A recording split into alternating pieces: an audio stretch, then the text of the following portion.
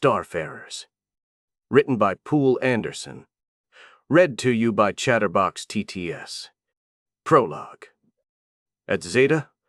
No, as nearly as I can find out from the news, that star just happens to be in our line of sight to the things.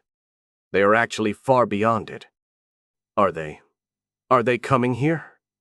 Nobody knows. But none of them are headed straight toward us. And we don't know what they are, natural or artificial or what. All the astronomers can say is that there are those fiery points of X-rays moving very fast, very far away. The news programs yammer about an alien civilization, but really, it's too soon for anybody to tell. Don Lucas laughed a bit. Least of all an old estanciero like me. I'm sorry. You asked me to explain what's been on the television, and I cannot say much more than that you must be patient. Juan pounced. Are you? I hope they'll corral the truth while I'm still above ground, but you should surely live to hear it. What do you think? Don Lucas straightened in the saddle. Juan saw his face shadowed by the wide-brimmed hat, like a pair of wings against the sky. I may be wrong, of course, he said. Yet I dare hope someone is faring from star to star, and someday men will. Suddenly overwhelmed, cold lightnings a flicker in him, the boy stared past his father, outward and outward. It was as if he felt the planet whirling beneath him, about to cast him off into endlessness, and his spirit rejoiced. He became the grandfather of Ricardo Nansen Aguilar. With never a sight of beautiful, changeable Earth, Farside gained a night which stars made into no more than a setting for their brilliance. And the lunar bulk shielded it from the radio noise of the mother world, and the stable mass underfoot and the near vacuum overhead were likewise ideal for many kinds of science. It was no wonder that some of the most gifted people alive were gathered here, in spite of monastic quarters and minimal amenities. Besides, Morimoto thought, those should improve. Already the desolation of stone and dust was redeemed by an austere elegance of domes, detectors, dishes, taut and silvery power lines. As his car neared observatory headquarters, he glanced through its bubble top and found the red beacon light that was Mars. People there too nowadays. An old frill tingled. Yes, man does not live by bread alone, nor by economics and politics. It was the vision of ships flying through heaven that got us back into space in earnest. Damn it, this time we'll stay and keep going. He reached the topside turret, linked airlocks, crossed over, and descended. The corridor below felt doubly drab by contrast. However, he could move fast along it, enjoying the long, low-gravity lope. Ordinarily, an officer of the United States Aerospace Force was expected to be more formal. He had called ahead. The director awaited him in her office. She greeted him a little warily, offered him a chair, told the outer door to close, and sat down again behind her desk. For a few minutes they exchanged ritual courtesies. How were things going here? How were things back home? How had his flight from Earth been, and his drive from Port Apollo?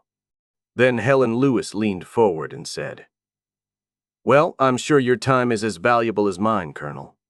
Shall we get directly to business? Why have you requested this meeting, and why did you want it to be confidential? He knew she shared the distaste for the military that had been common among intellectuals at least since the Siberian action. His best approach was straightforwardness. You seem to prefer it that way, Dr. Lewis. May I be frank? You've entered a request for a large expansion of your facilities.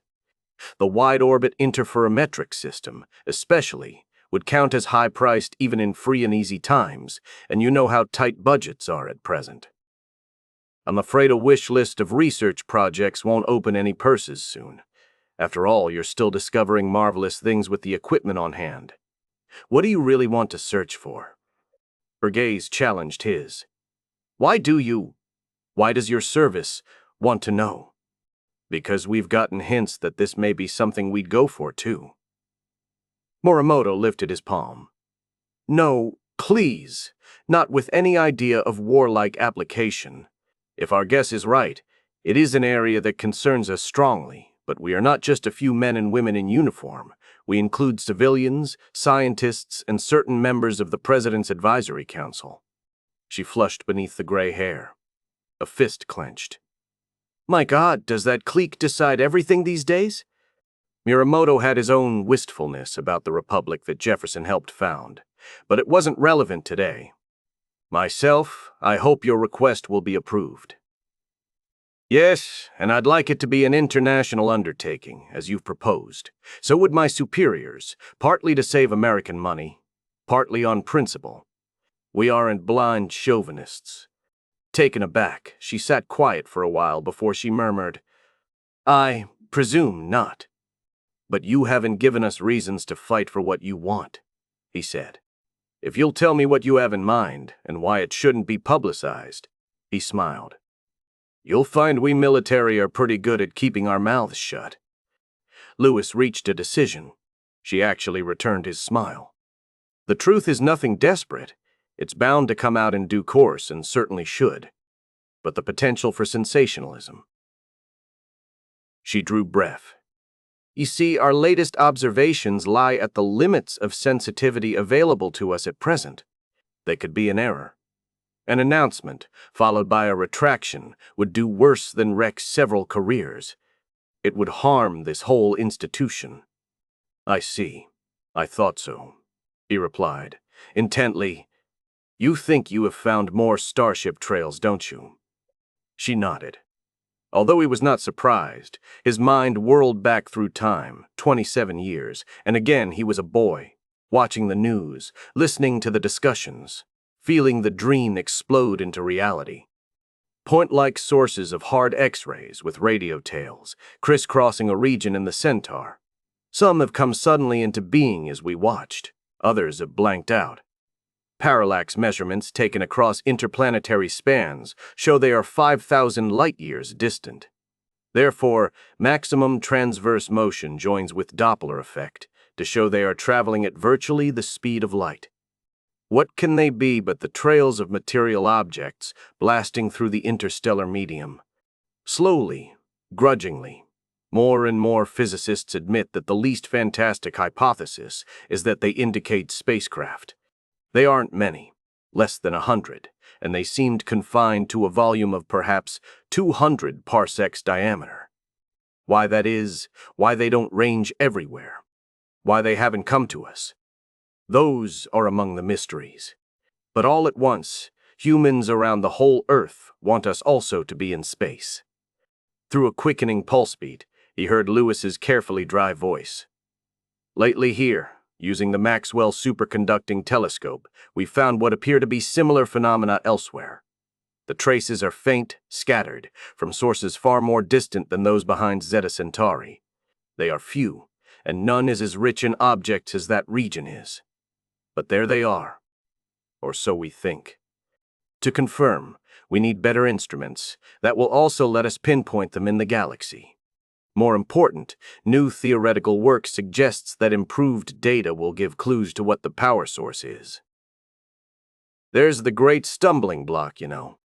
Where does the energy come from? I honestly believe we're on the verge of a revolution in our understanding of the universe.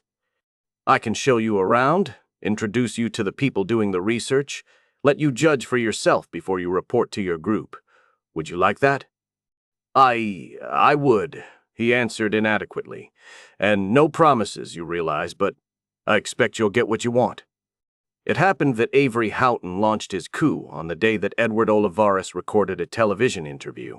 Nothing had overtly begun when the physicist reached his office, but the crisis had been building up for weeks, demands, threats, demonstrations, riots, and was now unmistakably close to the breaking point. Most Americans who could have stayed home huddled over the newscasts. The amber-hued Hispanic facades of Caltech stood on a nearly deserted campus, impossibly sunlit and peaceful, while fighter jets drew contrails across the blue above them. Olivares was stubborn about keeping promises. He arrived at the appointed hour. The camera crew was already on hand, trying hard not to act nervous. Joanne Fleury succeeded in it. She had her own professional pride. I fear we won't draw much of an audience, Olivares remarked while the crew was setting up. Maybe not for the first showing, Fleury said, though I imagine a fair number will tune in around the world regardless of our troubles here. But the rebroadcasts will pull their billions. We could postpone. No, if you please, sir. This is going to be a classic in science journalism. Let's do it while we've got the chance. Planning and a sketchy run-through had gone before, and the business went more smoothly than might have been awaited. But then, it offered a brief escape from what was outside. After the cameras had scanned the book-lined room, the battered desk, the portrait of Einstein, while Fleury gave her introduction. Scientist, mathematical physicist, as famous as he is modest, will discuss his latest and greatest achievement. They moved in on her and him, seated in swivel chairs. A projector spread a representation of the galaxy behind them, ruddy nucleus and outcurving blue-tinged spiral arms, awesome athwart blackness. Somehow his slight frame belonged in front of it. She gestured at the grandeur. Alien spacecraft traveling there, almost at the speed of light, she said. Incredible. Perhaps you, Dr. Olivares, can explain to us why it took so long to convince so many experts that this must be the true explanation. Well, he replied, if the X-ray sources are material objects, the radiation is due to their passage through the gas in interstellar space. That's an extremely thin gas, a hard vacuum by our standards here on Earth. But when you move close to C, we call the velocity of unimpeded light C. Then you slam into a lot of atoms every second. This energizes them, and they give back the energy in the form of hard X-rays. For a minute, an animated diagram replaced the galaxy. Electrons tore free of atoms, fell back, spat quanta. The star images returned as Olivares finished. To produce the level of radiation that our instruments measure, those masses must be enormous. Mostly due to the speed itself, am I right? Fleury prompted. Olivares nodded. Yes. Energy and mass are equivalent. As a body approaches C, its kinetic energy, therefore its mass, increases without limit. Only such particles as photons, which have no rest mass, can actually travel at that velocity. For any material object, the energy required to reach C would be infinite. This is one reason why nothing can move faster than light. The objects, the ships that we're talking about, are moving so close to C that their masses must have increased by a factor of hundreds. Calculating backward, we work out that their rest masses, the masses they have at ordinary speeds, must amount to tens of thousands of tons. In traditional physics, this means that to boost every such vessel, you would have to annihilate millions of tons of matter, and an equal amount to slow down at journey's end. That's conversion on an astrophysical scale. Scarcely sounds practical, eh? Besides, it should produce a torrent of neutrinos, but we have no signs of any. Fleury picked up her cue. Also, wouldn't the radiation kill everybody aboard? And if you hit a speck of dust, wouldn't that be like a nuclear warhead exploding? A jet snarled low above the roof. Thunder boomed through the building. Cameras shivered in men's hands. Fleury tensed. The noise passed, and she found herself wondering whether or not to edit this moment out of the tapes. Go on, please, she urged. Olivares had glanced at the galaxy, and thence at Einstein. They seemed to calm him. Yes, he told the world. There would have to be some kind of, I'm tempted to say, streamlining. The new spaceborne instruments have shown that this is indeed the case. Gas and dust are diverted, so that they do not encounter the object itself, but flow smoothly past it at a considerable distance. An animation represented the currents. The ship was a bare sketch. Nobody knew what something made by non-humans might be like. This can, in principle, be done by means of what we call magnetohydrodynamics. Fleury had regained her smile. A word nearly as knotty as the problem. It takes very powerful force fields, Olivares said. Again, we meet the question of energy. Of course, the requirement is minuscule compared to what's necessary for the speed. And nobody could build a nuclear power plant to supply that. No. If you did, you'd find you had built a star. Then where does the energy come from? The original suggestion was that it comes from the vacuum. Could you explain that? It sounds like, well, Alice's Cheshire cat. Olivares shrugged. A good deal of quantum mechanics does. Let me try. Space is not a passive framework for events to happen in. It is a sea of virtual particles. They constantly go in and out of existence according to the uncertainty principle. The energy density implied is tremendous. But we don't know how to put the vacuum to work, do we? Only very slightly, as in the Casimir effect. You see, the more energy you borrow from the vacuum, the shorter the time before it must be returned. Both these quantities, energy and time, are far too small to power a spacecraft. But now you, Dr. Olivares, have shown how it can be done, Fleury said softly. He shook his head. Not by myself. I simply pursued some speculations that go back to the last century, and then the new information started to come in from the new instruments. Fleury gestured. The galaxy gave way to the observatory on lunar farside. After a few seconds, the scene swept across millions of kilometers to the devices in their huge orbits. Representations of laser beams quivered between them and back toward the moon, bearing data. An antenna pointed at a constellation. Briefly, the outlines of a centaur stood limned amidst those stars. It vanished, and a telescopic view expanded. It zoomed past a globular cluster of suns, on toward the one called Zeta, and on beyond. Tiny fireballs twinkled into existence, crawled across the deep, and died back down into the darkness while fresh ones appeared. The bow waves of the Argosies, Fleury intoned. The animations ended. The galaxy came back. Details we could not detect before, such as certain faint spectral lines, are now lending confirmation to my cosmodynamic model, Olivares said. And that model, in turn, suggests the energy source for such spacecraft. That's all, he ended diffidently. I'd say that's plenty, sir, the journalist responded. Could you tell us something about your ideas? It's rather technical, I fear. Let's be brave. Please say whatever you can without equations. Olivares leaned back and drew breath. Well, cosmologists have agreed for a long time that the universe originated as a quantum fluctuation in the seething sea of the vacuum, a random concentration of energy so great that it expanded explosively. Out of this condensed the first particles, and from them evolved atoms, stars, planets, and living creatures. Excitement throbbed beneath the academic phrases. At first, the cosmologists took for granted that the beginning involved a fall-to-the-ground state, somewhat like the transition of an electron in a high orbit to the lowest orbit it can occupy. But what if this is not the case? What if the fall is only partway? Then a reservoir of potential energy remains. For an electron, it's a photon's worth. For a universe, it is vast beyond comprehension. I've shown that, if the cosmos is in fact in such a metastable condition, we can account for what the astronomers have observed, as well as several other things that were puzzling us.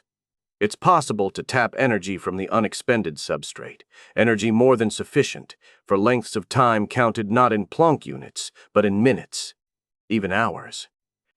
Fleury whistled. How can we do this? Olivares chuckled. I'll leave that to the laboratory physicists, and afterward the engineers.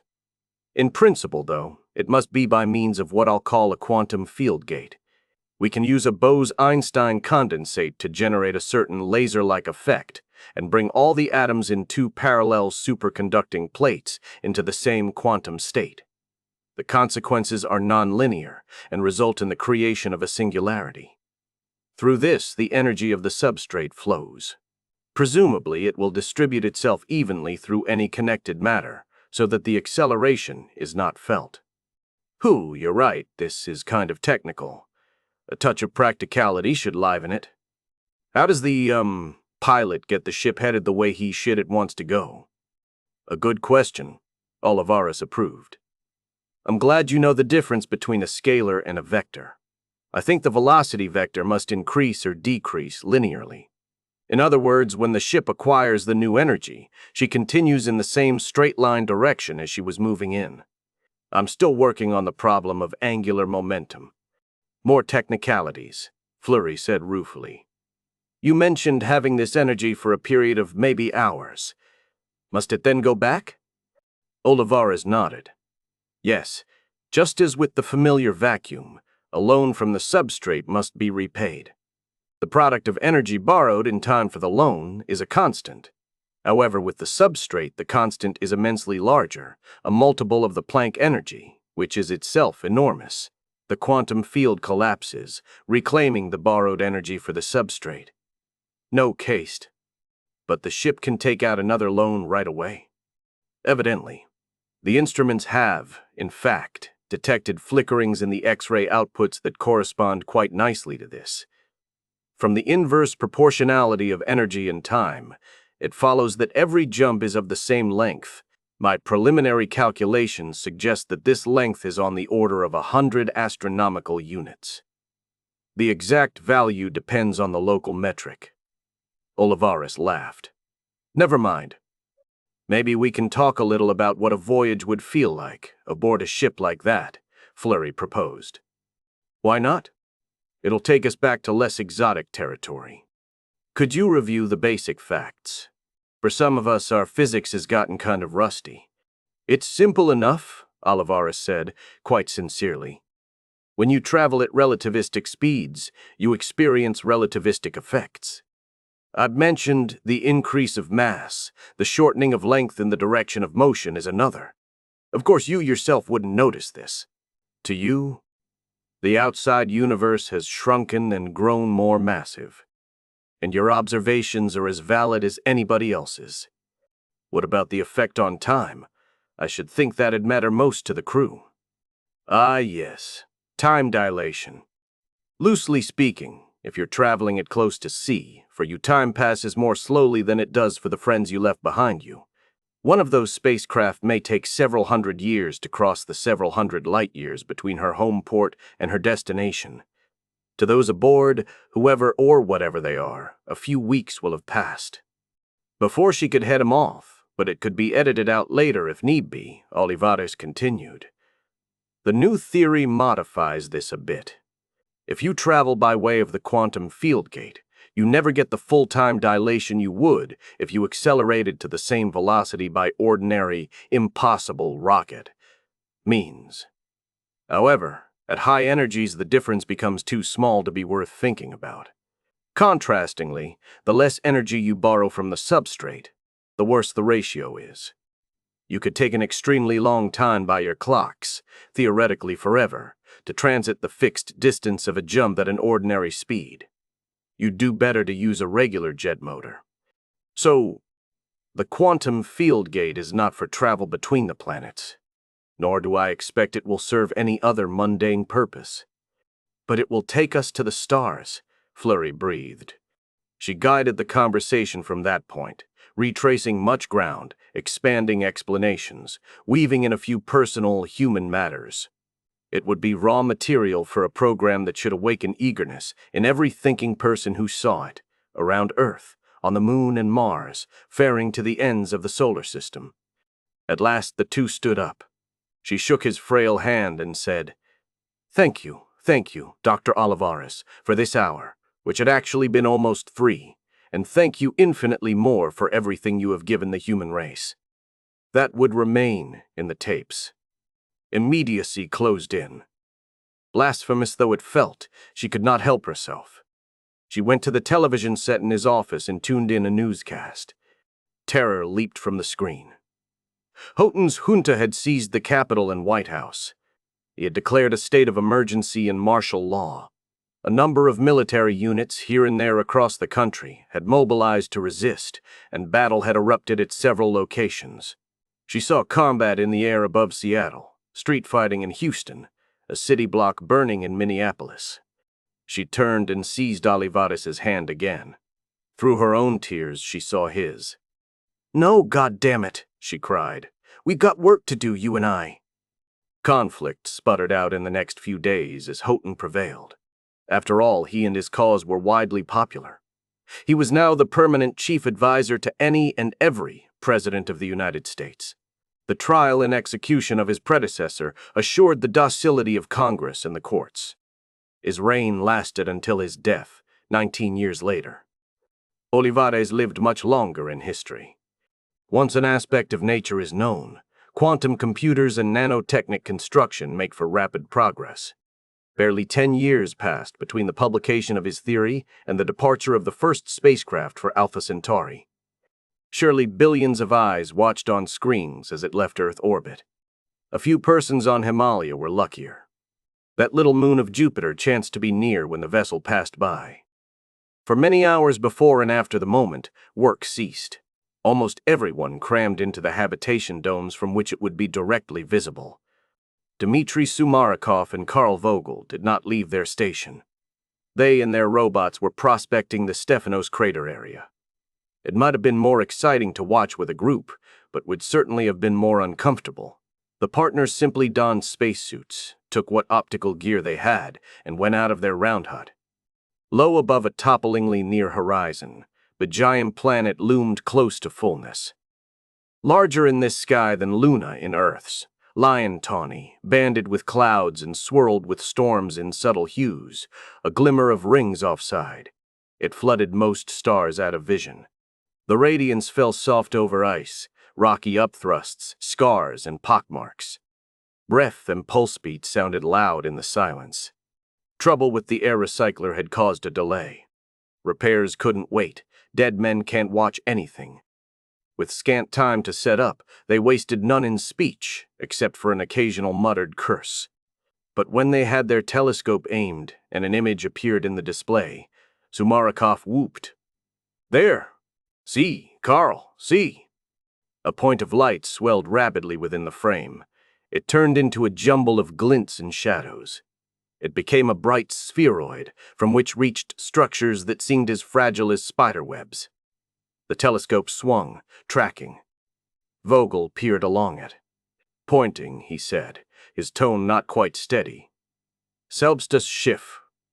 In the English they shared, "Someday our children will envy us, Dmitri." The naked eye saw a spark flit above a crag and across the night. It could have been any satellite, catching the rays of the sunken sun. 2 Galilean moons outshone it. But Sumarokov and Vogel stood enthralled. It faded, dwindling away into distance. Their gaze went back to the display. Abruptly, the magnified image vanished in a flare. They glimpsed the reality as a wink near the Jovian disk. "What was that?" Sumarokov exclaimed. "The jet fired," Vogel answered. He had studied the subject more closely than the other man. "Approach maneuver." "So soon?" "You would not want to operate a plasma jet in Jupiter's radiation belt." No, certainly not." Again, the shape was in telescopic view, coasting along on gravity and momentum, shrinking. "The day will come," Sumarokov said raptly, "when none of this will be necessary." I don't know," Vogel replied. Those robots, they do have to be well away from the sun before they turn on the 00 drive. Something about space not being too warped." Sumarokov blinked at him. 00? That is what they are lately calling the quantum field gate drive. Have we not heard? A ship springs from the energy state normal in this universe, what they call the 0 level, to the super high energy level it gets from below the universe, and then falls back down again to normal. Over and over. I see. First, they may as well save fuel by letting Jupiter pull them out of the ecliptic plane and aim them at the goal. Vogel spoke absently, his attention on the image. Soon it would be invisibly small. Yes, I know that," Sumarokov said. "Everybody does." Enthusiasm thrust irritation aside. "I mean, the technology will improve. Jets will be screened, fuel will be less important, and it will be humans, not machines, who go to the stars. If machines do not become as intelligent as humans, or more so, that will never happen. I know some neuropsychology, consciousness, creative thought, that is not merely a business of electrons in circuits. It is something the entire living human organism does. Well, maybe. But all of us here would be in a bad way without our robots. Talk broke off. Both men were watching the starcraft too hungrily. When it was gone from them, they went back inside, and presently back to work, as if awakened from a dream. Yet the work had its fascination, establishing a settlement in the Jovian system, coordinated with the outposts on the asteroids, steps in the industrialization of space, until the wealth of the planets flowed to Mother Earth, and humans need no longer maim and defile her. Such was the hope of the far-seeing. The hope of most people concerned in the endeavor was to make a profit, and this was right and necessary. No civilization, whatever its social and economic arrangements, continue forever throwing resources into a void. It must eventually start to reap some kind of material return. 8.5 years after the spacecraft left Sol, its first laser-borne messages arrived from Alpha Centauri. What they revealed was wonderful. 3 years later, transmissions ended. The unforeseeabilities of navigating among rock swarms between two suns had overwhelmed the computers. The vessel perished in a collision. Its wreckage became another small, heavenly body. By then, however, the first ships designed to carry human crews were taking their first flights. Chapter 1. Man down. Ricardo Nansen was floating weightless, looking at a viewscreen, when the alarm shrilled and the words followed. He never tired of this sight. As the ship orbited into morning and the sun rose red from a peacock band along the edge of the planet, blue and white marbled beauty drove night backward across the great globe. He could almost have been at Earth. But the sun was Epsilon Eridani. There was no moon, and here Sol shone only after dark, a second-magnitude star in Serpens Caput. That fact turned splendor into a miracle. The call snatched him from it. He took off, arrowing along a corridor. Captain Gascoigne's voice rang from every intercom. "Pilot Nansen, prepare to scramble." "On my way, sir," he replied. "Who's in trouble?" "Airman Shaughnessy. Wrecked." And that was the only flyer currently operating. Mike Shaughnessy. Shocked through Nansen. The man was his best friend in the crew. This shouldn't have happened. Aircraft, like spaceboats, had been tested for reliability, over and over, under the harshest available stresses, before the expedition set forth. Thus far they had come handily through everything they met, and Shaughnessy had simply been on his way back to main base after delivering supplies to a team of biologists on an offshore island. At least he lived. Nearly 11 light years from home, any human life became boundlessly precious. Second Engineer Dufour waited at the launch hay of Nansen's craft to help him make ready. Ordinarily that wasn't needful, but urgency ruled today. While she got him dressed and otherwise outfitted, he kept his attention on the intercom screen at the site. His briefing snapped out at him. Verbal, pictorial, mathematical. Information was scant. Shaughnessy had radioed a report of sudden, total engine failure. He didn't think he could glide to a landing and was going to bail out. Minisatellite relays carried his message to the ship. When she swung above his horizon, her optics found him at the wreckage. Evidently, he'd guided his motor chute to chase the crashing flyer. His communications were dead, though. Even the transceiver built into his backpack. He seemed unhurt, but who could tell? Certain it was that his tanked air would shortly give out. To make matters worse, a hurricane raged along the seacoast west of him. To wait in orbit till the window for an approach from the east opened would squander time. Besides, weather along that flight path had its own nasty spots. This atmosphere was not Earth's. Steep axial tilt and rapid rotation increased the treacherousness. Meteorologist Rodney was still struggling to develop adequate computer programs.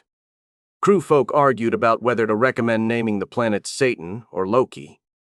"We have a course for you that should skirt the big storm," Gascoigne said. "Do you accept it?" "Yes, of course," Nansen answered. "Good luck." DeFore whispered. Bonne chance, mon bel ami. She kissed him, quickly. He cycled through the airlocks.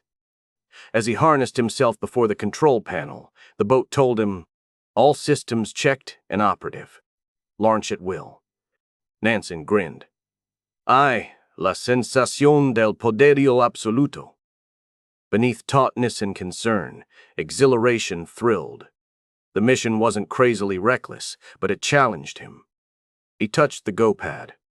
Acceleration pushed him back in his seat, gently at first, then hard. Aft, the ship receded from sight. Forward, the globe swelled until it was not ahead. It was below, the circle of it bisecting his universe. The drive cut off. Slanting steeply downward, the boat pierced atmosphere. A thin wail grew into thunder. The view turned into fire. He lost contact with the ship. The force on him became brutal. He could have taken an easier route, but he was in a hurry. Slowing, the boat won free of radial blackout. Vision cleared. Weight grew normal. Wings captured lift. His hands ordered the air jet to start. He flew. An ocean gleamed below. Broad patches of weed and scum mottled its azure. A darker wall rose over the rim, higher and higher, crowned with alabaster cloud. Damn, he muttered. The hurricane. It's not supposed to be dead ahead. The ship had passed under his horizon and couldn't help. His own instruments probed. Unpredictably, incredibly fast. The tempest had veered. Advise returning to orbit, said the boat. Nansen studied the map unrolling in a screen. We can't simply fly around, he agreed. The boat was too awkward in the air for such a maneuver. Normally it dipped into the stratosphere and released a proper aircraft when an exploration party wanted one. The two made rendezvous at that height when the time came to return. Someday we'll have boats that can perform as well in atmosphere as in space. But today, no, he decided. We'll push straight through. Is that wise? The synthetic voice remained as calm as always. Once in a while you had to remind yourself that there was no awareness behind the panel, no true mind, only a lot of sophisticated hardware and software. Aborting and trying again would take too long, Nansen said, needlessly, since command lay with him. We have enough momentum to transect the fringe at this altitude if we move with the wind. Unless we hit something unknown to pilots on Earth. Into your hands, God, go. His fingers pounced on the controls. The boat surged. Far downward, he glimpsed monstrous waves on a sea gone white. A skirling deepened to a cannonade. The hull shuddered. Darkness and fury engulfed him. Rain hammered like bullets. The boat dropped, battled upward again, pitched and yawed. He did not now pilot it. With manifold sensors, multiple flexibilities, computer nodes throughout, and a nuclear power plant, it flew itself. His was the will that drove it onward. They burst forth into clear day. The violence diminished. Nansen gusted a breath and sank back. His ears rang. Sweat dripped off his skin and reeked in his nostrils. Flesh ached where the forces had slammed him against his harness. But what a ride it had been. The storm fell behind. The air quieted. He flew over a continent. Sandy wasteland, stony hills, gullies carved by rain, and talus slopes spalled by frost, stretched dun toward distant mountains. Here and there, sunflash off a lake or a river gave bleak relief. Soon the map showed he was where he wanted to be. Land according to plan, he said. The order was scarcely necessary, except as a sound of triumph. Don't stop to celebrate, he thought. Not yet. The site had been chosen from space, the nearest spot that looked safe without being close enough to endanger Shaughnessy should something go wrong. The boat slewed into vertical alignment. Landing jacks extended. Dust whirled up. Impact thudded. The hull began to tilt. The jack on that side lengthened itself to compensate, and the boat stood stable. Nansen unharnessed and squirmed his way downward, aft, to the vehicle bay. He could have walked the rest of the distance, but Shaughnessy might need carrying. For a few minutes he was busy donning his equipment. He already wore the gloves, boots, and hooded coverall that protected him from ultraviolet. He slipped on his backpack, with its air tank and other gear, snugged goggles and breath mask over his face, opened the inner lock valve, and pushed the little ground rover through. The chamber expanded to accommodate them, barely. The valve closed. Nansen's fingers directed the outer valve to move aside. A certain amount of interior air was lost in the local atmosphere. He gave the rover a shove to send it trundling down the ramp that had deployed. On the ground, he climbed to the control seat and drove. Strange, he thought, as often before, how half-familiar the scene was. The solar system, where he had trained, held more foreignness than this. From red-brown Martian deserts under pale red skies to the grandeur of Saturn's rings. Here he weighed about the same as on Earth. The horizon was about as far off, a sun that looked much like Sol stood in a blue heaven. The breeze was just comfortably warm. Sand gritted under wheels, and dust eddied lazily over their tracks. But the oxygen-poor air would choke him, and everywhere around stretched barrenness. The thought was equally old in him. Well, why should we ever have expected more? Life on Earth took 3 billion years to venture from the seas to the land. Our giant moon, a cosmic freak, may well have hastened that by the tides it raised. Give this life here a few more geological ages. Yes, of course it was disappointing not to find woods and flowers and big, fine animals. But we knew the odds were against it. Meanwhile, what a dragon's hoard of scientific treasure were winning. Steering by inertial compass, he topped a ridge and saw the fallen aircraft. Although it had dug itself 1/2 meter into gravel, the composite body showed small damage. Impact had doubtless smashed most things inside.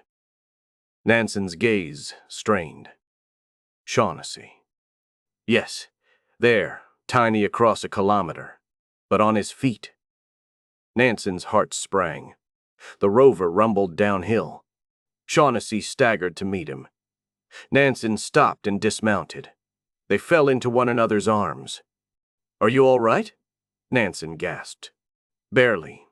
Barely. It's foul my air has gotten. Let me hook up." Shaughnessy plugged into the large tank on the vehicle. Weight penalty or no, Nansen thought. Backpack units ought to include recyclers, the same as on spacesuits. Yet who could have foreseen? Every interstellar expedition was a leap into mystery.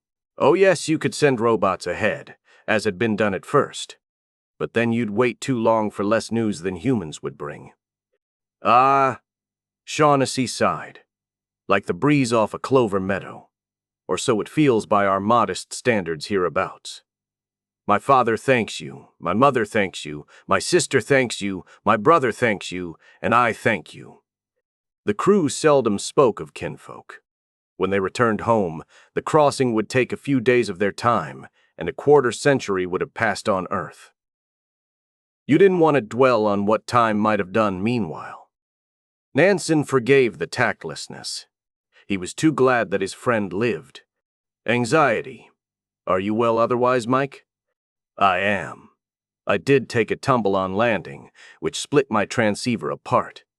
We need a design more robust, otherwise just bruises, not like my poor liver. I'm afraid my fellow airmen will have fewer missions in future, Rico, for I'll be claiming my share of them. They'll get enough other work to keep them out of mischief. So will you. The groundside teams were turning up more surprises than they could handle. All extra help would be jubilantly welcomed. Have you any idea what caused this?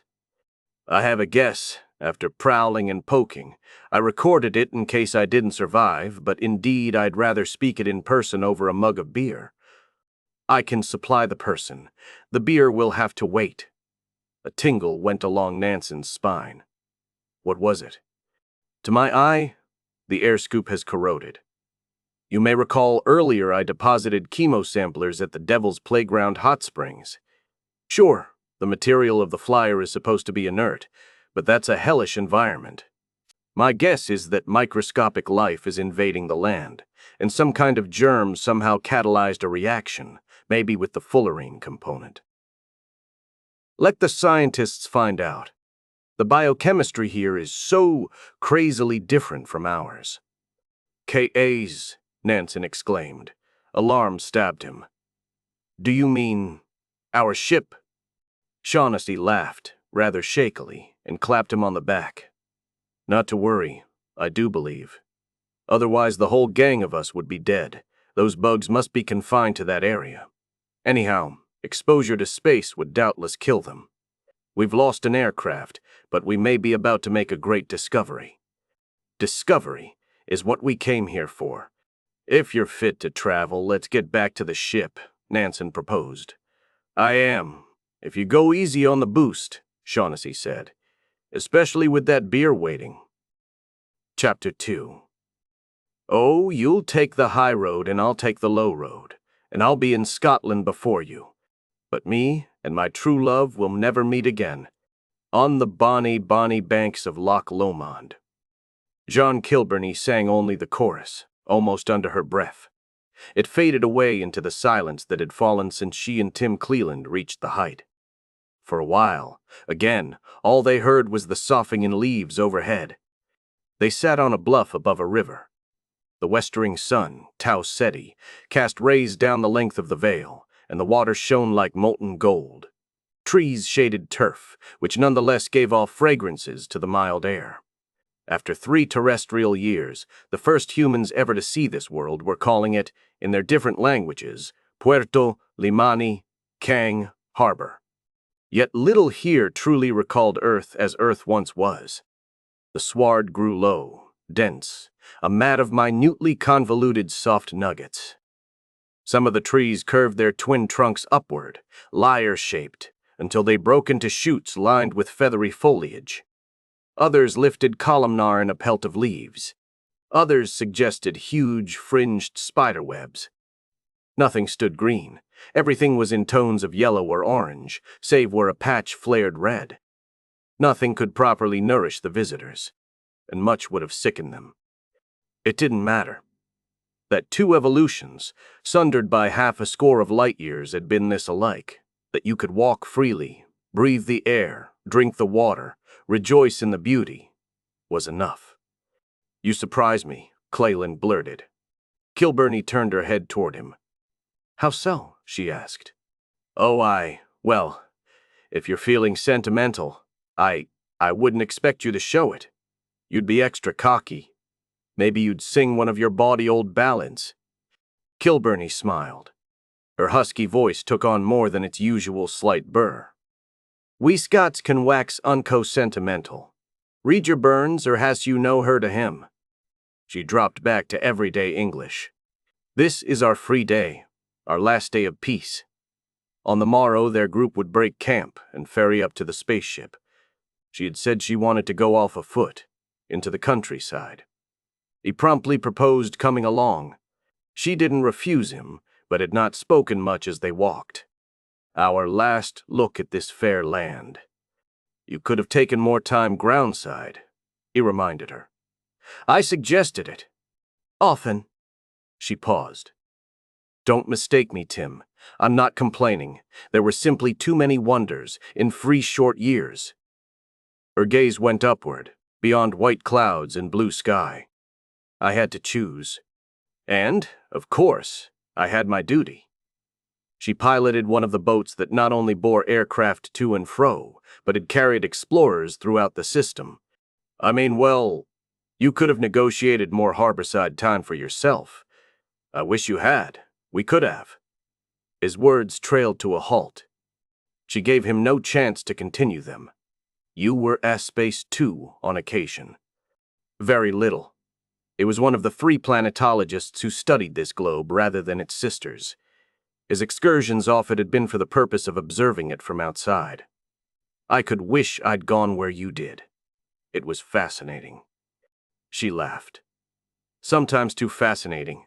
A ring of rocks whirling around the mighty 4th planet, a sudden, chaotic storm of fragments headed for the moon, where Lundquist and his robots were at work. She, skillfully, heedlessly, defiant of doctrine, blasting from orbit elsewhere, down to the surface to snatch him off. Even as the first gravel sleet and stone hail smote, Cleland reached toward Kilburney. Oh, God.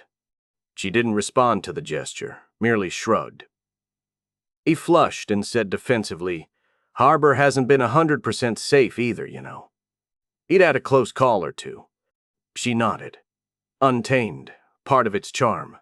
I envy the future colonists. You've talked about becoming one of them. I've thought about it. Kilburney sighed. No, not for me. She glanced at him, caught his stricken look, and explained, I've been thinking further. It'll be a long while before the first emigrant ships leave Sulphur anywhere. They'll need better information than a preliminary expedition like ours could collect, and each voyage to here means a 22-year round trip, plus time spent on site. And then the transports must be built, except first they must financed, and no, we'd grow old on Earth, waiting. Likeliest we'd die. Better to starfare. Do you really want that? For the rest of your life, returning each time to an Earth grown still more foreign. The somberness that had touched her deepened. Her voice lowered and shivered. The blue eyes sought his. It was foreign already when we left, Tim. What will we find when we come back? After a generation, H8 best, I'm afraid. Worse crowding, more ugliness, less freedom. I doubt I'll care to stay. And the rest of the solar system, well, we know too much about it. Nothing really new there. You'd rather explore like this?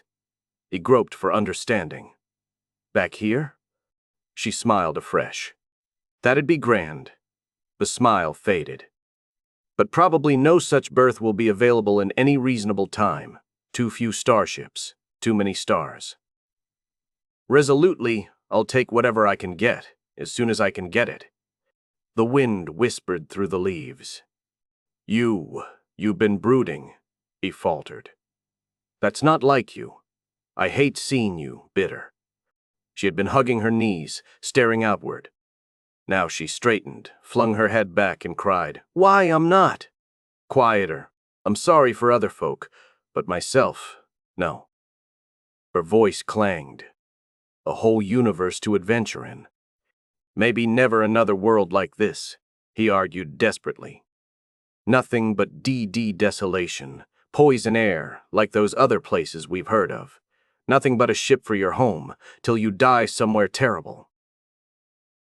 He spread his hands in their helplessness. Jean, no, please. She patted his shoulder.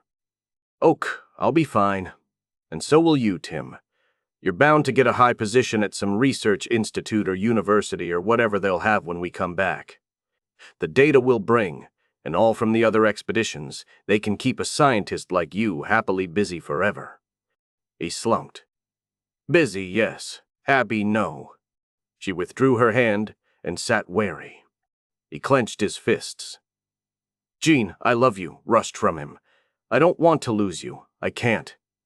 She bit her lip. A flight of small creatures buzzed past, their wings glinting. I'm sorry, Tim, she said at last, low. You're a sweet man. But. Somebody else? He mumbled. No. Her utterance sharpened. Hasn't that been plain to see? I just want to wander. Shaken, he let loose what had been locked in his mind. Was your life so miserable before? Immediately, I'm sorry. That was uncalled for. I'm sorry. No need, she answered. I do wish, though, you'd take me at my word. I've told everybody what a good childhood I had, and then splendid times in solar space before I got this berth. Everything I could ask for.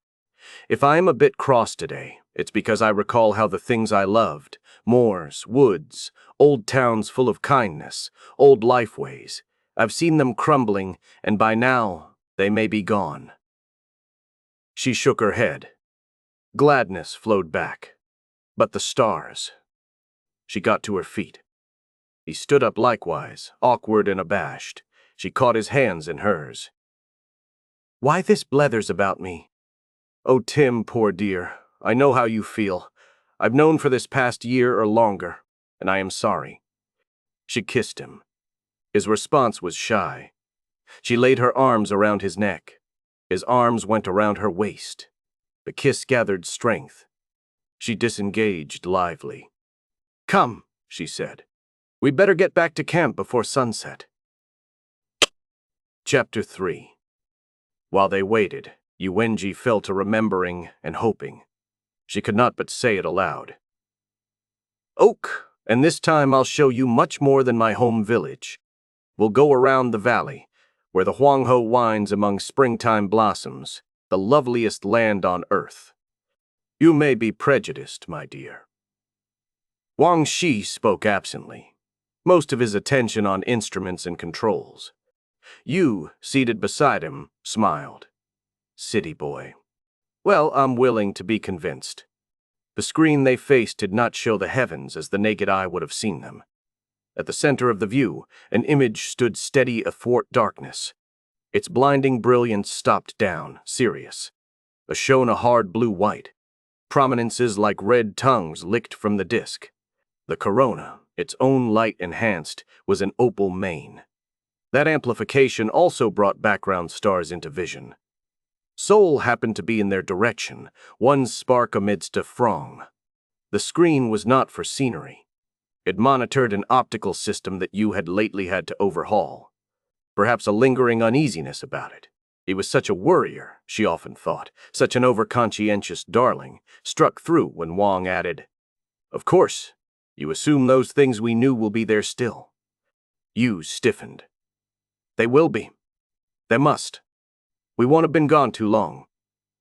A year here, observing, probing, establishing robotic instruments which would remain to transmit further revelations. 17 years to and fro, aboard ship, less than a month. We'll see. They had been over this ground too often. Happily, at that moment, a hell-tone sounded. "Halt," Wang said. "It's begun." Readings and displays came alive. He lost himself, concentrating on them. Yu's attention ranged more widely, watchful for any possible malfunction. He was a researcher, she an engineer. But her work required a deeper knowledge of physics than many physicists possessed. Husband and wife had become a scientific team. The data pouring in were more than an hour old. No living creature dared come near that huge sun, nor to its companion. They radiated too fiercely. This newly activated station was the first to take orbit around Sirius B. A visual showed the latter star, white-hot. It flickered at the edges. Ghostly whirls raced across it, flung in and out of view by a frantic rotation. Storms in an atmosphere compressed to a thickness of a few kilometers. The image drifted over the screen and out of sight, out of detection range, borne by the 30-odd million kilometers per hour at which the white dwarf whipped around A.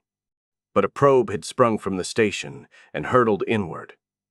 Heavily shielded, its instruments had beamed their findings with lasers that plasma clouds could not block. Rage ramped. The screen went blank. The probe's defenses had been quickly overwhelmed, yet its kamikaze dive had given far more than a brief spectacle. Knowledge of mass distributions, vectors, fields, fluxes, 1,000 different aspects of reality had been gained. More was still arriving from the station, a tumble of terabytes. "All seems well," Yu said, not quite steadily. Wang leaped from his seat and danced across the deck. This near the spin axis of the ship. Weight was only about a fourth of Earthside. He bounced around like a ball. "Wonderful, wonderful," he caroled. "Now we'll learn something." Yu left her own chair and joined him. They were both young. "And we can soon go home," she said when they stopped for breath. His forebodings came upon him again. At this victorious moment, he defied them. "And we will cope with whatever we find there." Her gladness wavered. "Do you truly expect trouble? We'll come back with a fame we can turn into power. We'll cope." His fingers stroked her cheek. "Do not be afraid, Blossom. Never, she told him, while we have one another. And she murmured a few ancient lines that she treasured. From the Book of Songs. Wind and rain, dark as night. The cock crowed and would not stop. Now that I have seen my Lord, how can I any more be sad? Chapter 4. The mad old man lay dying. To him came Selim ibn Ali Zayd. The suite was high in a hospital. Windows open to an autumnal afternoon, let in the barest rustle of traffic. A breeze fluttered gauzy white drapes. The windows looked out over the crowded roofs of Istanbul, a Byzantine wall, and the Golden Horn, on which danced boats and little waves. Beyond, hills lifted in tawniness, darkened by trees and lightened by homes. Zayd trod softly to the bedside and bowed. Osman Tahir squinted up from his pillow. Bald head, mummy face, shriveled hands, wrought forth the massiveness of the bones underneath. His voice was almost a whisper, hoarse and slow, but the words marched without stumbling. "You are very welcome." He spoke in Arabic, for Zayd had no Turkish. Either one could have used English or French. The courtesy was regal. "I am honored that you wanted me here, sir," Zayd answered. "So many wish to pay you their last respects, and the physicians will let so few in. Officious bastards. But true, I've only driblets of strength left." Tahir grinned. "Time was, you may recall, when I could rough and tumble in the assembly all day, run 10 kilometers before the evening prayer, carouse till midnight, make love till dawn, and be back ahead of the opposition, ready to browbeat them further. You old scoundrel." Zayd could not help thinking. Nevertheless, it's more or less true. This man, soldier and politician, had shaken history and gone on to reach for the stars. We're all of us mortal, though biomedicine may have given us 100 years or better of healthy life. But in the end, the organism has used itself up. "It is as God wills," he said. Tahir nodded. "We'll not waste time on politeness. I had my reasons for insisting you come. Not that I'm not glad to see you, however much I envy you. Zayd had been to Epsilon Indi. Tahir must draw several harsh breaths before he could go on. "The damned nurse will throw you out bloody soon. I need to rest, ha! As if an extra 3 or 4 days till I'm done make any difference." He was always like this, Zayd thought. A trademark, and he made shrewd use of it. "What can I do for you, sir?" "You can tell me the prospects of the envoy mission." Startled, Zayd protested. "I'm not in the organization, sir. I admire what you have done for us, but I know nothing except what the news releases say." An English word snapped forth. "Bullshit. With your record, the connections you are bound to have in the space community." The voice had risen. Overtaxed, it broke in violent wheezing. Alarmed, Zayd stooped close. Tahir waved him back. "Be honest with me," he commanded. Zayd straightened, as if coming to attention. "Well, sir, yes, I do hear things. I can't confirm or disconfirm them. The status of the project is certainly unsure." A fist doubled on the coverlet. "Because of the war, this damned, stupid, useless war in space," Tahir rasped. The hand unfolded, trembled outward, groped for Zayd's and clung like a child's. "But they're not going to cancel the undertaking, are they?" Tahir pleaded. "They won't?" The most straightforward answer possible would be the best, Zayd decided. "As nearly as I can discover, no. It's on standby now, as you know, and all the bureaucrats of all the countries involved are being non-committal. But it does seem as if people within the Foundation, working together regardless of nationality, I do get the impression they're holding their own. We can hope work will resume not too long after hostilities end. Whenever that may be." Tahir's thought must have been similar, for he said as he let his arm drop, "That lies with God. But thank you, young man, thank you. Now I, too, dare hope." A fleeting wistfulness. "I did hope I'd live to see the ship set forth." His achievement. his obsession for the past half-century, for which he used all the power he had been gathering, wherefore they called him mad. But he got the mission started. He got it started. "You will watch from paradise, sir," Zaid said. "Maybe. God is compassionate. Otherwise, what do we know?" Tahir's eyes, sunken and dim, sought the visitors. "You, however, you can go." Tahir stood mute. "You want to go, don't you?" Tahir asked anxiously. "Already you've sacrificed so much." Strange. The lure that caught me. A spectrogram taken by an orbiting network of instruments. Oxygen at a planet of Epsilon Indi. A sign of life. And I divorced Neriman. That she be free to find another man. A stepfather for our children. And here I am back. My reputation made, but in a world grown more alien than I had imagined. It would be wrong, a sin, to make a promise to this man that might never be kept. And yet, any who go must needs be somewhat peculiar, Zaid said. Everybody realized that from the beginning. I'd like to believe I've met one of them. What happens lies with God, sir. Tahir tried to sit up. He fell back. His voice, though, took on force. This is to his glory, and 10,000 years from now, when everything around us today is gone with Nineveh, you will remember Zaid. You will tell, but it's not for that. It's for mankind. Mankind and the glory of God. Yes. A nurse entered. "I'm sorry, Dr. Zaid, but you will have to leave," she said in English. Tahir did not roar her down as once he would have done. He lay quietly, drained. Zaid bowed again, deeply. "In God's name, farewell, sir, and peace be upon you." His eyes stung. He could barely hear the answer. "Fare you well. Well and far." He is not mad, Zaid thought as he departed. He never was. It is only that his sanity went beyond most men's understanding. Chapter 5. Early sunlight slanted over old buildings. The mansion stood as it had stood for centuries, red-tiled and amber-walled. The same family dwelt there as always.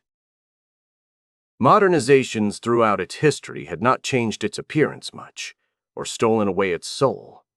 Barn, shed, and workshop were likewise little changed, although now they held only artifacts of the past, exhibits.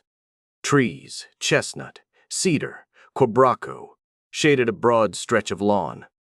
Flowers trooped their colors. Several members of the staff were outside, some doing minor tasks, one showing a party of tourists around. Their talk lifted cheerfully but was soon lost in the wind. It blew slow from the south, cool, scattering insect hordes. The odors awakening in it were as green as the grassland that billowed onward to the horizon.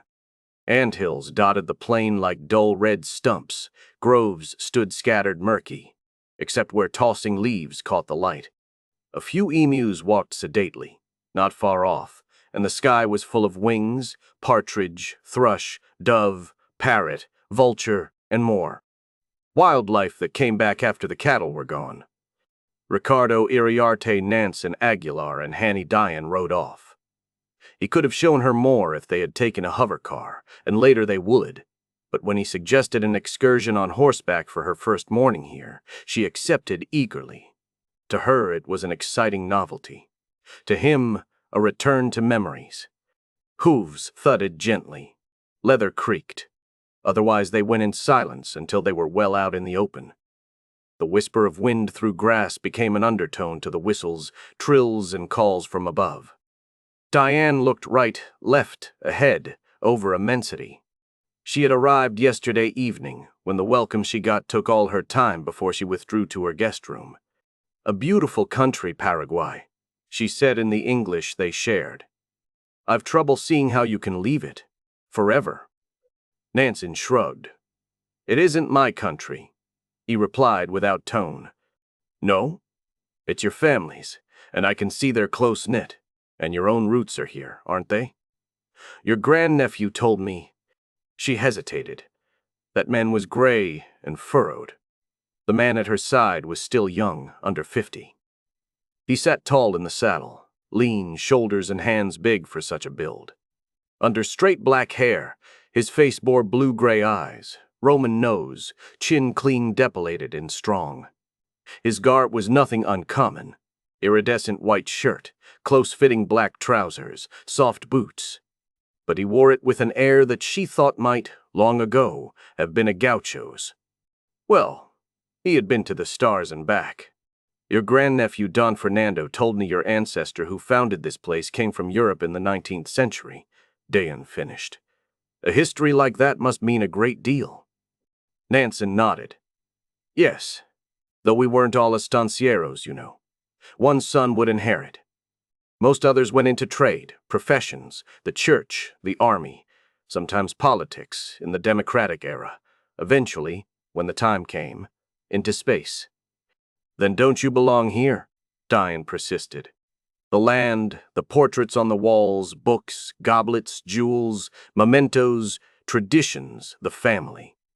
She smiled. I studied you up beforehand, Captain Nansen, and now I'm seeing for myself. You see the surface, he replied gravely. They are cordial to me. Yes, because I am of the blood, and they're proud of what I've done and will do. But they're strangers, Dr. Dan. He fell quiet, gazing before him. A hawk swooped low. She recollected from news accounts of him that in his boyhood he had been a falconer. Or, no, it is I who am the stranger, he said. I came home from Epsilon Eridani, and many of the same people were still alive. Things had not changed beyond recognition. Already, however, it seemed well to join the 6-1 Cygni expedition. Surely not in despair. Oh no. An exploration. My calling, after all. I don't regret it. Those planets, lifeless but full of astonishments and challenges. His look went aloft. Beyond the blue shone the Centaur. 5,000 light-years hence, other ships fared, and their crews were not human. You're familiar with our reports, I suppose, he said flatly, as if realizing he had shown more of himself than he wanted to. Dayan would not release him. You returned again, and everything was different. Yes. Once more his tone carried a trace of emotion. When I was growing up, something of the old way of life remained. The seigneurial way, hard riding, hard drinking, athletic, but also cultivated and gracious. No doubt it had already outlived its time, but it was alive. Oh, very alive. For instance, we still learned Guarani as a courtesy to the Indios who worked for us, although they themselves spoke mostly Spanish. Today the language is extinct. The Indios have vanished into the general population. Cattle breeding is as obsolete as the building of pyramids, and our few horses are for sport. The Nansens have kept some of their property by turning it into a nature reserve and themselves into its caretakers. Is that bad? No. It is simply change. But you feel rootless enough to make the great voyage. He scowled. For a moment she was afraid she had given umbrage. He was not one to tolerate prying. His laugh barked, but relieved her. Enough of me, more than enough. I invited you for a visit, Fernando agreed, for me to get acquainted with you. His glance sought hers. The captain needs to know his crew, doesn't he? She had expected that. Ask whatever you like, sir. I do hope you will accept me. Frankly, it is not clear to me why you volunteered. She could not resist teasing a bit. Maybe I'm crazy. Maybe everyone aboard the Envoy will be. We can't afford any like that, he said sharply. Not when sailing into the ultimate loneliness. She sobered. True. In an effort to show she had given the matter hard thought, Osman Tahir could become obsessed with the idea of contacting the yonder folk. He could spend the last half of his life and the whole of his political capital to get a ship built that can go there. But he was just obsessed, not insane. Why should anybody actually leave?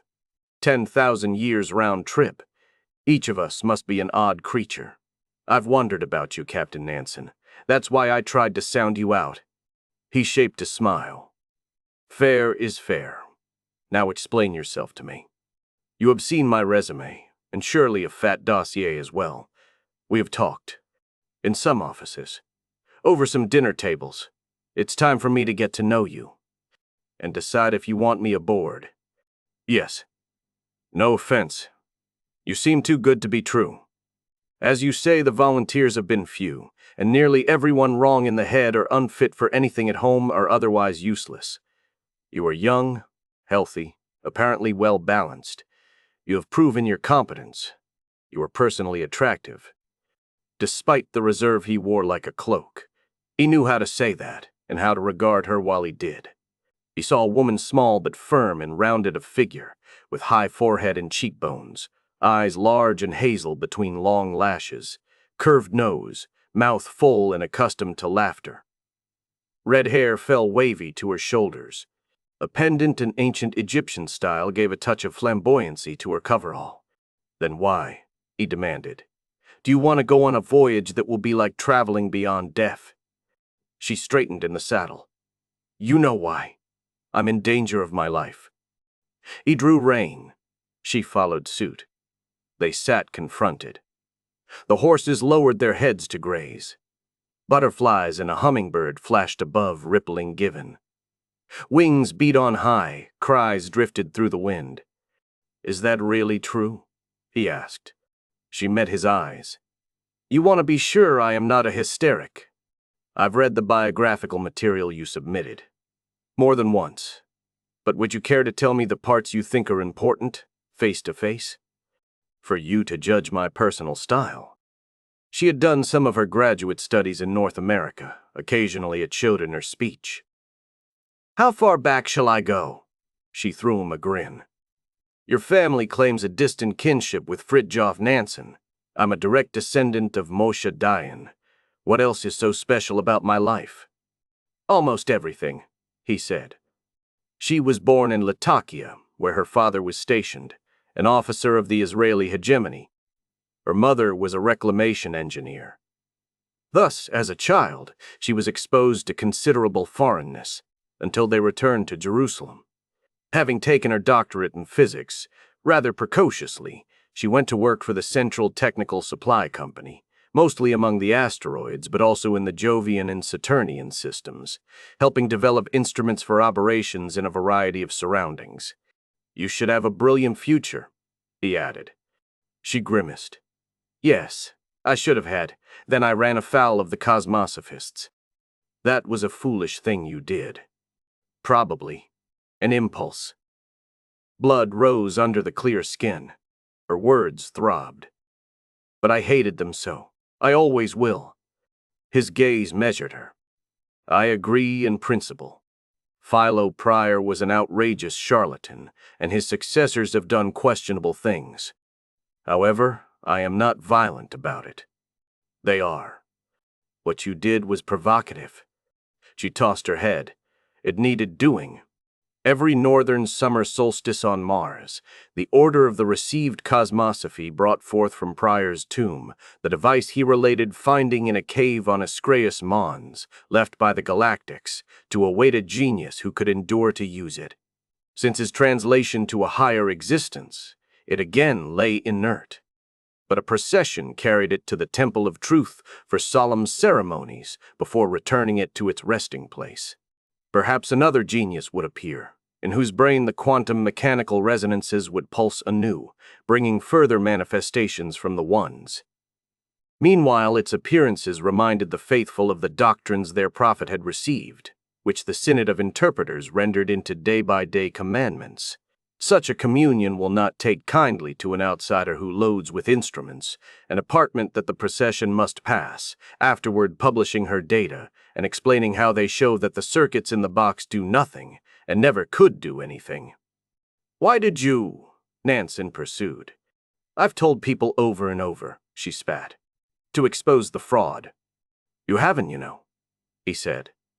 Devout believers go on believing and call you the liar. You are not stupid, nor do I think you are completely naive. It was a good deal of trouble to go to, for what you should have foreseen was a pointless prank. Why? What drove you to it? She swallowed hard, red and white surging across her face. The sun made flame of her hair. He waited. All right, she got out. I didn't put this in my file because I didn't think it was anybody else's business. But I suppose it is yours, and you'll keep it to yourself. I had a dear friend. He owned property on Mars. The Order wanted it, and did him out of it, blackening his name in the process. He got drunk, got careless about his air supply in the desert, died. The body wasn't found till too late for revival. I was angry. Nansen nodded. I see. He refrained from inquiring about the friend. Instead, after a pause, he said, Your account describes several attempts on your life since then. Police records corroborate 3 of them. How do you know the Order is responsible? Who else would be? Diane looked past him, toward the horizon. Oh, I have my connections in Israel. I could arrange a well-guarded cocoon for myself. But what sort of life is that? Or I could sign on to an interstellar expedition, if one will take me, and come back after my enemies are dead. But I doubt 50 years will be enough, and nothing longer is planned, except yours. She was still for another moment. The wind in the grass, the sound of the horses cropping, seemed to louden. How very much longer. An extreme way to go for safety. I'd rather shoot those swine, of course. But the law doesn't allow, and anyhow, I can't identify the individuals who've tried for me. You would hardly be going into a safe refuge. I know. As she went on, allurement overtook rage and her mood brightened. That's one thing making it, not a loss to me. Yes, I'll mourn for the people I love, everybody, everything I'll never see again. But what'll we find out there? What'll we do? And when we return, this will be a whole new world, too. We must explore the question further, he said quietly. I like your spirit. And well, I don't expect your company will be dull, she told him. For 2 or 3 seconds they considered one another. Nansen touched heels to horse and took up the reins. His briskness declared that the captain should not allow any sudden real intimacy to flower. Come, that's plenty for the time being. Let's enjoy the day. You're not an experienced cabalista, are you? She chuckled. Isn't that obvious? Let me show you a bit of technique, and then we'll ride. Chapter 6. From the stope of Mamfela Mokoena's little house, Lajos Rushek saw widely. Westward, the Transkei Heights rose green with plantations, shrubs and trees producing their various organics under a hard blue sky. Northward and southward, the city reached beyond sight, towns swollen until they ran together.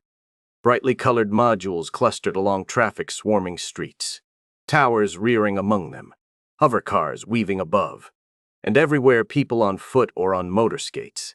Their voice is a daytime overtone to a machine throb that never ceased. Eastward, the Indian Ocean glared with sunlight.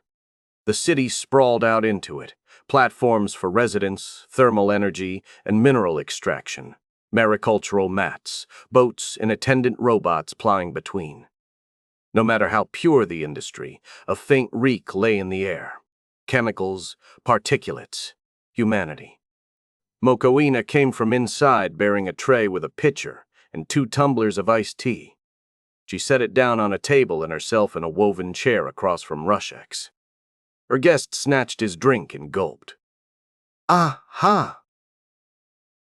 Exhaled. Goes good. Thank you, mademoiselle. Mokoena smiled. That title doesn't fit me well, I fear, she replied in English less accented than his. Eh? I meant, I understood you have not married. True. However. She waved a hand at herself, a gesture half humorous, half rueful. Her dashiki covered a frame fairly tall and formerly slender, but putting on weight now that she was in her late 30s. Her face, brown-skinned, broad-nosed, under bushy black hair, remained smooth, and the eyes still shone like a girl's. No matter, she said. Her voice sounded twice melodious after his gravelly basso. I appreciate the thought, and it is most kind of you to have come all this way just to pay a visit. I want to meet everybody in the crew, Rushik admitted in his blunt fashion. Get some beforehand knowledge of them. We'll be a long time together. Mokohena's smile faded. Long. It was as if the shade in which they sheltered had gone chill. 10,000 years and more. Rushek's prosaic question brought her back. What should I call you? She studied him. Neither his manner nor his appearance suggested courtliness. Of medium height but powerful build, he had made the mistake of wearing a naval-style tunic and trousers, and was sweating copiously and pungently. The bullet head was totally bald except for bushy brows and sweeping black mustache. Brown almond eyes looked out of a broad, rather flat countenance. His age was 55. She relaxed. Oh, I suppose Dr. Mokoena will do till we feel free to be less formal. What do you prefer for yourself? Rushek poured more tea. Ice cubes clinked. Whatever you want. I've been many things. So I've gathered. Although the information's remarkably scanty, considering how the journalists are after us. Did you make them hostile to you on purpose? I give the pests what they deserve. Forgive me, but is that quite wise? Especially when you will be second in command. And a boat pilot, he reminded her, veering from a subject he disliked. That interests me much more. She went along with him. I'm sure it does, from what I've heard about you. Besides, Captain Nansen won't really need any second. His tone had altered. You sound as though you admire him, she said. There's no better man, in space or on the ground. Is that why you enlisted? To serve under him? I didn't know you'd met before. We hadn't, till I applied. Then I found out. May I ask why you did join? Rushek forced a laugh. I came here to ask you that, Dr. Mokoena.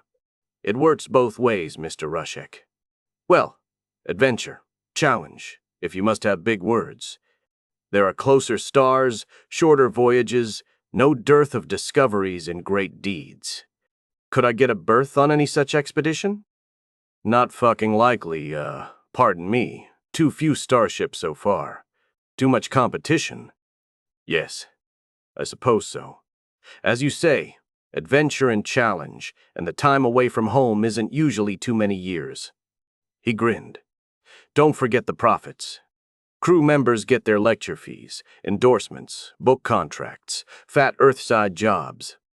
The Foundation, or whoever has built and backed the ship, gets the specimens and samples to sell, and the entertainment rights, the documentaries and dramas. Oh, it pays. It pays us all, in knowledge, in hope of meeting other intelligences, settling new worlds, she said earnestly. Why are we trading these duck-billed platitudes? He retorted. To get to your point, Dr. Mokoena, Envoy's the one starship with no serious competition for berths. Nevertheless, he cut her off. All right, goddammit. All right, I'll tell you about myself. Don't blame me if you already know everything. Born in Budapest, lower middle class, rough and tumble boy. Left home at 16 and odd-jobbed around the world a few years, yes. Sometimes had to dodge the busybody law, till I joined the Peace Command of the Western Alliance. Surprise? I liked that, and buckled down to getting an education. Got posted to military construction on Luna and in free space. Got piloting skills, but kept being broken in rank for this or that trouble. At the end of my hitch, I found me a civilian post, with the Soul Metals Consortium, and piloted around everywhere from Mars to Saturn. Saw some action in the space war. Her eyes widened. Really? But you were a civilian then, you said, and a European. He shrugged. It wasn't a decent old-time kind of war, remember? A nasty, drawn-out sniping thing between the cat's paws of the big powers, for who should control this or that out there. Even after Europe withdrew, the chinks. Arg, it's years past. I came through with experience, a record that made Captain Nansen push hard for the Foundation to accept me. Are you satisfied? An active life, she murmured, her gaze contemplative upon him. Often harder than you admit, I'm sure. His irritation subsided. You have an eye for people, Dr. Mokoina. She smiled. Perhaps. My business. Your turn. I know hardly anything about you. There isn't much to know. Quiet years, unlike yours. Then why are you going? I can be of service. He sat back, ran a palm over the sweat that sheened across his pate, and said, Well, we certainly do need a biologist and a physician, and if they come in the same package, God is very obliging. But you do well enough on Earth, no? Why should you want to leave it? She sipped her tea, buying time, before she answered slowly, The reasons are personal. Captain Nansen and the Foundation directors know, of course. You shall eventually. I would rather it not come out before the public, to avoid embarrassing certain persons. Decision. Well, you won't spill it to the media. He grinned again. Guaranteed. What do you know about me? You studied medicine and worked for years among the poor, first in this kingdom, later with relief missions elsewhere in Africa. At last you stopped, went back to school, became a biologist, and did good science, especially on the specimens brought back from Tau Ceti. Is this why you want to go with us research? It will be fascinating. You may never publish it, you know. When we come back, we may not find any world here. I realize that. I dare hope meeting the yonder folk, learning from them, will matter to humankind. Mokoena fanned the air dismissingly. But I don't want to sound stuffy either. By going, I can set something right here and now.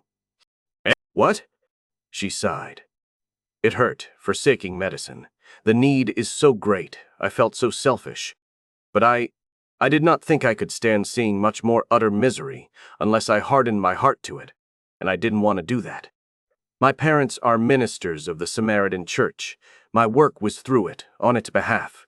When I quit, they felt betrayed. Her fingers tightened around her tumbler. Envoy badly needed one like me. I joined on condition that the Exploratory Foundation make a substantial grant to their church, a sum that'll make a real difference. We are reconciled, my parents and I. They say they'll wait for me in the afterlife and welcome me gladly. I don't, myself, know about that.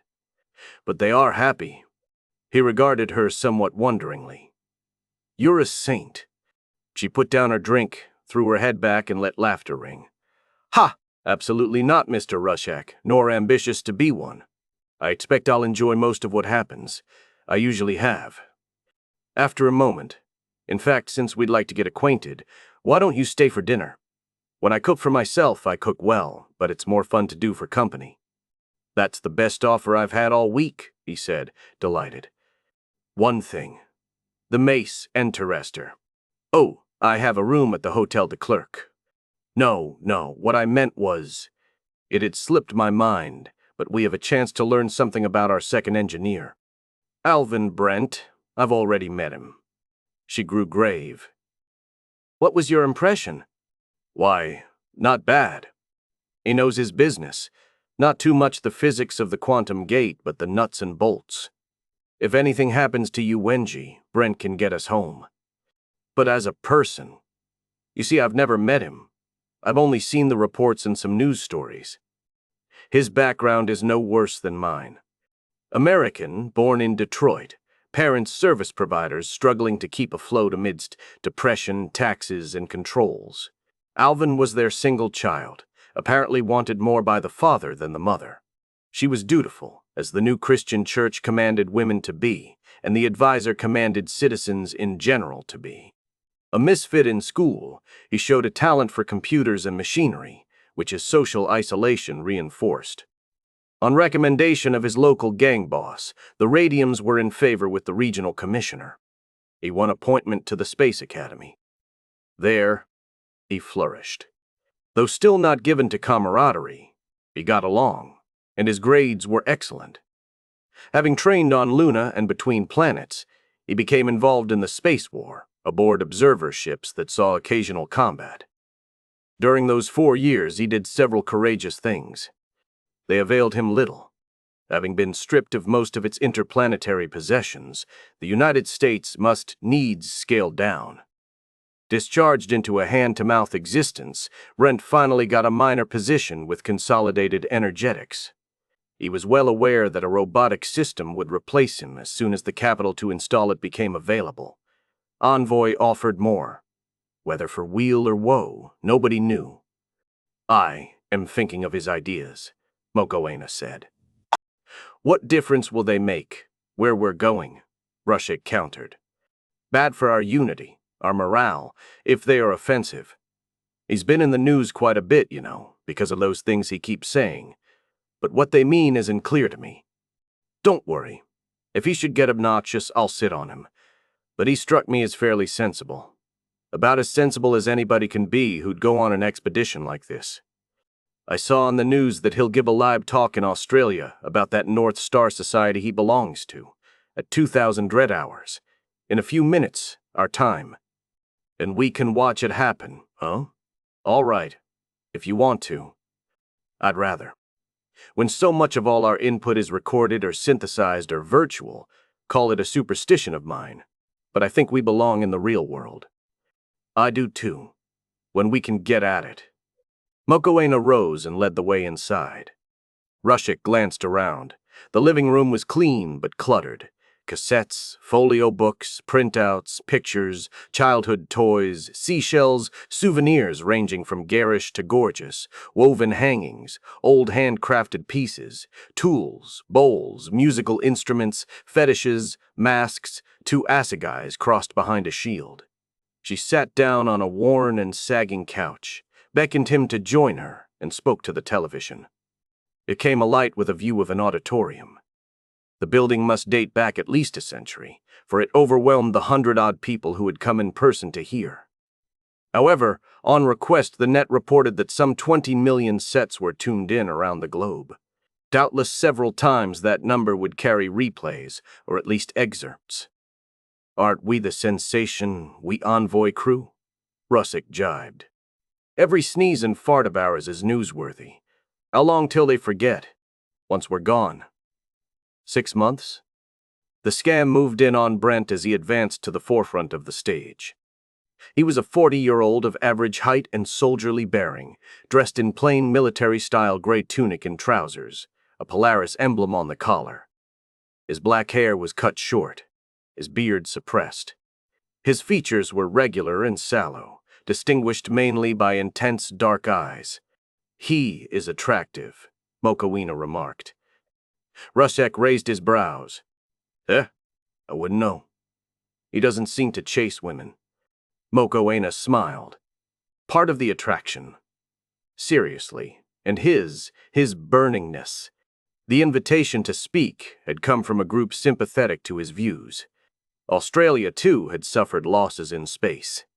The chairman introduced the guest speaker rather fulsomely. By sheer contrast, Brent's level tone caught immediate hold of the attention. "Thank you. Good evening.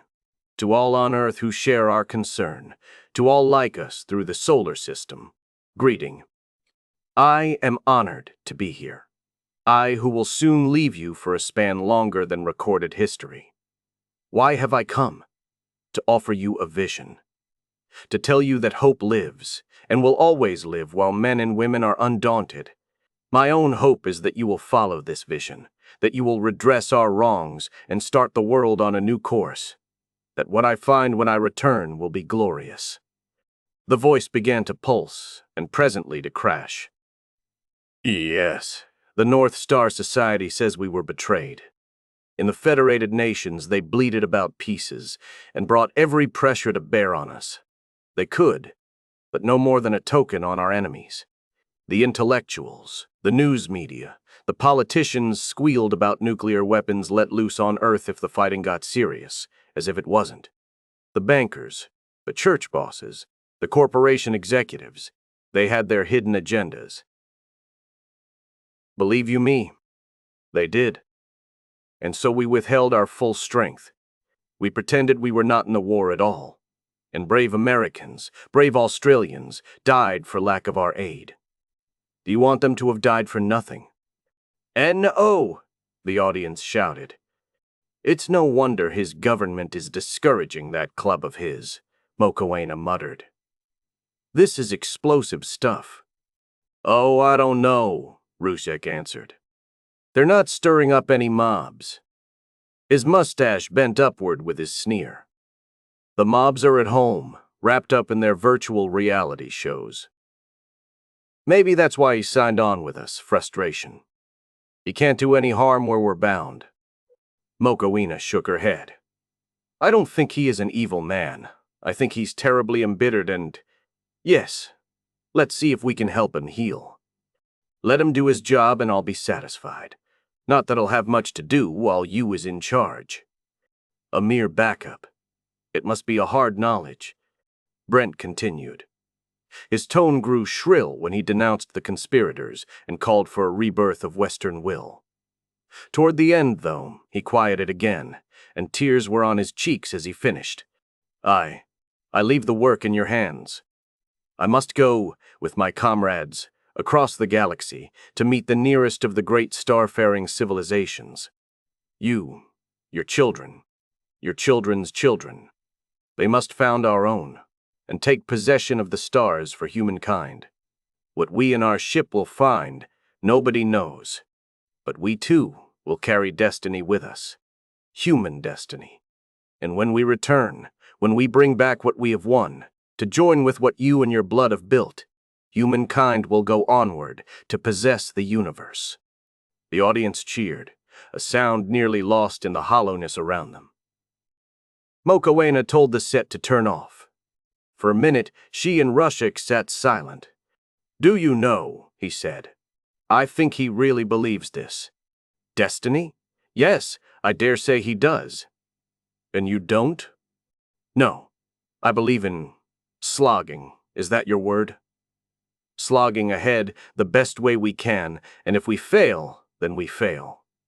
Bad luck, nothing else. I feel there must be some purpose to existence. But the purpose can't be that we take over everything at the expense of everybody else. Words. Just words. I tell you, don't worry about Al Brent. I've known men with wilder notions who operated perfectly well. Captain Nansen wouldn't have accepted him, no matter how scarce qualified volunteers have been, if he was any kind of danger. She eased.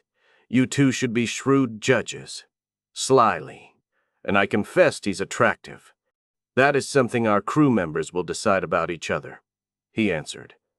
She smiled. We could begin now. The evening and the next few days passed very pleasantly. Chapter 7. Seen from afar, against blackness cloven by the Milky Way and crowded with stars, Earth a blue spark lost in the glare of the dwindling sun. Spaceship Envoy was jewel work, exquisite in her simplicity. 2 four-spoked wheels spun with glittering speed, an axle motionless between them. From the after hub projected a lacy cylinder, the plasma drive accelerator. From the forward hub reached, far and far, thin and bright as a laser ray, a lance, the waveguide mast for the shielding force field. Both were now inactive. The ship had reached the desired velocity and was outbound on a cometary orbit. There was no immediate radiation hazard. Hurtling closer, Jean Kilburney saw the true enormousness swell before her. Those wheels were 400 meters across, their toroidal rims 10 meters thick, each spoke a 6-meter tube. They counter-rotated almost 100 meters apart. The accelerator extended 40 meters, the mast a full kilometer. Other starcraft had similar lines, but none were like unto this. Envoy bore a quantum gate with capacity to give a gamma, a relativistic mass-length time factor, of a full 5,000. She must carry everything that 10 humans and their machines might imaginably need on a journey into the totally unknown. Not yet had she embarked on it. This was a 1-month shakedown cruise within the solar system. The 00 drive would not awaken. Nothing about the ship required testing. Robots had done that, over and over, and all flaws were mended. The crew were testing themselves. Kilburney peered at view screens and instruments. Subtler clues flowed into her through the bioelectronic circuits. Almost, she was the spaceboat. The ship waxed as if toppling upon her. The axial cylinder filled her vision, a curving cliff of sheening metal plated on composite, whose strength approached the ultimate. Turrets, haze, dishes, tracks, ports, hatches, the whole complexity leaped forth athwart shadows. It was the outer hull, 50 meters in diameter. The inner hull projected slightly at either end, 20 meters wide, encased there in sleeves that held the magnetic bearings of the wheels. Kilburney was overtaking from aft, as doctrine required. No person was in that wheel, only machinery, supplies, and equipment, awaiting whatever hour they would be wanted. Time. Her fingers commanded full thrust. Deceleration crammed her back into the recoil chair. Blood thundered in her ears, red rags flew across her sight. The brief savagery ended and she floated weightless in her harness. She had not set those vectors. Living nerves, muscles, brains were too slow, too limited. Yet hers was the mind that directed the robotics that animated them. "Ki!" she shouted, and spun Harold around. The next maneuver was actually trickier, but did not rouse the same exuberance. Having matched velocities just as she came, even with her dock, half a kilometer off, she boosted delicately inward. The dock extended arms, caught hold, swung the boat parallel to the ship, drew her in, and made her fast. Kilburney sat still, letting her heartbeat quiet down. The comm screen lighted. Captain Nansen's image looked grimly out. "Pilot Kilburney," he said. "That approach was total recklessness. You left no margin of safety." She pressed for transmission. "Oak, Harold and I knew what we were doing," she replied. He glared at her. Blood still Adingle flushed a narrow face with strong bones, straight nose, broad mouth, and blue eyes under thick black brows, framed in light brown hair bobbed below the ears. Coverall clad, her body was rangy to the point of leanness. It was 33 years old, but Tausetti had added 25 to its calendar. "You endangered your boat, the ship, the whole mission," he snapped. Lajos Rushek broke in, though he didn't bother with splicing to video. His vessel, Courier, sister to Harold, had barely come into naked-eye view, a blunt bullet tiny among stars. "Captain, I gave her leave to do it," he said. "I knew she could. We've maneuvered enough together, we two." "Why did you?" Nansen demanded of Kilburney. "Not to show off or experiment, sir," she explained, slightly chastened. "That would have been foul, taking unnecessary chances. It was to practice. We've short time left for reinforcing our skills. Then we're off on the big jump and can again for a year. Who kens what we'll meet at the far end? Lajos and I had better be well drilled." "Pilot's judgment, Captain," Russick reminded. Nansen relaxed a little. "Very well," he said. "I withdraw the reprimand. But do not repeat this or anything like it, either of you." He gave her a wry smile. "We aboard want to keep our sanity in condition." Kilburney lowered her head. "I'm sorry, sir. I didn't think of that. We learn by mistakes." Nansen switched off. "Including you by yours?" she muttered. "Dinna think I haven't heard what a hotshot you were in your own piloting days." Her cheerfulness revived. She disengaged the sensory interfaces attached to her skin, unharnessed, and floated to the bow airlock. The dock had mated a transit module to it. She passed through. Inside the great hull, a passage stretched bare and bleakly lighted. Maybe someone would brighten it up in the course of the journey. Hands grasping, feet thrusting at inset rungs, Kilburney sped forward. At the end, a perpendicular corridor brought her to a lock near the inner hull. Beyond it, she entered a padded compartment with several seats, into one of which she secured herself. The compartment was the cabin of a shuttle. It did not jet, it jumped across the 10 meters to the wheel. Magneto-hydrodynamic forces captured it along the way and eased it into contact with a port in that spoke which happened to be whirling past at the right instant. The radius here being short, The impact was slight, as was the weight Kilburney suddenly felt. She unbuckled, cycled through this pair of locks, and emerged on a platform projecting into the cylinder. From there, she could have taken a rail car to the rim. She preferred to climb the fixed ladder. The climb could as well have been called a descent. Weight increased as she proceeded, until at the end it was a full Earth gravity. She came out into a corridor, lined with doors which curved upward to right and left, although the deck was always level beneath her feet. The overhead cast gentle light. At the moment, a breeze bore an odor of pine. She inhaled gratefully. While a boat trip might be exciting, undeniably the ship had a better air system. Tim Cleland stood jittering to and fro. He was a tall young man, carelessly clad, sparely built, his countenance round and snub-nosed, with brown eyes and curly brown hair. "Jean," he croaked. She halted. "Losh, what a face on you," she said. "I was terrified. In haste, not for me, for you. If you'd crashed..." He reached toward her. She ignored the gesture. "No danger of that," she assured him. "I like being alive." His arms dropped. He stared at her. The ventilation whispered. "Do you?" he asked slowly. Her smile died. Her look defied him. "Do you?" he insisted. "Then why are you throwing it away, Ev? Everything that is your life. 10,000 years sealed inside this shell." Kilburney strengthened her burr. "Nah, but 2 years altogether, shiplime. In between them, 5 years of Elvenland. You don't like what Earth's become," he pleaded. "In 10,000 years it'll be..." "What?" Her teeth flashed in the wide white smile that was especially hers. A high part of the whole fairing, to see what?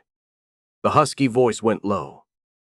"But if you feel like this about it, why are you bound along?" His shoulders slumped. "You know why. I've told you. How often?" She nodded. "It's because I am." Tim, that's not a sane reason." He attempted playfulness. "I'll wear you down." "I think not, Tim. You're a dear, but I think not. Best you resign, before it is too late. We do have some standby volunteers, you remember." Cleland shook his head. "No. They're second choices. By now I'd feel like a traitor." He caught a breath. "Besides, well, the scientific prospects are dazzling, that's true. What kinds of planets? What kinds of beings? And, I've explained how I never was very adept socially.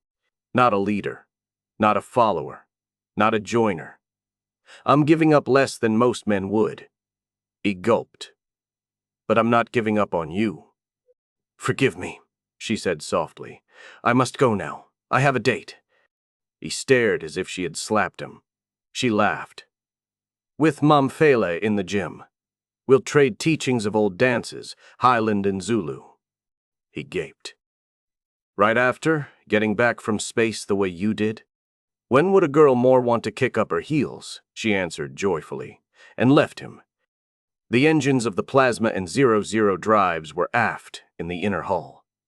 Most of their servicing facilities were nearby. However, the forward wheel held lesser workshops of various kinds, as well as laboratories. Its circumference gave ample room.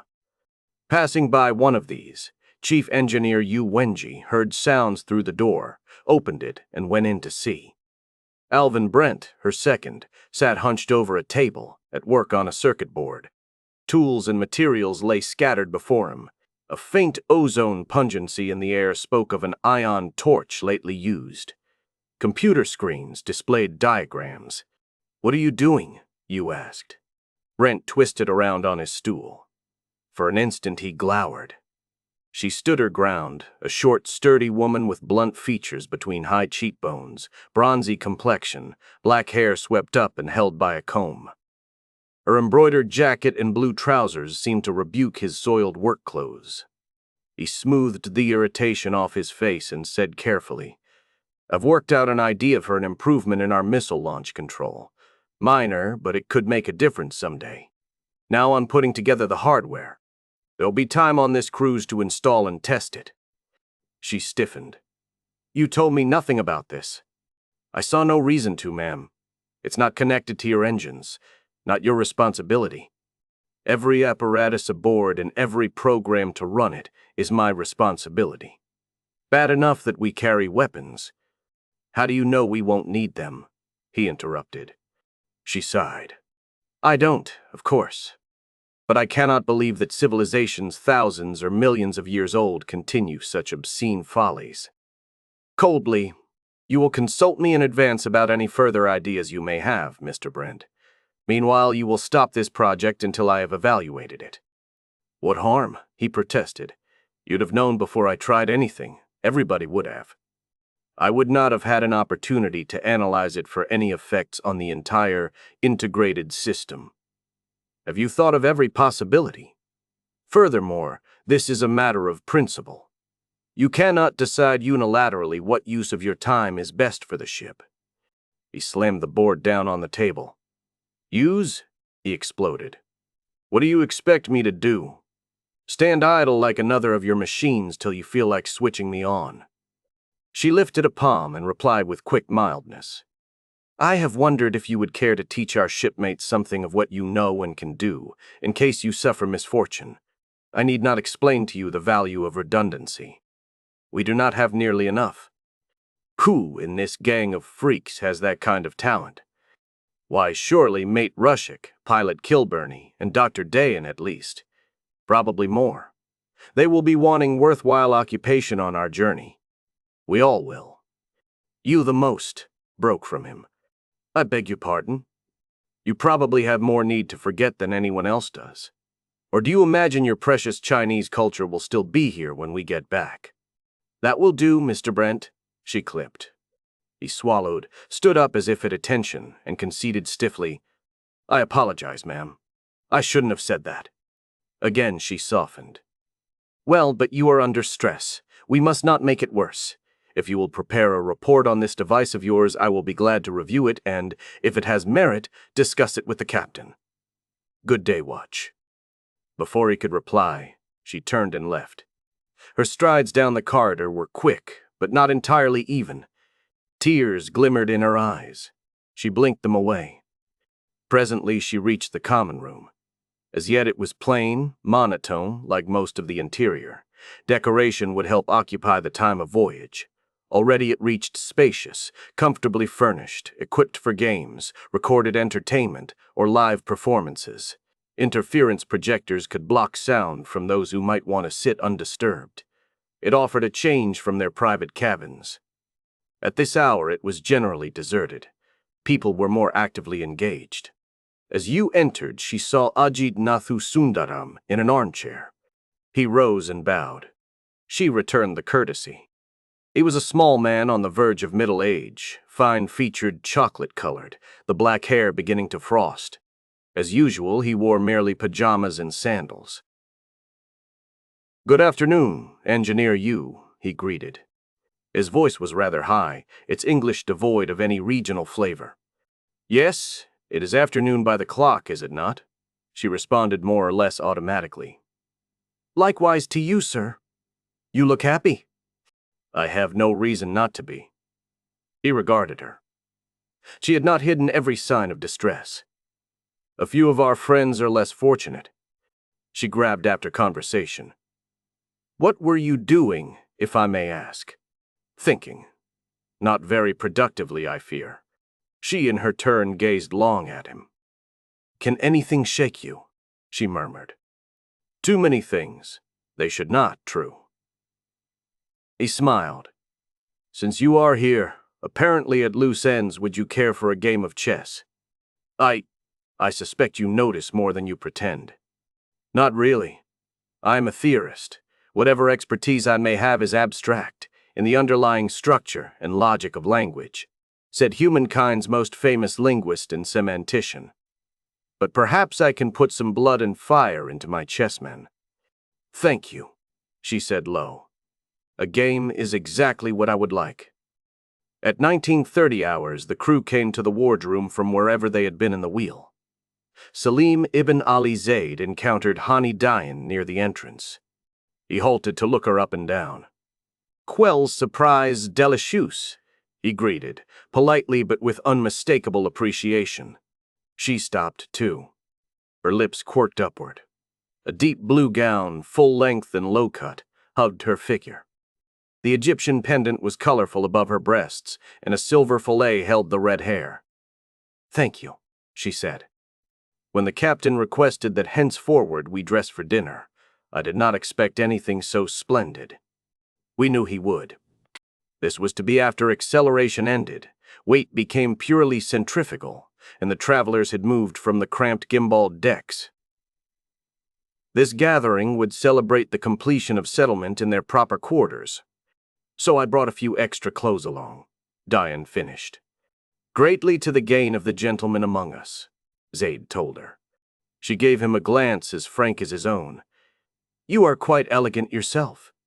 The biochemist stood slim and dark, hawk-faced, with sleek black hair and closely trimmed mustache in well-tailored whites. "How kind of you," he answered. "Also to wear that ornament. I am an Egyptian, you may recall. Not yet mummified. You seem in a merry mood." She grew briefly thoughtful. "I've put regrets behind me, as best I could. Let's move onward. An attitude more than sensible, it confers radiance." Wariness edged her tone. "Thank you, Dr. Zaid. Since we are to play at formality," he said, his geniality undiminished. "May I?" He offered her his arm. She smiled back at him and took it. They went into the wardroom and sat down together. Savory smells mingled. The nanotechnics of the adjacent galley could provide everybody with his or her choice from the menus of the world. Tonight it was to be a surprise, but individual preferences, religious injunctions, and the like were in the database. Napery rested snowy beneath a gleam of tableware. A servitor rolled about, its arms deftly placing the hors d'oeuvres in the first bottles. When the whole company was seated, Nansen tapped his goblet with a knife. The chime brought talk buzzing to a halt. Attention swung toward him, at the head of the table in a gray tunic with gold trim. "Silence, please," he said. "A moment for those who wish to bless our meal." He crossed himself. He was nominally a Reformed Catholic, as observant as he felt good manners required. Rusek did likewise. Zaid bowed his head. Mokoena looked down at her folded hands and whispered. Yu and Sundaram grew meditative. The rest waited respectfully. "Well, ladies and gentlemen," Nansen resumed, "now that we are properly on our cruise, let's do more than practice being a crew. Let's lake pleasure in each other, and in the voyage we'll share." His cordiality gave way to seriousness. "I promise not to make speeches at you as a regular thing, but on this first occasion a few remarks do seem in order. You are all aware of these matters and have given them much thought. I would simply like to set them forth in a few words, to make sure we share the same understanding. Anyone who feels I am wrong about anything, please say so. If not here, then at our regular discussion sessions. We are going on what may be the greatest adventure in human history. I believe it will be even more an adventure of the spirit than of the body and mind. We've had our different reasons for joining it, and not all those reasons are happy. But let us leave sorrow, guilt, and doubt behind us. Let us expect wonders. Nevertheless, we will be more alone than 10 souls ever were alone before, only 10. Lesser expeditions had borne more, as many as 50, not individual scientists and technicians, but teams of them. Advances in computer systems and robotics had not brought the desirable number quite this low. But willingness and competence rarely came together for a voyage like Envoy's, and, yes, a skeleton crew required less mass of supplies and life support, which meant that the ship's drive, unprecedentedly powerful though it was, could bring them still closer to sea, slicing centuries off the journey time. And, psychologists thought, an uncrowded interior should make for less human friction, which might well prove important. When the very objective of the mission was unknown, you proceeded according to your best guess to do the best you were able with what you had. We can never return home. When we come back to Earth, we will necessarily come as foreigners, immigrants. I think that what we bring will make us welcome, and we will find new friends and found new homes. But none can ever be close to us in the way that we are, that we must be, to each other. We have to become more than a crew. We have to become a family. I wish we could start with established, stable relationships between us, especially between men and women. But we are who we are, the handful of people best suited for this voyage, and we cannot wait for a full set of arrangements to develop, or the voyage will never begin. So we must not only be brave, we must be tolerant, sympathetic, and generous. Let us remember always, above and beyond everything else in us, we are the crew folk of humankind's envoy. All this is perfectly obvious, but, word magic if you like, I felt it needed saying forth. Now, if you please, I will propose one toast before we dine. He lifted his dry sherry. To the stars. Coming from anyone else, the speech might have been pretentious. Don Ricardo knew how to carry such things off. Chapter 8. After the ship returned to high Earth orbit, her people had 6 weeks' liberty before she departed for the Centaur. Steel rang. Nansen parried and riposted. Light flashed at the tip of his saber as it made contact. Touché, acknowledged Pierre Desmoulins. Tres belle. In a series of lunges, glides, and thrusts, Nansen had driven him back halfway across the floor.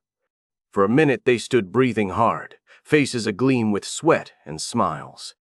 Other pairs contended around a salle d'armes, a dance of bodies and blades, but several had stopped to watch these two. Encore une fois? Desmoulins invited. Nansen shook his head. Merci, non. Je sais. His French broke down. He spread his palms. Une femme. Desmoulins laughed. Ah, mais naturellement.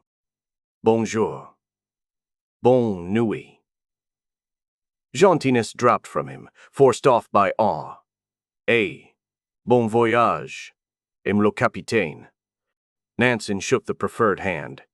His own smile died. He could not altogether keep a catch out of his voice. Adieu, mon ami. This had probably been the last fencing he would ever do. He didn't think anyone aboard ship would care to learn, and virtuals were a pathetic surrogate. 10,000 years from this evening, who would know there had been such a sport? He could come back here if he chose, of course, but he wouldn't. Too little time remained for too much else. He walked quickly off, turned in his outfit, put his street clothes on, and went forth to the Rue de Grenelle. Though the air was warm, he wore a cloak with the hood up, not uncommon hereabouts, and it might keep him unrecognized. A gaily striped awning over a sidewalk cafe tempted. He could use a cold beer. But no. He had to bathe and change garments at his hotel before he met Odile Marillier. She'd wait if need be. Few women would not have waited for a man of the envoy, but someone so beautiful wasn't used to it. Nor did he want to seem arrogant. A live symphony concert in the Parc Monceau. Then dinner in a private room at the Vert Galant. Then perhaps a walk along the river or under trees fragrant with spring. And then, yes, the night, and the days and nights to follow. He had cut enough swaths in the past, and had begun to think wistfully about marriage, children. No. The stars had made him an alien. Let him know one woman well and learn to hold her dear, as well and as dear as time allowed, and take the riches away in his memory. That would be worth the pain of farewell. He hoped she would not share it, but remember him kindly and with pleasure. A constabulary guard in the foyer verified Yu's identity and saluted as he admitted her to the ascensor. She rode in blessed solitude to the 50th floor. After the crowded streets, people yelling and shoving toward her even as she crossed from her cab to the entrance, this cool quiet was like another world. She found the number she wanted and touched the door. It must have been instructed from below, for it immediately contracted and let her through. The room beyond was spacious, furnishings sleekly up to date, but the vases from which lilies and jasmine perfumed the air were antique. Set for transparency, The south wall showed bustling modern rehavia. Eastward she saw the old city, the Temple of the Reconcilement, and a mount of olives under a Mediterranean sky, where aircraft darted like glittering mites. Diane had sprung from a chair. She ran to meet the visitor. "Wenji, welcome Shalom," she cried, and hugged her. "Come, make yourself comfortable." She led her to a recliner. "What would you like? Tea, coffee, something stronger?" "Thank you, whatever you take," Yu replied. She sat down but remained tense. "Speak up, Du. I can barely hear you." "It's kind of early in the day, but I decree, not too early for a beer." "1 minute." Diane went through an arch to the inner suite. She returned almost as soon as promised, bearing a tray with 2 frosty steins and a bowl of salted nuts. Setting it down on a minutable, she dropped into the seat opposite and beamed. "Oh, I am glad to see you." "Thank you," the engineer whispered. The physicist raised her drink. "Mazel tov. I don't know what they say. In Chinese." Yu smiled a hit. "Con Bay, in my part of the country." She barely sipped. "What a grand surprise when you called." I hesitated. "Are we not generally keeping away from each other on this last furlough?" "No doubt. But you're a breath of pure oxygen, Wenji." Diane scowled, drank, and made a chopping gesture. "This damned guarded existence." Compassion deepened Yu's voice. "Do you feel imprisoned?" Dayan sighed. "Not exactly. I do want to be with my parents, brother, sister, their children, our kin, our friends, be with them as much as possible. But the government's carrying its concern for my safety too far. I'm not supposed to leave Jerusalem or go anywhere outside without an armed escort, or all those eyes always watching. I don't want to disappoint or grieve anybody, but..." She snapped a laugh. "That's plenty about me. Tell me why I'm having this break in the routine." Yu was still for a moment before she said, with difficulty, "I, too, feel watched." "How?" "I took for granted you'd spend your leave in China. You've spoken of your home so lovingly. The old tile-roofed village in the old green countryside. The Huang home mightily flowing, a bell at twilight. Life ways and a reverence for them that had changed their outward guise only a little as the millennia swept past. Science and machines could ensorcel a girl. She could snatch at a scholarship and lose herself in the marbles of city and university in a certain young man. But always, always she would yearn back. "I cannot," Yu said.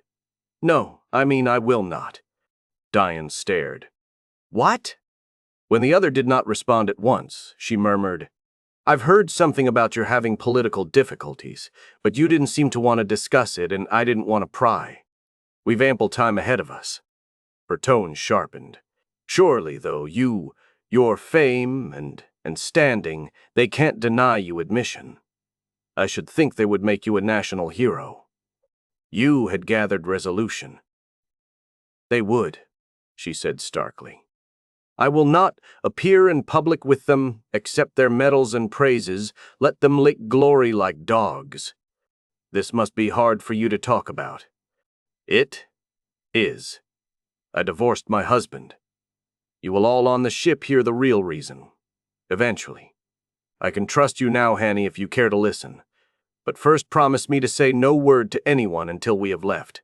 If the truth came out, they, my beloved government, would be embarrassed. They have a hostage who would suffer." Diane caught Yu's hand. "I swear. May God and my mother forsake me if I don't keep silence till you set me free."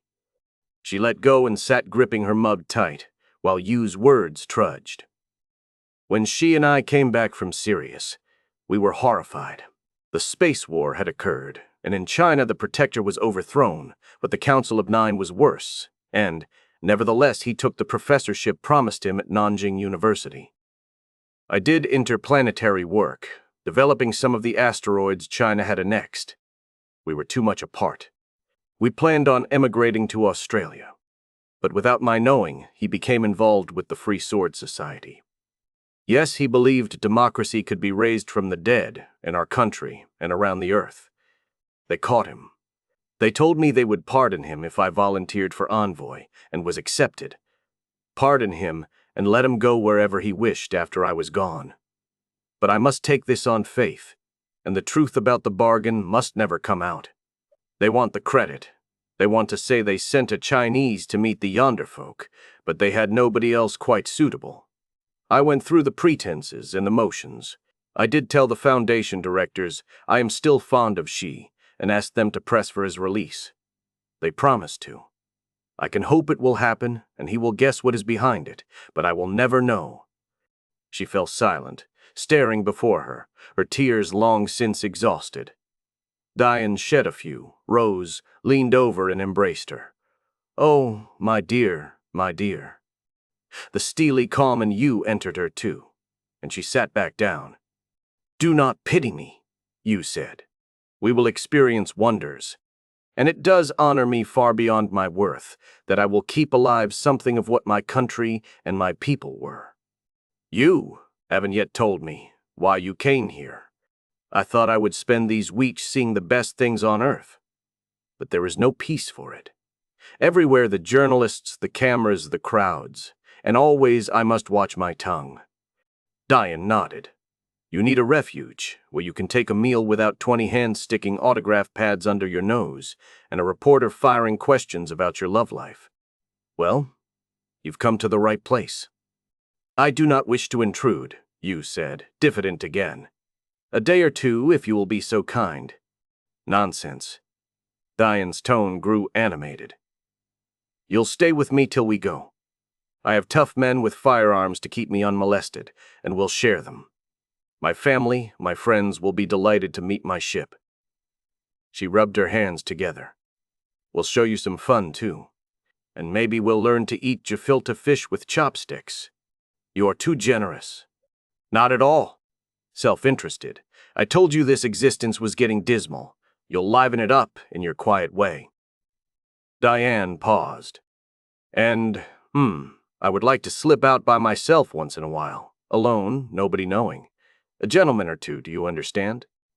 That is not for me, you said gravely. I suppose not. But I think we could work out a scheme where you cover for me, if you will be so generous. For the second time, you smiled. An interesting technical problem. Hoy, you've hardly touched your beer. Don't you like it and too polite to speak? No, no. What will you have instead? Diane jumped up. Don't hang back. We have a lot of living to get done in the rest of this furlough. Mokoina's living also included gentlemen, more than one or two, and festivities that sometimes became uproarious. After she complained about pestiferous strangers, her king issued an edict, which was enforced with discouraging sternness. However, her guards were mostly a jolly lot, who contributed their share to the fun, as well as to traditional pageantry in her honor. Yet this was, actually, a rather small part of what she engaged in. She was much with her parents in their immediate circle, calmly and piously. As time passed, she spent increasingly more of it in hospitals. The patients, the children among them above all, were heartwarmingly happy to meet and talk with a person who was going to the stars. Isla Floriana loomed steep and dark from a brilliant heaven. Light burned on the sea. Jean Kilburney waded out from the beach and went under. Salt kissed her lips. The water slid around her like a caress, cool and silken. Its colors deepened from tawny green toward blue as she swam downward. The bubbles from her breath mask glinted, streamed, danced. Fish darted past. 2 seals drew playfully nigh. Farther off, ghost dim, a dolphin went by. She exulted. Poor Tim. She thought for a second or two. It had not been easy to deny him leave to come along. She didn't want to hurt him, but he would have been sure to spoil the tricks by which he traveled about incognito. Besides, in any case, she couldn't be bothered. For the same reason, she had declined an offer of company from a quite charming young man she met. She enjoyed male society and had had a few affairs, but acknowledged cheerfully to herself that her sex drive was low. The energy radiated outward into the world and the universe. Last week, Alaska and Mount Denali. This week, the Galapagos. Next week, the Andes, followed by a trek through Amazon Park. Virtuals were adequate for historical and cultural monuments. Here was the reality of living Earth. What remained of it? She had not many days left, and nobody knew what lay at the far end of her voyage, or what she might find if ever she returned. For a generation after he was gone, memory of Rushek's passage through taverns and women lingered in the rowdier corners of cities around the globe. Several men felt the weight of his fist, and twice only his status kept him from jail. The authorities strongly suggested he go elsewhere.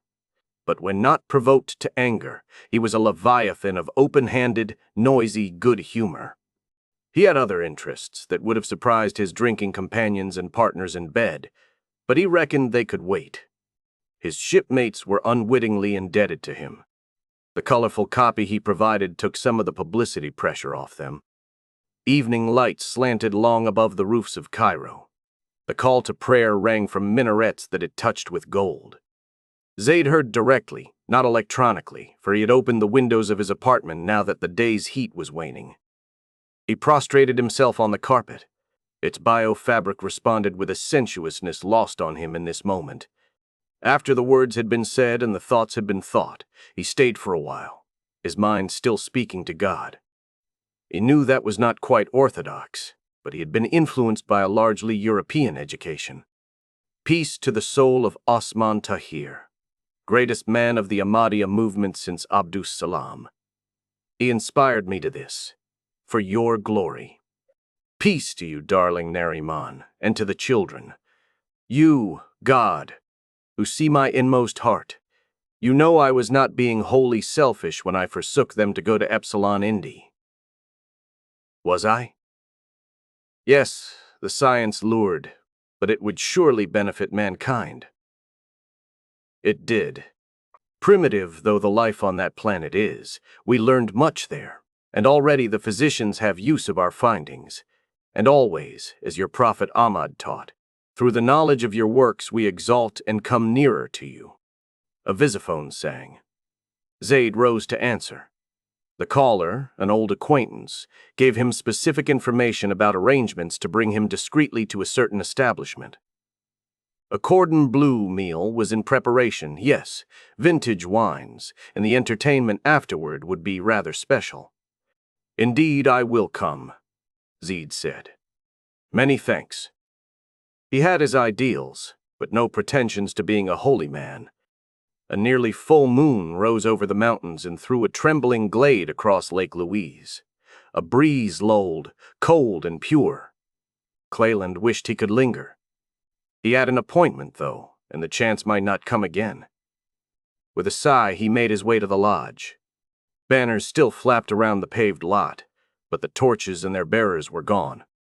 The speaker had spoken. His listeners had cheered. Now the rally was over. Police were the last solid evidence of it. A squad that had not yet left, hostility and suspicion on their faces. Cleland passed unchallenged, unrecognized, and went inside. And a censor took him from the fake ruggedness of the lobby to the top floor. The speaker's door admitted him to the suite. Brent got up from a table on which stood whiskey, ice, and splash. "Aye," he greeted, advancing to shake hands. "Sorry I couldn't meet with you sooner, but you saw how it was." "Yes," Cleland said hesitantly. He hadn't attended. Instead, he had enjoyed the beauties nearby, manicured, overused, nonetheless beauties such as he might well never see again in anything but virtuals. Not that it was a big deal, Brent admitted.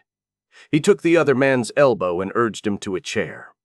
"The government, you know, did everything possible to damp us down. I wish they had more reason to. How do you like your drink?" "Mild, please. Tea. Thanks." Brent took a stiffer one and seated himself also, leaning back, legs crossed, attitude in quasi-uniform suggesting a soldier at ease after a battle. "Well," he said, "I can hope we'll grow, that our cause will everywhere." Because his aim was to explore this man, Cleland made bold to reply, "We'll never know, you and I, will we?" Though Brent's voice stayed level, something kindled in it. Maybe we will. Even after 10,000 years, what we do in this day and age may matter. He shrugged, smiled, and sipped. At least it'll be nice having a sympathizer aboard ship. Cleland mustered bluntness. I came to find out. I don't necessarily agree with you. Besides, Brent said shrewdly, you hadn't anything much better to do, did you? Taken aback, Cleland floundered. Well, why? I could have. Sure, all sorts of stuff. Most of our crew are taking advantage, I gather. But you're not the type. Since we will be living side by side. Brent took him off the hook. Okay. Why don't I give you just a few words tonight, then we'll relax. We can argue on the trip if you want. When I got in touch, I told you I was interested to hear your side of things. The news. Yeah, the news. Brent scoffed. It makes the North Star out to be a pack of ravening chauvinists who want to start a second space war and wouldn't mind nuking targets on Earth. How many people listen to us? His lip curled. Governments find us inconvenient. We might stir up a real popular feeling. Naturally, they and their toadies make us out to be dangerous lunatics. Cleland swallowed before he managed. I must say I don't think Americans should die to get General Technology's asteroids back for it. Brent slammed a fist on the arm of his chair. Slogans, he explained, more calmly. Okay, the North Star has a slogan too, but is it really unreasonable? Renegotiate from a position of strength. Do we have to be forever victims? Look. The Jews decided 2-3 centuries ago they'd had a bellyful of that, and today, the Israeli hegemony. Are we any different? What do you mean by we? Cleland challenged. Ordinary folks like you and me. North Americans, Australians. I'd say Westerners, if the Europeans hadn't crawfished and the South Americans hadn't stood aside. You were born and raised hereabouts, weren't you? Well, think back. Look around. What's wrong with our people having their fair share of the solar system? What's wrong with the whole human race, if we can get it together under the right leadership, taking its fair share of the universe? A vision, Cleland thought, a certain grandeur. He wasn't convinced, but Brent was worth hearing and proved surprisingly likable.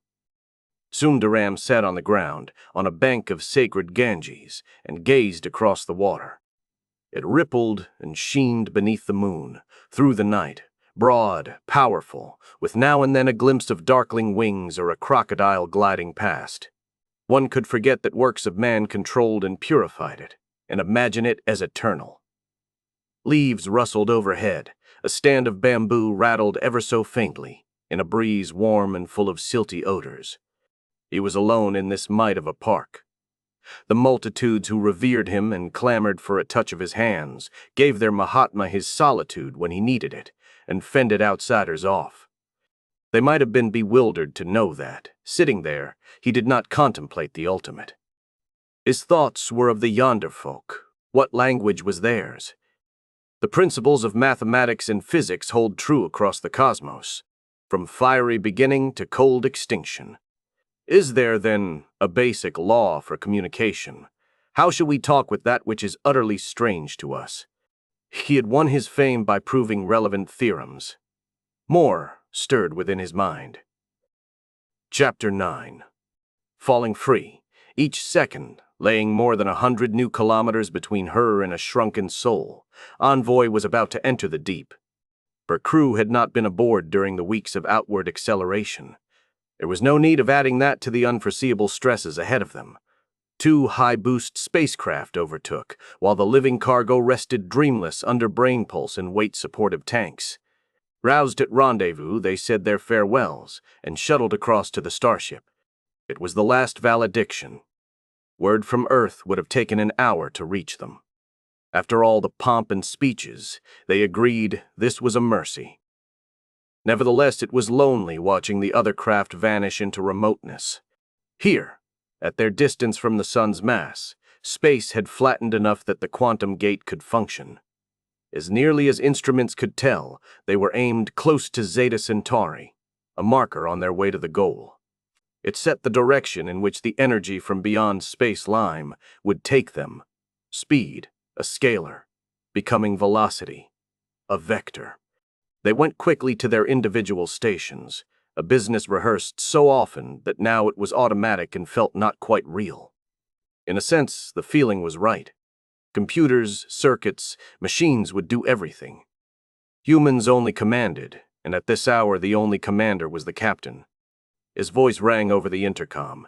Stand by for shield generation, purely ceremonial, but ceremony had grown very needful. A whirring followed as the main fusion plant came to full power and ebbed away in steadiness. Eyes watching electronic view screens saw no change. The stars crowded brilliant against blackness, images reconstructed to hold fast, though the wheel turned and turned. But gauges registered current through great superconducting coils, and magneto-hydrodynamic fields sprang into being as a shell surrounding the ship at 20 kilometers remove. "Oh, well," said the quasi-mind governing them. "Stand by for 00 drive," called the master. Muscles tightened, fists clenched, throats worked. No one feared. Crews had traveled like this, unharmed, for generations. Though Envoy's gate was the most capacious ever built, to bring her gamma factor to an unprecedented 5,000, robots had tested and retested it, had even taken animals along, proving utter reliability. However, the gate was mighty because the journey would be. "Go," said Nansen quietly. Aft in the inner hull, switches flipped. Most of them were not material, but the quantum states of atoms. An eerie oneness awoke to existence. Between the two plates appeared a naked singularity, wherein the familiar laws of physics no longer held. Through it flowed a little of that underlying energy which the universe had not lost at the instant of its birth. A little. Enough to multiply the mass of ship and payload 5,000 times, and send her hurtling forward at a minuscule percentage, less than the haste of light. No sensation struck, except that view screens went chaotic, with swirls and flashes of formless hues. The energy entered everything equally, almost instantaneously. A quantum leap. Notwithstanding, the power plant within labored close to its limit, while the governor of the shielding fields calculated and issued orders at a rate possible to nothing but a quantum computer. Space is not empty. Apart from stars and planets, it may be a hard vacuum by our standards, but matter pervades it, dust and gas, hydrogen, some helium, traces of higher elements, averaging about 1 atom per cubic centimeter in Sol's neighborhood, and cosmic rays sleep through it well nigh unhindered. Had the ship rammed directly into this at her speed, radiation would soon have been eroding her. The crew would have been dead within the first few seconds. No material defense would have availed. Multi-megawatts must go to work. Guided and shaped by the boom forward, the fields were an envelope of armor. Laser beams, aimed forward, ionized neutral atoms, which the forces thereupon seized and sent as a wind that bore other stuff with it, flung aside and aft. In effect, a giant, streamlined shape flew through the medium, cocooning the vessel inside. X-rays did pierce it from dead ahead, made fiercer by Doppler effect, but no more than wheel and hull could ward off. Otherwise, aberration caused them to pass through an aftward cone, attenuated both by distance and by lengthening of their waves. Well did Envoy guard her people. Yet the battle was incessant, and the power requirement high. Meanwhile, she must fill her capacitors with still more energy. Thus did she run, for some 200 astronomical units, far out into the Oort cloud of comets. Observers orbiting Sol registered the time as a bit more than an Earth day. To her and those aboard her, it was slightly under 20 seconds. And both were correct. Her relativistic time dilation was the inverse of her gamma factor, and just as real. Then the lone fell due. The quantum field collapsed. The high-energy state ended. She moved on trajectory no faster than she had done before, about 150 kilometers per second. For her, lengths and passages of time were the same as they had been at home. Like the acceleration, the deceleration happened too swiftly and pervasively to be felt. She must repay her loan in full. She had done work, moving interstellar matter aside, moving herself farther from Sol. The collapsing field would have reclaimed the deficit from her atoms, disastrously, were she not prepared. As it was, the energy in her capacitors flowed into the field and satisfied. The net expenditure had been precisely 0. "Jump 1," cried the captain, as was traditional. It was a gesture, not repeated. Already in a fractional second, the gate had reopened, and Envoy was again running on the heels of light. The optical system soon compensated, and view screens once more displayed the stars. 3 showed the heavens weirdly distorted by speed for purposes of monitoring the flight. The rest took photons captured in the brief intervals between jumps and let computers generate an image shifting evenly from point to point. Thus far, the scene had scarcely changed. A few light days, a few light years, are of little consequence in the vastness of the galaxy. But Sol dwindled fast from a small disk to the brightest of the stars, and second by second it diminished further, as if it were falling down a bottomless black well. Nansen and Diane stood in the command center, looking. They belonged together in this first hour, captain and physicist. Theirs were the intuitions, instincts, judgments that no artificial intelligence could ever quite supply. Did it seem best to abort the voyage? They would decide. They found no reason to. Around them, instruments gleamed and gave readings. The ship murmured impersonally. A breeze pretended to blow off a field of new-mown grass. They watched their sun waning, and silence was upon them. Nansen broke it with a whisper. El infinito mapa de aquel que es todas. Sus estrellas. What? Asked Diane, almost as softly. Aye. He came out of his reverie and shook himself, like a swimmer climbing ashore. Oh, a poem that crossed my mind. The Infinite Map of the One Who Is All His Stars, by Borges, a 20th century writer. She regarded the lean, grave face before she said, It's lovely. I didn't know you were such a reader. He shrugged. There is much time to fill, crossing space. And it makes a person think, doesn't it? She stared out at the cold galactic river. How insignificant we are to everything except ourselves. Does that trouble you? No. The red head lifted defiantly. Ourselves are what we have to measure everything by. I am not so sure of that. The fact that there are countless things we will never know, and many that we could not possibly know, does not mean they do not exist, only that we cannot prove it. I am a philosophical realist. Oh, me too. No physicist today takes seriously any of that metaphysics that sprang up like fungus around quantum mechanics in its early stages. I meant just that we're tiny. An accident, a blip in space-time, and if and when we go extinct it won't make. We won't have made a raindrop's worth of difference to the cosmos. I'm not so sure of that either. Well, your religion, she broke off, half embarrassed. I'm not observant of what's supposed to be mine. Nansen shook his head. If anything, what faith I have comes from this material universe. It doesn't seem reasonable to me that something so superbly organized, its law reaching down beneath the atom, out beyond the quasars, through all of time, that it would throw up something as rich as life and intelligence by chance. I think reality must be better integrated than that, and we are somehow as much a part of it and its course as the galaxies are. His smile quirked. At least it's a comforting thought. I guess I'd like to share it, Diane said, but where's the actual evidence? And we don't need comforting, or ought not to. Whatever we are, we can be it in style. He considered her. Yes, you would feel like that. She met the look. You would too, regardless, she answered. For several pulse beats they stood mute, unmoving. I should get back to my laboratory, she said quickly.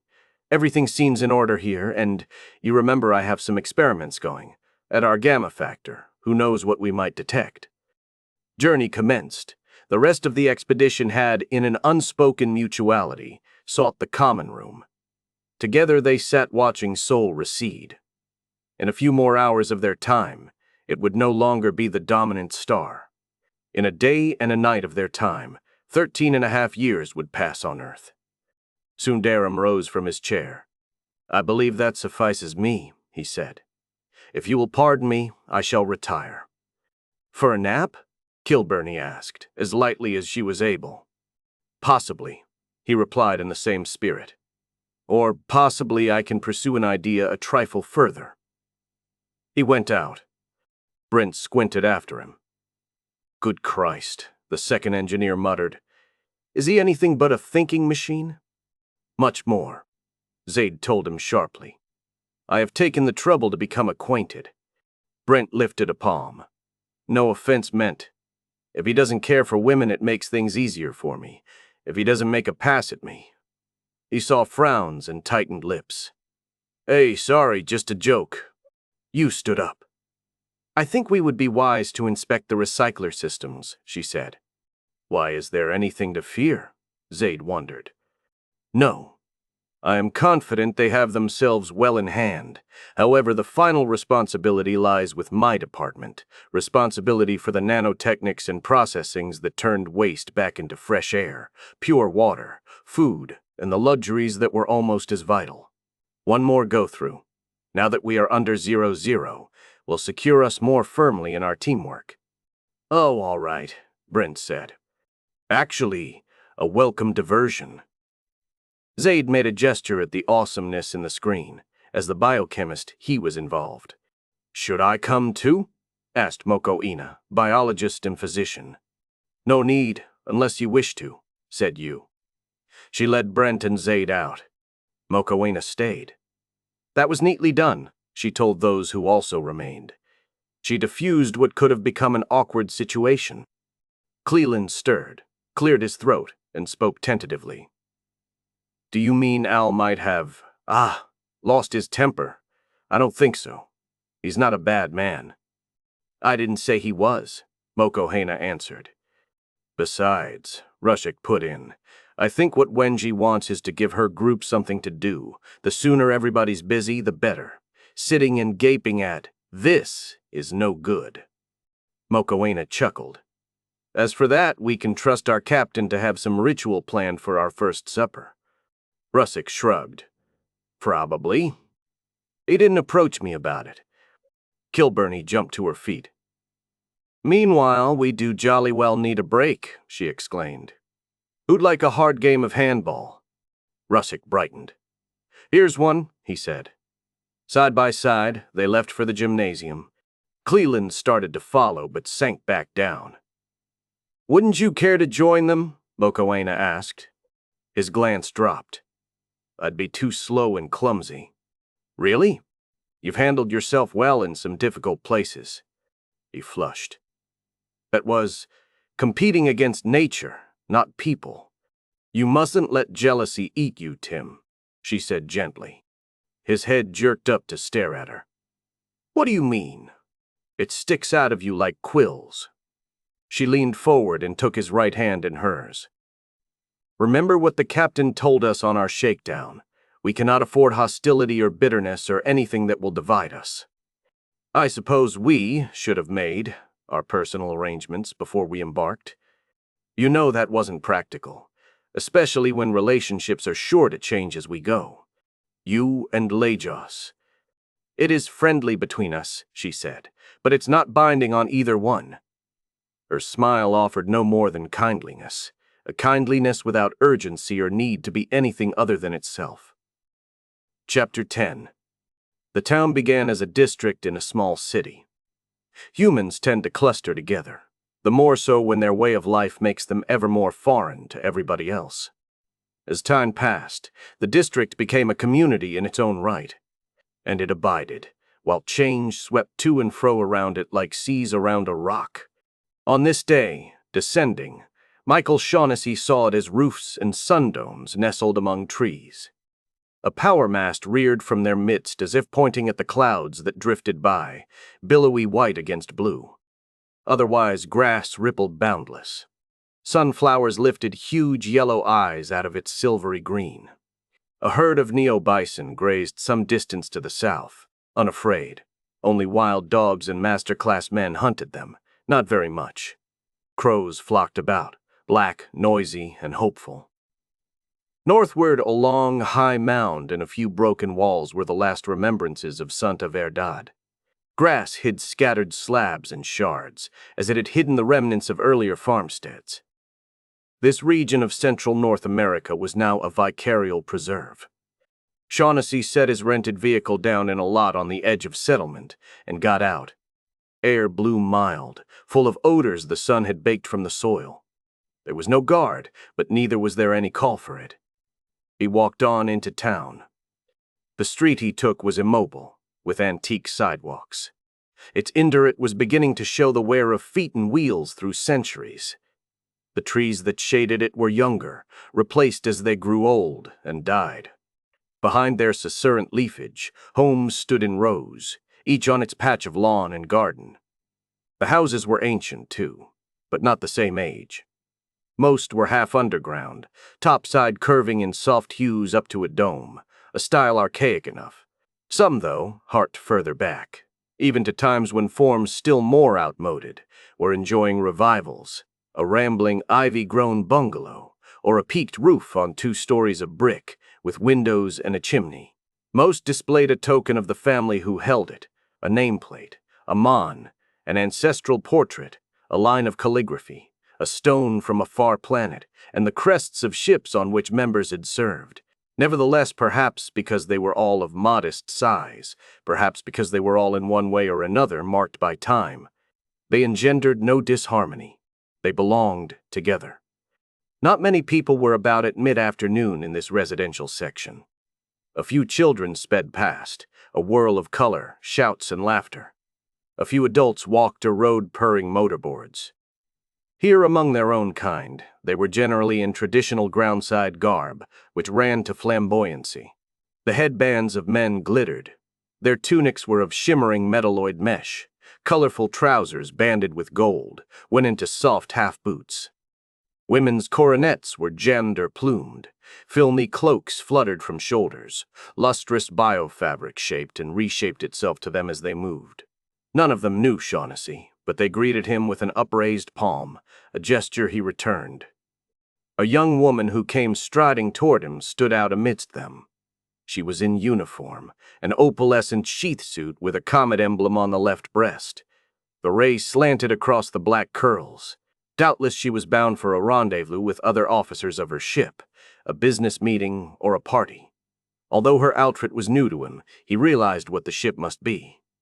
Seeing him, she broke step. Her hand snapped to her brow, a formal salute that had not changed. He stopped and reciprocated, enjoying the sight. She was short and dark, as more and more Starfarers seemed to be, and comely. He smiled. "That was kind of you, Ensign," he said. Her eyes searched him. He stood gaunt, tall, and gray. His own uniform, which he had donned on impulse, was blue with red trim. "You are a captain, aren't you?" she asked. Her accent was not too strong for him to follow. Space folks' English was apparently stabilizing, especially after English ceased to be the main language spoken on this continent. "I am that by rank, though not a shipmaster," he replied. "How did you know?" The bars on her shoulders were the same as they had been when he wore them, but his present sunburst was quite unlike the spiral nebula that identified a captain nowadays. No doubt emblems will also eventually stabilize, he thought. "We learn the history in school, sir." "You do?" "I am happy to hear that. We did in my youth, but a lot has happened since then. Yet what are we without our history?" "You must be newly back from a long voyage, sir," she said. "That would be the Our Lady." "Indeed she is, home again from Airy and Aurora." "I'm leaving soon," she said eagerly. "And that would be the Estrella Linda, for a longer circuit than ours was. May the passage be easy, the world's welcoming, and your return gladsome." Her eyelashes vibrated. "Thank you, sir." She'd like to talk more, he thought. And I would too, but we're bound on our separate ways. Later? Yes. A good day and evening to you, Ensign. Both of them proceeded. Shaughnessy's route took him past a number of shops and service enterprises. Some were family-owned, operated by hirelings or retirees.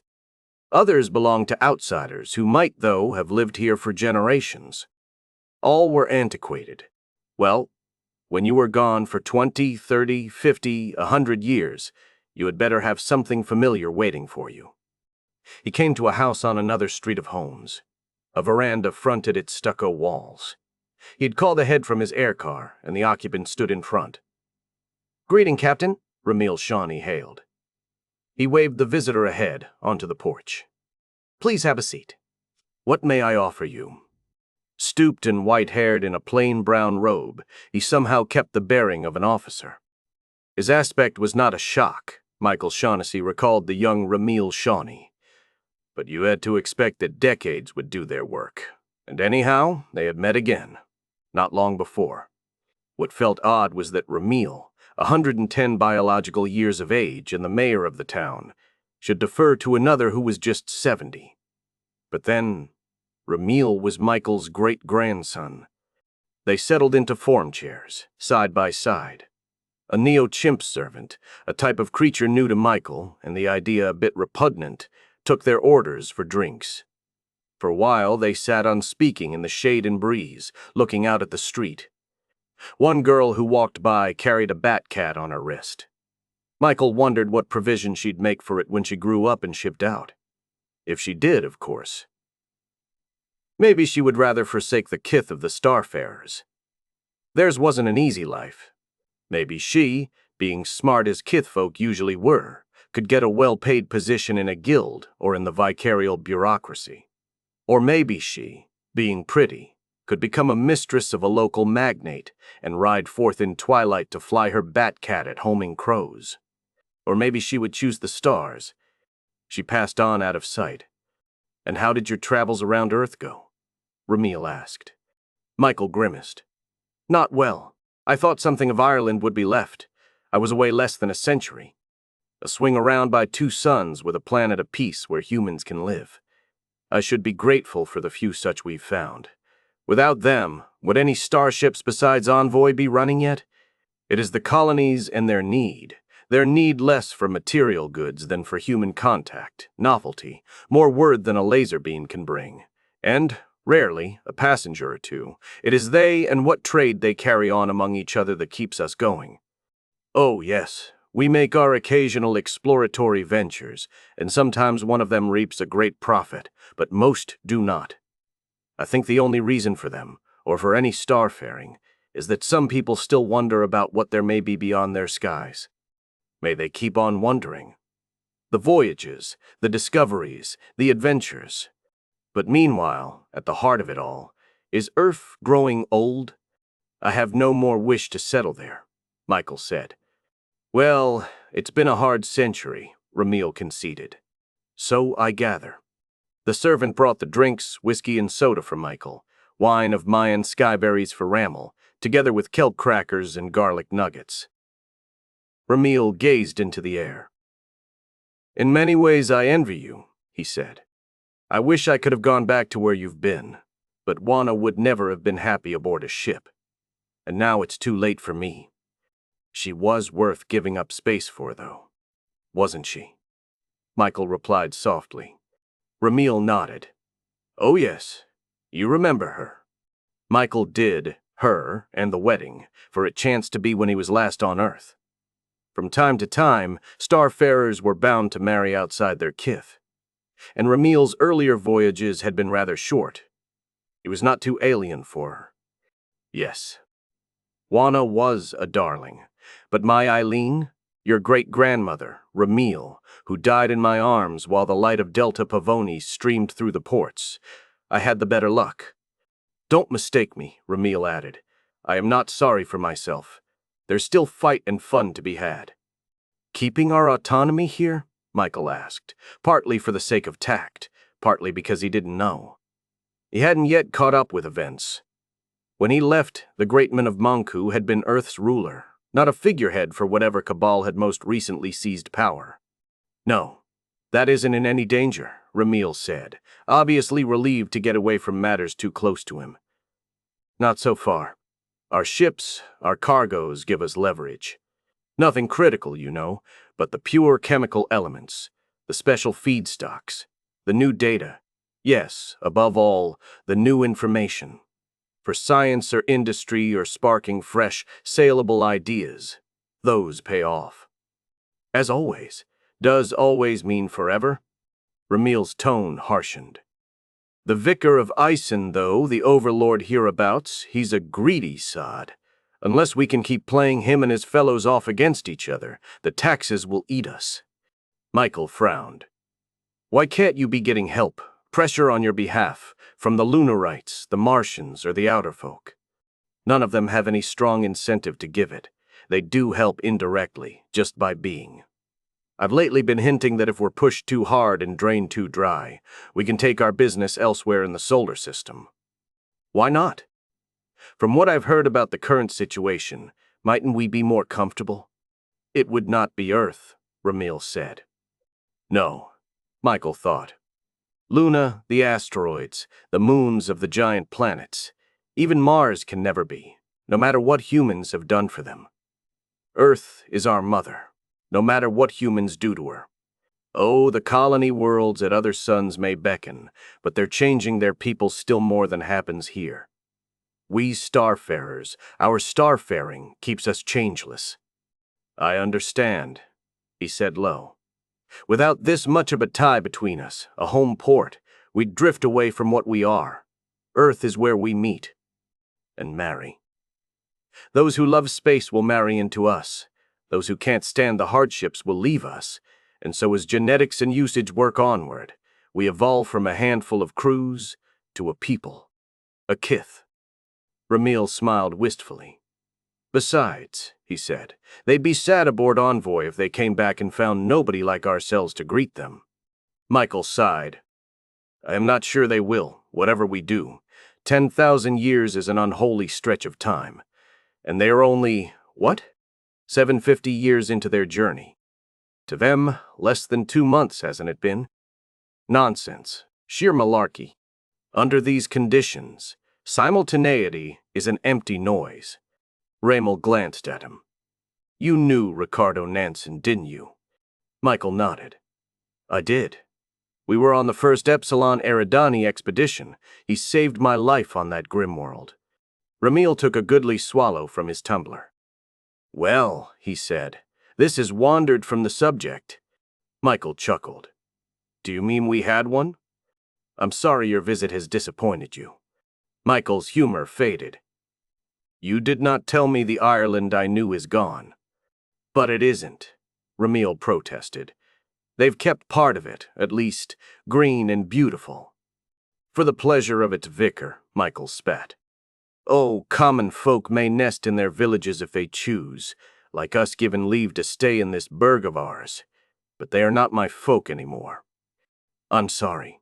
I would have told you if I'd understood what you had in mind. Their histories had flowed too far apart. Well, if not there, why not here? We would be honored to have you in Kiftown, and a man like you would never lack for work. In fact, brokerage. Michael shook his head. I thank you, he interrupted. But for now, I have given up the idea of settling on Earth. Ramil gave him a startled look. What? But I've queried. Estrella Linda could use another experienced officer. But she's leaving soon, and you've only been here a few weeks.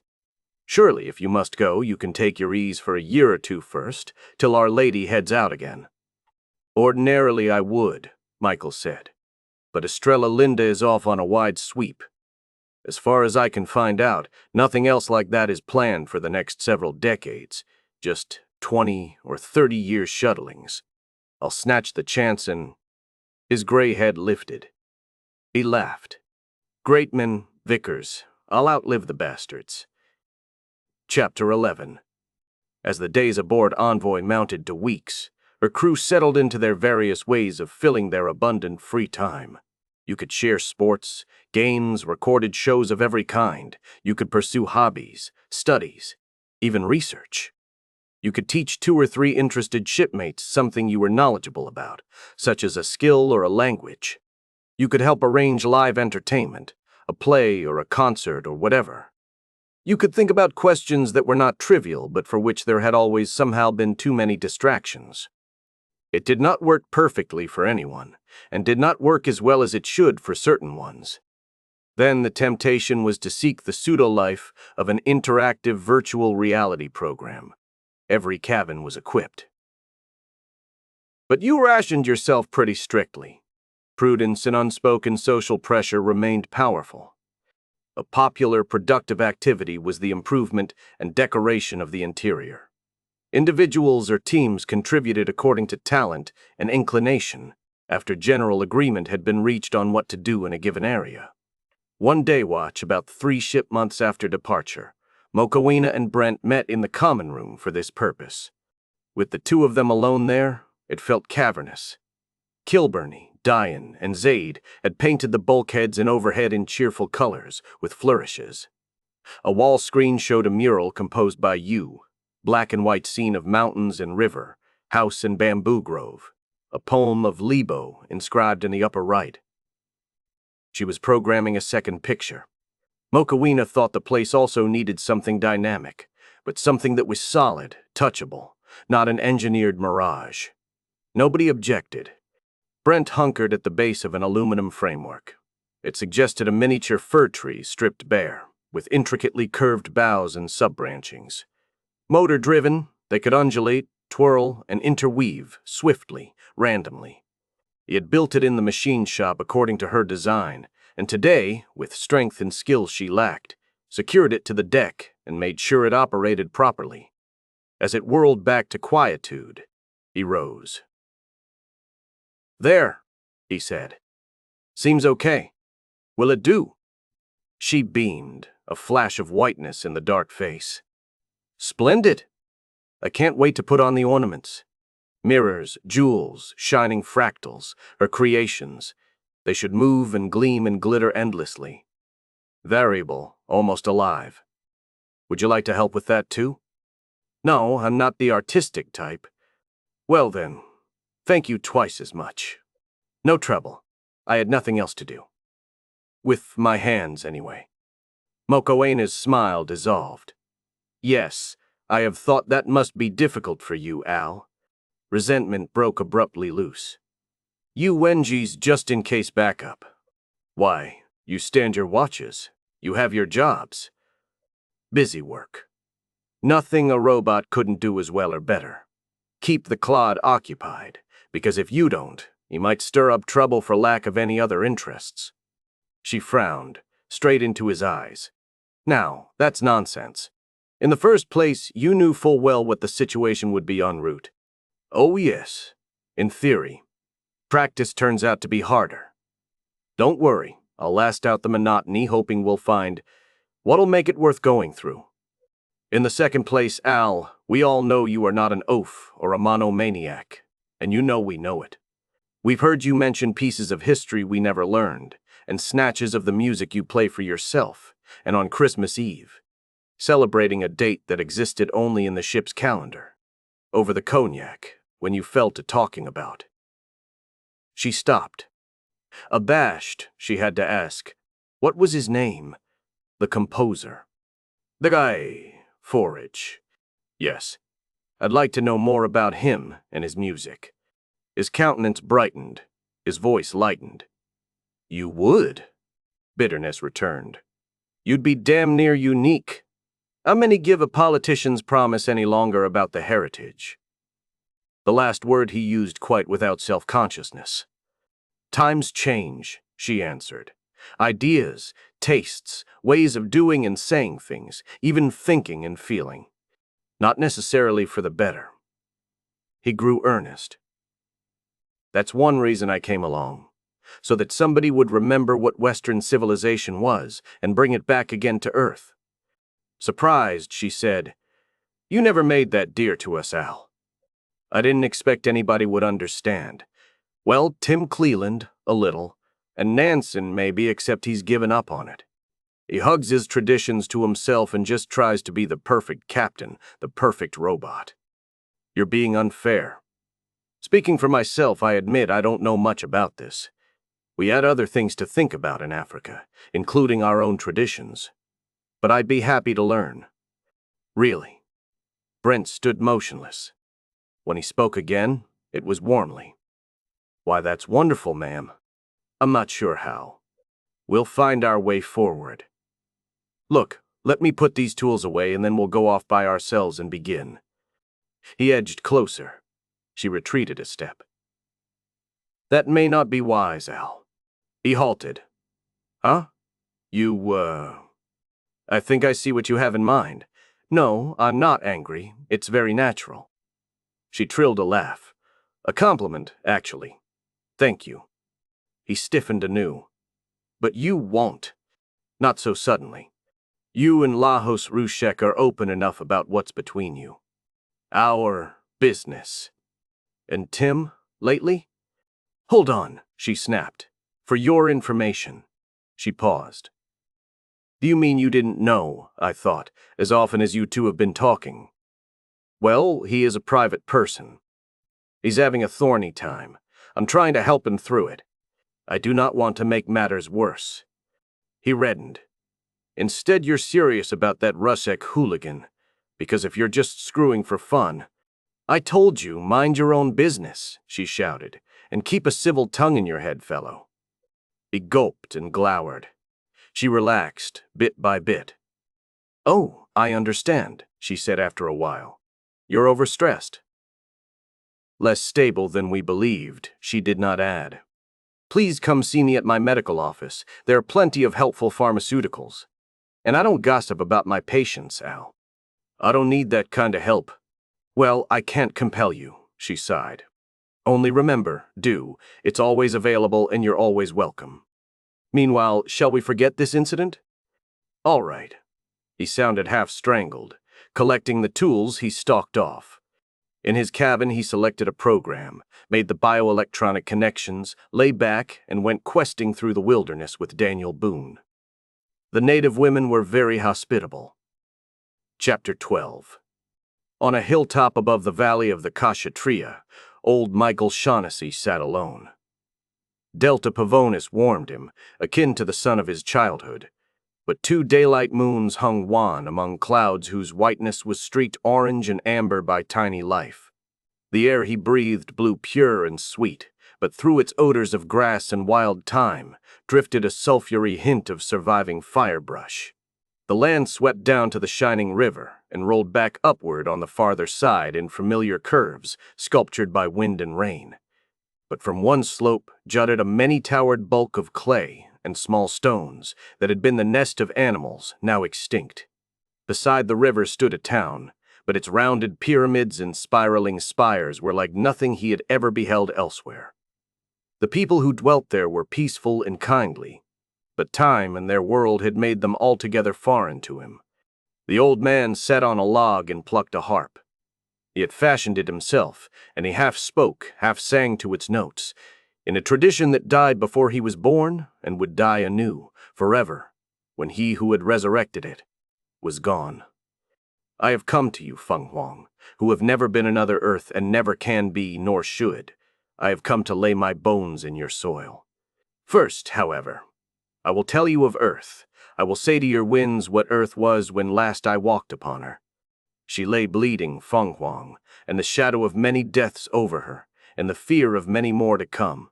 New dreams were astir, as ruthless as the new ever are, and the ancient overlords with their ancient ways stood against it, hoping to kill the newborn dreams and those who bore them.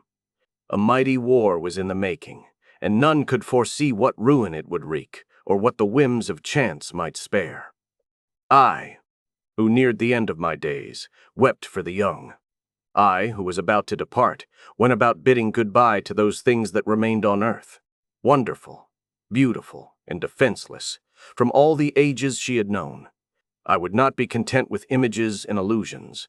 I wanted memories of having myself met what had been shaped by hands, seen by eyes, trodden by feet, kissed by lips long down in dust. In a green country wet with springtime, I found the great stones of Newgrange, where a folk forgotten once buried their kings. And along its western cliffs where the sea roared grey, I went into a little parish church from when the people found their hope in Christ, and I knelt before his altar. Light streamed on me in many colors through the windows of fairy York Minster and soaring Chartres Cathedral. At the University of Salamanca, which remembers the wise Moors, I lost myself in books. I looked into the big eyes of the Empress Theodora at Ravenna and knew why men had loved her. I saw Michelangelo's Judgment Day in Rome and wished that the doom in our cosmology had such a meaning.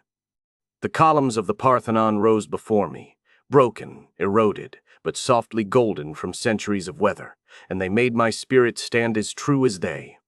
In the tombs of Egypt, where the paintings still cried forth love of life, I wondered at the steadfastness that hewed them from the rock beneath that furnace sky.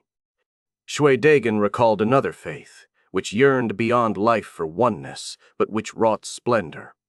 I stood on the great wall, where brave men had kept watch against the barbarians, and I searched through the forbidden city for the loveliness that dynasty after dynasty had gathered together. Under blossoming cherry trees in a Kyoto twilight, it was as if I heard temple bells ringing again.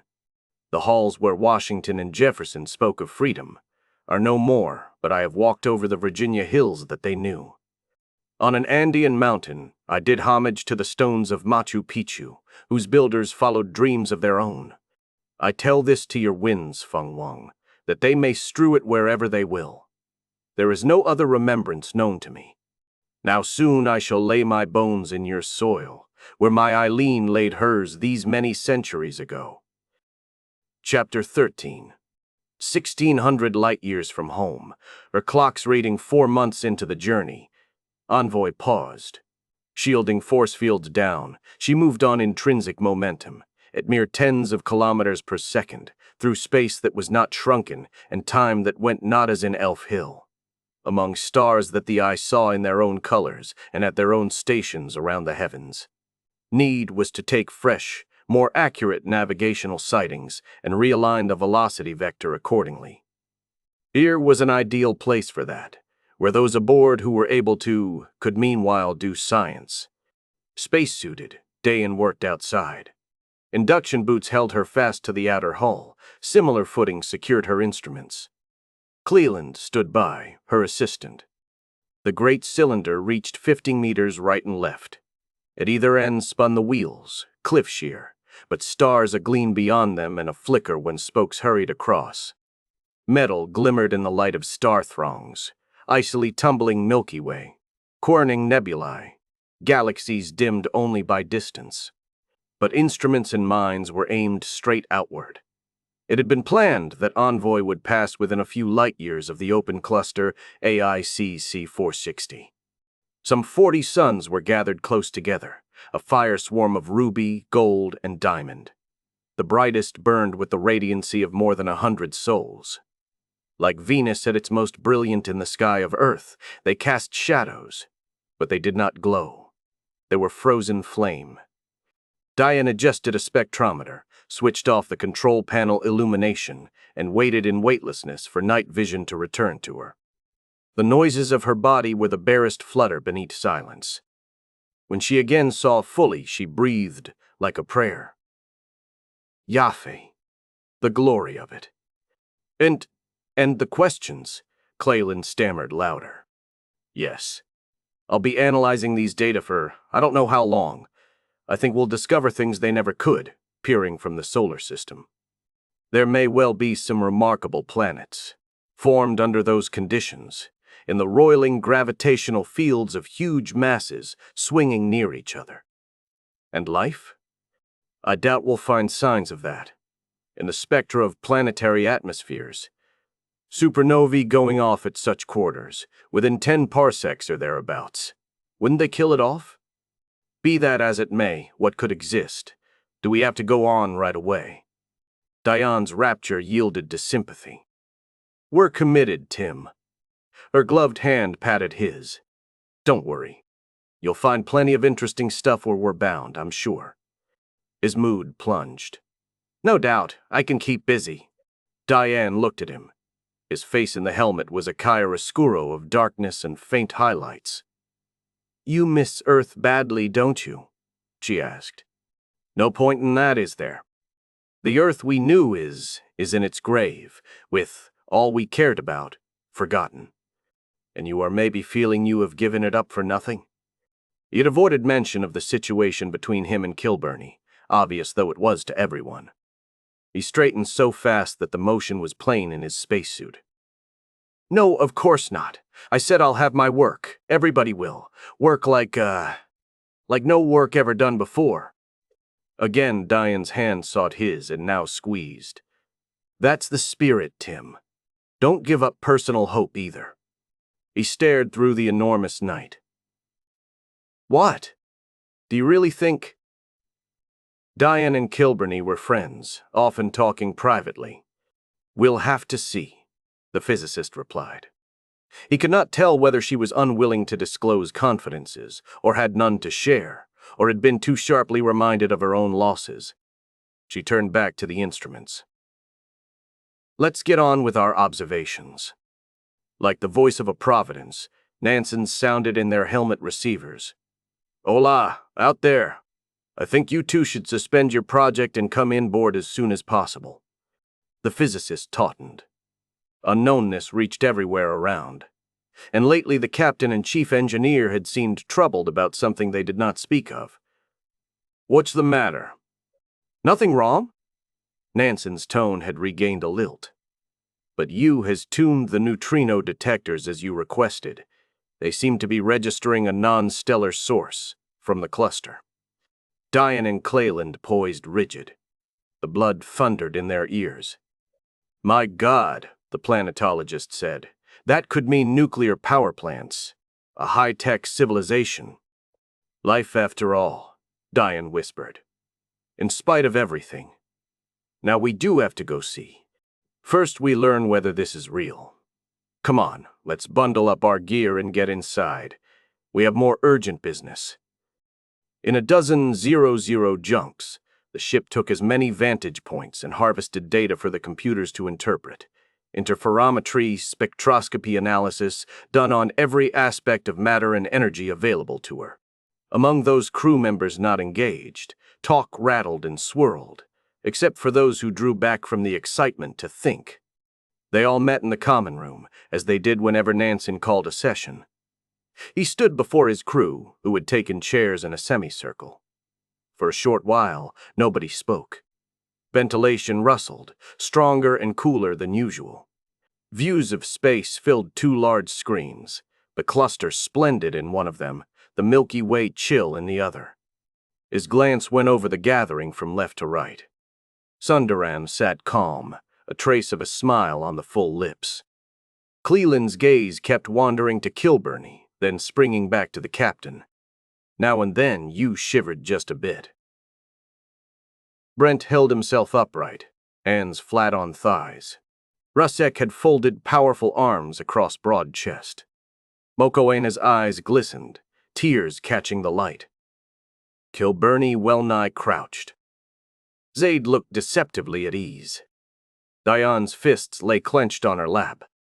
Our good biochemist seldom fails to position himself with a woman on either side, Nansen thought. The amusement flickered out. "Order, please," he said without preliminary. The dryness was a mask for the turmoil within him, where a fledgling eagerness danced above the concern that had more and more gnawed. "We know why we're here. May we first have a report from Dr. Dayan." He believed formality as well as reserve was necessary when he presided over a gathering. She cast a look across the group, but addressed herself to him, though he was aware of what she would say. "It's definite. Unless nature is playing some trick we never suspected she could. We found a source of neutrinos near the heart of the cluster. It appears to be at a star, but is not a star itself. The distributions of energy and type don't fit. However, they do fit a thermonuclear reactor more or less like ours." A sigh and a stirring went among them. Rumor and conjecture had become fact. Sundaram raised his hand. "Excuse me," he said. I am no physical scientist, but how can anything artificial be strong enough to detect at this distance, especially above the background emission of that many crowded suns? Our equipment has the sensitivity, given sufficient data, bearing in mind that the emission is different from any that a star would give off, Diane explained. Actually, we haven't identified a point source. It may be a number of reactors within a limited region. I expect it is. If beings there have such power plants, Kilburney wondered, why haven't they spread through space? No 00 drive, apparently, Diane said. But yon stars are clustered. They could reach others using plasma jets, or could at least send robots to explore, and you could detect the ships boosting, could ye know? We can't project our psychology on them, Mokoena said. They may be nothing like us. We'll go find out, Rushik boomed. Mokoena winced. Nansen had overheard part of an exchange between them. The mate had not taken well her reluctance to approach the sons.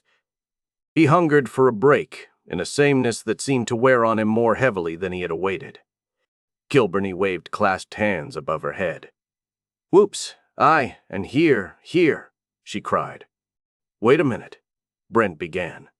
Is it wise? You asked simultaneously. Would you really pass by a chance like this? Zate demanded of them both. Unique, Cleland put in. You lifted her hand. They listened. I thought likewise at first, she said. But then I thought further. We have not reached our goal. Here is no starfaring. She cast a glance at Nansen. He stayed impassive. The environment is unlike anything of which humans have had experience. Mokohena's face showed complete agreement. Kilburney could not refrain from interrupting. At the time we left Seoul, anyhow. The more reason for us to discover what we can. We don't know what the hazards are, you continued. Or the gains compared to, her words stumbled, to what we hope for from the yonder folk. And the time we'd spend, Brent said. Zaid shrugged. A few extra cosmic years. For us, perhaps a few months. How could we learn anything worth knowing about utterly strange planets, whole worlds, in a few months? Mokoena retorted. People worked hard and made sacrifices to send us on our mission, you finished. We should keep faith. Even if the mission turns out to be empty, Nansen thought. The same foreboding must be in her. Maybe especially if it does. But here we have a fresh prize close by.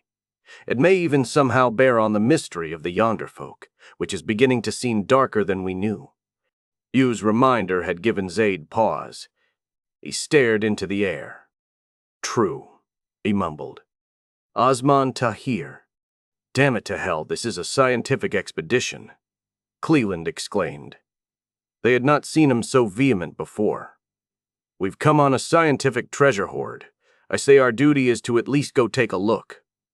Hurrah for you, Tim, Kilburney cheered. I second that. We'd proceed with due caution, of course, Diane said. What do you think, Captain? Rushik called. You've been as silent as an unpaid spy these past days. Yuwenji knows why. Nansen had chosen his words beforehand. I personally favor a reconnaissance, taking no avoidable risks. If we make it, we should make it now. Who knows what will have changed in several thousand years? Besides, on our way back we will likely be tired. We will certainly be older. Our ship or equipment may have suffered damage, and in general, the venture will be more dangerous. Here we may possibly learn something that will help us later, in our primary mission. Kilburney bounced on her chair. Rusek's mustache jutted upward from his grin. Diane smiled. Cleland nodded jerkily. Zabe retreated into thoughtfulness. Mokoena appeared to resign herself and then start lightening up. If all she got here was a tantalizing glimpse of some biology, it might still give a new insight. Sundaram sat quiet, with his customary expression of mild friendliness. Yu could not entirely conceal her distress. Brent stirred. One thing, he barked. One thing. If we go on into the cluster and spend time, how does that time count? Nansen raised his brows. What do you mean, please? The contract. The articles we signed. 5 Earth years max after we get where we're going, before we start home. Will a side trip count toward that? I say it should. Pardon me, Sundaram said, but may I ask what difference this makes across 10,000 years? A difference to us. Our lives. The question is ridiculous, Dayan snapped. The articles also provided we can vote to stay longer than 5 years. Yeah, if 7 out of 10 want to. Don't you want to come home with the knowledge that's our whole purpose? Sure, I'm not saying I wouldn't vote to stay, even, if we need to. I just want this point clarified. It's valid, Nansen ruled, but not relevant yet. We'll take it up if we'll find we should remain in the cluster any substantial length of time. That is, if we do choose to investigate here. At present, don't waste thought or energy on incidentals. Brent glared, swallowed, but kept his mouth shut. Captain, you said, we really ought to continue as we were. The traces. Nansen's chopping gesture cut her off. Please, Engineer Yu, we agreed to keep that matter aside till we have better information. She sank back. What the devil is this? Rushek rasped. You will hear in due course, Nansen assured him. Now I'll only say it would be a distraction when we need our heads clear. To them all, I shall not dictate the decision. If there are no further questions or comments, we will adjourn for 24 hours. Think, inquire, discuss it among yourselves, and tomorrow we will vote. It wouldn't be that simple, he knew. For instance, most of them would be calling up everything about open clusters that was in the database and doing their best to understand and evaluate it. He had done so himself.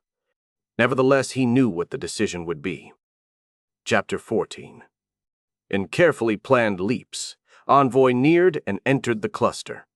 Within, she all but lost the galaxy. Nebulosity lingered here. Dust and gas, still a hard vacuum but enough to dim most of the distant stars out of naked-eye vision. The members of the group shone practically unhindered. To overwhelm the rest, you could see those faint glimmers, but you gave them no heed. Almost 100 radiances gemmed the sphere of heaven. Even dwarfs shone as bright as Rigel or Aldebaran above Earth. Giants blazed, the red of fire or the blue of steel, like scores of Siriuses come together. And when you turned your gaze aside, an after-image burned in it for a while. The crew fared onward in awe. Yet the everyday needs of life stayed with them. To these were added the needs of science, which might prove necessary to survival. I definitely know the sun we want, Dason told Nansen at their third stop for observations.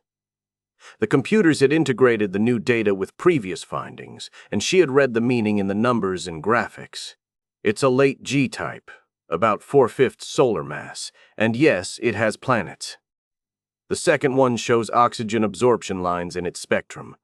It is not the source of the neutrinos, you added. Their generators move about through interplanetary space, favoring what's probably an asteroid belt, although we can't pick out something so small at this distance. They are intermittent. It suggests engines, powerful engines, boosting spacecraft to hyperbolic velocities and decelerating again. How many? Nansen asked. The question sent an electric thrill along his spine and through his skin. Impossible to say. I've found 95 so far, but can't tell which are from the same ship, especially when we jump about across light years and confuse the proper dates of events. And no doubt most of the time they are all on trajectory, with their reactors running at too low a level for us to detect before we get much closer. A big fleet, the Calcie Modo. Has all the industry of those beings moved into space? That doesn't quite make sense to me. Diane clicked her tongue. One more anomaly to put on the list. Nansen seldom barked a question. Now he did. What else? Well, the sun is hotter than would be standard for its mass. That indicates it's old, still on the main sequence, but well on the way to moving off. The metallicity of others in the cluster support that. So does the frequency of white dwarfs. In fact, there's a recurrent nova just a few light years from the star we're interested in. Won't it have harmed life on its planets? I said nova, not supernova. Nansen nodded. I heard that. Also that you said recurrent. The outbursts aren't violent enough, then, across such a gap, to raise the background count very much. Right, to judge by what I've observed. The companion is only middle type M. The spectral data show there was a recent eruption several thousand years ago. I can work out exactly when, if you like. So it'll be quiet for a goodly while to come. But it must have been a spectacular sight in the skies that we are bound for. Nansen stared into the view screen. He didn't know where to find that faded resplendency. Imagination evoked it, 2 stars whirling close about each other, one a dim and long-lived red dwarf, one a spendthrift giant that had flared up before collapsing into the tiny, super-dense, incandescent globe of a neutron star. It kept most of its great mass and gravity. Thus, it stole material from its companion. A fiery bridge of gas joined them. No, a river, a cataract, tumbling from the red to the white. Hydrogen piling up on the neutron surface, jammed together by weight, heated by the energy of its Lucifer-like fall, until it reached the thermonuclear flashpoint and exploded. A cosmic bomb, briefly outshining 50 or 100 souls.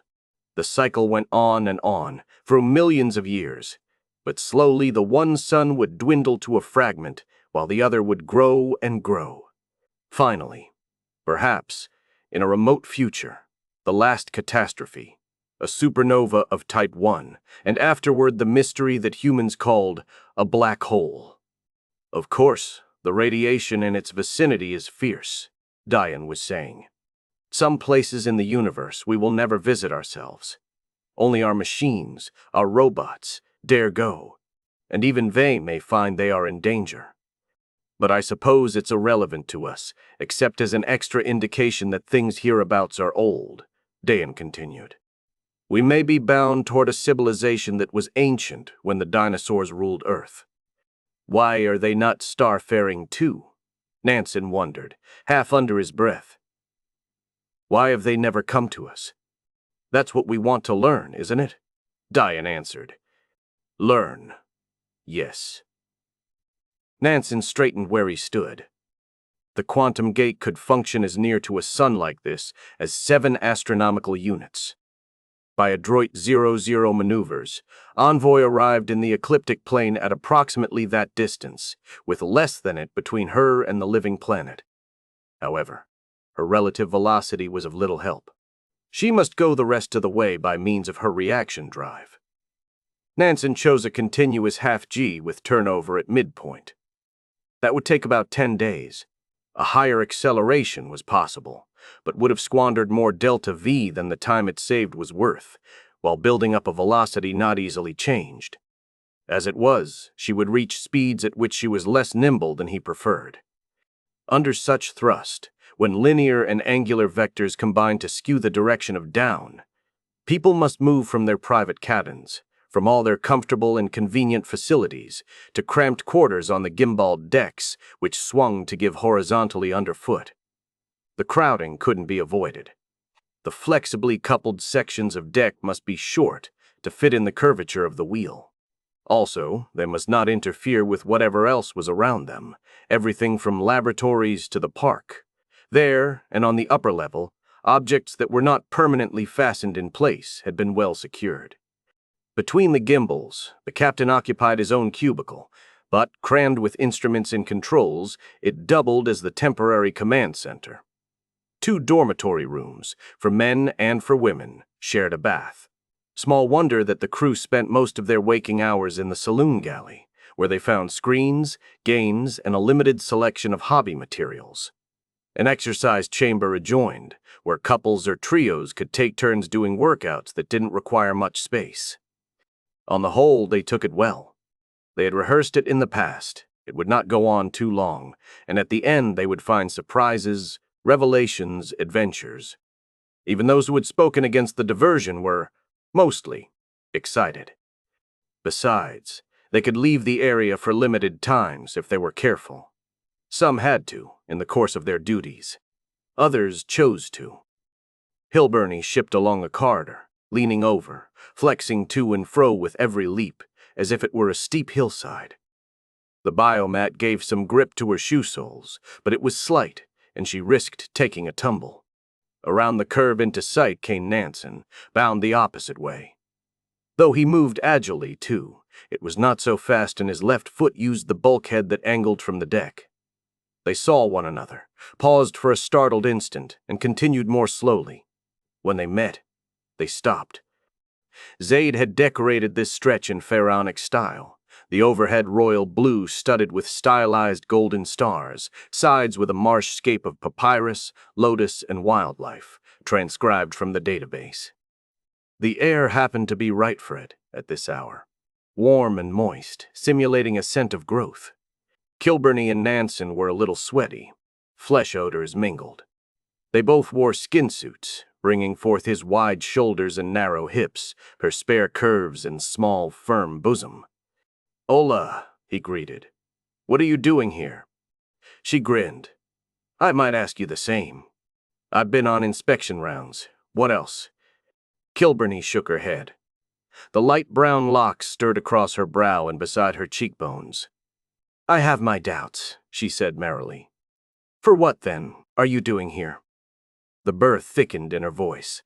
"'Tis no on any direct route frae bridge or transfer bay or where air, nor e'en your ain cabin." "Bien." He cleared his throat. "Well."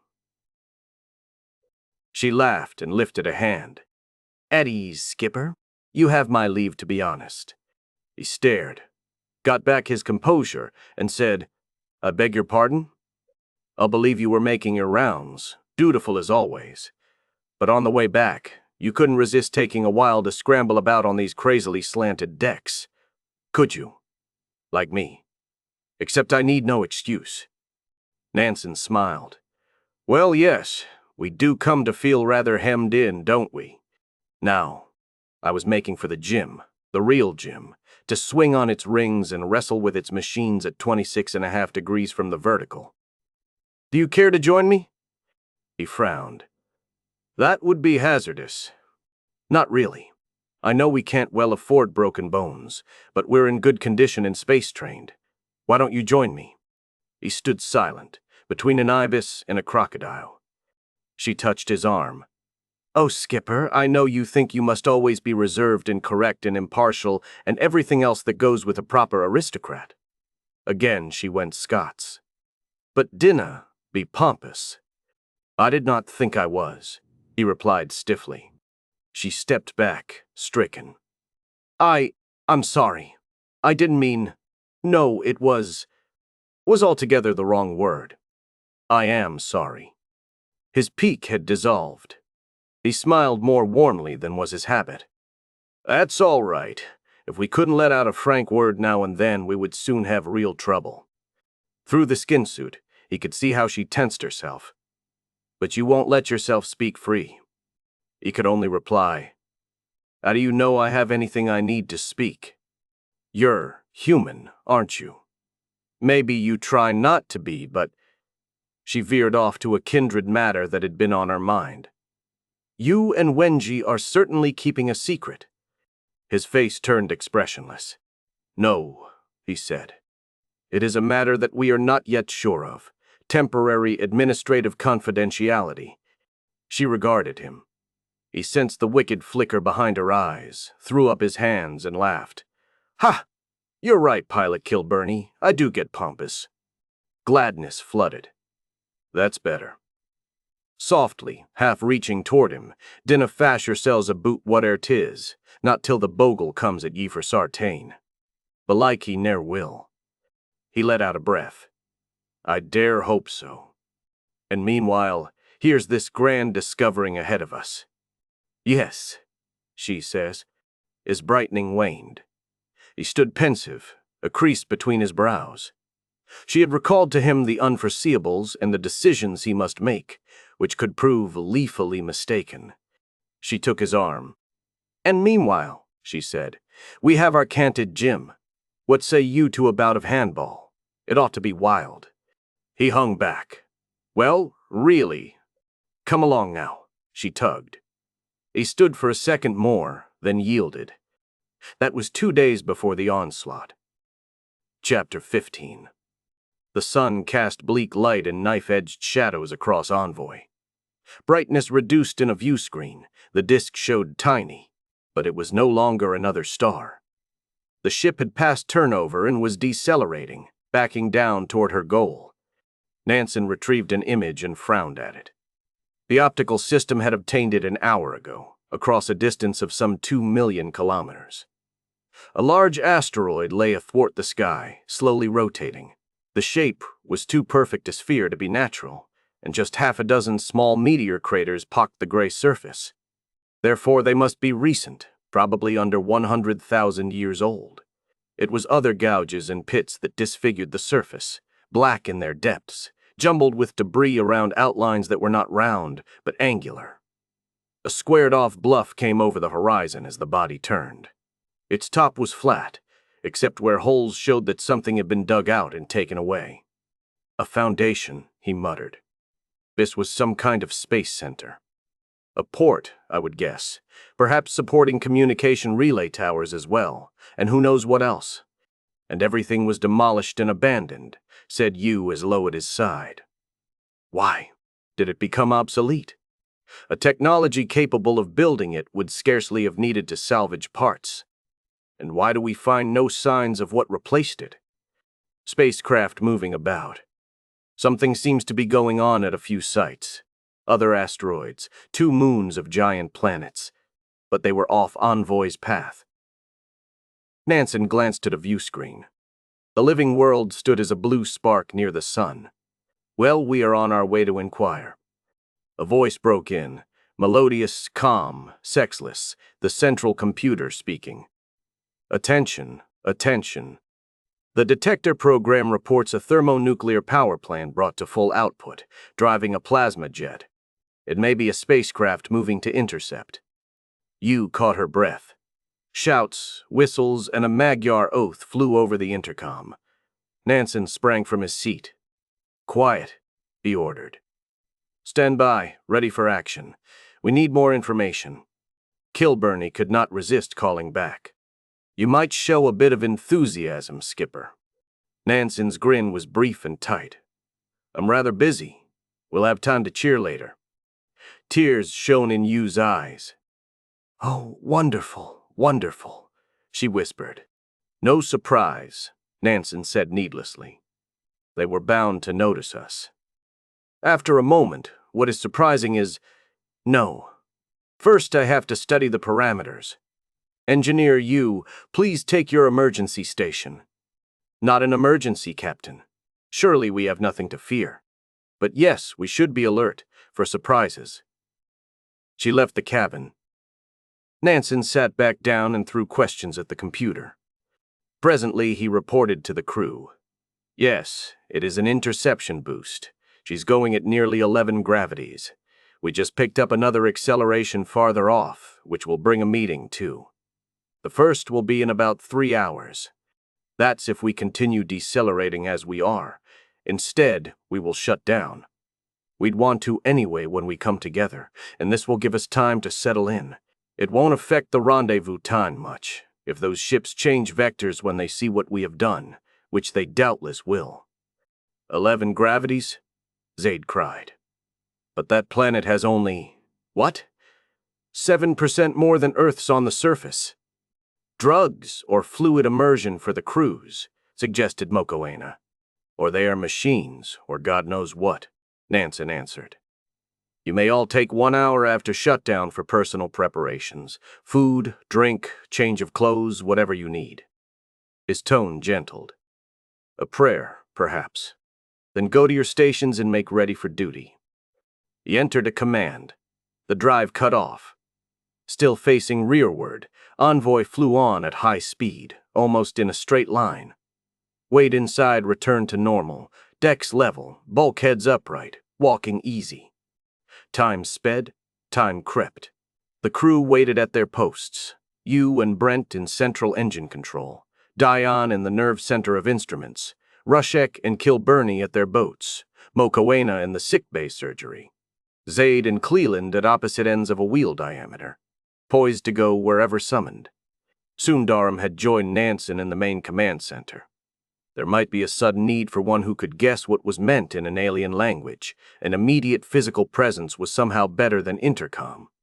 Words did pass through now and then. Fugitive speculations, small talk, attempts at humor. They died away after a spell, and silence brimmed the ship. She signaled on every available band, and silence replied.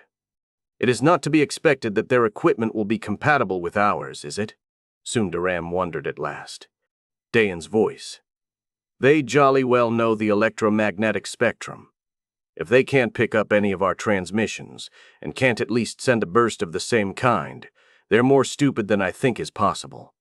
Cleland, maybe they're, sizing us up first.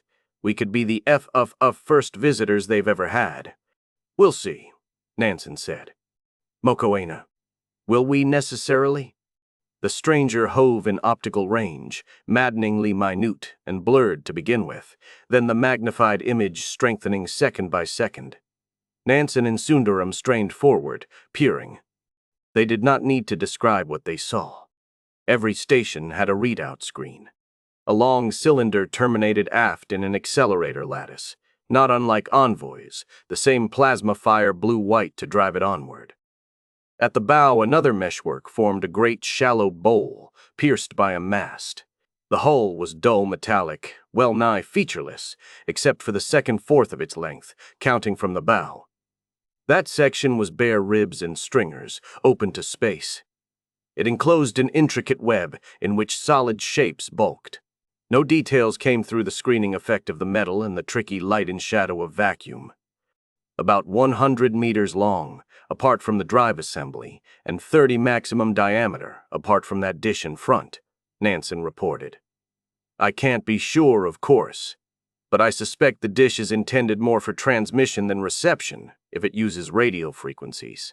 It must be made from a composite as strong as any of ours to stay unwarped at the acceleration it's been through. The entirety seems more and more as though it is purely robotic, Sundaram ventured. That would fit with an industrialized planetary system, and perhaps the mother world, a residential park. When the dwellers became aware of us, they dispatched patrol machines to investigate. Too much that we have seen does not fit with that, Nansen said. Wait.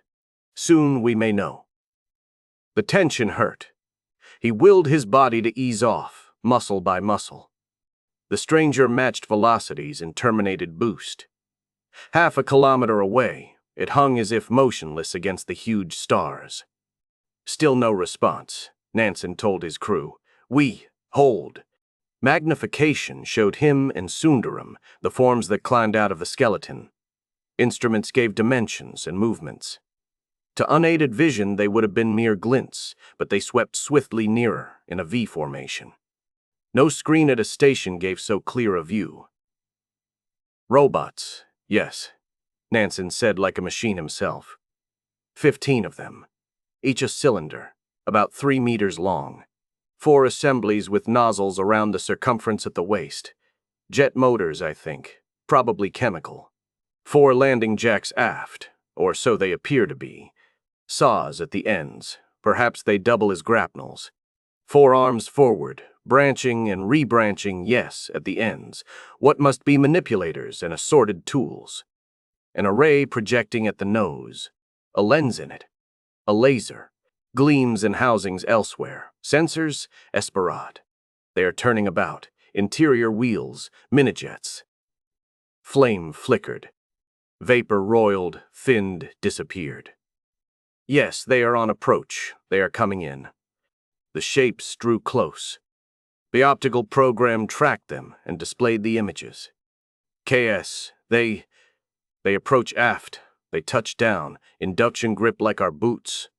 But it is, Madre de Dios, no. The machines were on the plasma drive lattice.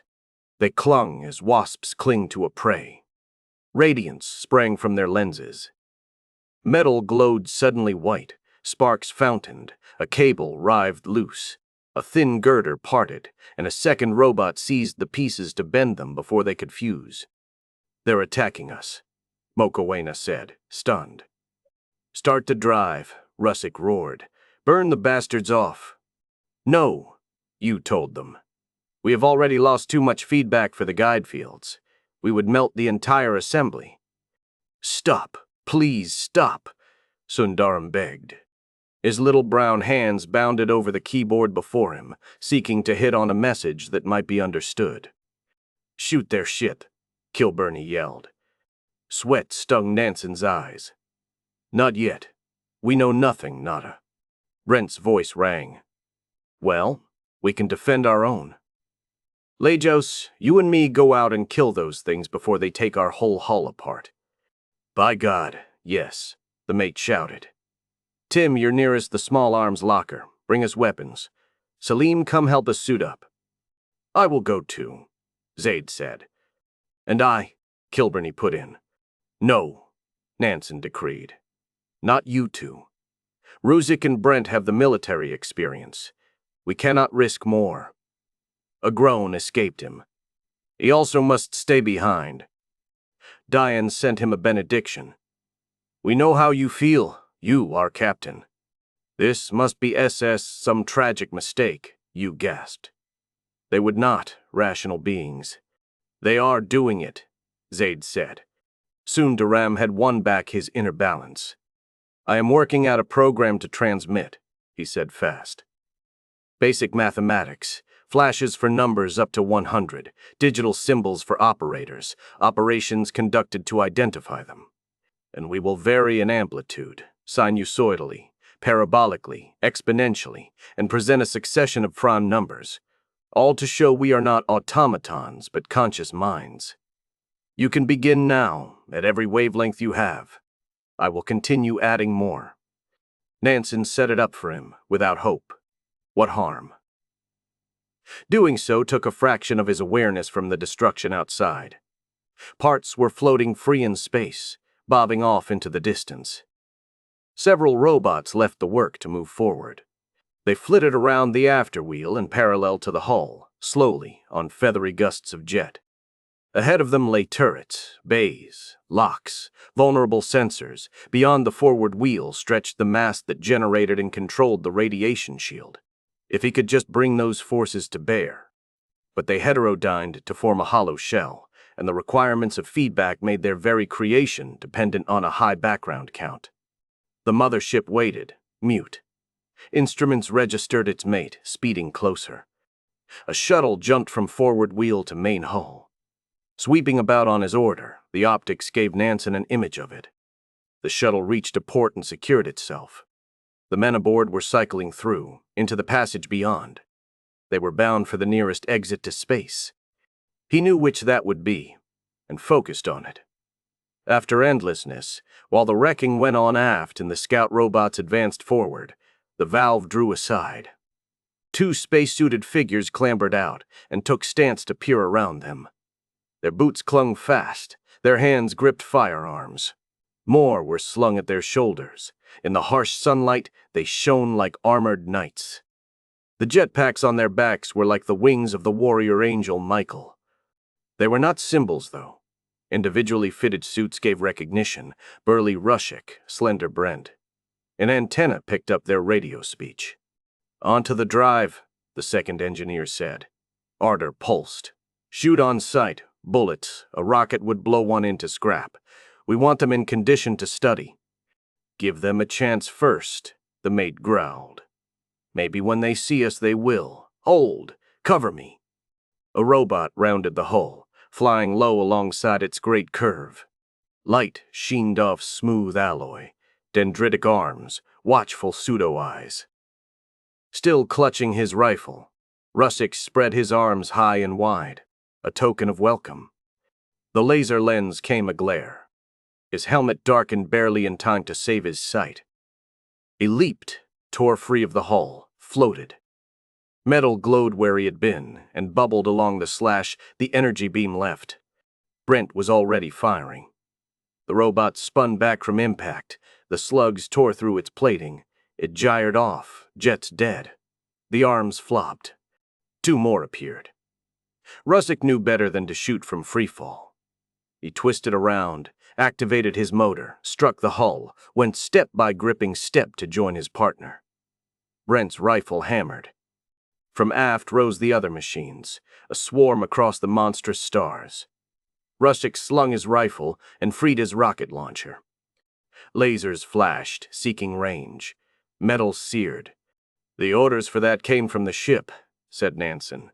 "To it, no, you shall not kill my men." A rocket streaked on a white trail of smoke. Its radar found a target. Its warhead exploded. A rose bloomed soundlessly, spread thin, vanished. Fragments tumbled where two robots had been, winking in the sunlight.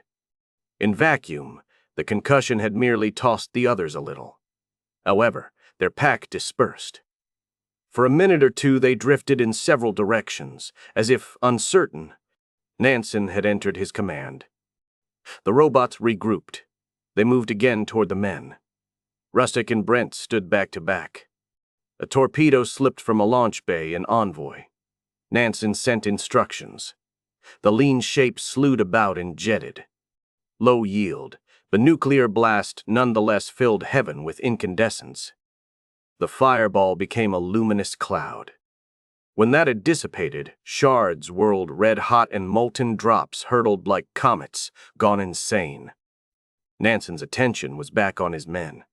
They had had the hull between them and the explosion, sufficient shelter, else he would first have used a counter-rotator to swing his vessel around. They had not moved from their position. As he watched, Brent shot an approaching robot. Again, the bullets ripped thin skin and tore circuits asunder. The machine wobbled backward. Pieces dribbled from it. The sight was almost pathetic, because the entire band had lost purpose. Momentum bore its members past. Two of them encountered the ship, took hold with their jacks, and stood. Tools on the arm branches plucked empty space. The rest of the robots drifted by and dwindled in view. "Hold your fire, Al," came Rushek's hoarse mutter. "I think we've won." A few fragments of the slain vessel struck Envoy, not too hard, sending faint drumbeats through her air. Nansen let out a breath. His skin prickled. He smelled his sweat, felt it on brow and in armpits, heard himself as if from afar. "Return inboard, you two. Well done. We'd better stay here a while, on guard." Brent's words were a little shrill, but they throbbed. "No hay necesidad. No need." Nansen hesitated. His thoughts hastened, he believed. It was language that had gone heavy. At least the probability of more trouble in the near future seemed slight. "We destroyed the mothership, do you know? It must have been in charge. The robots doubtless have some autonomy, but without orders, they don't know what to do. At any rate, they don't when they meet something as unheard of as we must be." Horror spoke from Mokohena. "You destroyed whoever was on board." "They were after us," Kilburney snarled. "No. The ship must have been robotic, too," Diane said. "The wreckers were agents, organs, corpuscles serving it. I can't believe intelligent beings would mount a senseless attack. It was most likely due to a program not written for anything like us." Nansen's tongue began to moisten. It moved more readily. "We'll discuss this at leisure and lay new plans," he said. "Meanwhile, Mateo Rushik, Engineer Brent, will not hazard you further. Come back." "To a hero's welcome," Kilburney cried. "First, I'd better blow these two here apart," Rushik said. "No," Brent exclaimed. "We want them to study, dissect. The military value, lasers that powerful, that small.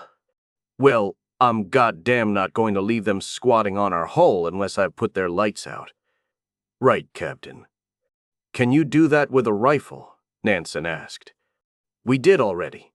"Don't shoot them in the same places," Brent urged. "Leave different sections intact. We need the knowledge, I tell you." "For war?" you protested. "Why? I thought we are agreed this was essentially an accident." "We are not certain of that," Nansen replied. "We'll try to find out. First, of course, we'll assess the damage and commence repair." Sundaram stirred. No, he said. First, we should attempt contact with the second ship. It will be here in another hour, won't it? It will not, Nansen declared. I am about to launch a second missile. Oh no, you screamed. You cannot tell? Do you? I can gauge probabilities, Nansen answered, and that robot brain yonder may have learned something from what has happened. It shall not get a chance to apply the information. I hope the rest of the fleet will take that as a lesson to leave us alone. But, Captain Nyan T, I am the captain. Let any guilt fall on me. I am responsible for all of us. Sundaram parted his lips and closed them again.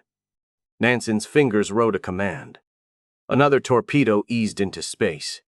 It turned, searched, found its target, plotted its course, and spurted off. After a while, very briefly, a new star winked. There was no further sound from the engine center. Perhaps you had turned her intercom off.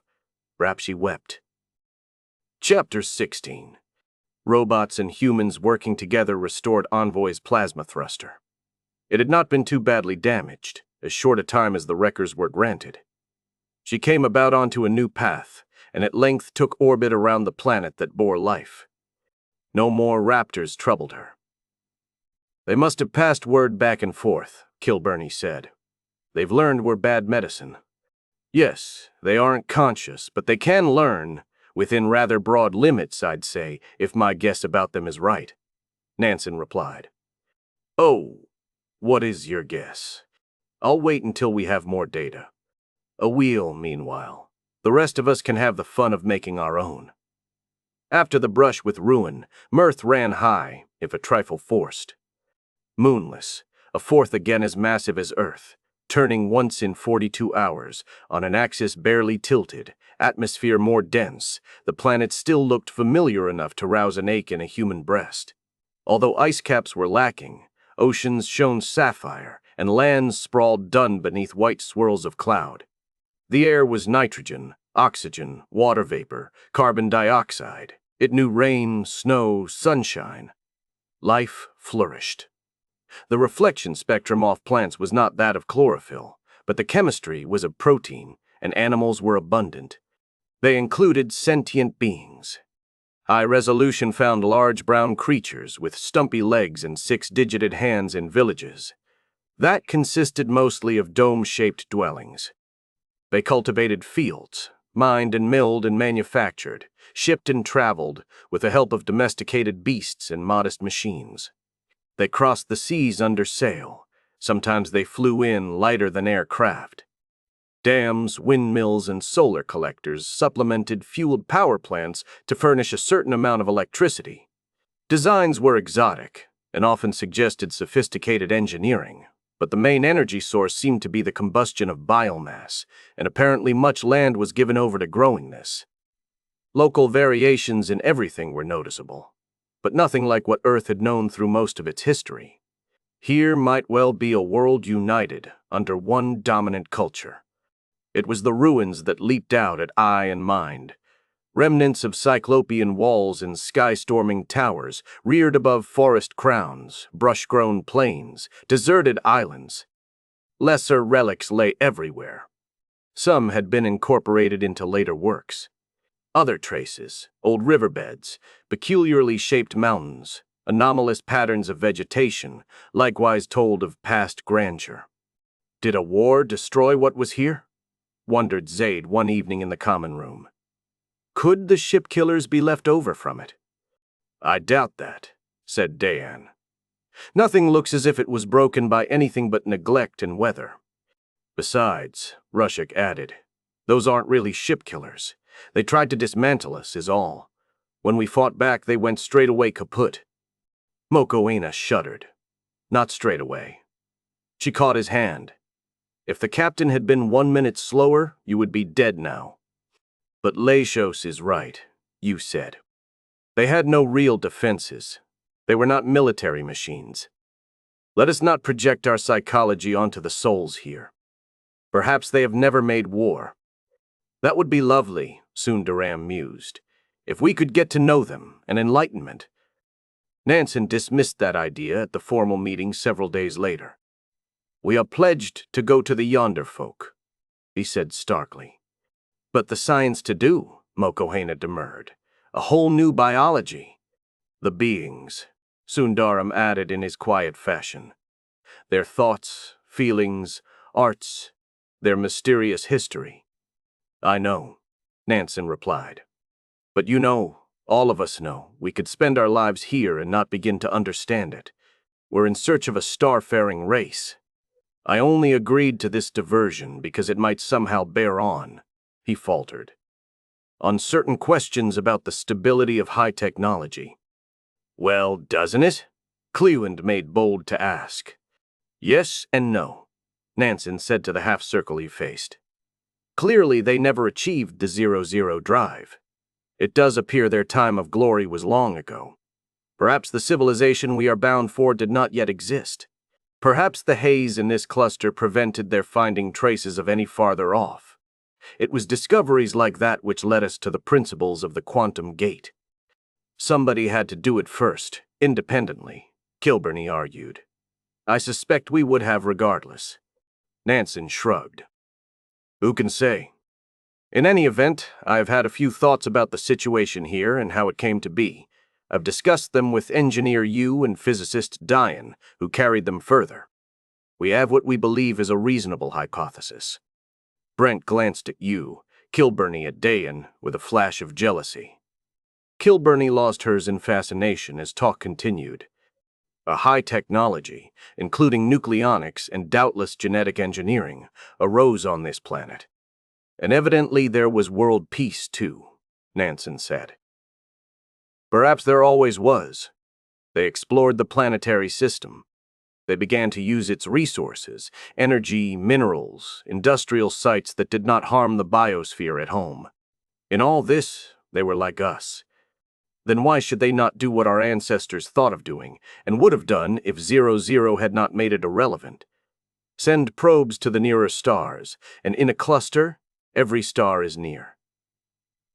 Robots to survey and study and beam their findings back. Our ancestors did, a few times," Cleland pointed out. Nansen nodded. "True. But they never took the next step, which was to send von Neumann machines." "What?" Nansen looked at Dayan. "Would you like to explain?" "It's simple enough," she said.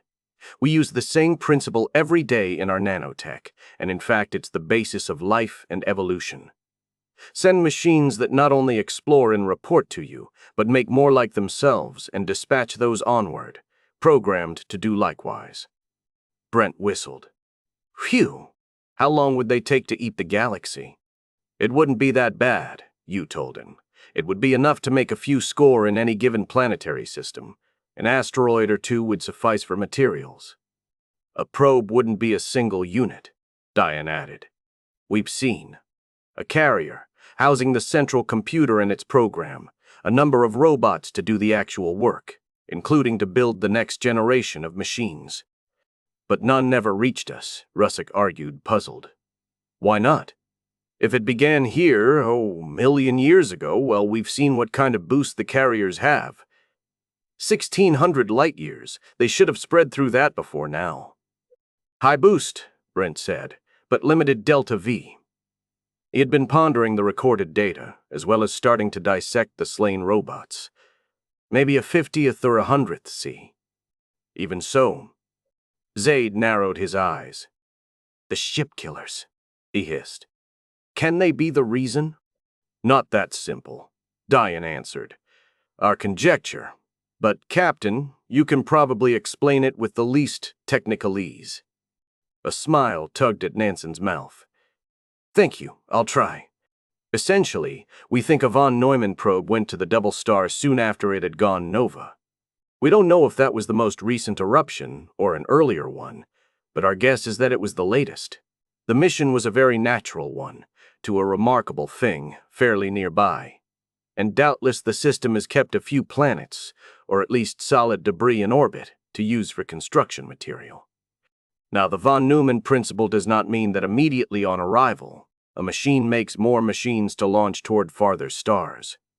First, it will make more like itself to investigate the system that it has reached. They must cope with many unforeseeables. Their hardware must be complex.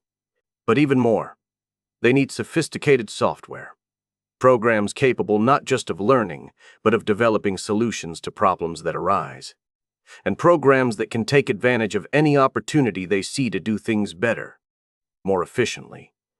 Well, our hypothesis is that in the dreadful radiation environment shortly after the nova outburst, a program mutated. Probably several did, in different ways, and perished. It would make sense to take the usable parts of those machines for making new ones. But this mutant went beyond that. It found it could reproduce still more efficiently by actively assaulting others, or any machinery it found, and processing what it took. "My God, a predator!" Kilburney blurted. She stared before her. No awareness to tell it this was wrong, a bad idea. Evolution, blind as was life. "I imagine the cannibals aren't too specialized," you murmured. "They must retain the ability to use raw materials. It is simply a loss of inhibition." But in the end, they devoured all others in the Nova system. "And then they went after new prey," Diane said, flat-voiced. "Is that why no such machines ever reached Sol?" Mokoena asked. In her expression, shock struggled with professional interest. "No," Zaid said. "How could they overtake the wave of exploration?" "Wolves didn't wipe out buffalo," Brent added. "Predator and prey developed an integral relationship," Sundaram said. "We learned on Earth how unwise it is to interfere with the web of life." "Please," Nansen said. "These are side issues. Argue them later." "The analogies to organic evolution are not exact," you admitted. "Our guess is that machines capable enough to be useful interstellar explorers are necessarily so complex as to be vulnerable to mutation in their programs," Diane said. "They need not visit a nova. Sooner or later, if nothing else, cosmic radiation will do it. Generally, they lose their wits and just drift on aimlessly forever. Probably no line of von Neumann's gets beyond a few hundred light-years before it goes effectively extinct." "More speculation," Nansen said. "We, our crew, will never know with certainty. But the suggestion is that this one mutation was successful in a way, and Sonic of the Predators came back to this star. It may have been random, or they may have remembered. By then, the civilization here was completely dependent on its industries in space. Suddenly, they were wiped out. If the beings realized what was going on and tried to launch weapons against the invaders, those weapons were inadequate, perhaps gobbled up as they left atmosphere. Or perhaps the beings were too peaceful to think of weapons. Whatever happened, their technology collapsed. It must have been horrible." Mokoena winced. "Famines, epidemics, billions dying. They seem to have rebuilt as best they could," Nansen reminded her gently. "It looks like a stable population and ecology, a world that can last till the sun grows too hot." Kilburney grimaced. "But then, and meanwhile ne'er to adventure again?" "Not while the predators prowl," Brent grated. "I dare say they've reached an equilibrium too," Diane said. "They probably reproduce from raw materials and from the parts of ones that, die. Maybe they have combats once in a while, but that can't be the basis of their existence. Their programs remember, though. They remember. And when we arrived, manna from heaven." Zaid jumped to his feet. "Let's hunt them down," he shouted. "If we do nothing else, we can set these poor beings free." Russick sat bolt upright, his mustache quivering. Brent stifled a cheer. "No," Nansen said. "It would take years if we can do it at all. And we can't tell what the consequences could be. We are not God. We have our promise to keep. No, we have not really solved the mystery we found. We have what seems to be a good guess, no more. It is the best we can hope for. If no one finds an unanswerable reason to stay, we will continue on our proper mission within this week." Zaid snapped air into his lungs, looked around at his crewmates, and sat down. Silence closed in. Kilburney waved a hand aloft. "Bravo for you, Skipper," she called. "We've plenty ahead of us. Bring us there." She, at least, is wholeheartedly with me, Nansen thought. I'd like to confide in her, tell her why this irrational sense of urgency is riding me, if the thing I'm afraid of turns out to be true. And then, looking at her. Afraid? Why? Our mission is to discover the truth, whatever it may be. His mind flew back across light years, to what was less knowable than that which lay ahead. May they at home still have a spirit like hers. Chapter 17. One Saugus had Tawn to morning back. Earth was the mother and her kith town, the small motherland of every starfarer. But there were other worlds where humans dwelt. At those the ships were almost always welcome, bearers of tidings and wares that bridged, however thinly, the abysses between. It was not perennially so on Earth. Thus, over the centuries, Tau Ceti became the sun which voyagers from afar often sought first. Its harbor was as homelike as any known extrasolar planet, and usually at peace. News beamed from Sol arrived only 11.5 years old. If you had felt unsure, you could now lay plans. Whether or not you went on to that terminus, here was a good place to stop for a while. Do business, make fresh acquaintances, and breathe fresh winds. A kith village grew up, stabilized, and settled into its own timelessness. Spanning the distances they did, vessels could hardly ever prearrange a rendezvous. It was occasion for rejoicing and intermingling when two happened to be in the same port. When three or more did, it meant a fair. Fleetwing came to harbor and found Argosy and Eagle in orbit. Argosy was about to depart, but immediately postponed it. Profits could wait. They were no longer large anyway. Fellowship, courtship, exchange of experiences, renewal of ties, the rights that affirmed and strengthened kithhood, mattered more. Ormer Sean, second mate aboard Fleetwing, and Haki Tensaro, who dealt in textiles wherever Eagle might be, walked together through the village, bound for the story circle. Tensaro wanted to hear what Sean would tell. They had become friendly in the past few days, and besides, a real yarn, spinning with a bardic accompaniment, was an art practiced in just 4 ships, which did not include Eagle. The two men had met for a beer in the Orion and Bull before starting out, and continued their conversation as they proceeded.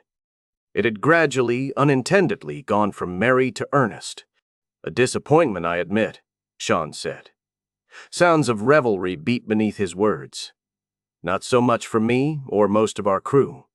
But the boy, he was really looking forward to all the ancient marvels. "We're quite safe on Earth nowadays, I tell you," Tensaro argued. "No more persecution. They still don't like us, though, do they? To go by what everybody's been saying." Tensaro shrugged. "I've seen things better there, but I've seen them worse, too.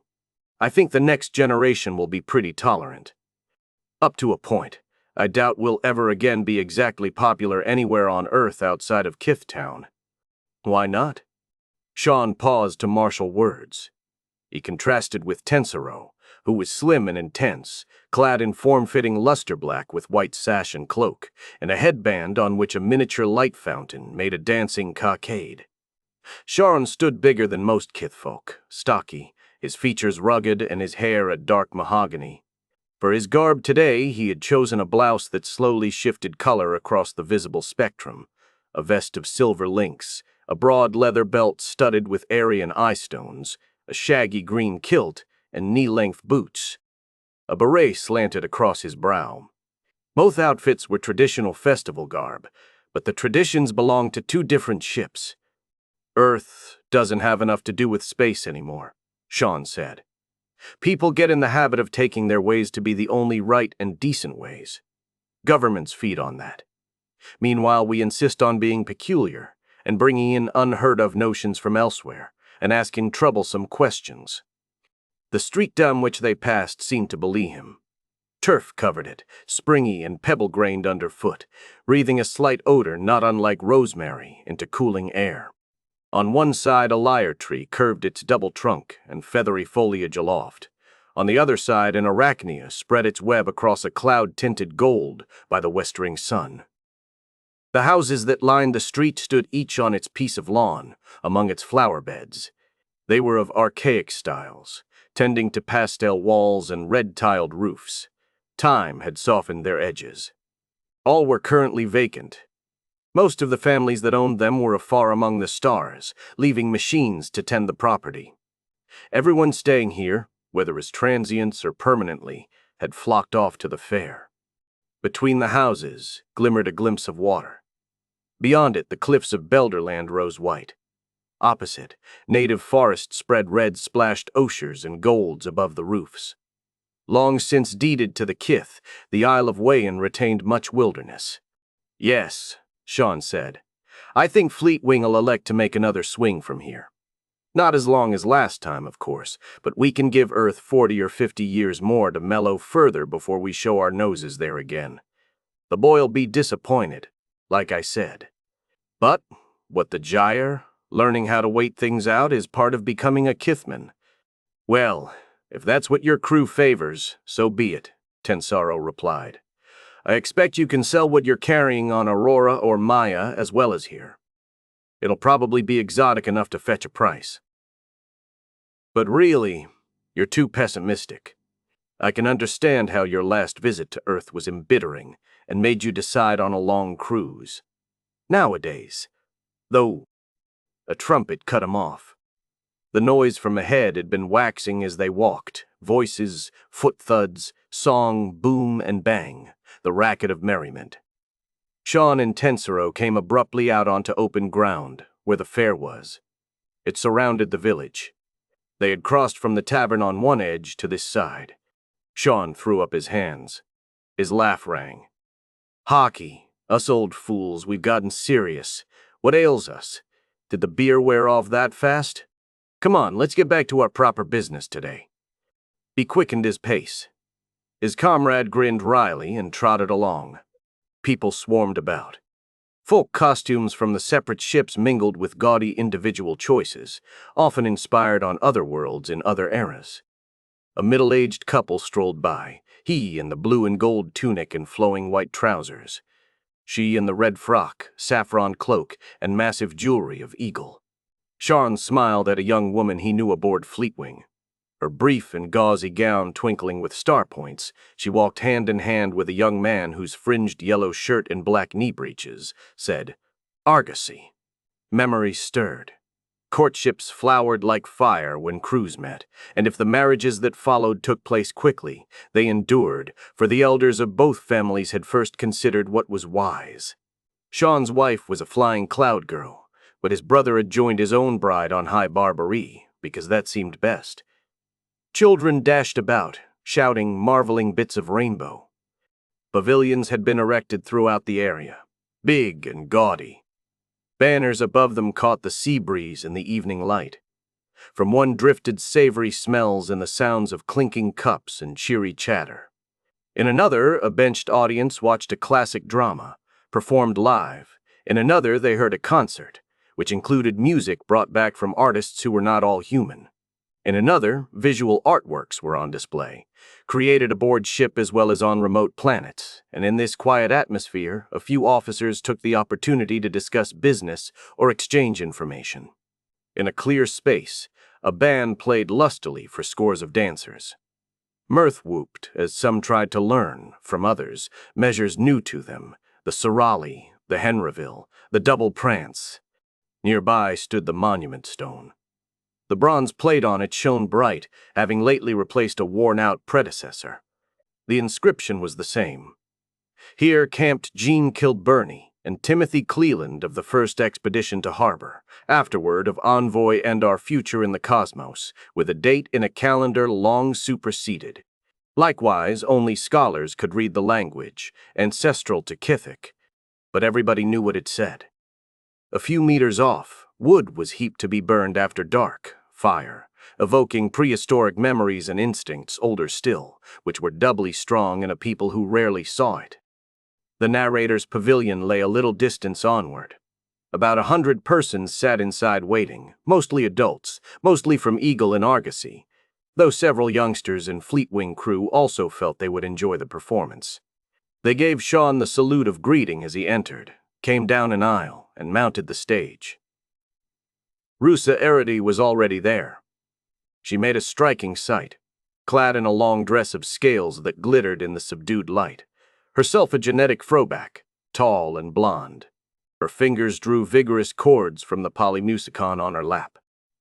The song she sang was as ancient as her looks, translated and retranslated over the centuries, because it spoke to the kith. The Lord knows what we may find, dear lass, and the deuce knows what we may do.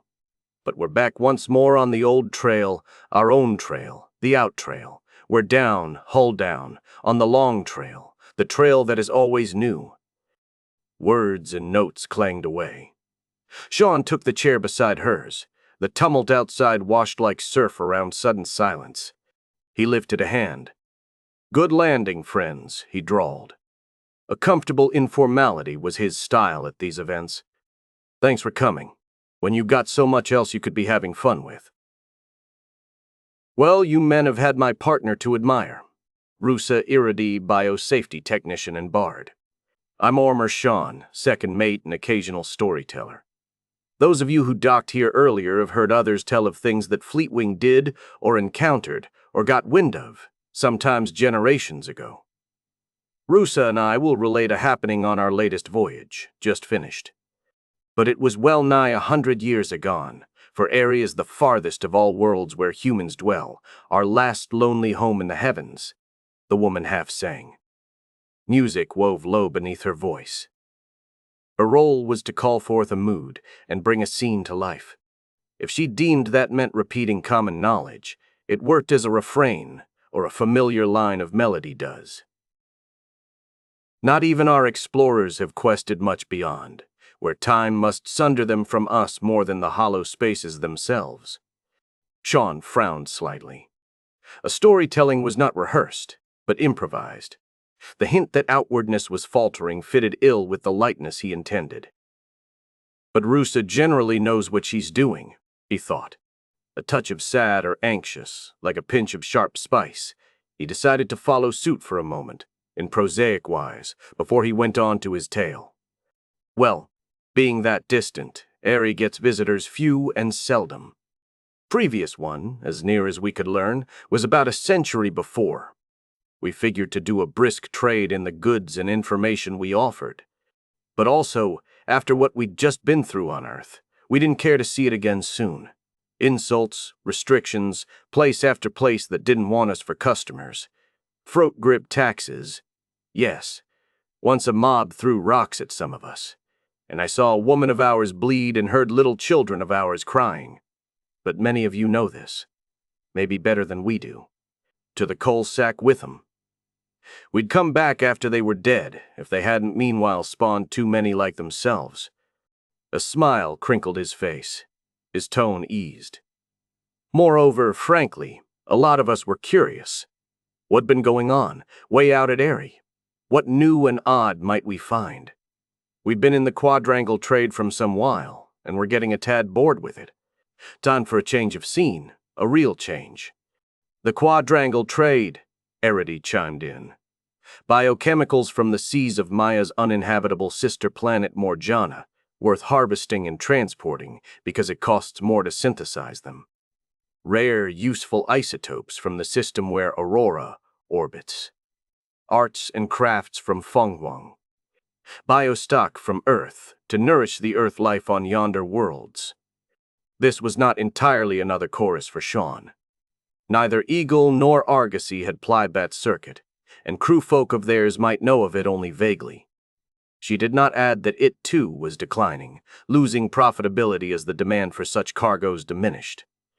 We fared from the quadrangle toward the Lion, she finished. A long haul, aye, Sean said. Considering how scarce traders had been on Eri, and how small the population and industry probably still were, we loaded a lot of stuff more massive than usual, machinery, and so on. besides our several hundred men, women, and children as always, their life support, their household treasures, their tools and weapons that they may have need to wield when we arrive, their need to be together, to be families, and thus keep the life of the ship alive. Not information, for those who sat listening, affirmation for every kith member, living, dead, and unborn. So our gamma factor was well down, seeing as how our quantum gate's no bigger than anybody else's. Not like envoys, for none of our ships is envoy, outbound beyond the borderlands of history and bearing no more than her fabled 10. Well could we wish for an engine like hers, but the gain and loss of trade say no, it cannot pay, and though we travel not for trafficking alone, it is by the traffic that we abide as the kith. More rituality, as a priest at a service may recite an article of the creed to strengthen feeling in a congregation that may know it, word by word. 97 light years took us 800 months. Oh, we were good and tired when we got there. Tired, anyway, and cramped and grubby and ready to settle in for a while.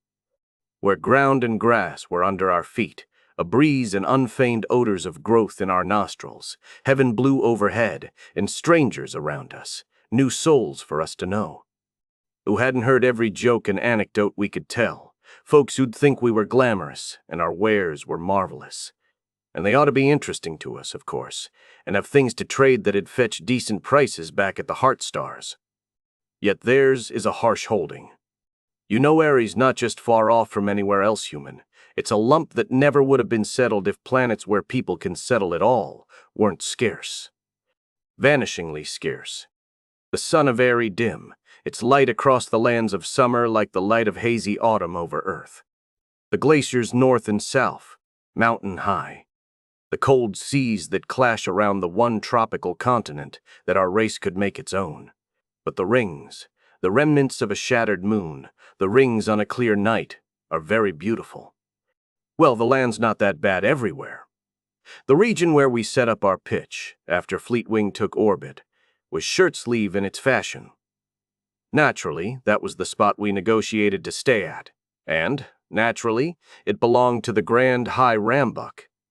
Sean continued with incidents from first contact, the establishment of groundside camp, trade, personal encounters, mostly as amusing as he could make them.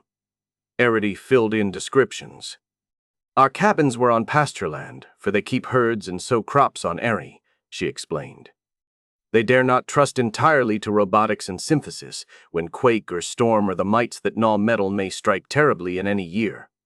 Terrestrial grass stretched away southward from us, deeply green in the pale day, on one side the neatly arrayed houses and shops of the magistrates' retainers and their kindred.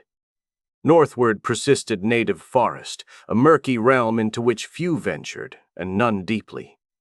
The castle loomed between us and the wildwood, its towers stark athwart the clouds. No need for curtain walls, when aircraft, missiles, and armed men stood watch. The castle was a community in itself, homes, worksteads, chapels, stadium, even laboratories and a museum. Ares not under a tyranny, Sean said. The way things had worked out, at least, as of when we were there, government was mostly by town meetings, scattered around the continent. The magistrate provided peace and order, police, through his militia, and higher justice, court of appeal, court of legal review, through his telepresence. Otherwise, he generally left people alone, which most times is the best thing government can do. But after several generations had passed the office down from one to the next, he held a huge lot of assorted properties, and people didn't give him much backchat. He was a reasonable sort, though, in his rough-hewn style. We had no trouble ranging about in our own flitters, seeing things and making deals, and we were on a live, uncluttered world. Yes, that was a good 3-4 months. For us, Arity laid to this. Her music throbbed and keened. We were not wholly benign. In some whom we met, we from the stars awakened dreams forgotten, wishes ungrantable, and belike we will never know what is afterward brewed from that discontent. One boy in particular, Sean said. Baldy Ronan, his name was, a bastard son of the magistrate, raised at the castle in a hit-or-miss way, but with fairish prospects ahead of him. He might become an officer in the militia, for instance, or a rancher or an engineer. He being bright and lively. By Earth reckoning, he was about 14.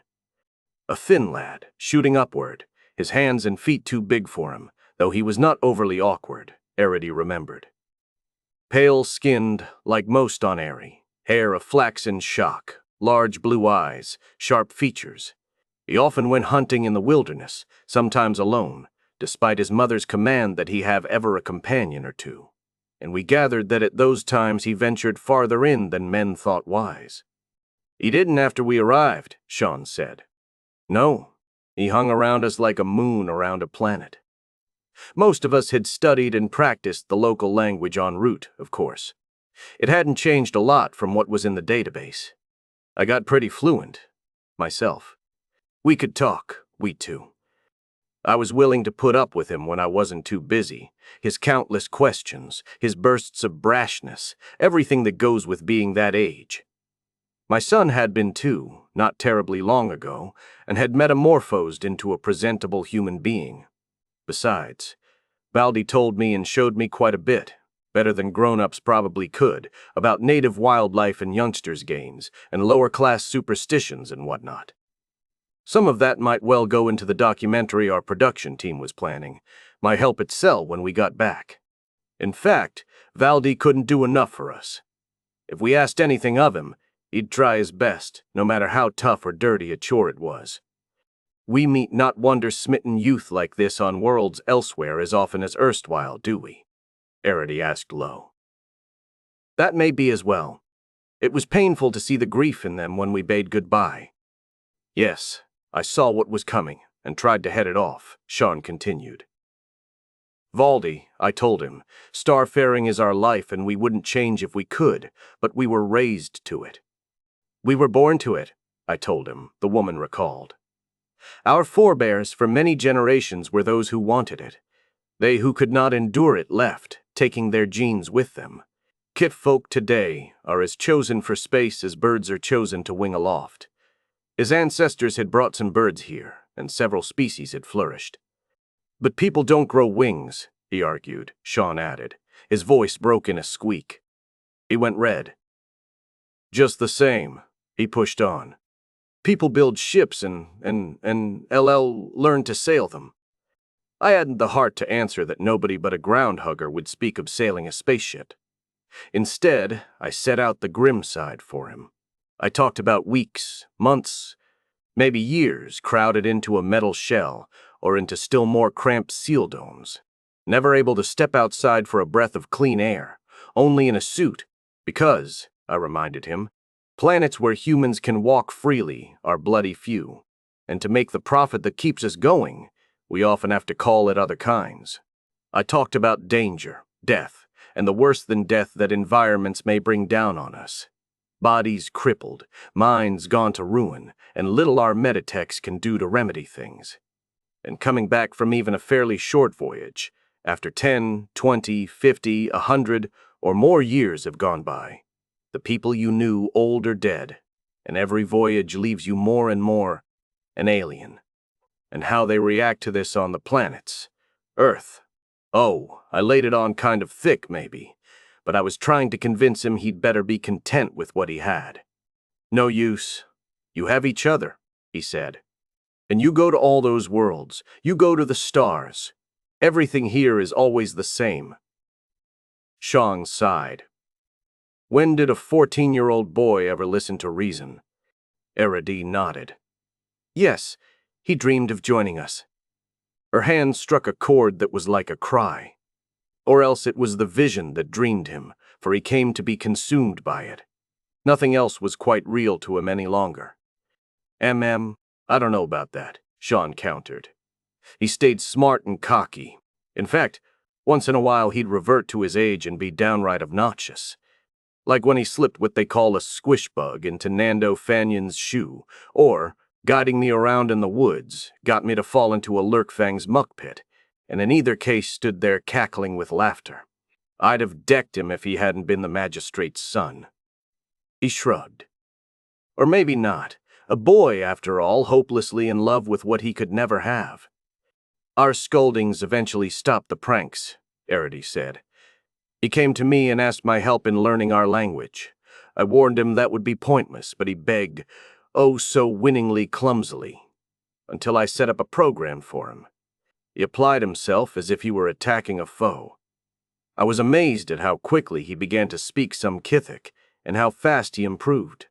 And when he heard how widely used Zyrisi is around the Heartstars, naught would do but that he study this also, and again he was on his way to mastery. Sean nodded. It got me wondering if he might not actually be recruitable. Planet-siders had joined the Kith now and then in the past, and some fresh DNA in our bloodlines wouldn't hurt. I hinted to his father, and gathered that he wouldn't mind. He'd never see his son again, but on the other hand, wouldn't have to worry about providing for him or sibling rivalry or whatnot. So I put it to Captain Dew one day, privately, just for consideration. He wanted no part of it, though. We were too close-knit, he said. Our ways too special. A newcomer would have too much to learn. And supposing he could, which I did believe Valdi was able to, would whatever he contributed during the rest of his life be enough to make up for the time and trouble his education, his integration with us, had cost? Our margin is thin at best, Arity whispered through a rippling of cold string sounds, in material profits and still more in the spirit. I tossed the notion aside.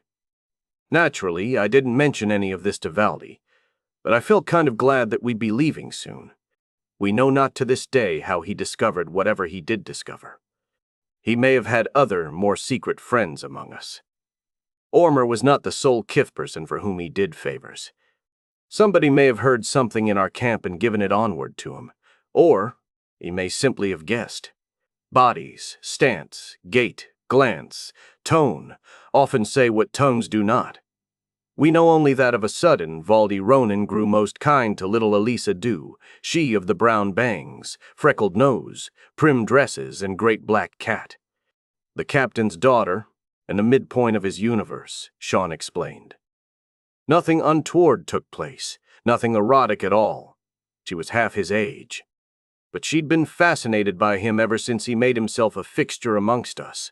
To her, he was as strange and romantic a figure as any of us was to him. She'd follow him around whenever and wherever she possibly could, maybe lugging Roll in her arms. The bard smiled. Rouse was a ship's cat, a torn but pleasant enough when Shimo-neutered as he usually was, quite intelligent, with a mortgage on Elisa's love, second only to Daddy's and Mommy's. He shared her bed and each night purred her to sleep. Yes, she became Valdi's adoring admirer. Her violet eyes never let slip of him while he was nigh, but Raoul was whom she went back to. Sean resumed. Till now, Valdi hadn't been more than polite to her. That couldn't have come easy to him, but he knew what she meant to the captain, well, to quite a few of us. So he spoke kindly, and sometimes told her a story or sketched her a picture. He had a talent for drawing, among other things. If he expected that'd stop her tagging after him, he was wrong. Talk about counterproductive. However, he bore with the nuisance, because he had to if he wanted to stay welcome in our camp. Suddenly this changed. He didn't seek her out or anything, no need of that, but he let her come to him and received her gladly. He'd hunker down and listen to her chatter, carry on a straight-faced conversation like with an equal. He spun longer yarns and drew fancier pictures than before. He showed her flowers and wildlife, took her for a ride in an open hover car, led her through local skip dances and games like bounce ball, till her laughter trilled. And, yes, he took special pains to make friends with Raoul. He brought treats stolen from the castle kitchen. He stroked the cat under the chin and down the belly. He'd sit for an hour or two after Raoul got on his lap and fell asleep, till Raoul deigned to jump off. Ah, every ship has cats. You know what I mean. I couldn't quite figure this out. Surely he didn't imagine it would butter Captain Dew into approving his adoption, which'd call for a vote anyway, of course. At best, he got the old man and the Vanguard lady to regard him as less of a lout. What use that? Vacuum, poison air, hard radiation, celestial mechanics, they've got no respect for niceness. The music went briefly sinister. I wondered also, Arity related, Could it be a subtle vengeance, striking out at the thwarting of his hopes? Soon we would depart. None now alive on Airy would see us again, nor would we ever see them. Did he mean to send Elisa off with her heart ripped asunder? The notes gentled. No, I could not believe that. Valdi had no cruelty in him. No more than most boys, Sean muttered. And besides, he must have realized it would not happen. Elisa would miss him for a while, but she was healthy and a child. New adventures awaited her, and she had her Raoul. Then things exploded, Sean said. The sun was going down. It was getting bedtime for kids. Aries got a 26-hour rotation period, you may recall, so we'd easily adapted, and all at once Raoul wasn't to be found. Consternation. The news spread among us like waves over a pond where someone has thrown in a stone, Irity adjoined. No enormous matter, no crisis of life and death, but throughout our camp we began to peer and grope about.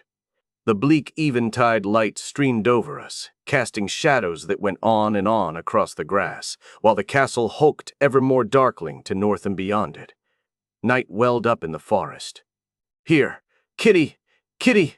we cried, ridiculously to and fro, around the shelters, probing under cots and into crannies. While the sun left us, dusk deepened from silver blue to black, and the rings stood forth in their ghostly magnificence. It mattered not that Captain and Lady Dew had offered a reward. Our Elisa wept. No luck, Sean said. The cats had roamed freely. They seldom wandered far outside our perimeter, and never toward the woods. Things there probably didn't smell right. Raoul, though, even when his tomhood was suppressed, had always been an active and inquisitive sort. Had he maybe come on something like a scuttermouse and chased it till he couldn't find his way home? I don't think Elisa's parents suggested that to her. Nor do I think she slept well through the night. In the morning, we did not entirely go on preparing for departure, Arity told. Some who found time to spare went more widely than before, into the very forest. None entered it beyond sight of sunlight, aslant between those hunched boles and clutching boughs, down through that dense, ragged leafage. If nothing else, the brush caught at a man, slashed, concealed sucking mud holes, while the blood mites swarmed, stung, crawled up nostrils until breath was well nigh stopped. Noises croaked, gabbled, mumbled from the shadows.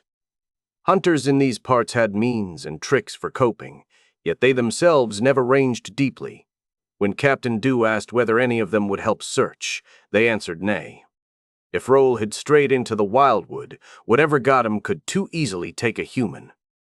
Those creatures can eat our kind of flesh. Just a cat gone, Sean said. The girl would get over it. We had work to do. About midday, Baldy arrived. I asked where he'd been. He told me his school had gotten flappy about him skipping too many lessons, and he'd had to take a remedial section at the instruction terminal. Once free, he'd come straight to us. I gave him the news, not as any big thing. I was there, Arity said. I saw him flush red. A note twanged. I will go look, he fried. I know the forest. I'll find him. Her instrument sounded a bugle call. The boy's voice cracked again. Sean observed anticlimactically. Sure, I thought. Sure, adolescent heroics. He dashed off. After a while he returned, outfitted like a huntsman, green air-breath skin suit, canteen and ration pouch and knife at hip, locator on right wrist and sat phone on left, rifle slung at shoulder, and a plume in the hat on that unkempt head of his. Oh, how dramatic. I will find Raoul, he promised Elisa, who'd heard he was there and come out in fairy tale hopes, and off he loped. Stars kindled in her eyes behind the tears, Arity said. I thought how callous he was to raise her heart thus, when it must be dashed back down onto the stones. Heedless, rather. A boy. A boy. I sort of thought the same, Sean went on. However, like the rest of us, I was busy ready-making. Besides, Elisa's no crybaby. A gallant little soul. As the day wore on, she swallowed her sorrow and took up her own duties. But she did not smile. Often and often, I saw her gaze stray northward to the forest. I glanced that way myself, now and then, Sean admitted. More and more, I fretted. How long did the pup mean to try? What sense did it make? Had he quit, slunk into the castle, not wanted to tell us he'd failed? Really, he couldn't have expected to succeed. He wasn't that stupid cocky. Or might he also have come to grief? It was an evil wood. Music hissed. Hostile, anyway. You and I weren't the only kithfolk who worried. Most of us liked Valdi Ronan. We called an inquiry to the castle. Had he checked in? No, he had not. Once more, darkness crept over us. The evening star glowed in western heaven.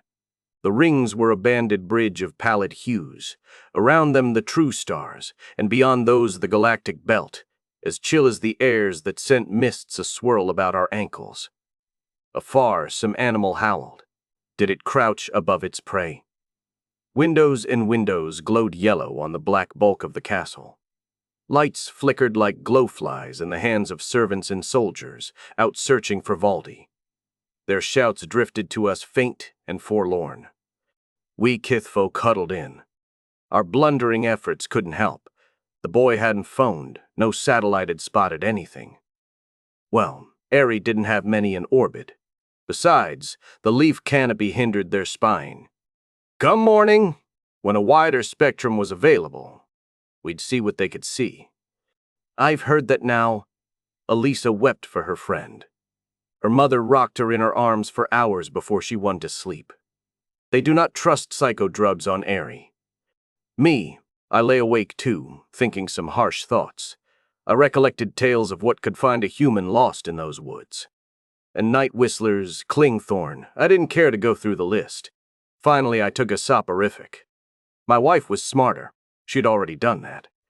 Our doc roused us when dawn was sneaking up into the eastern sky. We threw our clothes on and stumbled out, aimed more or less at the nearest mess cabin, desperate for coffee. People grunted and stirred in the shadows around us. Not that I was eager to be fully conscious. When the sun rose, its rays felt as cold as the lingering night mists. And then, there across the wet, trampled ground, came Valdi Ronan. His hair hung drenched with dew. His clothes dripped. He snuffled and sneezed, Erity said. But pressed to his breast he carried a cage, rough made of wives, and in it stirred and yowled a black furriness. We crowded around, jolted wide awake. Huh? He found Roll? However? By what crazy chance? And why hadn't he called home? We babbled. He looked straight at me in particular. The level, young sunlight blazed from his eyes. He answered us quietly, the way a man should. Yes, he'd assumed the cat had strayed into the forest. Being a better woodsman than average, he knew what traces to look for. Bent twigs, pug marks in the duff. Well, I'm no tracker myself. I can't detail it. He didn't actually go any big straight-line distance, he said. But the hunt was slow, with many false leads. By the time he'd found the beast, night was falling. Then he discovered his sat phone was dead.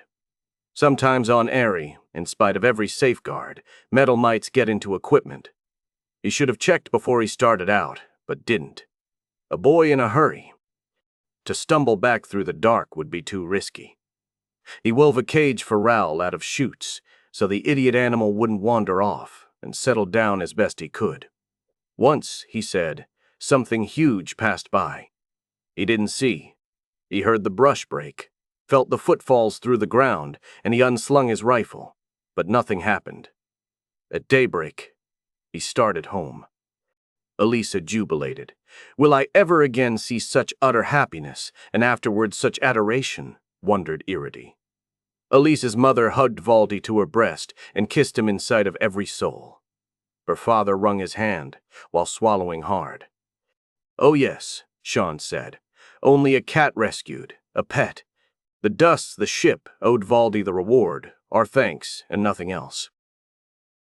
Still, the lad had proven himself. Maybe he'd been reckless, but that goes with being a boy.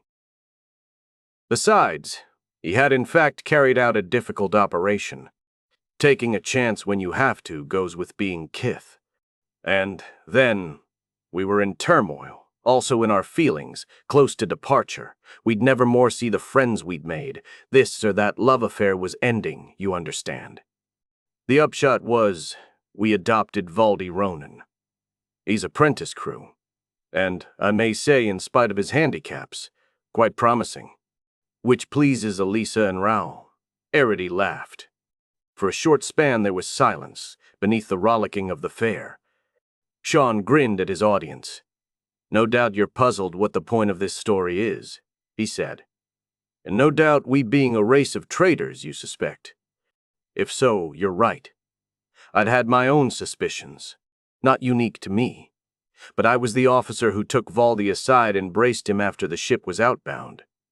The son of Eri lost to sight, Arity murmured. And around us, anew, the stars. This was too convenient, I told him. I am now your superior, and you will obey orders. I want to know what really happened to that poor cat. He laughed. Not a cackle, a man's laugh, from down in the chest and straight out the throat. What poor cat? He answered. A victim. Why, sir, I lured Roll with delicacies my father enjoys only on feast days. Yes. Then I caged him and kept him hidden away till I could carry him off to the woods. But I kept him fed with the same treats. And in fact, Sean remarked, it took Raoul a while before he stopped turning up his nose at his regular rations. Didn't anybody notice that when I let him out he didn't race for food or water? Valdi asked me. I was 3/4 expecting somebody would. But with you about to leave forever, what had I to lose? Sir. I saw him struggle to keep a sober face. Well, it was an emotional scene, as you'd counted on, I said. We kith folk are slobbery sentimental about things like that. I gave him my sternest look. They include the welfare of an innocent little girl. He had the grace to look down at the deck. I'm sorry about that, sir, he mumbled. I didn't really think of her, how hurt she'd be, till too late. Maybe this was true. A boy, raised in hard company, often neglected, and possessed by a dream. I will try to make it up to her, sir. He finished. Well, I said, those of us who guessed have kept quiet, which may count as conniving. Punishment would make Elisa cry more. No society could run for long without a certain amount of hypocrisy to grease the wheels. But you would better justify our estimate of you, Apprentice Ronan. Sean paused. His glance roved through the pavilion entrance, past the dancing and hallooing, to the sky. I didn't spell out that estimate for him, he said. He needed chastening. But our ship needs more bold, clever rascals than she's got. Baldy's rambling about the fair today, in the middle of all the glamour he ever wished for. I imagine he's observing, too, learning, thinking. I hope so. Arity's instrument clanged. Sean brought his attention back to the people who had come to hear him and began another story. Fickle as earths, because in the narrowness of a ship, every inconstancy was a tonic to organisms that evolved on Earth. At present, the air through the command center blew slightly chill, wet, tangy with ozone, as if a thunderstorm were approaching. The two persons who stood among instruments and screens gave it no heed, unless subliminally. To one side, enhanced against interior illumination, the cluster burned in splendor. They were also unaware of it. Their eyes were on the view ahead, the stars of their destination. Nansen spoke slowly, trying for dryness and failing. There is no more doubt. Here, where the detectors get continuous input, the traces are dying out. What? Kilburney whispered. It wasn't certain earlier. Therefore, you and I announced nothing. Perhaps that was a mistake. But throughout the region we're bound for, and the region has shrunk, we're receiving signs of less than 1/4 as many ships as we observed at home. She was mute for a span. The ghost storm gusted around her. A strand of hair fluttered below her headband. And that's as of more than 3,000 years ago, she said at last. By now, how many are running? Now means nothing across these distances. Oh, but it does. In a way, when we're like this, not hell driving 00, but moving no faster than the stars. Have the instruments looked back at Sol? Sol, long since lost in the horde, unrecoverable. No. Why? We would pick up a few traces at best, voyages that were going on when we left. Kilburney's gaze remained fixed on the screen, as if she refused to yield and look away. It would be a comfort, though. I didn't expect you to need comfort, he said. She fashioned a rueful smile and turned her head about to regard him. No, not really. I am taken aback. I hoped we'd find the yonder folk in an even bigger and finer bailiwick. His mouth tried to imitate hers. We all hoped that. Somberness claimed him. Perhaps we should not be surprised. They never came to us, did they? She strengthened her accent. Aye. Will we still want to ken why? He nodded. That's why I invited you here, to tell you first. The news would not daunt you. Thank you. Though you're unfair to my shipmates. None is a coward, I know. But they had their different reasons to come aboard, or their demons. Only you wanted to go purely for the sake of going, the adventure. This will be an unnerving shock to them. We may have to make a new, hard decision. I'd value your advice and support. The last of any dismay dropped from her. Losh, no decision to make, no advice or support needed. What's to do but go on and find out. Will you help me? You can hearten them as nobody else could. Her blue gaze met his and held fast. I'll help you always, Skipper, in any way I can. Brent and Cleland sat in the second engineer's cabin. It was less individually furnished than others, almost monastic, its principal decoration inactive portraits of his heroes. Currently he was screening Alexander, Charlemagne, and Houghton. A coffee pot stood on the table between the men. They had forgotten about the aroma. Their cups rested half empty, cold. Brent jabbed a finger at his invited guest. Extrapolate the data points, he urged. Every time we stop and take a reading, the traces are more sparse, more closely spaced. Right? Shorter and shorter interstellar passages, fewer and fewer. At this rate, in another month or two, we'll register nothing. Cleland stared beyond him. And we'll still have 2,000 light-years to go, he said dully. Yeah. When we arrive, starfaring will be 4,000 years dead. Cleland attempted to square his shoulders. Unless it's revived. How likely is that? What are we going on for? To learn what happened. Brent scowled. We may wish we hadn't. What do you mean? Whatever ate that civilization could get us too. The robots in the cluster. Next time we may not be so lucky. It isn't the same situation. Cleland maintained without force. They have the 00 drive yonder. Do they yet? Brent let the question sink in. Ventilation word. Well, he said, I'm glad we've got some weapons. His tone went thoughtful. And studying the machines we captured, yes, very interesting military potential there. Cleland winced. Must you always think about combat? Somebody has to, Brent replied. Just in case, let's say. And then, when we get back to Earth, what then? Again, Cleland's look went afar. Earth, he sighed. Brent considered him. You don't really want to continue, do you, Tim? Cleland bit his lip. You can do your planetology as well a lot closer to home, Brent told him. Right on Earth, from the databases they must have. Cleland straightened, met his eyes, and demanded, Are you saying we should turn back? Brent spoke slowly. Listen, I signed on to get away from the decadence.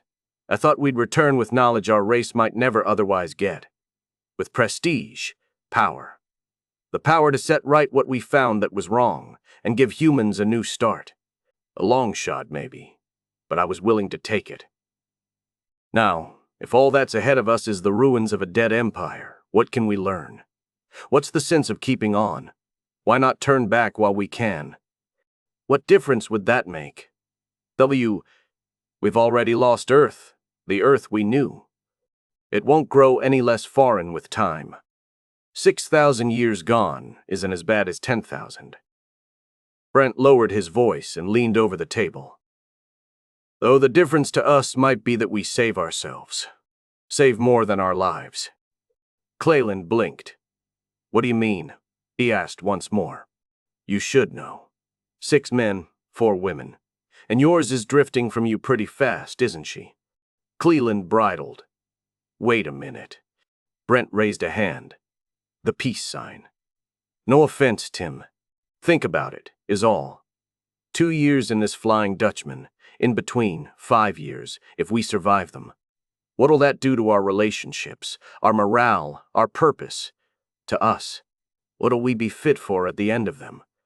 We considered that before we set out, took psych tests day after day and got counseling, and were educated, mature, and under a stress like nobody else in history.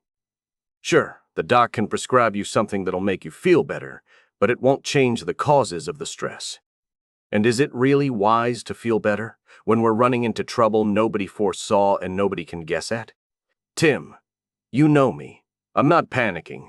I just ask where courage leaves off and foolhardiness begins. What's the best use for our strength while we still have it? We promised. We're committed to go on. Jean is. Brent nodded. So far. Maybe I'm too gloomy. Maybe things will improve. We'll see. Whatever happens, we'll give the ship our loyal service, you and me. But that doesn't mean blind obedience. Keep alert, Tim. Keep thinking. The meeting had been little more than a formality. All knew beforehand, Envoy had passed the last wavefront of light. There was no more spore of the yonder folk ahead. A decision was necessary.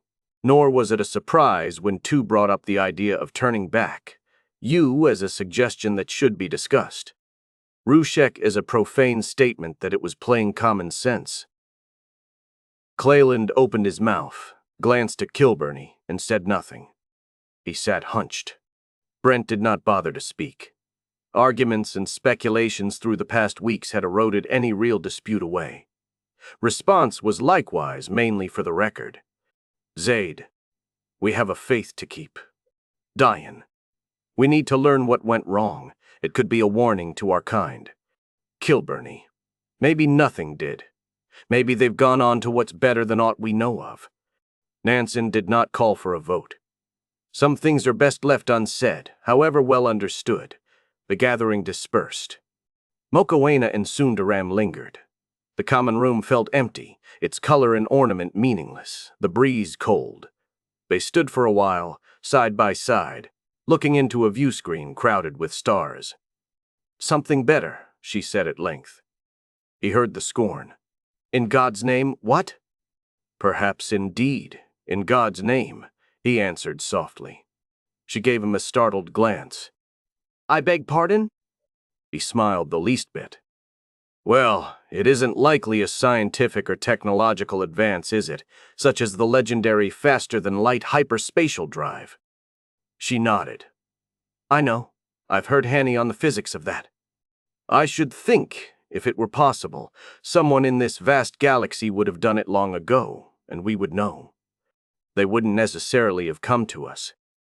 Or they might have paid Earth a visit in our prehistory, or be leaving us alone to find our own way, or, all the old scenarios.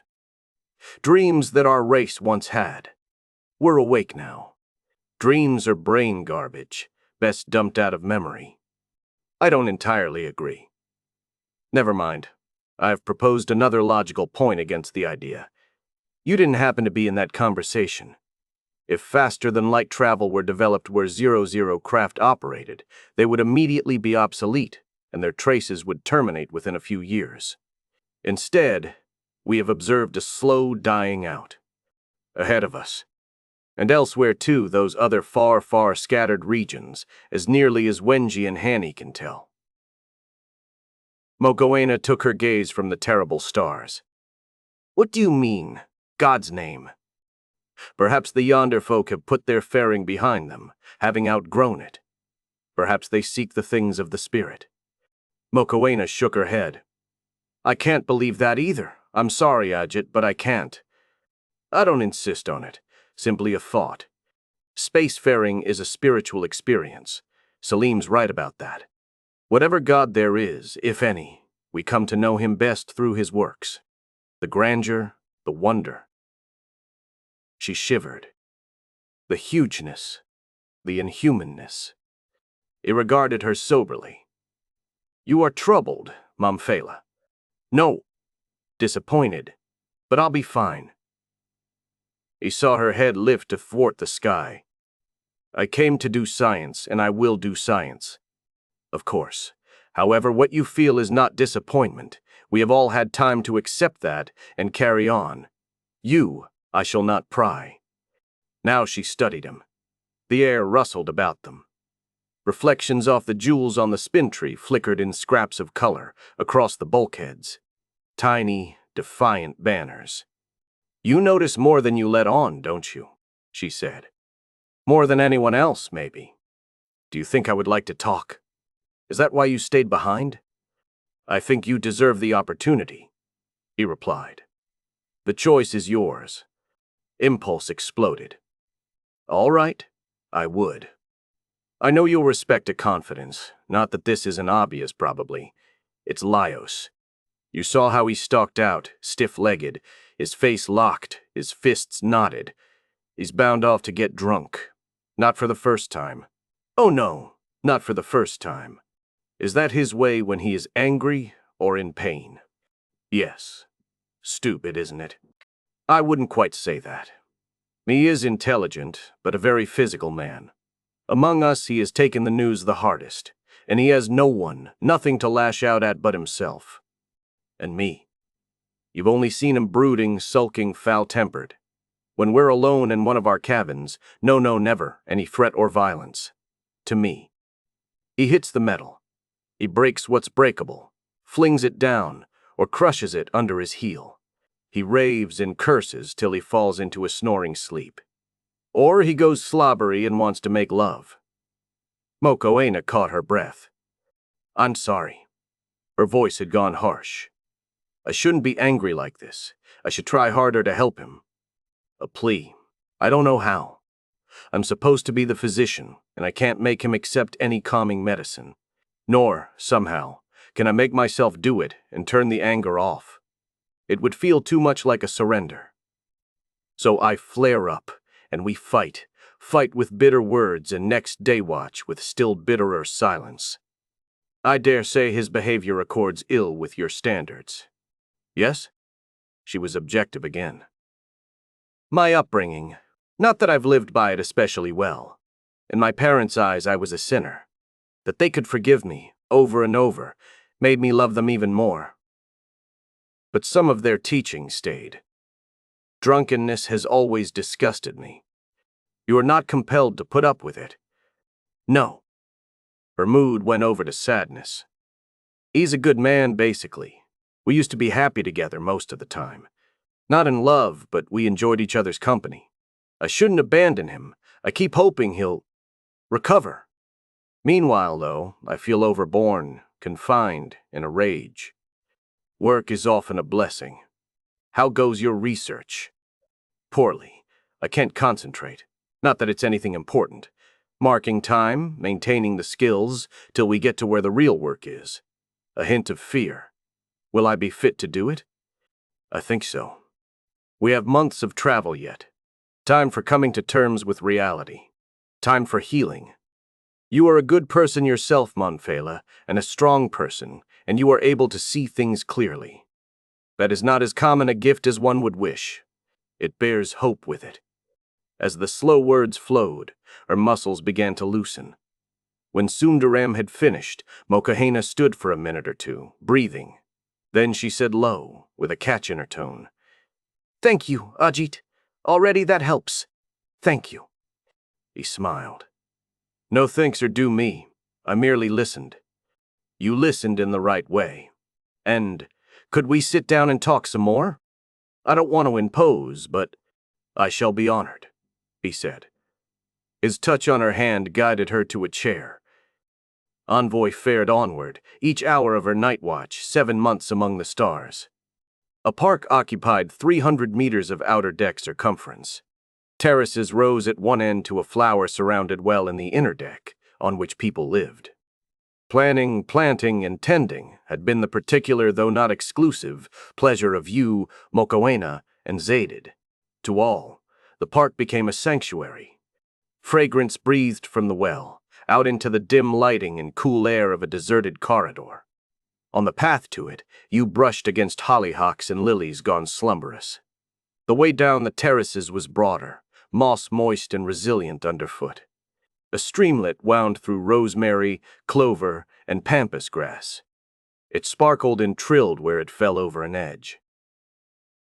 Here, the overhead illumination was a little more bright than on the upper deck, but still meant for dark time, about like a full moon above Earth.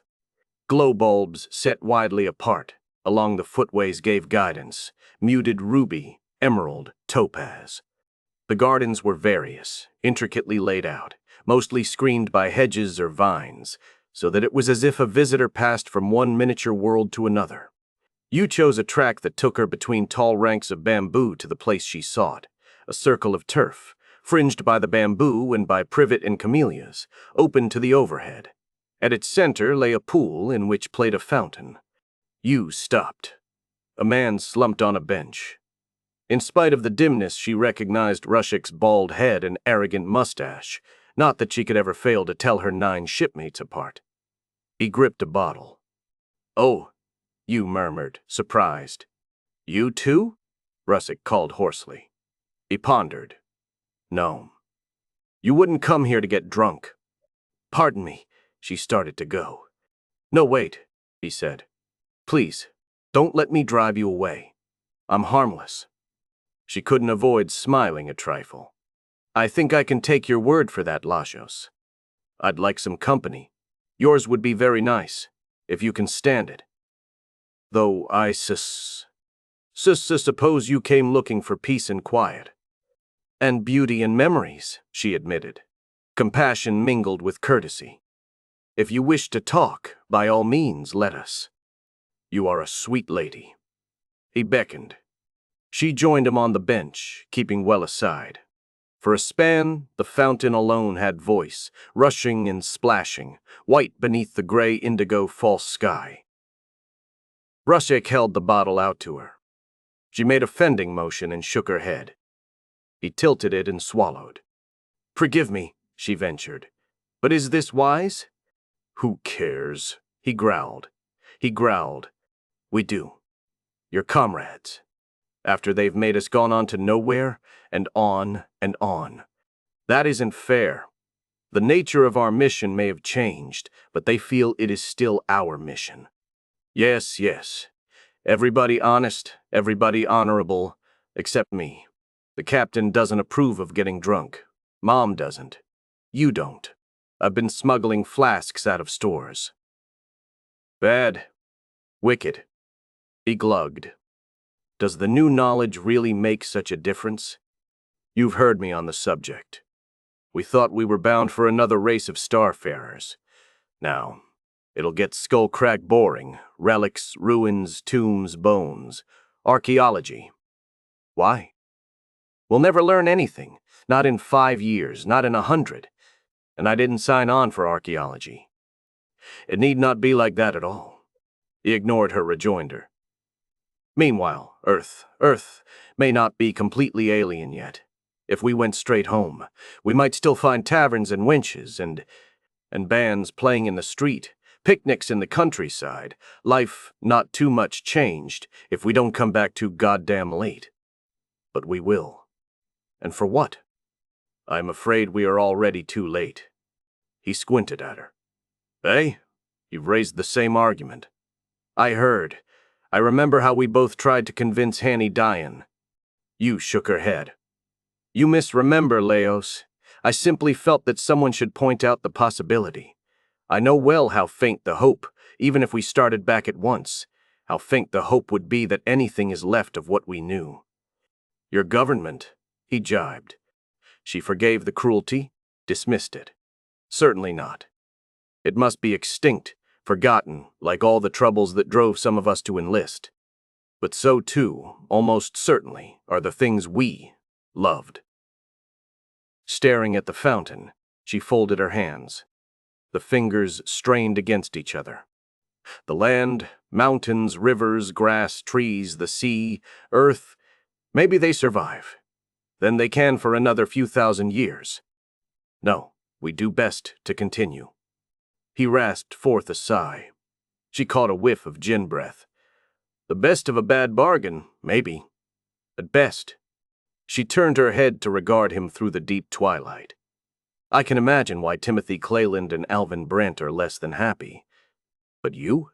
Frankly, your attitude has astonished me. Why? Earth might still be where I could feel. Ark, not at home, feel free, able to find my way around and roam and cope with my enemies gone. Was that your reason? Enemies? I thought. You gave us to understand. You joined for the sheer adventure of it, like Gene Kilburney. Plenty of adventure closer to home, closer in space and time. Except home got too hot for me. You have never said... Russick drank again. Nansen knows. I had to explain to him and the board. He was glad to get me. Anyway, he said he was.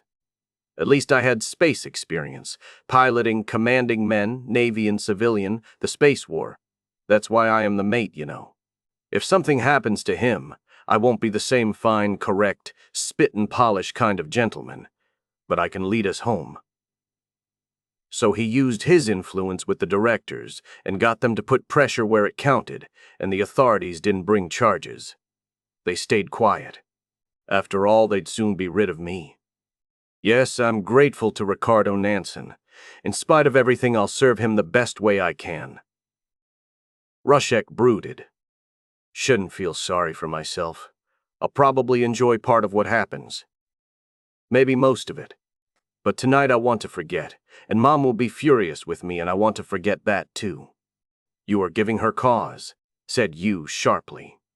I know, and she's giving me cause. She told me, our last fight, if I keep this up, there are other men aboard. For all I know, she's with one of them tonight. Russick drank. She is a free person. If she does give others some kindness, it will somewhat relieve a difficult situation. Russick leered, though he kept his free hand at his side. You could too, Wenji. We should have been pairs to begin with. But the Foundation had to take whatever qualified persons were available. And it was not a libertine, sex-obsessed era, like some in the past. We ought to be sensible and self-controlled. Blood had mounted hot into Yu's face. She turned it back to the coolness of the water. Later? Russick asked. Yu hesitated. He had not done or said anything actually offensive, and she didn't want to hurt him. However, this line of thought must stop. She mustered will and sprang to another, stronger question. Were you in conflict with the law then, Laios? Do you care to discuss it? Nothing crooked, he barked. Nothing I'm ashamed of or sorry for. She recalled her accusers in China. The self-righteous never regret what they did. I do not say this is true of you. But I do say no man can judge his own case. Can a woman? He retorted. All right, if you insist. I didn't want to disturb anybody. But if you insist, I don't. His words rushed on, slurred, yet sufficiently organized to show they had long been gestating, and now the shell was broken. You know my career. Tramped round Earth, got into Space Command of the Western Alliance, got commission, got in trouble, a brawl, broken in rank, got it back, lost it again for subordination, didn't re-enlist when my term was up, but went to piloting for the Solmetals Consortium. Space war broke out. Chinese ship missiled an asteroid base of ours. China not officially in war, but I was there. I saw what I saw. Yes, we were shipping out strategic materials, but it was lawful. Good friends of mine killed. A couple of them died pretty horribly. Then some of us borrowed an engineering rig and put a big rock on a new orbit. It hit an Asian naval base a year afterward. Demolished it. By then, Europe had pulled completely out of the war. The Asians could tell the strike was engineered, and he'd used European gear. Military denied having anything to do with it. Asians demanded investigation. Europe obliged. Soon whole bloody FN did. My comrades and me, we'd covered our tracks best we could, but eventually we knew they were on our trail. And, yes, we were civilians when we launched that rock. We scattered. I got to Nansen and he saved me like I told you. If most of the blame could get shifted onto me, it wouldn't matter, and my friends should get off lightly. I am not ashamed, Rushik shouted. You shrank from him. You killed men you never knew, she whispered. For revenge. It was war. I felt cheerful enough, even looked forward to this voyage. He sagged. Shouldn't have said anything, should I? To you especially. But it happened 3,000 years ago, Wenji. Nobody remembers. We shall. He nodded, a heavy movement, and spoke more clearly, quietly. Yes. The news from ahead got me thinking too much, remembering too much. We are all damned to remember, aren't we? They believed in damnation where I'm from. You sat silent. The fountain leaped and sang. We must forgive, she said at last. All of us must forgive. We are so alone out here. She rose. Good night, Lajos. Her tone was gentle. She stroked a hand across the bare head and down a cheek before she left him. And again, 2 people were in the common room, with another smuggled bottle, this one of champagne and in a refrigerator jacket. Here, too, lay dusk, though lighter, making stars in the view screens doubly radiant. Music lilted. Zaid and Dan had moved furniture aside to clear a broad space for themselves. They danced over it, an archaic dance that was revived during a wave of historical nostalgia on the earth of their day, a waltz. As the blue Danube flowed to a close, they laughed aloud. Disengaging, they looked into one another's eyes. A hint of perspiration shimmered on skin and gave a slight human pungency. Diane's hair had become tousled. Half breathless, she said.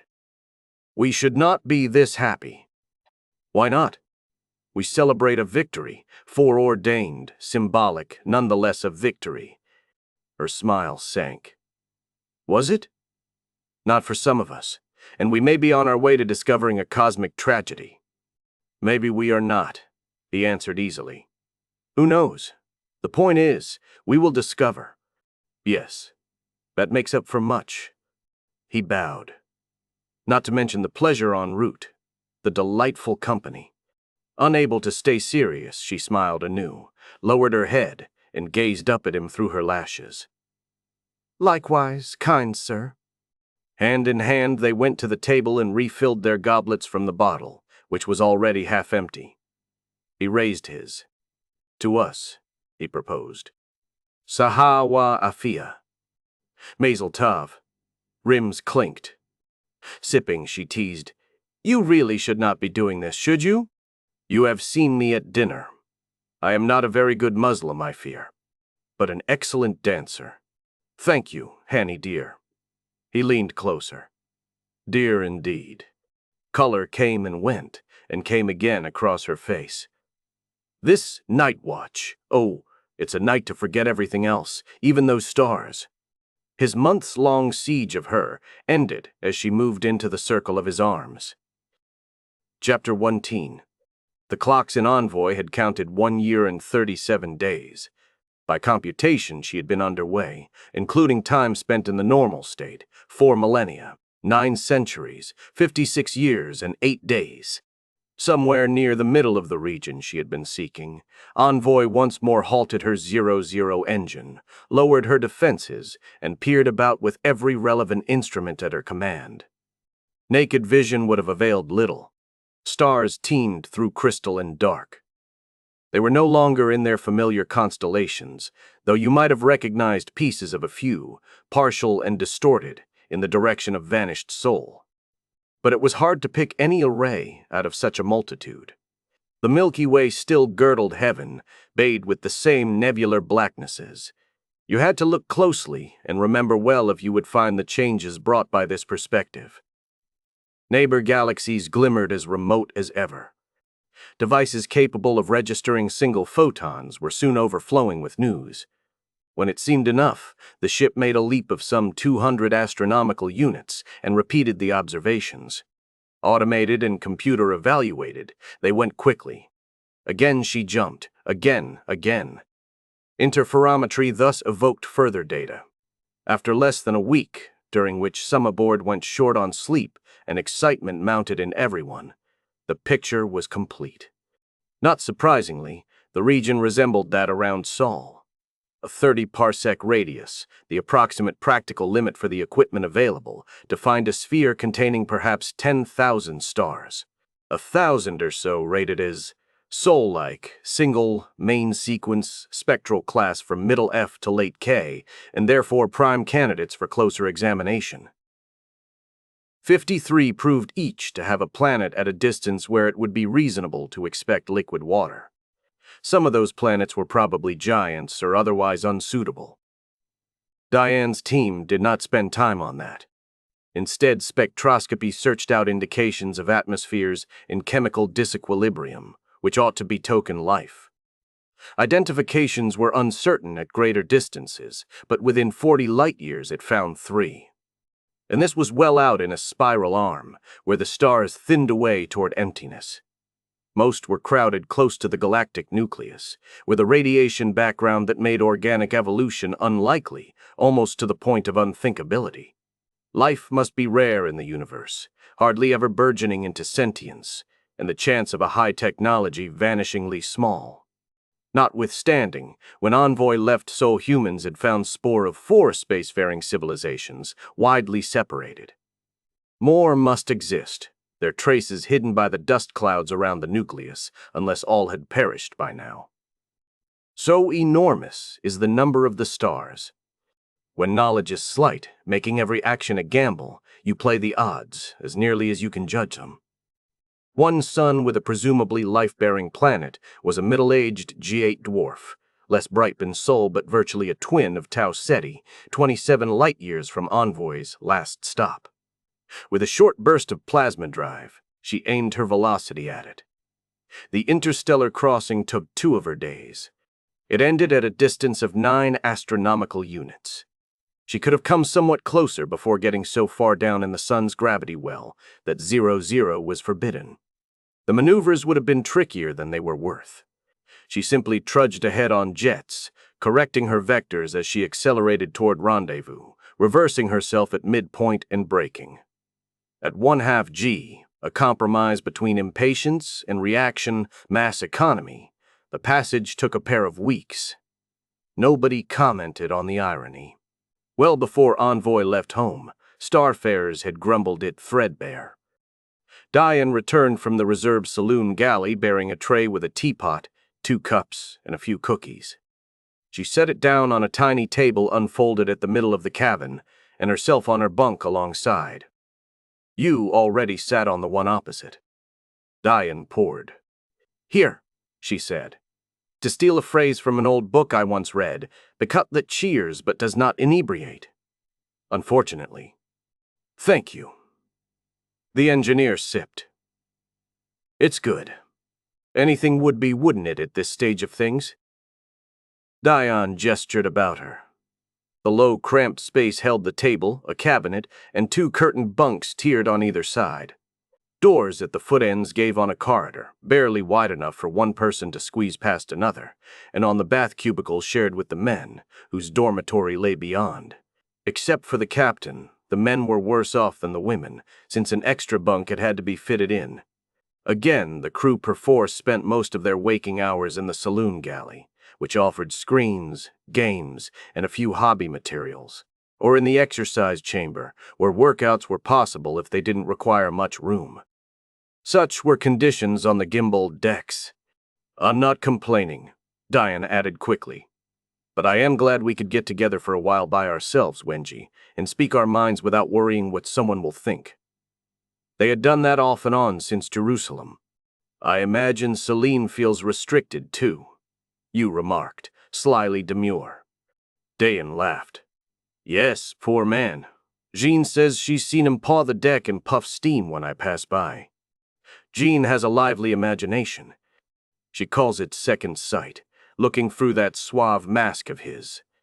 I dare say you have grown a little frustrated yourself. More than a little, sometimes. You turned serious. You two do seem happy together. Diane glanced away. Well, he is a charming and interesting fellow, as we know. His travels on Earth, his culture, and a first-class lover. Her fair skin pinkened.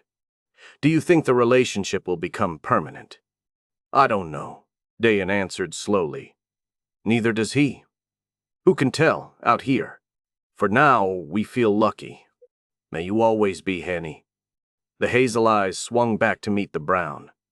And you, Wengie, dear, may you be lucky again. I am. I have memories. Diane hesitated before plunging ahead.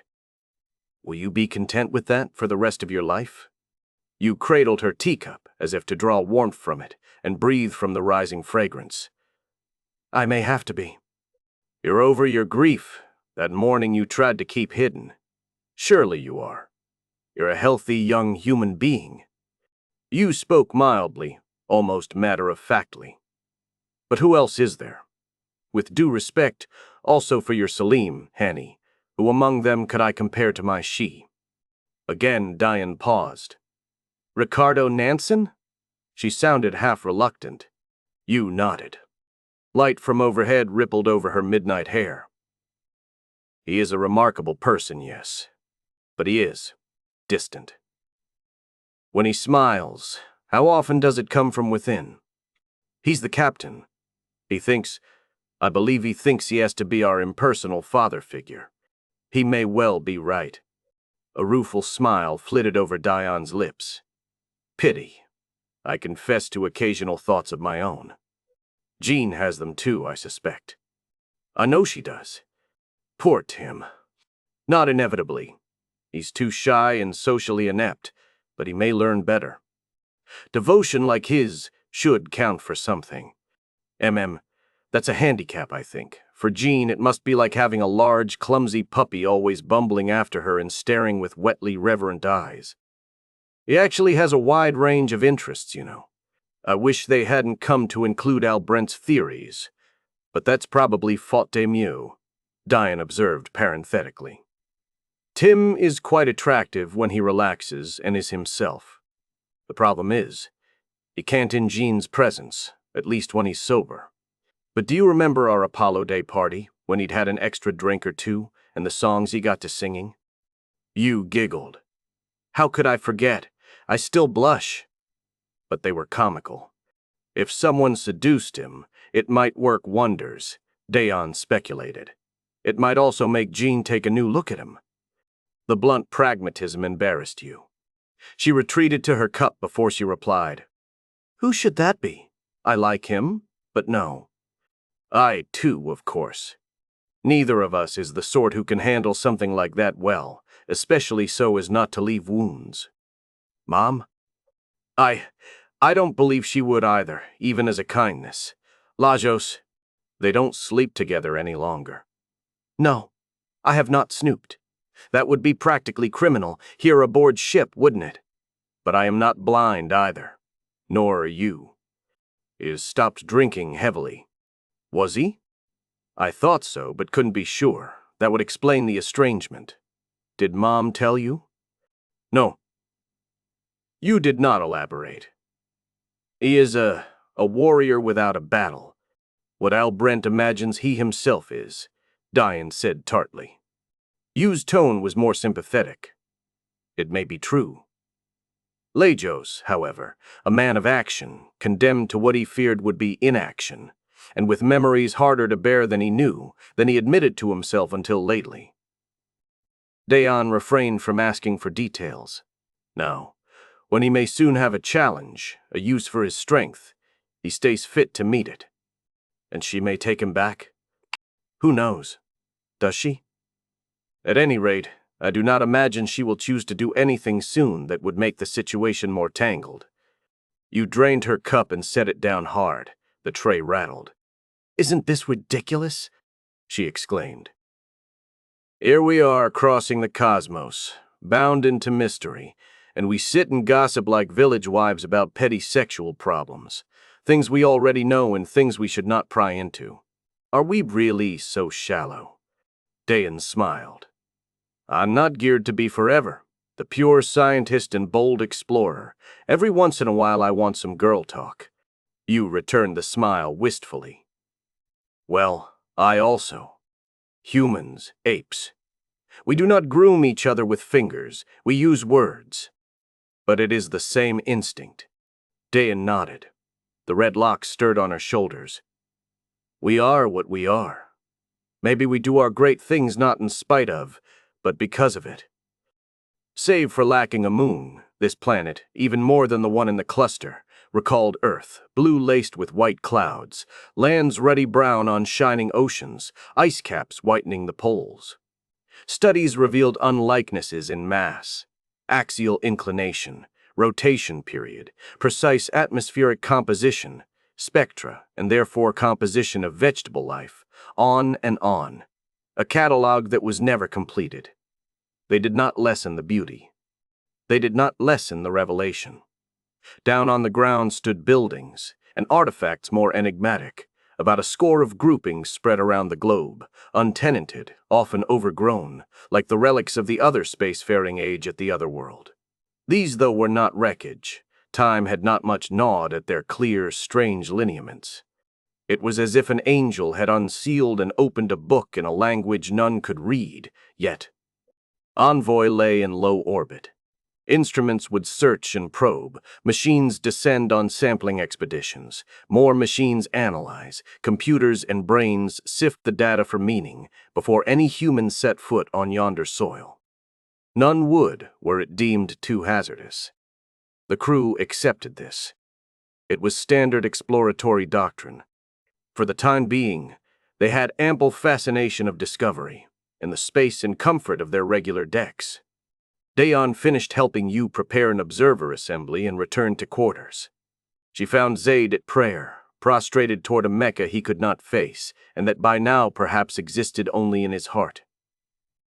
Respectful, she waited till he was done. Then, as he looked up, she grinned and jerked a thumb at the bed. He laughed and scrambled to his feet. Mokoena knelt in prayer of her own. From a simulation of stained glass above the altar in the little Christian chapel, Jesus smiled down at her. She whispered not to him, but to the spirits of her kinfolk. Should they survive and remember her, using the dear tongue of her childhood? Afterward, she walked to the park and worked with the flowers. Poor things.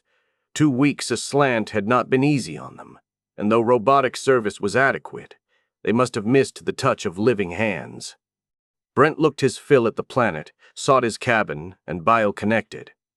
In full sensory interactive simulation, hardly distinguishable from reality if he avoided thinking about it. The program sent him riding and conquering beside Pizarro. Cleland busied himself in the flood of information. For this, while he was quite happy, Sundaram savored the view of the world outside. Nansen sat in his own cabin. It was no different from the rest, spacious, with a sliding partition that could divide it in 2.5 cubicles. Furnishings were likewise the same. Chairs with lockable grip feet, bed convertible to double width, built-in cabinets and large desk, view screen and computer terminal, and virtuality unit and other standard items. His possessions made it his.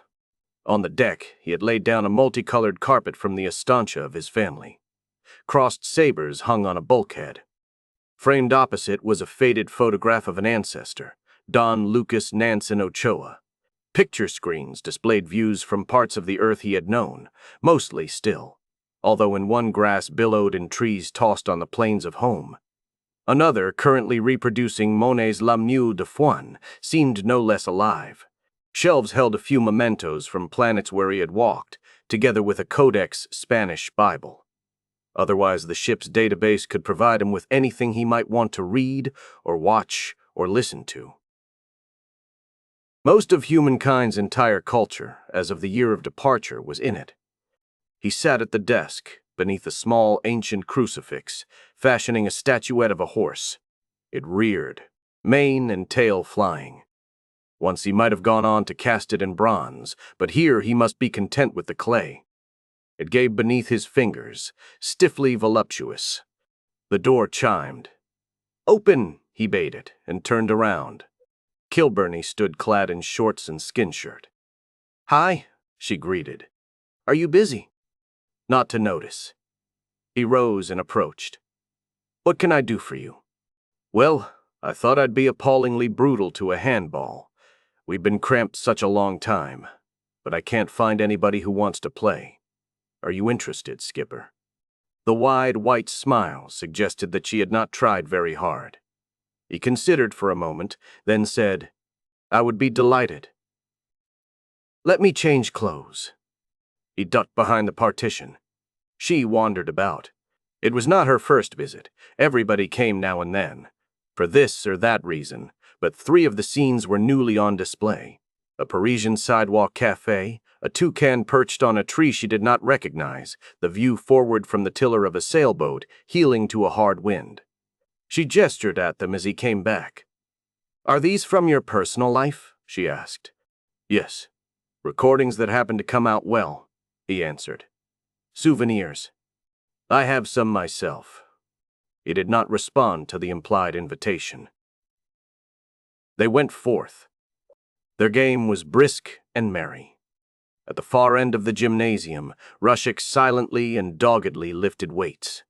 To them he seemed askew, for the chamber was so long that its curvature neared the bounds of sight. Markings on the deck, hoops and whirlers on the bulkheads, assorted equipment in the corners, gave a wide choice of exercise or sport. After a while, Nansen and Kilburney were ready for a breather. Sweat sheened on her skin, darkened her shirt, and livened the air around her. Beneath a headband, the light brown hair was in elf locks. "What's got Hanny so excited?" she asked out of nowhere. "Caught off balance," he replied awkwardly, which was unusual for him. "Why, what makes you suppose she is?" "I know her, and I saw you and her huddled together, buzzing. You're excited too, Skipper." He cast a glance toward Rushek and lowered his voice, though the other man was out of ready earshot. "A preliminary indication, possibly false. We shouldn't make any announcement before it's confirmed." She quivered. "Oh, come on. I won't wilt if it turns out negative, nor will I blather." "The scientific tradition," Nansen said. "One does not publish until one is reasonably sure of one's results." Kilburney looked aside, as if outward to the stars. She laughed. "Publish here?" "Skipper, I've said it before. Pomposity does not become you." He flinched just enough for her to see. She touched his arm. Admiration abruptly colored her words. "Yes, you do maintain traditions." He yielded. "Well, if you promise not to tell or hint." "I do. I'd never break a promise to you. It is possible it will take time and effort, given the low signal-to-noise ratio, and it may prove to be nothing more than a normal variation in the background count. It is possible that Dr. Dian has acquired a non-stellar source of neutrinos within this region, but it could be only a blip. She has not placed the source, if it is a source, more closely than several minutes. Kilburney whistled. Then she said, "A wheel may be no muckle surprise. I didn't believe a civilization that went starfaring could die just overnight. I didn't care to believe that." She looked up at him. "If 'tis true, will we go there?" "Of course," he said. "Remember, though, confirmation or disconfirmation will take time. Meanwhile, we should investigate what is here. If nothing else, it may give us some pertinent information." "Aye." Eagerness flared. "If only we can land our own selves." "I hope so." Nansen's eyes shifted from hers. He forced them back. "You understand, do you not? In that case, Pilot Rushek goes first. We cannot risk both boats, and he is senior." "Give him that," she agreed. "He needs it. Just don't keep me waiting too long, please. You were patient, Pilot Kilburney. Not very, but I understand. Thank you. And you. It burst from her. You're a saint. What? Disparate. Nonsense. A sudden intensity pressed at him. You want to go yourself, don't you? The way you once did. Now you're the captain, and the captain does not personally make exploratory flights. Well, when we find the yonder folk, if we do, that may be different. Her smile gave way to something like tenderness. It matters tremendously to you, this, doesn't it? To our whole race, he said. Otherwise, why would I have accepted the mission? Alienation after my few short voyages wasn't reason enough. Kilburney's head drooped a little. Alienation. When we come back, will they care?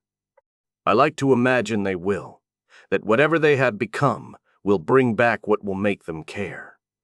Knowledge? Yes, but more. New arts, new ways of thinking and feeling and living. All at once, though his demeanor stayed calm and his arms remained at his sides, he spoke more passionately than she had ever heard him do. Creativity was dying in humans before we left, before we were born. The modes were exhausted. Nothing original was being done. Science and technology were on a plateau, with no higher ranges in sight. Government, political and social thought, was devolving through Caesarism toward feudalism. Yes, one could paint in the manner of Rembrandt or Renoir, compose in the manner of Bach or Beethoven, write in the manner of Tolstoy or Joyce, and many did. But what was new? Where were the fresh worlds? Yes, the fractal school sparked artists for a while, but it depended on machines, and it too was sinking down into sterile self-imitation. Perhaps colony planets have begotten dynamic civilizations. Perhaps humans have met aliens who inspire them. But if not, or even if so, the works of an old and great foreign society would give us a renaissance. He stopped. You've never said much about that, Kilburney murmured. No, I did not want to lecture. Nansen half smiled. My hobby horse ran away with me. I'm sorry. Is enthusiasm unbecoming Don Ricardo? El Captain Nansen? I do wish you'd open up more, Skipper. He eased. Oh, come now. I am not, what is the word, not that standoffish. Prove it. Oh! Well, she purred, you did say something once about teaching me an old South American dance. Chapter 20. Cast free. Harold drifted out between the wheels, in the harsh radiance of the sun and soft glow of the planet. When she was safely clear of her mothership, Kilburney swung her into the proper orientation and wakened the jets. From low orbit she fell swiftly. The globe before her, huge, blue and tawny under marbling clouds rimmed with night, swelled, was no longer ahead but below, an ocean and a land. A shrilling of cloven air grew into thunders. The boat bucked and shuddered. Heat blinded the view screens with fire. Slowed, though still a hurdle, she came through that barrier and her riders saw a mountain range sweep far beneath them and fall behind. Kilburney's fingers gave commands. Wings and empennage, folded into the hull, molecularly remembered their former shapes and deployed. Under the wings were two air-jet engines. The shock as they hit atmosphere at this speed thudded through metal and bones. Hee! She shouted and started the motors. The boat leaped. Hills, amber with forest, reached after her. The target site rushed over the horizon, a thinly vegetated mesa without too many boulders. Breaking in a roar, Kilburney turned the nose aloft, extended the landing jacks, and set down with a flourish. Ears rang in the sudden quietness. Merciful God, Jean. Mokoena gasped. Did you have to arrive like that? Cleland chuckled. Her style, ma'am. How well I've learned. Don't worry. She and I are both alive yet. Kilburney had already unharnessed. She bounced up. What are we biting for? She cried. Out we ye slow bellies. There was indeed no reason to linger. Zaid, analyzing specimens in his quarantine laboratory, had found no danger of infection. The life, proteins in water solution, was otherwise too different from Earth's. Observation from orbit had revealed few large animals and no sentient inhabitants, only the relics of them. Then Rusek and Courier had shown it was sail to land. Just the same, explorers had better be careful. Poisonous leaves and stings were simply among the obvious possibilities. The three emerged in boots, hooded coveralls, and gloves. The equipment they carried included firearms and medical kits. For minutes they stood silent, breathing wonder. Weight was noticeably lessened, and the air blew mountaintop thin under a sky of deeper blue than Earth's. It was hot and laden with odors, some spicy, some suggestive of wet iron. The fronded blades that sprang from the soil, a few centimeters high, were yellow. The membranous foliage on the oddly shaped trees that covered the downslope and the surrounding hills was in darker shades of that color. Tiny creatures flitted by, gauzy-winged, bright as burnished copper. People could live here, Cleland said at last, as if he needed to break the spell with any banality that came to hand. People did, Mokoena replied. Not our kind, but people. Kilburney brought a portable transmitter to her lips. "We're about to go for a preliminary look," she told Nansen. Envoy would soon swing past the horizon, but had planted relays in orbit. She put the transmitter back at her hip and strode off. "Poor skipper," she murmured. As pilot, she should perhaps have stayed at the boat, like Nansen in the ship. However, she had argued successfully that Rusek could descend in Courier at short notice if need be, and remote steer Harold into space. The contingency seemed remote. Meanwhile, a third member of the scouting party might make a sudden critical difference. They walked to the rim of the mesa and stared outward. The hair stirred on Cleland's and Kilburney's arms. Below them, a valley widened off into distance. Through the leafage down there, they glimpsed bright hues and sharp edges. Walls. Farther off, several scattered towers reared 20 or 30 meters above the forest, iridescent and lacily graceful, where ivy-like growth had not overrun them. The wilderness was reclaiming what dwellers had forsaken, when... Why? Synoptics on shoulders whirred, swum to and fro, recording. "The cold layers," Kilburney whispered.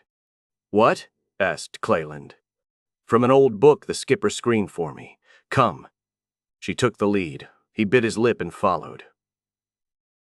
Mokoena brought up the rear, alert for whatever might strike from that direction. Nothing did. The descent was easy, and the woods below free of underbrush. Apparently a dense, buff turf prevented its growth. Footfalls muffled. The band went on through sun-flecked shade.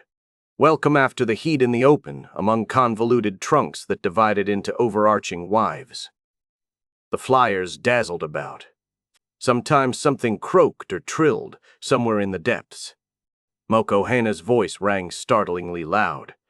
"Hold! Wait!" Her companions turned. She pointed. Her hand trembled. "Look," she said. A cluster of shrubs filled a glade. They grew about a meter tall, branching and rebranching, sprouting free-pointed leaves that might have fluttered in the winds of earth except for the rich red-brown hue. White petals graced many twigs. "Odd eye," Kilburney said. "But isn't everything to us? Not like this." The biologist stepped over and fingered a blade. "Nothing like what we have seen." "Well, a planet, a whole world," Cleland reminded. "You'd expect variety. On Earth you can find, a palm, a cactus, and a mesquite on the same plot. I have a feeling this isn't natural. We must take samples back for Salim, of course, but I suspect he'll discover it isn't native life. Introduced. From the home of the yonder folk? Like us planting grass and roses on new planets. Did they? Come along, Kilburney urged. This is very interesting, but what we want is artifacts, pictures, any clues to the builders we can get. Life here, a whole evolution, billions of years, and then invasion. With a wrenching effort, Mokowina set off again after her team. Cleland stopped next. "One moment," he begged, and scuttled aside. The woman watched him peer at a porous, grayish boulder of his own height, run fingers across it, strike off a piece with the geologist's hammer at his belt, and turn it over and over beneath his eyes. "What's the matter?" Kilburney demanded. He sighed and returned. "That rock," he said.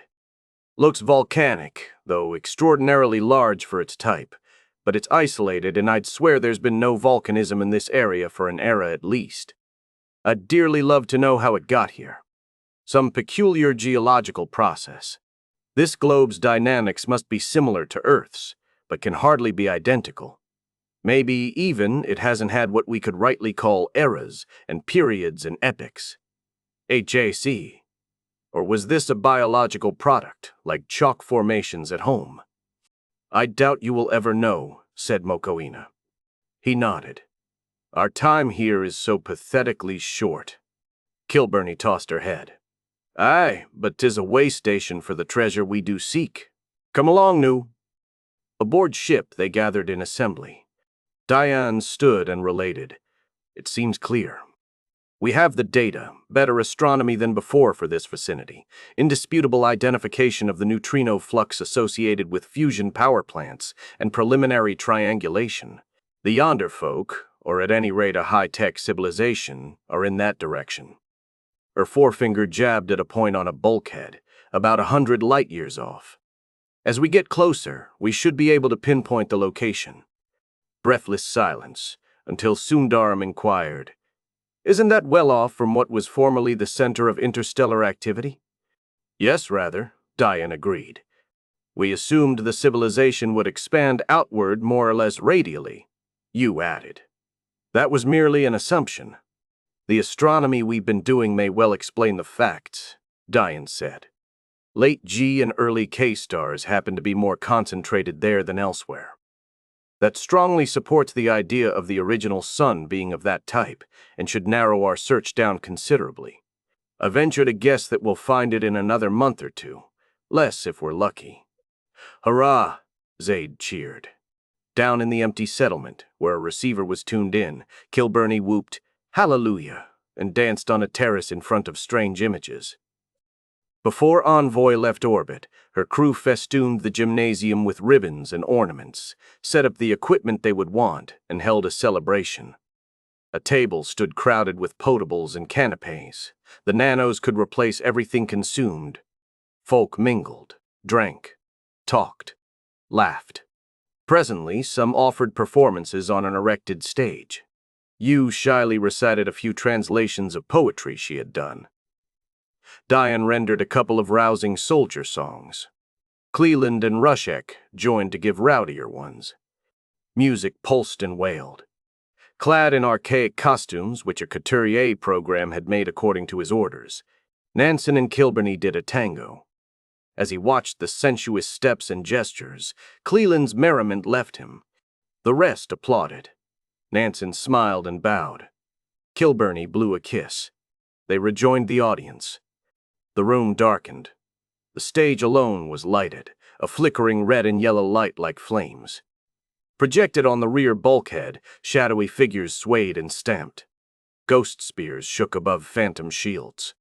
Mokowina trod forth, plumes on her head, a grass skirt around her waist, lightning-jagged lines of paint white across her skin. The sound of whistles, drums, and deep-voiced chanting came with her. She raised her arms and began to dance as her people had danced long ago. She was the lion, the elephant, the fire loose on a dry veldt, the onrushing horde of lean warriors, the death, and the triumphant scorning of it. When she was done and illumination returned, her shipmates stood mute for a span before they clapped and shouted. Most then sought the table, much wanting a drink. Mokowina returned to the deck. Sweat glistened on her face and over her breasts. Brent intercepted her. "Ma'am, that was superb," he declared. She stopped. "Thank you. The power and yes, a lot of subtlety, too. That was a strong culture." Her expression changed. You admire strength above all else, don't you? You must yourself, the show you gave. It was history. Or romance.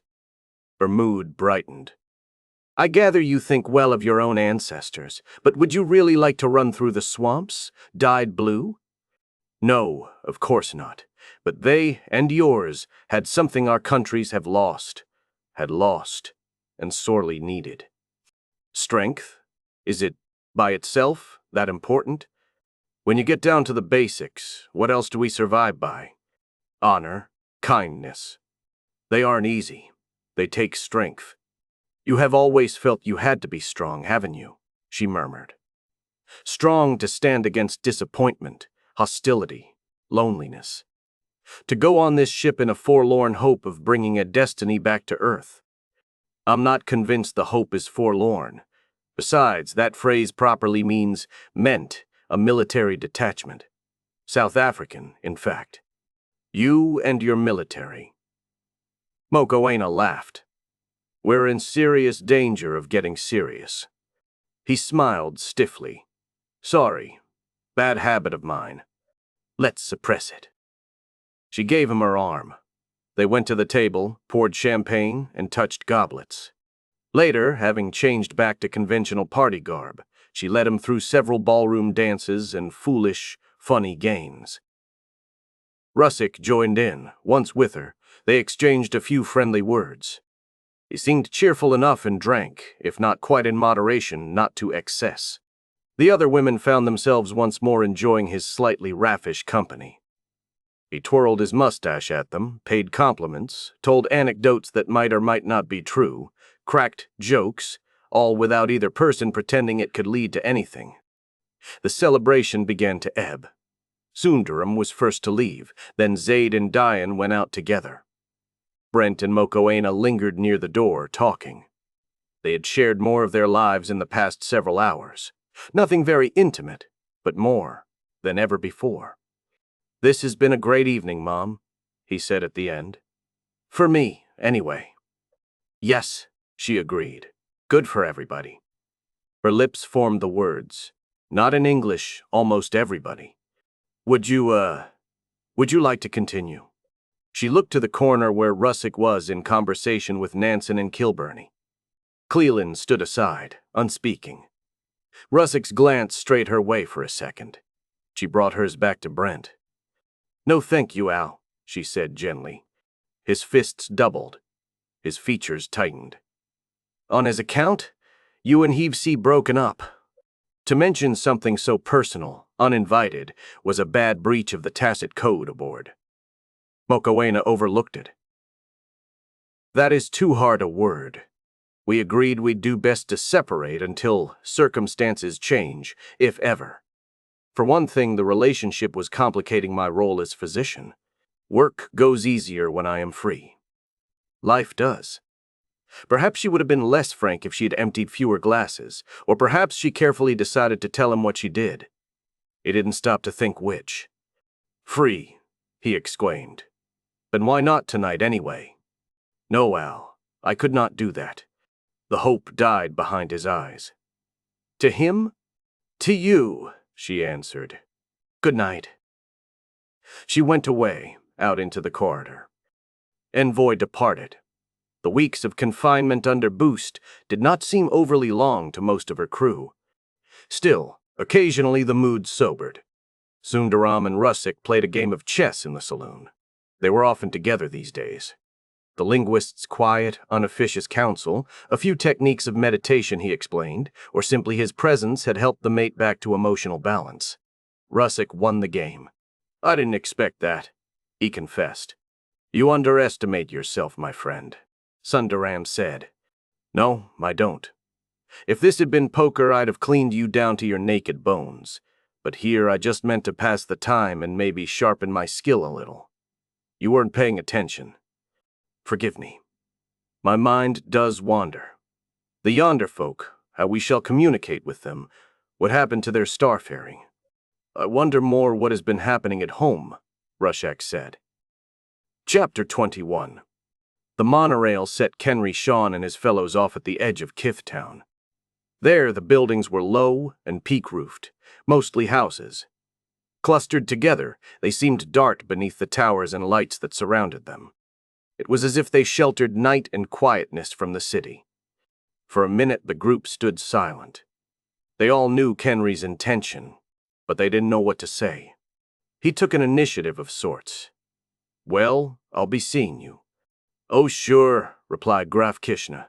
"We'll be here for months." After another pause, he said, "We'll miss you when we do go. I wish you'd change your mind." "No," replied Kenry. "I'm staying, but thanks. Let's get together again soon, for a game of Comet's Tail, maybe." "Good idea. Let's." Graf's hand briefly cupped Kenry's elbow, one of the kith gestures that said more than speech ever could. "Well, good night." "Good night." The rest mumbled likewise. They stood a few seconds more, half a dozen young men in the loose blue doublets, baggy trousers, and soft shoes current among the local lower class. Folk costume was inadvisable in public. They themselves bore a certain similarity, too. Short and slender build, olive complexion, features tending to high cheekbones and curving nose. Stance and gait marked them out even more, nowadays on Earth. Abruptly, their group dissolved and they went their separate ways. Kenry started down Aldebaran Street. A cold gust hit him. The northern hemisphere was spinning into autumn. He hunched his shoulders and jammed hands in pockets. Kith Town thoroughfares were narrow strips of indurite, lighted by obsolete glow globes. He wanted to come home to a place as familiar as possible, never mind how outmoded. Houses sat well back, lawns around them, often a tree or two close by. Not many people were out. An elderly officer walked grave in mantle and hood. A boy and girl went hand in hand. Several children, not yet ready for bed, rollicked, their laughter chiming through the stillness, above the background rumble of the city. Some of those children were born 100 or more years ago, and had looked upon worlds whose suns were faint stars in this sky. Generally, though, buildings lay vacant, tended by machines.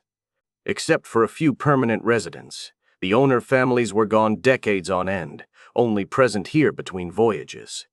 A few houses would never know another return. Those families, those ships, no longer fared. Passing the Arafran's residence, he wondered when he'd see Zhang. They'd had fun together at such times as their vessels met. The Golden Flyer had last set course for Airy, and should be well on her way earthward by now. Since the next trip that Kenry's Fleetwing made would just be to Aurora, there was a fair chance that the two would take solar orbit within the same period. "No, wait, I'm staying on Earth. I'll be old when Zhang Arafrans arrives, still young, still with a guitar on his knee and jollity on his lips. I won't be Kith anymore." It happened that 3 starcraft besides Fleetwing were currently in: Flying Cloud, High Barbary, and Princess Karen.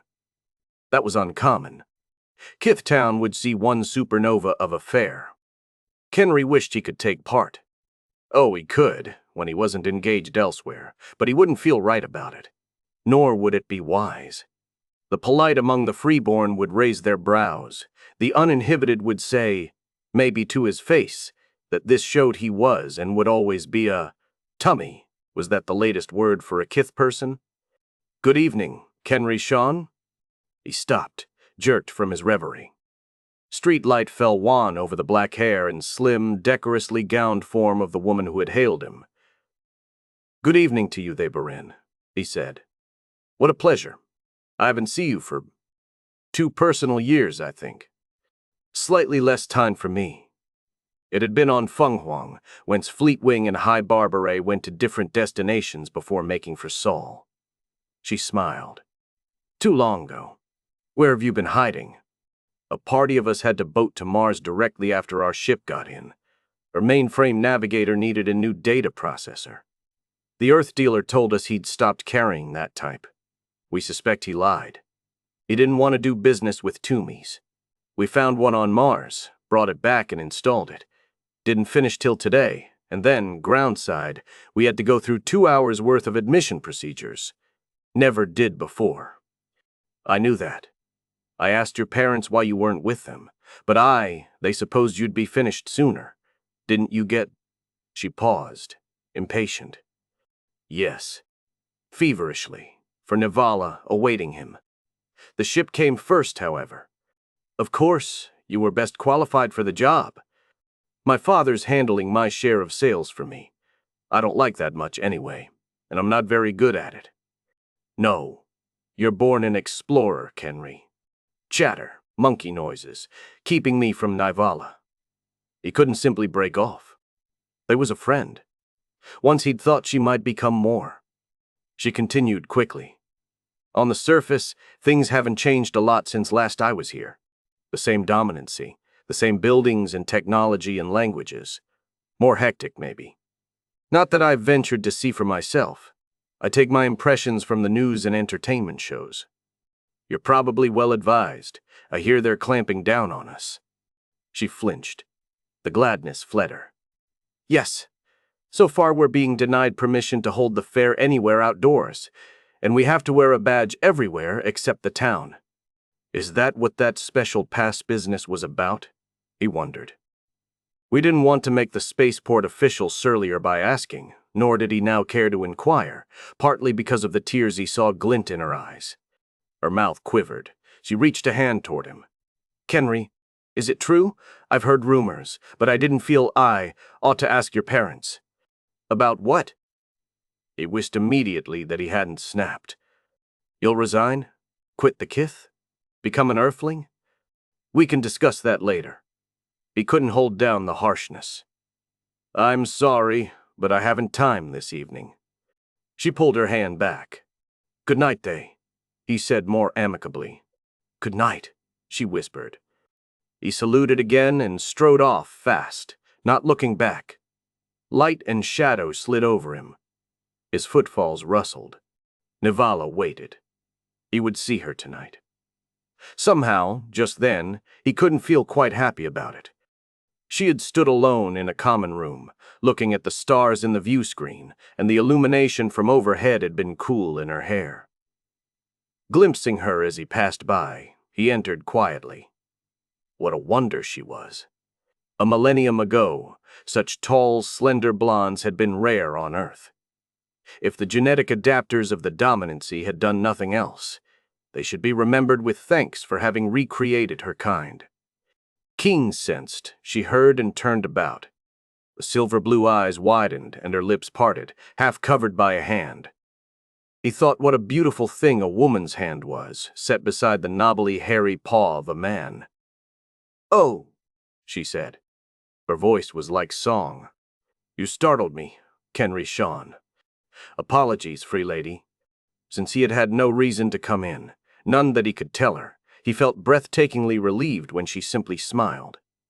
No harm done, I'm too nervous. An opening for talk. Is something the matter, free lady? Anything anybody can help with? No. And thank you, she added. Everyone is already very helpful. They'd better be, with a passenger of her status. However, these first 2 day cycles of the voyage, she'd been courteous, and he expected she'd continue that way. It's a sense of... She hesitated, which wasn't like a star-free isolation. It's unfortunate that we are an alien people to you, free lady. Social inferiors. Or worse, though you haven't treated me so. She smiled again. No, the differences are interesting. The smile died. I shouldn't admit this. Her fingers brushed across his for a bare moment that he never forgot. I should have grown used to it, outbound, and now I'm headed home. But the thought that more than half a century will have passed is coming home to me. He had merely cliches for response. Time dilation, free lady. People you knew will have aged or died. But the peace of the dominancy still holds, I'm sure. All too sure. Yes, no doubt I can take up my life as it was, if I want to. Her gaze went back to the blackness, stars and nebulae and cold galactic river. She shivered slightly under the thin blue chitin. Time, space, strangeness. Perhaps it's that, I fell to thinking. I'll make the crossing in practically the same time as before, over the same distance as far as the universe is concerned, except that it isn't concerned. It doesn't care, doesn't know we ever existed. She caught her breath. And yet the return will take 9 days longer than the going did. He took refuge in facts. That's because we're rather heavily laden, free lady, which Eagle wasn't. Our gamma factor is down to about 350. Not that it ever gets much above 400. We merchantmen are not legendary envoy.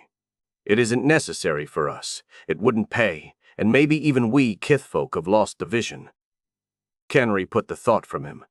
It spooked too often through his head. For a while they stood wordless. Ventilation hummed, as if the ship talked to herself. Navala had once wondered aloud how a vessel felt, what it was like to be forever a wanderer through foreign skies. He hadn't actually needed to explain, as he did, that the computers and robots lacked consciousness. She knew this was a passing fancy. But it stayed with him, having been hers. Nor did she now resent his pointing out an obvious technicality. She looked at him again. A breeze brought him a faint, wild trace of her perfume. "The time is more frightening than the space," she said low. "Yes, a single light year's too huge for our imagining. But I can't really grasp that you were Horn 800 years ago, Kenry Sean, and you'll be traveling between the stars when I'm dust." He could have seized the chance to pay a compliment. His tongue locked on him. He was a starfarer, a kithman, belonging to nowhere and to no one except his ship, while she was star-free, unspecialized genius, at the top of the dominancy's genetic peerage. The best he could do was, the lifespans we experience will be similar, free lady. One measure of time is as valid as another. Elementary relativity. She cast the mood from her. It could not have gone very deep. "Well, I never was good at physics," she laughed. "We leave that to Star A and Norm, types." The remark slapped him in the face. "Yes, brain work and muscle work are the same. Work. Let the suboptimals sweat. Starfreeze shall concentrate on being aesthetic and ornamental." She saw. He had not had much occasion to conceal his feelings. Abruptly, amazingly, she caught his right hand in both hers. "I'm sorry," she said. "I didn't mean to. I didn't mean what you think." "It's nothing, free lady," he answered out of his bewilderment. "Oh, it's much." Her eyes looked straight into his, enormous. "I know how many people on Earth dislike yours, Kenry.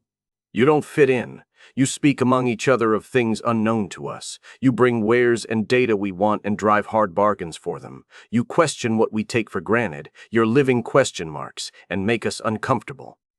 The pale cheeks had colored. She glanced down. Her lashes were long and sooty black. "But I know a superior type when I meet one. You could be a Starfree too, Kenry, if we didn't bore you." "Never that, free lady." They didn't pursue the matter, and he soon left her, with trumpets calling in him. 3 months, he thought. 3 ship months to Saul. A maple stirred overhead as he turned at the Sean gate, its leaves crackling in the wind. The street lighting didn't do justice to their scarlet. Early frost this year, he guessed. The wind blew chill and damp, bearing autumnal odors, smoke from traditional hearth fires, cuttings in soil in gardens. He realized suddenly what had seldom come to mind, that he had never been here during a winter. He had never known the vast hush of snowfall. Light poured warm and yellow from windows. The door scanned and recognized him. It opened. When he walked into the small, cluttered living room, he caught a lingering whiff of dinner and regretted arriving too late. He'd eaten at the spaceport, and not badly, but that was tech food. His mother cooked. He saluted his parents according to custom and propriety. His lather nodded with equal restraint. His mother cast dignity aside, hugged him, and said how thin he'd gotten. "Come, dear, I'll fix you a sandwich. Wait home. "I haven't time," he replied. Helplessly, "I'd like to, but, well, I have to go out again." "They Barine was asking about you," she said, elaborately casual. The High Bar Beret came in 2 months ago. Yes, I know. And we happened to meet on my way here. How nice. Are you going to call on her this evening? Some other time. Her ship will leave before ours, do you know? You won't see her for years. Unless, the voice trailed off. Unless you marry her. She's your sort, Kenry. She'd do well aboard Fleetwing. She'd give you fine children. Some other time, he repeated, sorry for the brusqueness, but Navala expected him. Dad, what's this about badges? Walden Shawn grimaced. A new tax on us, he said. No, worse than a tax. We have to wear them everywhere outside the town, and pay through the nose for them. May every official of the dominancy end in a leaky spacesuit with a plugged senator. My group got passes at the spaceport, but we were told they were just for transit to here. Can I borrow yours tonight? I have to go into the city. Walden gazed for a while at his only son before he turned around. It's in my study, he said. Come along. The room was crammed with his mementos. That sword had been given him by an armorer on Marduk, a four-armed creature who became his friend. That picture was a view from a moon of Osiris, frozen gases like amber in the glow of the mighty planet. Those horns were from a hunting trip on Rama in the days of his youth. That graceful, enigmatic statuette had been a god on Dagon. Walden's close-cropped gray head bent over his desk as he fumbled among papers. He preferred them to a keyboard for composing the autobiography that officers were supposed to bequeath to their ship's databases. Do you really mean to go through with this resignation? He asked. Kenry's face heated. Yes, I hate to hurt you and Mother, but yes. Walden found what he was searching for. He let it lie. Face and tone kept the calm suitable to his rank. I've seen others do it, mainly on colony planets, but a couple of times on Earth. As far as I could learn afterward, mostly they prospered. But I suspect none of them were ever very happy. I wonder, said Kenry. In view of the conditions we've found here, the captain and mates are seriously considering a change of plans. Next voyage not to Aurora, but a long excursion. Long, including into regions new to us. We may not be back for 1,000 years. There'll be no more dominancy. Your name will be forgotten. Kenry spoke around a thickness in his throat. Sir, we don't know what things will be like then. Isn't it better to take what good there is while we can? Do you truly hope to join the Highborn? What's great about them? I've seen 1,500 years of history, and this is one of the bad times. It will get worse. Kenry didn't respond. That girl could as well be of a different species, son, Walden said. She's a Starfree. You're a dirty little Toomey. Kenry could not meet his gaze. Spacefarers have gone terrestrial before. They've founded lasting families. That was then. I'm not afraid. Sir, may I have the badge? Walden sighed. We won't leave for at least 6 months. Longer, if we do decide on a far space run and need to make extra preparations. I can hope meanwhile you'll change your mind. I might, said Kenry. And now I'm lying to you, Dad. Dad, who sang me old songs when I was little and guided my first extravehicular excursion, and stood by me so proudly on my 13th birthday when I took the oath. Here. Walden gave him the intertwined loops of black cords. He pulled a wallet from a drawer. And here are 500 D cards of your money. Your account's at 50,000 and will go higher, but don't let this get stolen. Bitterness spat. Why give an earthling anything for nothing? He clamped composure back down on himself. Thank you, sir. Kenry touched the badge to his left breast. Molecules clung. It wasn't heavy, but it felt like a stone. He sheared off from that. 50,000 D cards. What to buy? Stuff we can trade. No. He was staying here. He'd need advice about Earthside investments. Money was an antidote to prejudice, wasn't it? I'll be back, well, maybe not till tomorrow, he said. Thanks again. Good night. Good night, son. Kenry returned to the living room, paused to give his mother a hug, and went out into the darkness of Earth. At first, neither had been impressed. Captain Seralpin had told Kenry, "We'll have a passenger, going back to Sol. She's on Morgana. Take a boat and fetch her." "Sir?" asked astonishment. "A passenger? Have we ever carried any?" "Rarely. Last was before you were born. Nearly always a round trip, of course. Who'd want to spend 10, 20, 50 years waiting for a return connection? This is a special case. Does the captain wish to explain?" "I'd better. At ease. Sit down." Seralpin gestured. Kenry took a chair facing the desk. They were groundside on Maine. The Kith maintained offices in Landfall, the planet's principal town. Sunlight streamed in through an open window, together with subarctic warmth and a cinnamon-like odor from a stand of native silver cane. "After I got the word, naturally I searched out everything I could about her," Seralpin said. "She's the free laddie Navala Tersis from Kanda. An ancestor of hers acquired large holdings on Morgana in pioneering days. The family still draws a fair amount of income from the property, though she's the first of them to visit it since then. Evidently she, or rather, no doubt, an agent of hers, made inquiries at Kithtown and learned what the current arrangements, schedules, were for 61 Virginises. Current is not exactly the word, passed through Kenry. We're talking about a span of several centuries. But no, that's by cosmic time. To Kith folk, not very many years.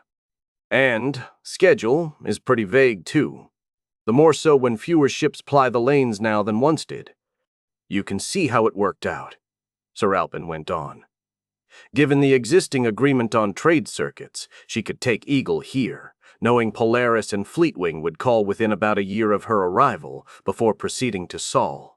Fleetwing happened to make port first, and she's ready to go, so we'll take her." Seralpin paused. "I can't say I'm overjoyed. However, she'll pay well, and you don't refuse a person of that status. Not if you want to stay in business at Earth." "Why would anybody like that ever come, sir?" Seralpin shrugged. "Officially, to inspect the holdings and collect data, with a view to possible improvement of operations. Actually, I imagine, for the thrill and glory. How many in her circle have gone beyond the solar system? She'll be a glamour figure for a while, till the next fad comes along." Maybe she's serious, sir." "At least partly. She's taking some risk and making some sacrifice. She can't be sure what things will be like when she returns, except that everybody she knew will be aging or dead." "So much the better," replied Seralpin cynically. "New fashions, new amusements, and new young people. Liberation from boredom. She spent her time on this planet till lately, and only then popped over to Morgana. Now she wants back, though she knows we won't leave for weeks. Well, sir, Morgana's not humanly habitable. Those valuable biochemicals can be repulsive-looking or dangerous in their native state." Seralpin grinned. "That's why I picked you to fetch her. You're an idealist who wants to believe the best about his fellow human beings. You should get along with her and not have to swallow as much rage as most of us would." He turned solemn. "Make sure you do get along. Be super respectful and obliging. She's not ordinary upper class. She's a Starfree." Thus it came about that Kenry Shawn piloted a boat to the neighbor planet. At the present configuration, a one-gravity boost took 4 days. He spent some of the time rigging a private section for the guest, though it left scant room for him, and arranging the minor luxuries that his mother had suggested he lay in. Afterward, he was largely at the reader screen, continuing his study of Murren's general cosmology. He couldn't win promotions if he didn't have that material firmly in his head. But must he accept it as the absolute last word? True, there hadn't been any fundamental change since Olivares and his colleagues worked out their unified physics. Everything since had been details, empirical discoveries, perhaps surprising but never basic. After all, went the argument, the universe is finite, therefore the scientific horizon must be too. Where a quantitative explanation of some phenomenon is lacking, biological, sociological, psychological, or whatever, that is merely because the complexity makes it unfeasible to solve the grand equation for this particular case. Kenry had his doubts. Already he had seen too much of the cosmos to keep unqualified faith in man's ability to understand it. His attitude was not unique among his folk. When they mentioned it to an earthling, they generally got a blank look or a superior smile. Well, science was a social enterprise. Maybe someday a new civilization would want to ask new questions. Maybe there would still be some kith ships. He sat down on Rodan Spacefield and took the slideway into Northport. The hot, greenish rain sluicing over the transparent tube would have poisoned him. Though its machines kept it clean, a subtle shabbiness had crept into the far frontier hotel. Partly that was because of the plantationers drinking in the lounge. They weren't rowdy, but lives as lonely as theirs didn't make for social graces. Hence, Kenry's surprise approached shock when he entered the suite and found a beautiful young woman. He recovered, bowed with arms crossed on breast, and introduced himself humbly. That was the prescribed way for one of his station to address one of hers, according to the latest information from the laser news beams. "Greeting, Ensign," she replied. Her language hadn't changed a great deal since he had learned it. She got his rank wrong. He didn't venture to correct her. "Let's be on our way." "Immediately, free lady?" It hoped for a day or two in which he could relax, stretch his muscles, go someplace other than the boat. "I'm weary of this dreary. My baggage is in the next room, packed.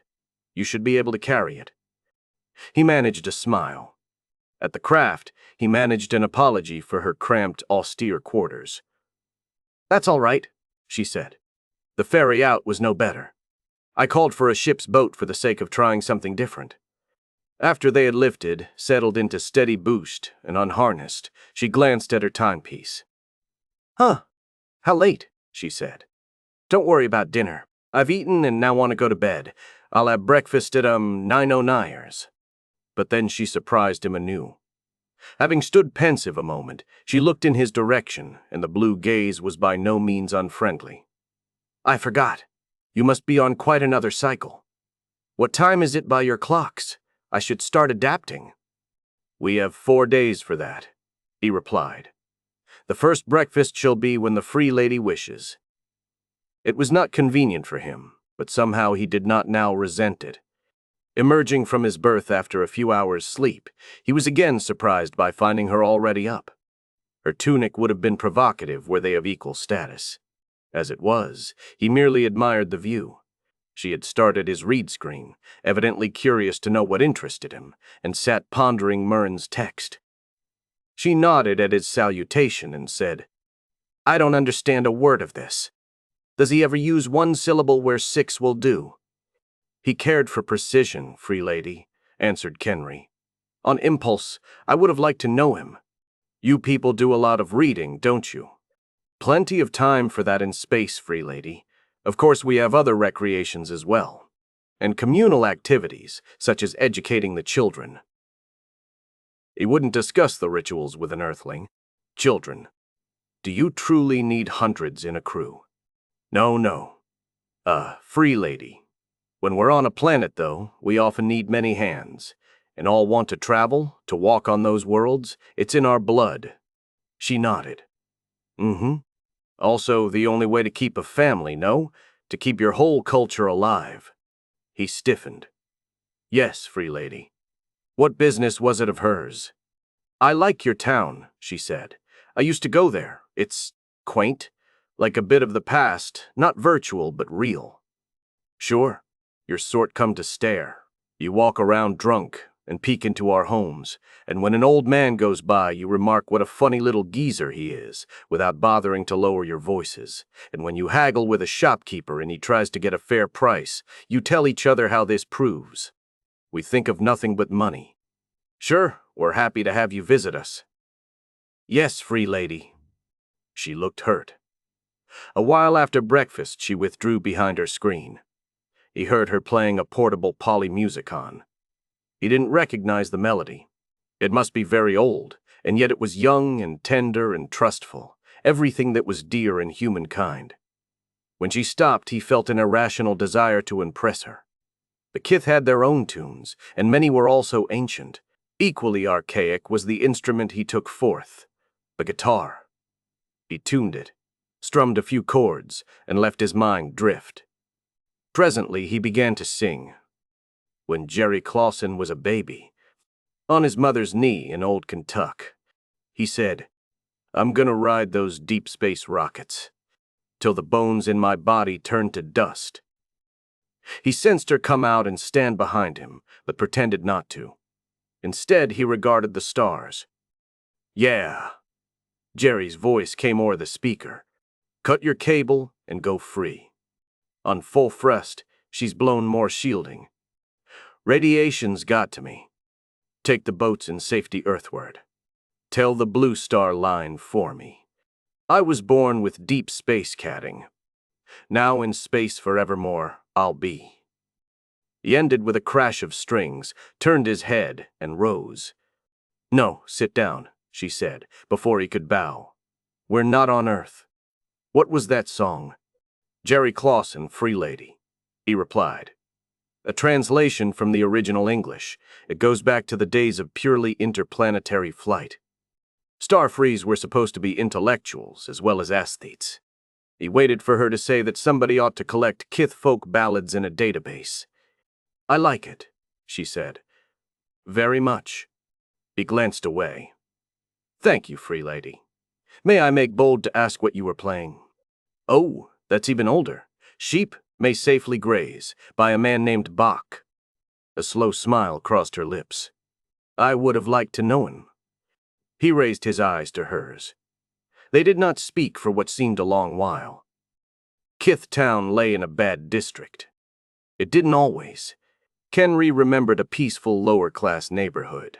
His parents had told him of bourgeoisie, his grandparents, whom he had never met, because they retired from starfaring before he was born and were therefore centuries dead, had spoken of bustling commerce. Before the city was, Kith Town stood alone. Forever it remained Kith Town, well-nigh changeless. No, probably not forever, the way the traffic was dwindling. Nor really changeless. Sometimes war had swept through, pockmarking walls and strewing streets with corpses. Sometimes a mob had come looting and beating. Often in the last several Earthside lifetimes, officers had swaggered in to enforce some new proclamation. Kenry shivered in the autumn wind and walked fast. He learned that nowadays, except for where the monorail from the spaceport stopped, there was no public transport within 3 kilometers. Light became harsh as he entered the Earthling neighborhood, glare from side panels and overhead fixtures. He had heard this was decreed less to discourage crime than to keep it in its place, under surveillance. Vehicles were few. Inhabitants slouched, shambled, shuffled along littered walkways between grimy facades. Their garments were sleazy, and they stank. Most of them were loose jeans, but he saw the dull, heavy faces of normal Ds among them, or the more alert countenance of a normal C or B. Twice a standard, thrust them aside as he hastened on his errand, a shine in the livery of the state, or a private master. Then Kenry imagined he saw an electric flickering in the eyes around. Though still ignorant of current politics, he had caught mention of ambitious dominants who were courting the poor and disinherited. Yes, and the Martians were restless, and the radiant of Jupiter openly insolent. But the state should be more or less stable through his and Navala's lifetime, and they could make provision for their children. An elbow jabbed his ribs. "Out of the way, Tummy." He tensed, but stepped off the walk. The man strutted on by. As Kenry went back, a woman, leaning fat and frowsy from a second-floor window, jeered at him and spat. He dodged, but could not dodge the laughter that yelped around him. Has it gotten this bad? He thought. Well, maybe they're taking out on us what they don't yet dare say to the overlords. The long view gave Finn consolation. He felt shivery and nauseated. And the sadness in his father and mother, though Navala awaited him. He needed a drink. A light sign bottle winked above a doorway ahead. He entered. Gloom and sour smells closed in on him. A few sullen men slumped at tables. A mural above them jerked through its obscenities. A rattled Standard D girl smiled at him, saw his features and badge, and turned away with a sniff. A live bartender presided. He gave the newcomer a glazed stare. "Vodzen," Kenry said. "Make it a double." "We don't serve no Toomies here," said the bartender. Kenry sucked in a breath. He started to go. A hand touched his arm. "Just a minute, spaceman," said a soft voice, and to the attendant, "1 double Vodzen." I told you. This is for me, Ilm. I can give it to anyone I want. I can pour it on the floor if I so desire. Or over you." The bartender went quickly off to his bottles. Kenry looked into a hairless, dead-white face. The skull behind had a rakish cast. The lean, gray-clad form sat hunched at the bar, one hand idly rolling dice from a cup, scooping them up, and rolling again. The fingers had no ohms. There were small tentacles, and the eyes were cat yellow, all iris and slit pupil. Thank you, sir," Kenry stammered in bewilderment. "May I pay?" "No. On me." The other accepted the goblet and handed it over. He put no money down. "Here." "Your health, sir," Kenry said, emboldened. He lifted the vessel and drank. The liquor burned his throat. "Such as it is," said the man indifferently. "No trouble to me." He was doubtless a petty criminal of some sort, maybe an assassin, if that guild still flourished. His somatype was not quite human. He must be Special X, created for a particular job, or for study, or for fun. Presumably, he'd been released when his master was done with him, and had ended in the slums. "Been away long?" he asked, his gaze on the dice. Kenry couldn't immediately remember. "About 100 years. Or more. Watch out. They really hate kithfolk these days. Hereabouts, anyhow. If you get slugged or robbed, it'll do you no good complaining to the militia. You'd probably get your butt kicked. It's kind of you." "Nothing." The supple fingers gathered the dice, rattled them in the cup, and tossed. "I like having somebody to feel superior to." "Oh." Kenry set the goblet down. "I see. Well, no. Don't go." The yellow eyes lifted toward his, and, astonished, he saw tears glimmer. "I'm sorry. Sometimes the bitterness breaks loose. No offense to you. I tried to sign on as a spaceman once. Naturally, they wouldn't have me." Kenry found no response. "A single voyage would have been enough," said the ex dully. "Can an earthling dream too now and then? But I realize I'd have been useless. And my looks. Underdogs don't like each other." Kenry winced. "Maybe I shouldn't envy you at that," the ex muttered. "You see too much history. Me, I've made my place. I don't do badly. As for whether it's worth the trouble, staying alive." He shrugged. "I'm not, anyway. A man's only alive when he has something bigger than himself to live and die for. Oh well." He rolled the dice. 9. I'm losing my touch. After a moment, "I know a place where they don't care who you are if you've got money." "Thank you, sir, but I've an appointment," Kenry said. How awkward it sounded. And false, in spite of being true. "I thought so. Go ahead." The ex glanced elsewhere. "Thank you for the drink, sir." "Nothing. Come in whenever you want. I'll tell Ilm to remember you and serve you. I'm here pretty often. But don't yarn to me about the worlds out there. I don't want to hear that." "No, sir. Thank you. Good night." Kenry left most of his drink untasted. As he went out, the dice clattered across the bar again. While she waited on Maya for Fleetwing's departure, Navala had taken the opportunity to see the Tyrian desert. She could have had her pick of the colony for escorts, but when she heard that Kenry had been there before and knew his way around it, she named him. Less annoyed than he would have expected, he dropped promising negotiations for Vivigems and made the arrangements. An air camper brought them to the best site. He had proposed that from this base they tour the area for 2 days, overnighting here in between. She readily agreed, though they'd be alone. Both knew he wouldn't touch her without leave, and to a person of her status, scandal was as irrelevant as the weather on another planet. For a while they rode quietly in the ground car he had rented. Stone and sand stretched around them, flamboyantly colored. Crags lifted from the hills in fantastic shapes. Scattered thornbush breathed a slight peppery odor into thin, cool air.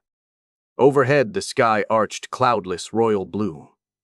"This is a marvelous world," she said at last. "It's just as well we're leaving soon. I might come to like it too much." "Aside from the scenery, free lady, I should think you'd find it rather unexciting," Kenry ventured. "Hardly even provincial." The fair head shook.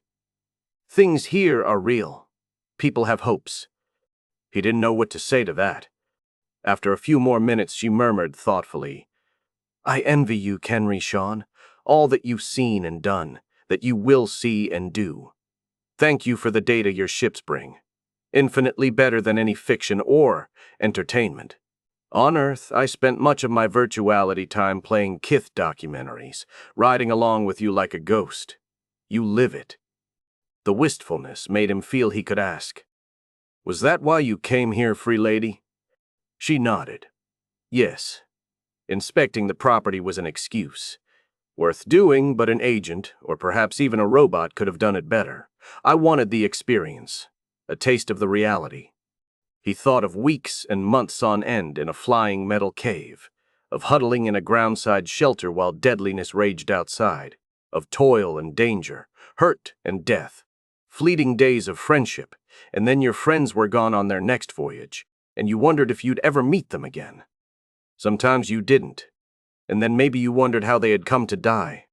Reality doesn't always taste good, free lady. I know, because it is reality. But I didn't quite know how hungry I was till I made this trip. The words stayed with him. When they returned to camp, he suggested that he build a fire and cook their evening meal over it, primitive style. Her delight chimed in him. The sun set while he worked. A small, hasty moon rose, nearly full, to join the lesser half-disk already aloft. An argency rippled over the dunes. Afar a creature wailed. A hunting song? Warmly clad, they squatted close to the fire. Flamelight and shadow played across her, and her hair seemed as frosty as her breath. "Can I help?" she offered. "It isn't fitting, free lady. You'd make a mess of it." The fillets in the skillet sizzled, savory-smelling. They were natural food, purchased at a water farm. She regarded them. "I didn't think you people ate fish," she said. By now he knew she didn't intend any condescension. "Some do, some don't, free lady. You've seen we grow fruits and vegetables aboard, along with flowers, more for the sake of the gardening than to supplement the nanosystems. And we often have aquariums, also mainly for pleasure, but sometimes for a special meal. In early days, when ships were smaller, an aquarium would have crowded out a substantial piece of garden for the benefit of a very few. Crews couldn't afford the resentment that would cause. Abstention acquired almost the force of a taboo. Even off-ship, it was a symbolic act of loyalty. Nowadays, mostly, only older folk observe it. She smiled. "I see. Fascinating. One doesn't think of the Kith as having a history. You've always simply been." "Oh, we do, free lady. Maybe we have more history and tradition than anybody else," he considered. "Or maybe it's just that we pay more attention to what we have, study and talk about it more. Another thing that helps hold us together, keep us what we are." Her gaze dwelt on him through the smoke, above the sputtering flames. "And it's an intellectual activity, isn't it?" she said. "You Kith folk are a brainy lot." His cheeks grew warm. He concentrated on his cooking. "You flatter us, free lady. We're not exactly Starfarers. No, you're more whole." She jumped back toward impersonality. It was safer. "I did do research on you before leaving Earth. Space folk always had to be intelligent, with quick reactions but stable personalities. It was best they not be too big physically, but they must be tough. Dark skin gives some protection against soft radiation, though I suppose genetic drift, happenstance, has been at work too. Over generations, those who couldn't fit into your difficult life dropped out. The time factor and the widening cultural gap made recruitment more and more unlikely, till now it's essentially impossible, and we have the race of Starfarers. Not really, free lady, he protested. Anybody who wants to can build a ship and flit away. But it's a big investment, of lifetime still more than capital, for small profit or none, so nobody does. We never attempt the kind of voyage they embarked on aboard Envoy, before there ever was a kith. Does that name mean anything to you? And the profits shrink century by century, as demand shrinks. And so we do not replace our losses any longer, and our numbers grow less and less. Small profit or none. No, you gain your lives, the freedom to be what you are, she said. Except on Earth. You're aliens there, because the profit is small, you have to set high prices, you obey our laws, but you don't submit in your hearts, and so you come to be hated. I've wondered why you don't abandon Earth altogether. The idea had passed through his mind occasionally. Veer off. Don't speak it. Dangerous, also to his soul. Earth is our planet too, free lady. We get by. Please don't feel sorry for us. A stiff-necked people, she said. You don't even want pity. Who does, free lady? He laid her meal on a plate and handed it to her. Where the slum ended, Kenry found a monorail nexus and took an ascensor up to the line he wanted. Nobody else boarded the car that stopped for him, and nobody else was on it. He sat down and looked out the canopy. The view speeding past was undeniably superb. Towers soared in columns and tiers and pinnacles. Streets and skyways glowed. Phosphorescent spiderwebs. Lights blazed and flashed in strings. Arcs, fountains, every color eyes could know. Scraps of dark sky heightened the brilliance. Was any world anywhere more exotic? Surely he could spend a lifetime exploring this, with Nivala for guide. As he neared city center, the car paused to admit 4 young persons. They were Frees, he saw, though styles of appearance and behavior had changed. Filmy cloaks streamed from luminous draperies or skin tights. Jewels glittered in headbands. Men sported elaborately curled short beards. Women wore twinkling lights in flowing hair. Kenry hunched in his seat, acutely aware of his drabness. The couples came down the aisle toward him. "Oh, look, a tummy," cried a girl. "He's got a nerve," said a boy. "I'll order him off." "No, Scanish." The second female voice sounded gentler than the first. "He has the right." "He shouldn't have. I know these Toomies. Give 'em a finger and they'll take your whole arm." The 4 passed by and settled behind Kenry. They left 3 rows vacant between themselves and him. Their conversation still reached his ears. "My father's in transsolar trading. He'll tell you." "Don't, Scanish. He's listening." "Well, I hope he gets a potful." "Never mind," said the other boy. "What do we do tonight?" "Haven't settled that yet, have we? Go to Halgor's?" "Ah, we've been there 100 times. How about we hop over to Xanthu? I know a place there, not virtual. Really's, it's got apparatuses and tricks you never... No, I'm not in that kind of mood. I don't know what I want to do. My nerves have been terrible lately. I think they're trying to tell me something. I refuse medication. I might try this new Yanist religion. It should at least be amusing. Say, have you heard about Marley's latest? Who was seen coming out of her bedroom? Ignore them, Kenry thought. They may be of Nivala's class, but they're not of her kind. She's a from Kanda. An old family, proud, the blood of soldiers in them. A Kithman's not too unlike a soldier. Their building loomed into view, stone and crystal and light mounting heavenward. Their crest flamed on its front. The depression that had dogged him let go. He signaled his stop and rose. "She loves me," sang within him. "We have a life before us. Pain stabbed into his right buttock, through his back and down the leg. He stumbled, fell to a knee, and looked around. A boy grinned and waved a shock stick. Everybody began to laugh. He picked himself up and limped to the exit. The laughter followed him. Aboard ship, he served in the navigation department. Ordinarily, one person was plenty to stand watch in the immensity between suns. The room was big, however. With interior illumination dimmed, it became a twilit grotto where instrument panels shone like muted lamps. The view screens dominated it. Fireballs fore and aft, sparks streaming from them across the dark to melt into a girdle of intermingled keen hues. Air moved inaudibly. It was as if the ship kept silence before that sight. When Navala came in, Kenry forgot to bow. His heart sprang, his breath stopped. She wore a long, close-fitting blue gown, which rustled to her stride. The unbound tresses fell over bare shoulders in waves of pale gold. She halted. Her eyes widened.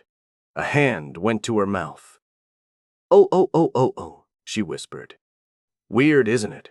Was the lame best he found to say. But you've surely seen pictures and virtuals. Yes. Not like this. Not at all like this. It's nearly terrifying. He went to stand before her.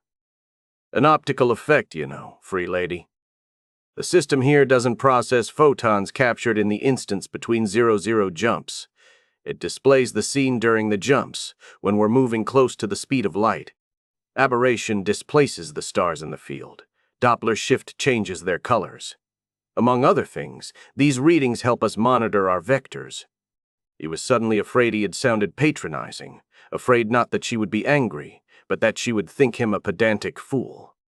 Instead, she smiled and looked from the sky to him. Yes, I do know.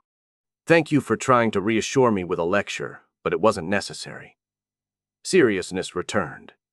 I misspoke myself. I should have said overawing. The other face of the universe, and I'm not being shown it. I'm meeting it. I'm, glad you like it. A passenger, like a child, wasn't allowed in vital sections on Eagle, she said. And you didn't use your status to force your way in, he thought. Thank you for inviting me. My pleasure, free lady. I knew you wouldn't do anything stupid. It was good of you, Kenry Sean. Her fingers brushed his knuckles. You're always kind to me. Could anybody be anything else, to you? He blurted. Did she blush? He couldn't tell. In this dusk he had made for her to get the most from the spectacle. She eased him when she said merely, slowly, I'd be interested to hear what you do at your post. Usually not much, he admitted. The computer handles the data, the navigators in case of emergency. But need for a human can arise. No two routes are ever identical, you see, because the stars move, not negligibly in the course of centuries. Likewise, dark dwarf nebulae, black holes, or rogue planets. They're extremely few and far between, but for that very reason they haven't all been identified, and encountering any would be fatal. Comparing the high-velocity and low-velocity starscapes gives clues to possible hazards ahead, spectral absorption lines or gravitational lensings, for instance. But interpreting them can take more, well, creative imagination than a computer program has. Twice in my time, a navigator's called for a course change, and oftener he or she's decided it wasn't necessary. The alarm was false. So that's your work here, Kenry Sean? She smiled anew. Yes, I can well picture you, with that funny, tight expression, as if the problem were your personal enemy. Then you sigh, rumple your hair, and put your feet on the desk to think for a while. Am I right? How did you guess, free lady? He asked, astounded. I've thought about you quite a lot lately. She stared away from him, at the lurid blue-white clustering ahead. Her fists doubled. I wish you didn't make me feel so futile, she gasped. You. For each choice. She spoke fast. The words blurred on her lips. I've said it before. This is life. This is reality. It's not about what to wear for dinner and who was seen where with whom, and what to do tonight when you're too restless and unhappy to stay home. It's not about traffic in goods and information either. The laser beams only bring news from the settled worlds, and only what the senders choose to transmit. You bring us the news from beyond. You keep alive, in some of us, our kinship with the stars. Oh, I envy you, Kenry Sean. I wish I were born into the kith. Free lady. She shook her head. No use. Even if a ship would have me, I couldn't go. I'm too late. I don't have the skills or the character or the tradition that you took in with your mother's milk. No, forget it. Navala Tursis from Kanda. She blinked at tears. When I get home, knowing now what you are in the kith, will I try to help you? Will I work for common decency toward your people? No, I'll realize it's useless. I won't have the stubbornness, the courage. Don't say that, free lady, he begged. You would be wasting your effort. No doubt, she said. You're right, as usual. But in my place, you would try. They looked at one another. That was the first time she kissed him. The guards at the main entrance were giants bred, 230 centimeters of thick bone and boulder-like muscle. Their uniforms were sunburst splendor, yet they were not ornaments. Stunners and fulgurators rested at their hips. A monogrammed plate in the paving between them could withdraw to let a cycler gun rise. Kenry's pain had subsided to a background ache. He approached fast, stopped, and craned his neck upward. The free lady Navala from Kanda is expecting me, he said. Huh, exploded a basso. You sold your brain, Tummy. Kenry extended the card she had given him. Scan this. He decided it was wise to add, please. They've got a party going. I know. When I called her confidential number, she told me. I'd have waited till tomorrow, but she insisted this is actually a chance we should seize. Don't hang back, Sean. She's counting on you. The Titans exchanged a glance. He guessed their thoughts. Could it be a stunt? A farce for the guests? Or could he be a secret agent or something? If he's lying, do we arrest him or pulp him here and now? The one who held the card put it in a scanner. The screen came alight. He read, shook his head, and gave the card back. All right, he grumbled. Go on in. First a sensor to your left, 60th floor. But watch yourself to me. It'd be pleasant, later, to summon him and make him crawl. No. Why? Kenry passed under the enormous curve of the doorway, into a vaulted reach of foyer, where murals displayed bygone battles and honors. Most of that history had happened within his lifetime. Uniformed standard servants goggled at him but drew aside, as if from his touch. He stepped onto the ascensor and punched for 60. It lifted into the shaft through a stillness beneath which his heartbeat racketed. He emerged in an ante-room of crimson biofabric. More servants struggled not to gape. An arch gave him a view of motion, dance, a blaze of color. Music, talk, sporadic laughter bubbled out. As he neared, a footman mustered decision and blocked his way. You can't go in there. I certainly can. Kenry flashed the card and walked around him. Radiance poured from faceted crystals. The ballroom was huge and thronged. Dancers, waiters, performers. He stopped in confusion. Kenry. Oh, Kenry, dearest. Navala must have been keeping herself nearby, alert for his arrival. She ran straight to his arms. He wondered for a second whether that was shamelessness or ordinary upper-class behavior these days. Then they were embraced and kissing. Her misty cloak swirled about them. Her perfume smelled like roses. She drew back. Her smile trembled away. He saw that she'd lost weight, and shadows lay below the silver-blue eyes. It struck him in the gut this past couple of weeks, since Fleetwing took orbit, were worse for her than for me. Maybe I'd better go, he said. Not now, she answered, stammeringly urgent. I hoped you'd land earlier, but we have to meet them sooner or later, and a bold stroke, come. She caught his hand and tugged, with forlorn gaiety. I want them to see the man I've got me. Side by side, they advanced. The dancers were stopping pair after pair, awareness spreading like a wave from a cast stone, turning faces and faces and faces around. Voices choked off. The music persisted. It sounded tinny. Nivala led Kenry to a dais. They mounted it. A troop of erotic performers scampered aside. She lifted her head and beckoned to the amplifier pickup. Her voice rang as loud as the voice of some ancient storm goddess. Stars and standards, kindred and friends, I wish to announce, to present my affianced, Lieutenant Kenray Sean of the starship Fleetwing. For a time that dragged, nobody moved.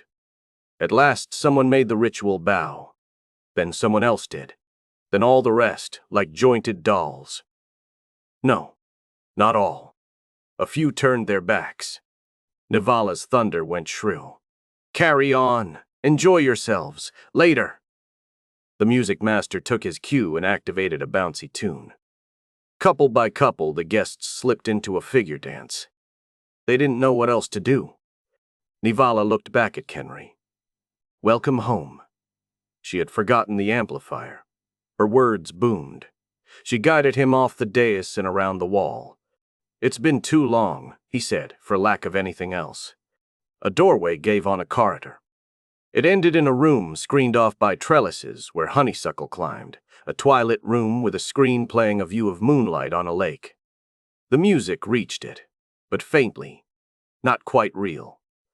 Again she came to him, and now they had no haste. He felt how she shivered. This is a hard situation for you, isn't it? He said when they stood holding hands.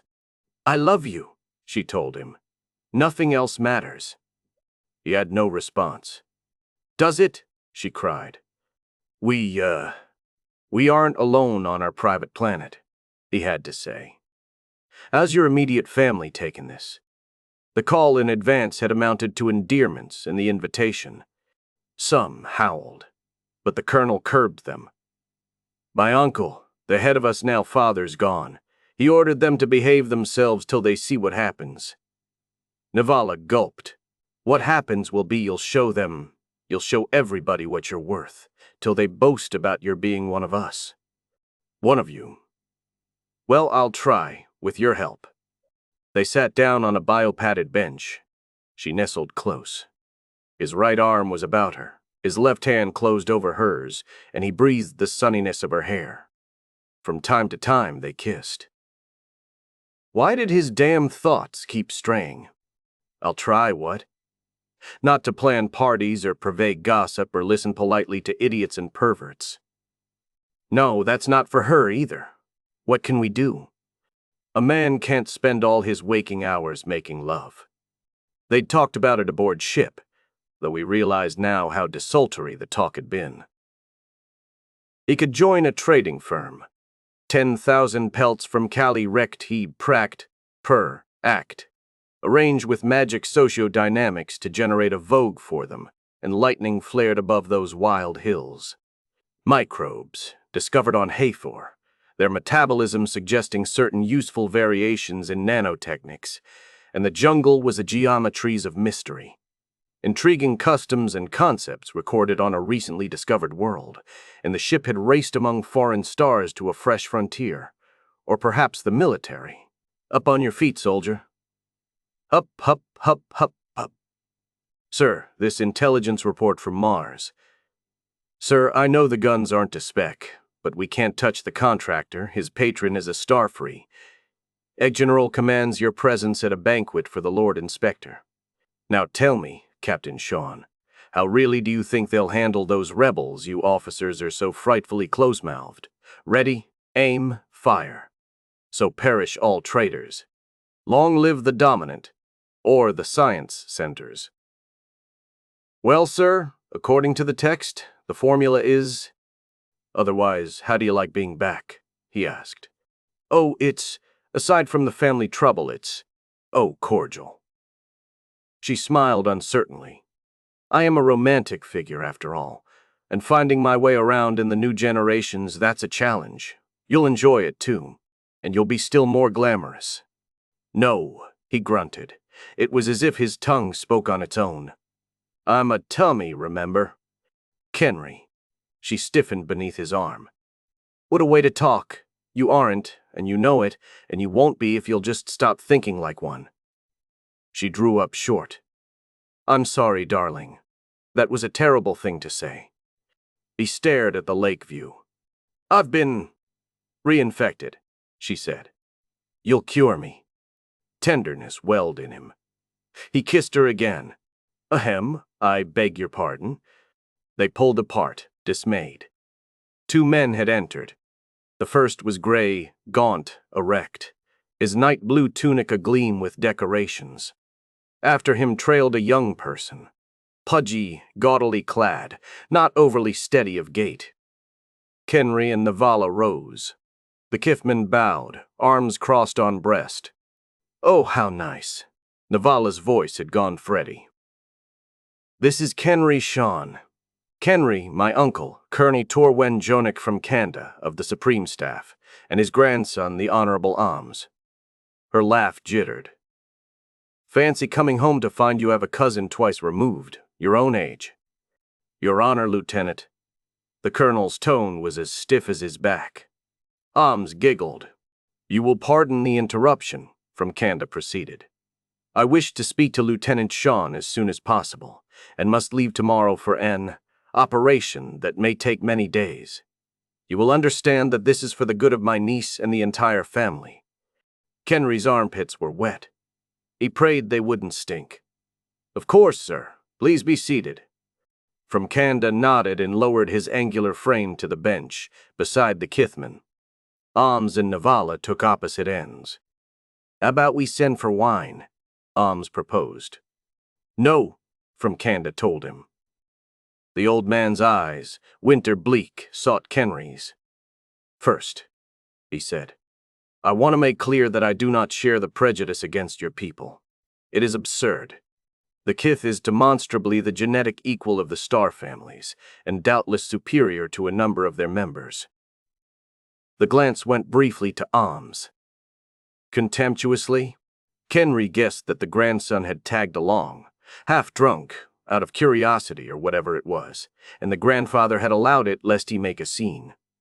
The cultural barrier is formidable, from Kanda went on, but if you will exert yourself to surmount it, I am prepared in due course to sponsor your adoption. Thank you, sir. Kenry felt the room wobble. No Kithman had ever. That he heard Navala's happy little sigh. She clutched his arm. But will you? That is what I must find out. From Kanda gestured at something unseen.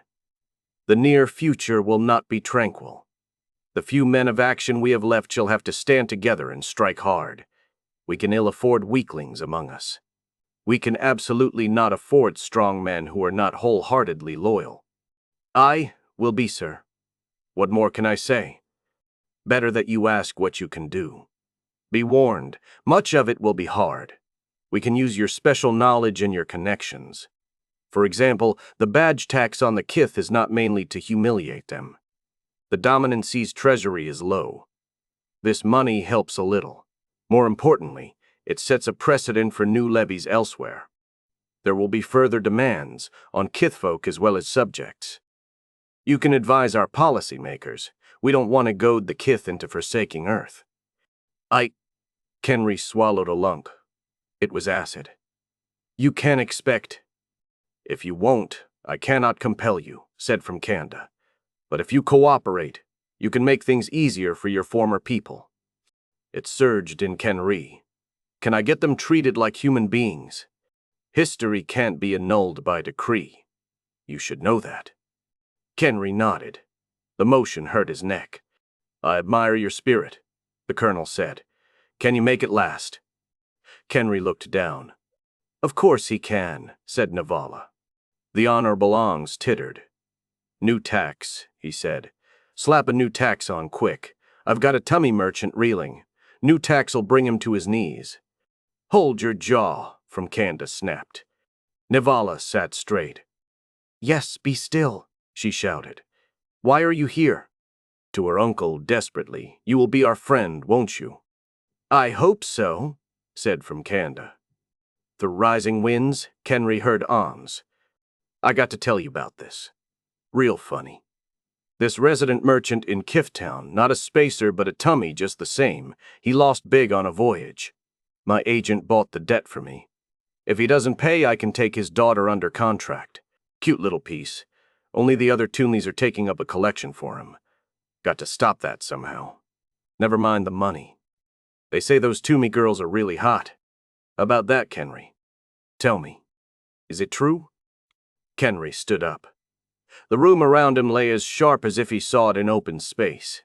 He no longer heard the music. A metallic singing filled his skull. He did hear Navala, ahms, you whelp, and from Kanda, silence. The sounds came from light years away. His left hand caught hold of the tunic and hauled the honorable ahms to his feet. His right hand made a fist and smote. Ahms lurched back, fell, and moaned where he lay.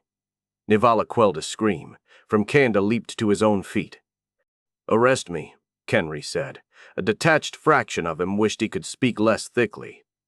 Go on, why not? Kenry! Navala rose too. She reached for him. He saw at the edge of vision but didn't respond. Her arms dropped. Ahms pulled himself to an elbow. Blood coursed from his nose. Yes, arrest him, he squealed. 10 years penance confinement. I'll take everything he's got. From Kanda's shoe nudged his grandson in the ribs, not gently. I ordered you to stay quiet, he said. Ahms whimpered, struggled to a sitting position, and rocked to and fro. That was reckless of you, Lieutenant Sean, stated from Kanda. However, it was not unprovoked. There will be no charges or lawsuit. The Kith girl? Kenry realized he should first have said thanks. I dare say she'll be all right. They'll raise the money for her father. Kith folks stick together. The tone hardened.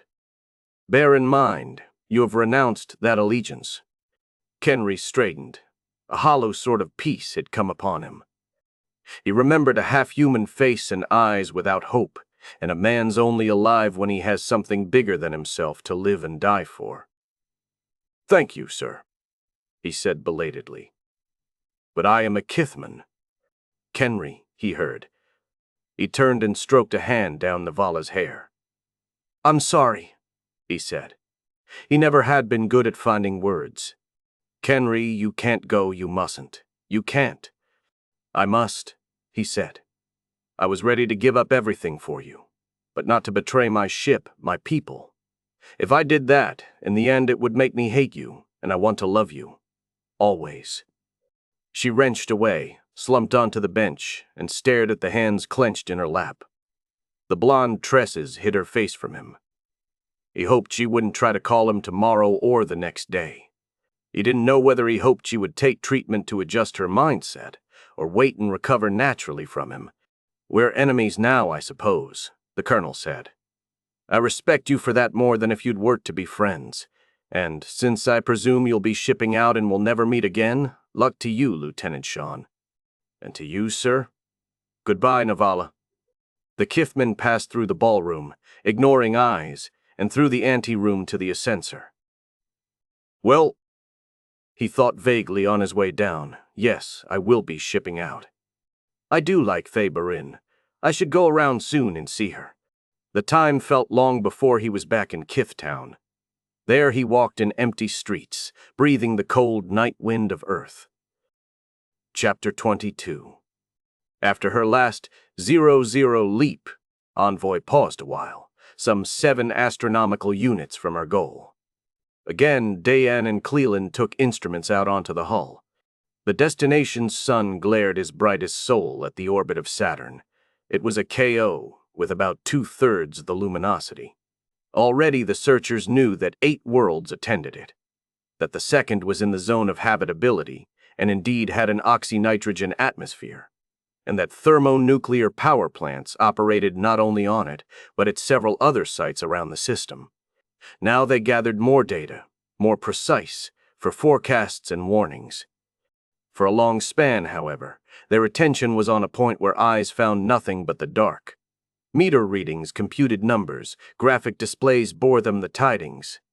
Their hearts knocked. Yes, Diane said. There's no more doubt. A pulsar within 1/3 parsec of us. And it has planets. No mere white dwarf like Sirius B, a neutron star.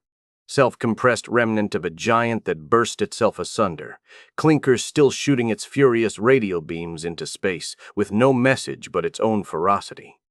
Unless ships from Earth had traveled well beyond Sol's neighborhood since Envoy left, humans had never before been this close to one.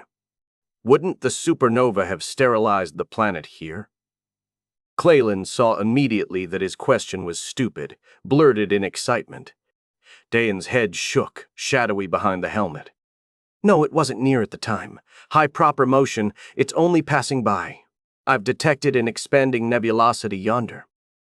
She pointed at another object, which distance made invisible. If it's from the eruption, then that happened about 1,000 light-years off and 10 million years ago. Only 10 million? My God, those planets must still be re-evolving. Diane's own voice quivered. Yes, and the pulsar itself probably hasn't reached a steady state yet. The physics. She set about directing instruments to more urgent concerns. I imagine the yonder folk can tell us about it. She finished a bit harshly. Envoy proceeded inward at a full G, ignoring economy, to cut the passage time down to a week.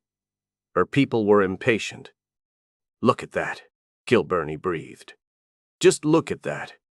Appa Iston. Russick did not seem to notice he had crossed himself. The ship was passing within 12 million kilometers of the third planet. Her crew had gathered in the reserve saloon galley to see what her optics could screen for them. Magnified and enhanced, a thick crescent stood ruddy, mottled, and silver-spotted with seas. Air slightly blurred the limb and softened the edge between day and night. Clouds, elongated and patchy rather than marbling, shone less brilliantly white than Earth's. But they shone. 3 firefly sparks glinted against the blackness beyond. Satellites. Instruments had found at least a dozen more.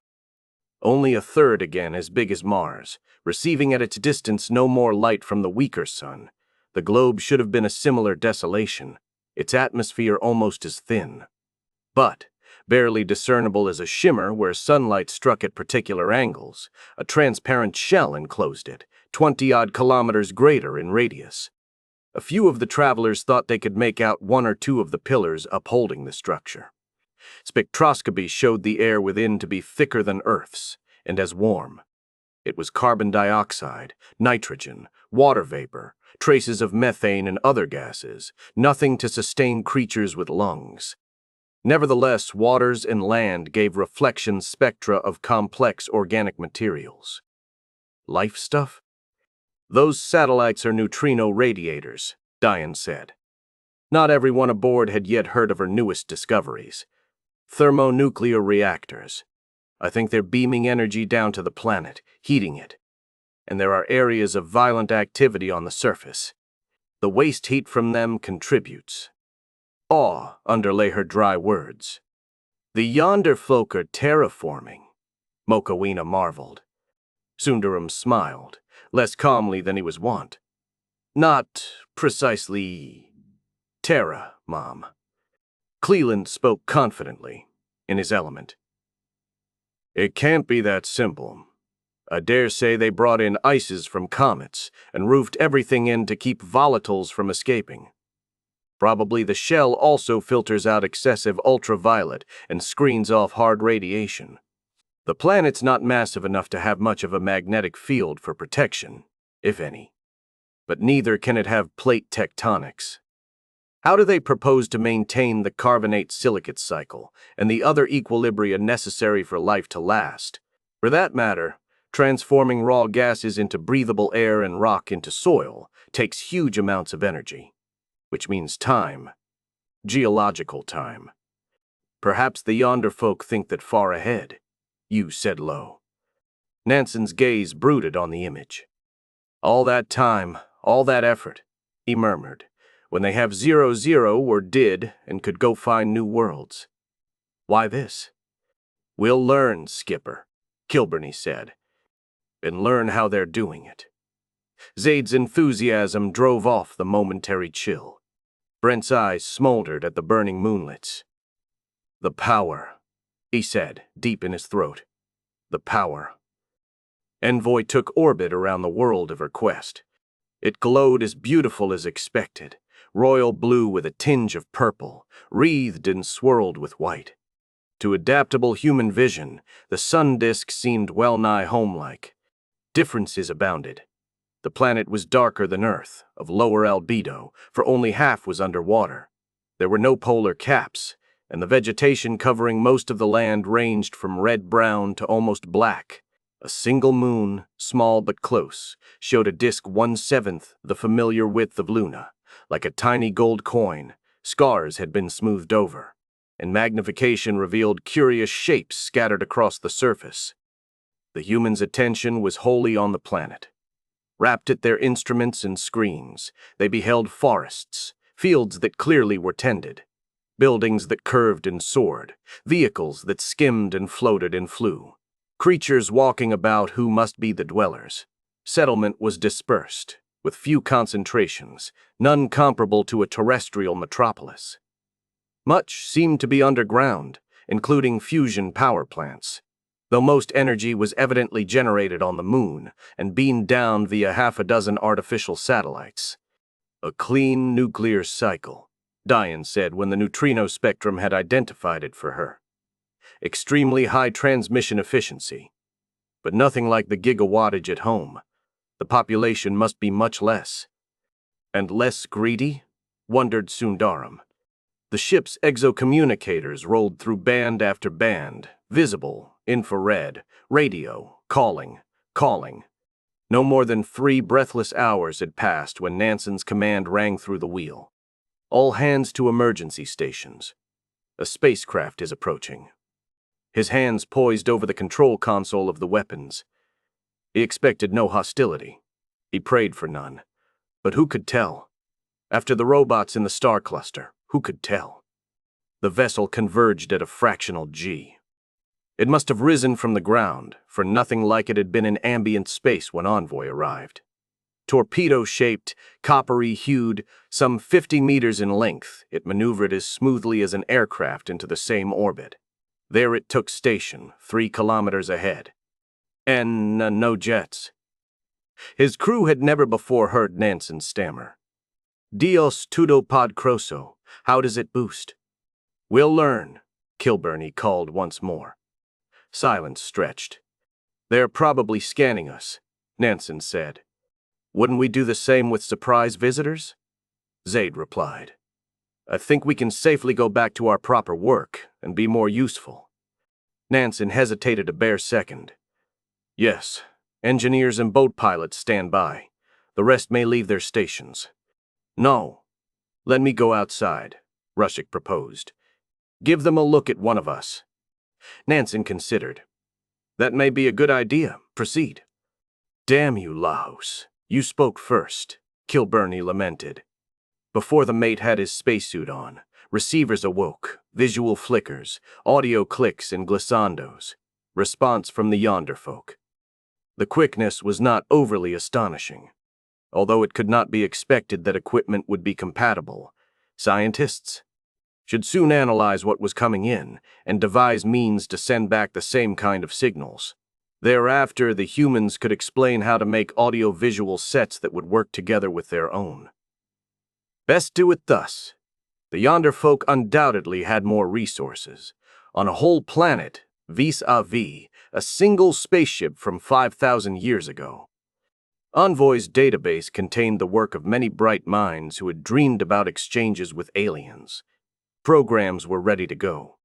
After the simple initial flashes, messages became binary, describing diagrams on a grid defined by 2 prime numbers.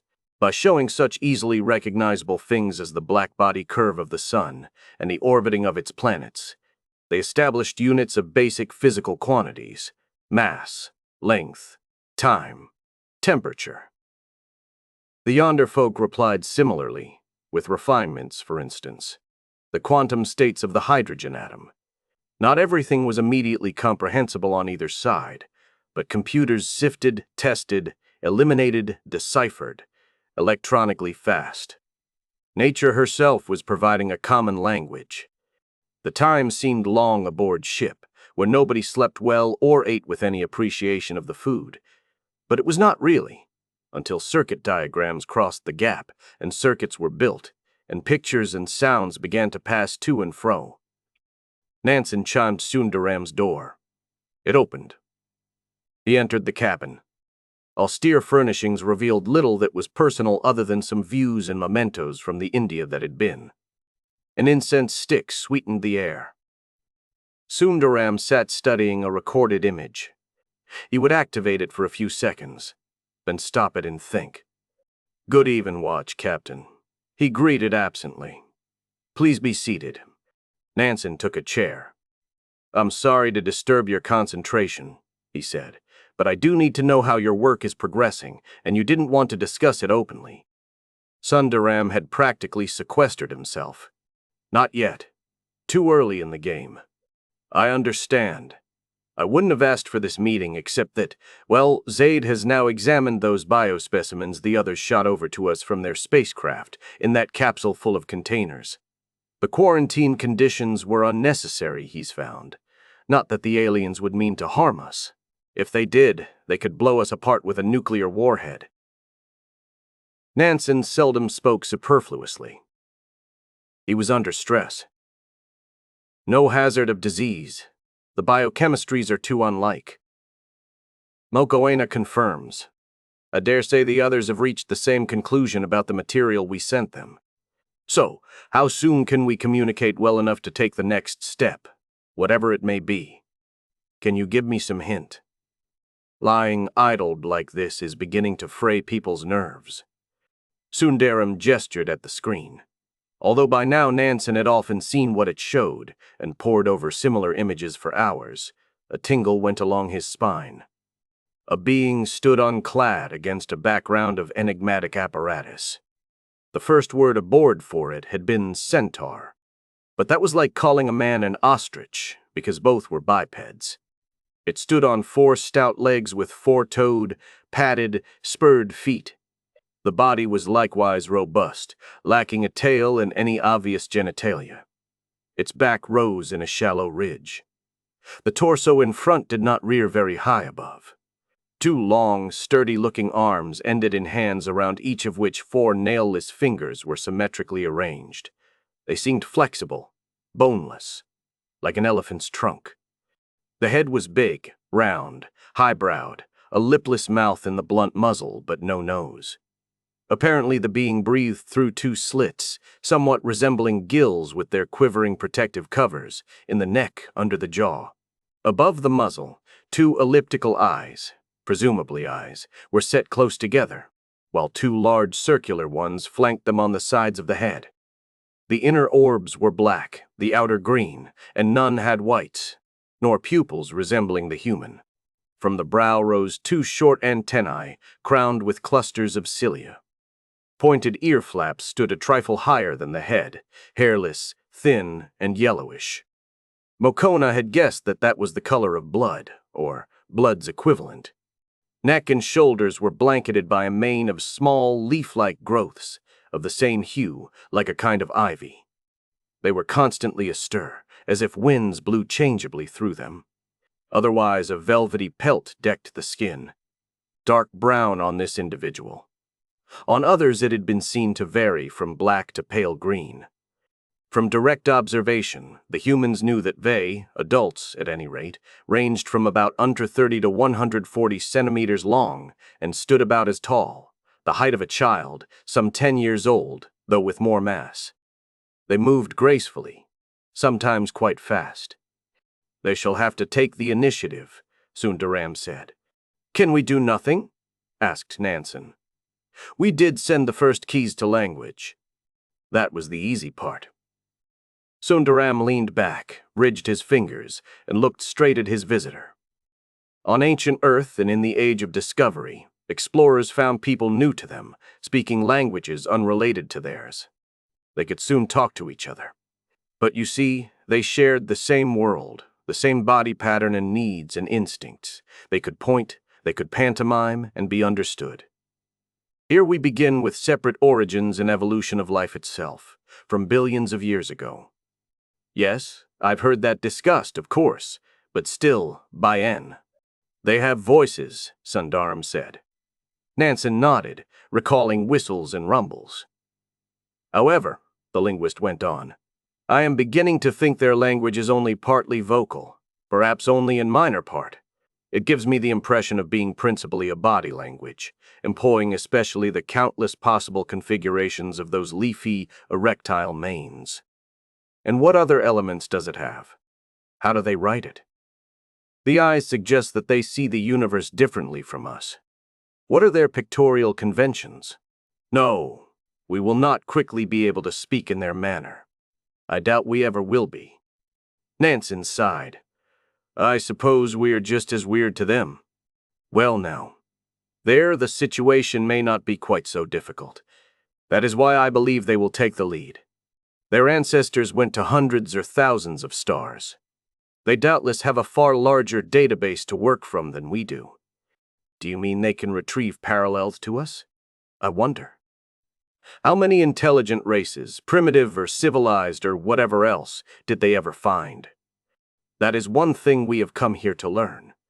Let's begin then. Give us time. They appear to be willing, interested. As well they might be. We may see some action reasonably soon.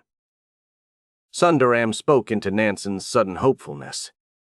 But as for proper communication, you must give us time. Us. He includes the yonder folk. Already he feels a kinship across all foreignness. The crew were gathered. Nansen spoke straight to the point. It went better than we anticipated. Icons, animations, were invited to come down and settle in. Russik's hand shot up. First landing, he roared. Again? Kilburney said. She shrugged. A wheel if you must. There should be lots more, shouldn't there, Skipper? We still have details to work out, Nansen cautioned. First and foremost, I suppose, the actual landing site. They ought to have one in mind already, given their experience in the past, Mokoena said. Selim and I have established that the biology and biochemistry here are the same as in the anomalous plants we collected at our previous stop. This, too, though not unexpected, was a new announcement. Knowledge had been leaping forward. And the architecture, that was a colony of theirs. They are the yonder folk. Nobody asked why that world lay forsaken. They had raised the question wearisomely often. Nevertheless, for a moment, it spooked around them. Cleland pushed it aside. This may be silly, he ventured. But have you found out the name of this planet, Ajit? Sundaram smiled. Silly but natural, he replied. No, of course not. Perhaps we never will. It may have many names in many distinct languages. Whatever they are, I doubt we can ever pronounce any, if pronunciation is even appropriate, and if the yonder folk bestow names. Zaid half rose from his seat, sank back and declared, We want one to use among ourselves. You nodded. We have talked about this also. We should decide. You know what I propose. Tahir. That seems fitting, Nansen said. And out in these parts we don't have to go through registration procedures. Shall we agree on Tahir? Assent murmured around the half-circle. Well, Nansen said gladly, we can start planning and preparing for descent and thinking what to do down there. 5 years, Brent growled. Eyes went toward him. What? Demanded Diane. He glowered back.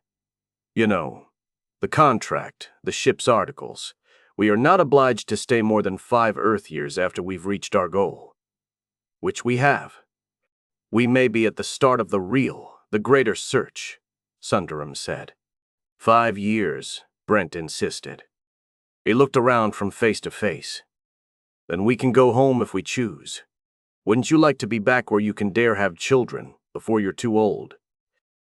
Chapter 23. Ois. Year 1. The site was a broad opening in an expanse of woodlands on the eastern seaboard of a northern continent. A stream flowed through, clear and pure, although the human palate sensed a slight pungency. A stand of trees screened an area that had been paved overnight to provide a field for spacecraft and aircraft. When violent weather was on its way, as happened not uncommonly, a flexible sheet extruded from one end, arched over to form a transparent dome, and grew rigid. It opened for you wherever you approached, closing again behind. After the storm was past, it softened and withdrew. Otherwise, the Tahirians had prepared nothing and raised no objections to whatever their guests did. On clear days, the land lay darklingly rich beneath a deep blue sky. Growth was nowhere green, but ruddy brown, chocolate, black, maroon, damask, countless shades, lightened by petals white or colorful. The effect was not gloomy. There was so much life, leaves rippling and soughing in sunlight, odors as of strange spices. A mossy turf seemed to play the basic role of grass. Trees, shrubs, canes, brachiated more or less like earths. To that extent had two evolutions happened to run parallel. Wildlife abounded, from tiny things that could incorrectly be called worms or insects, on through swimmers, runners, and wings, multitudinous in heaven. Cries, whistles, bellows, trills sounded through the glades.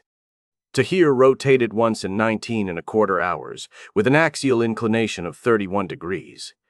Though the irradiation was lower, the atmosphere, slightly denser than Earth's, joined with albedo to maintain a planetary mean temperature 3 degrees higher.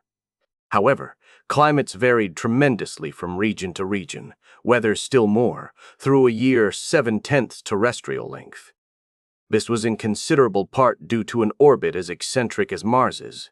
Northern summers longer and colder, northern winters shorter and warmer than southern. All factors considered, the place granted the humans might well be the best possible for them.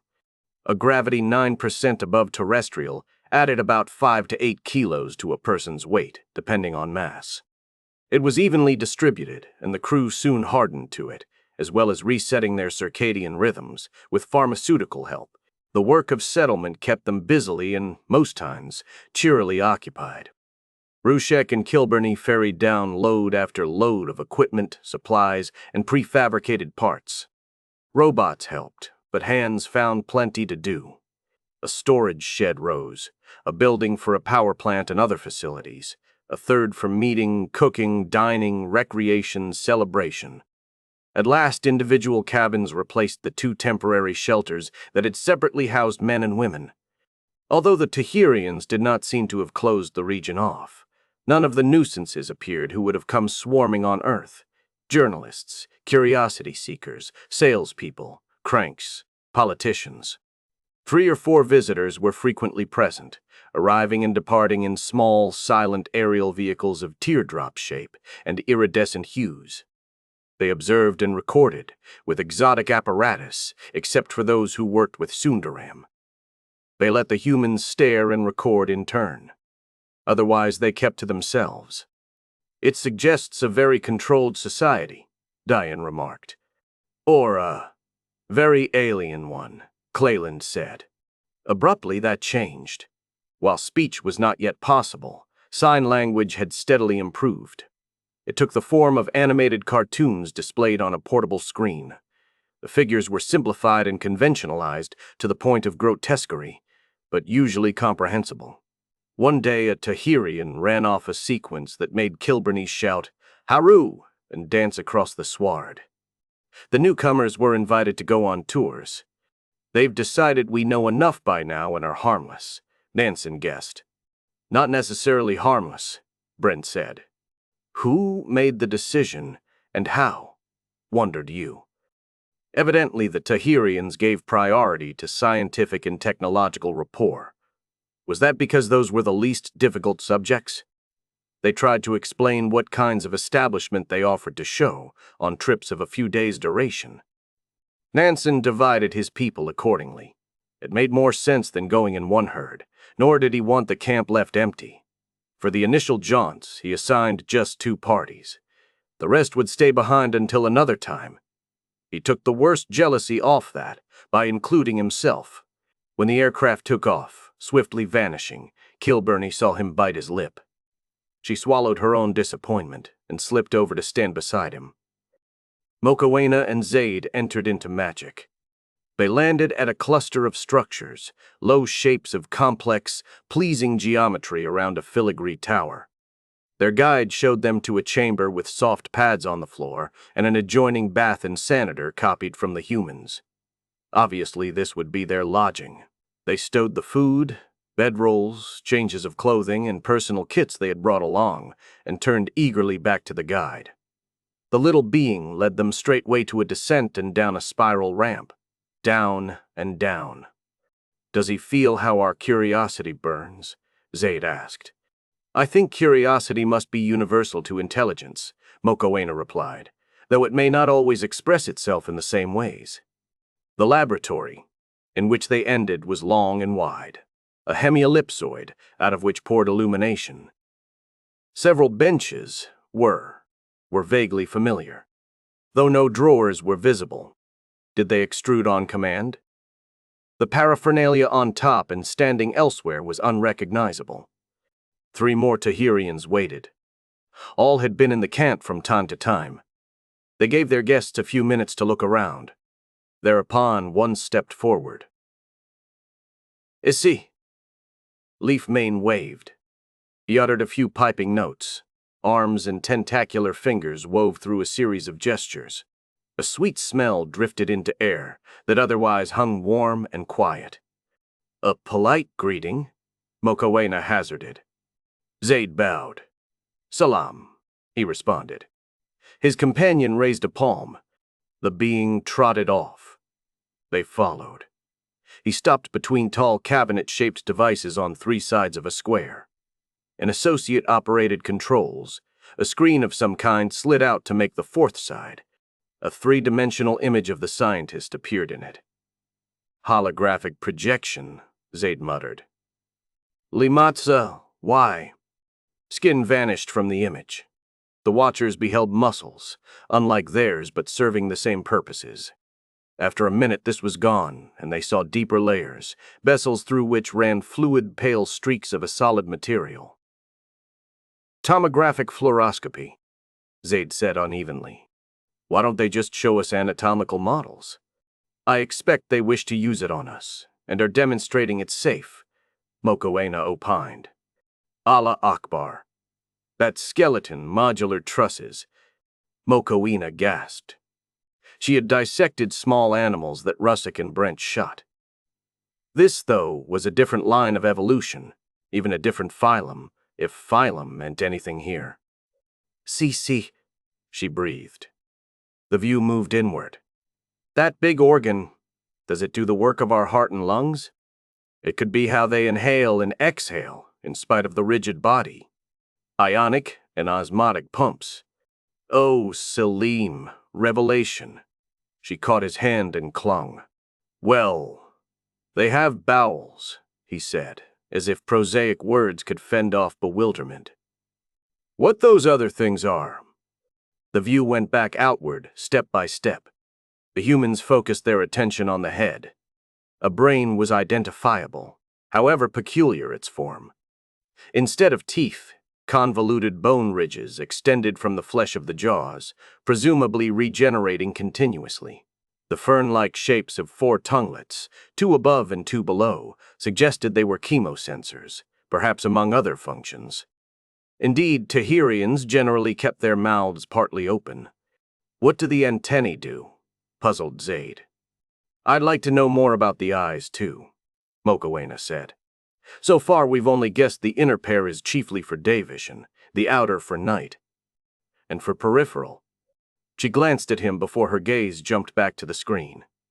"Yes, of course, but why do you make it sound so important?" This was a dangerous world in the past. Life developed ways to cope with it. Every world is dangerous.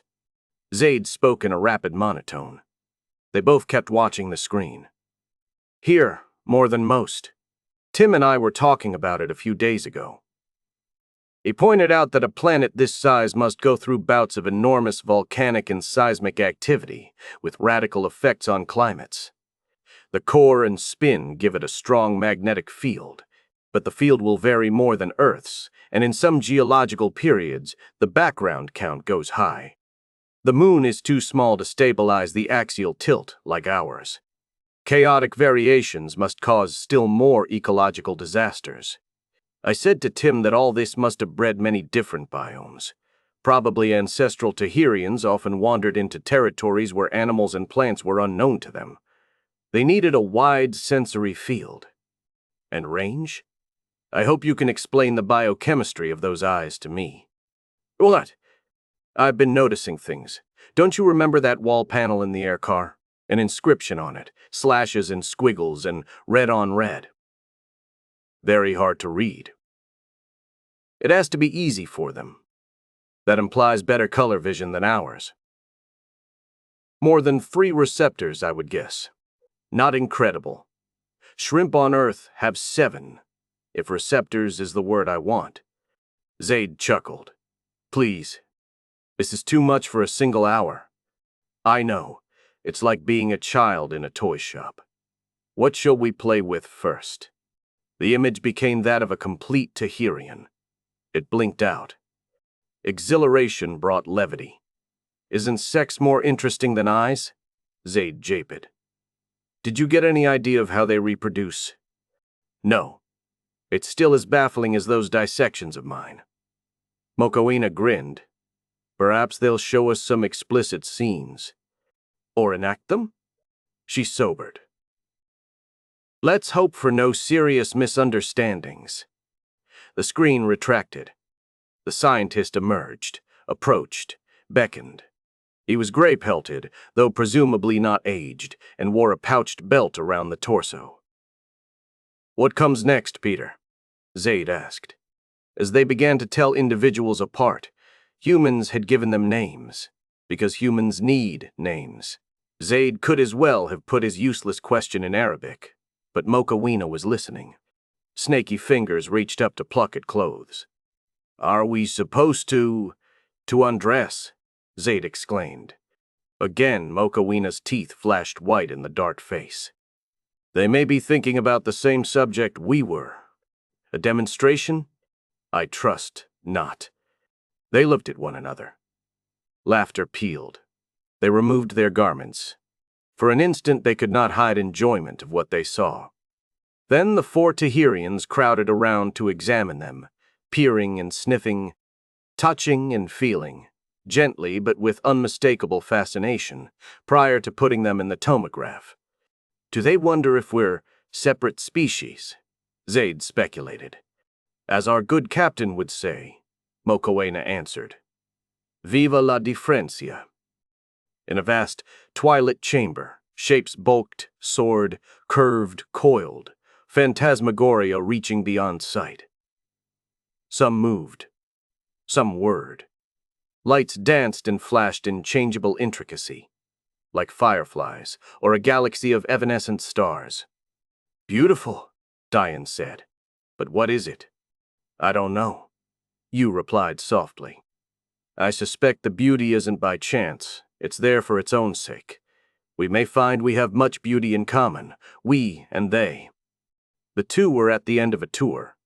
They had walked through twisting kilometers with their guides, and had stood looking and looking without understanding, but their days came less from an overload of the body than of the mind. The frustration in Diane broke through. We won't make sense of any of this till they can explain it to us. Can they, ever? She gestured at the nearest Tahirian. What is Esther here really conveyed, today or back at our camp? As if to respond, the native took a flat box with a screen out of her. Pouch belt. Such units were the means of pictorial communication. Fingers danced across control surfaces. Figures appeared. Yu leaned close to see. Minutes passed. The other hosts waited patiently. Diane quivered. Yu straightened. I think I had a hint. Her voice rejoiced. The symbols we have developed, I think one of these assemblies, at least, is a cryomagnetic facility for studying quantum resonances. Don't they already know everything about that? Diane objected. These people were probably starfaring before Solomon built the first temple. I suspect this whole complex is a teaching laboratory. Diane nodded. That sounds plausible. It would be the best for us. She paused before asking, do they do any actual research anymore? What? Would they? They gave up starfaring long ago. We may be the first newness they've encountered for thousands of years. You pondered. Well, did not the physicists on Earth believe the ultimate equation has been written, and everything we discover hereafter will only be solutions of it? Scorn replied. They believed. What about those jetless flyers here? That may be an application of principles we know in ways we have not thought of. Or maybe not. Diane's mettle forsook her. You will doubtless find out, she said wearily. Technological tricks. The science underneath them is something else. Surprised, you said, no, the basic laws will come first. They are far simpler. Diane shook her head. Not without a proper vocabulary, verbal and mathematical. We won't reach that point soon, will we? Newton's laws, yes, but the Hamiltonian, Riemannian geometry, wave functions. Not to mention Navier-Stokes, turbulence, chaos, complexity, all the subtleties. It'll be years before we even know whether the Tahirians know something fundamental that we don't. What shall I do, meanwhile? You touched her hand. You will help me, if nothing else. No, we shall be partners. Thank you, dear Wenji. The warmth was short-lived. Diane looked off into the dusk. Technology? Your work? Interesting? Vital? Yes, she said. But the mysteries. Sundaram sat in his cabin. The interior resembled his own aboard ship, except for the windows. They gave on a wild autumnal rain. Wind yelled. Before him on the floor, legs folded, torso upright, rested the Tahirian whom humans called Indira, because this happened so often that an Indian name felt appropriate. He was coming to believe that Indira was not known among her Hissits kind by any single symbol, but by configurations of sensory data that changed fluidly, according to circumstances, while always demarking the unique individual. Computer screens and a holograph displayed sketches, diagrams, arbitrary figures, pictures. With illumination turned low, reflected light set Indira's 4 eyes aglow. Sundaram spoke aloud, not altogether to himself. Yes, I am nearly certain now. Yours is primarily a body language, with chemical and vocal elements, characters and compoundings infinitely, subtly variable. It causes your writing to be ideographic, like a kind of super Chinese hypertext. Is this correct? Then Wenji can make a device for expressing the language we create, the new language our races will share. Winter brought snow, glistery white and blue shadowed over the ground. Icicles hung like jewelry from bare boughs. Many Tahirian trees also shed their leaves. Cold air laved the face and stung the nostrils. Breath smoked. Kilburney, Clayland, Rushik, and Brent came back from a walk. Taking their turns as caretakers at the settlement, they had grown restless. The outing roused Kilburney's spirits from boredom. She dashed around to look at things, threw snowballs, tried to make her companions join in a song. Only Cleland did, half-heartedly. Leaving the forest, they saw across the openness that huddle of buildings their crew had dubbed Terralina. Kilburney stopped. "Oh!" she gasped. One of the great, rarely seen creatures they knew as dragons swept overhead. Sunlight streamed through wing membranes and broke into rainbow shards. The long, sinuous body gleamed beryl green. Her gaze followed the R of flight until it sank below the horizon. The others had halted, too. "Pretty," Russick said. He sounded reluctant to admit that anything could break the monotony of these days. "More than Bonnie," she crooned. "Freedom alive." Clayland's glance had stayed on her. "You really do feel caged, don't you?" he mumbled. "Don't we all?" Brent said. His words ran on almost automatically. "Yeah, It was fun at first, the novelty, the jobs, and then traveling around.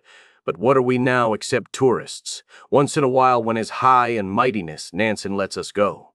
The scientific types, sure, they've got things to do that matter. Are we supposed to spend the next 4 years yawning? Stop whining, Russick snapped. You've overworked your self-pity. Brent glared.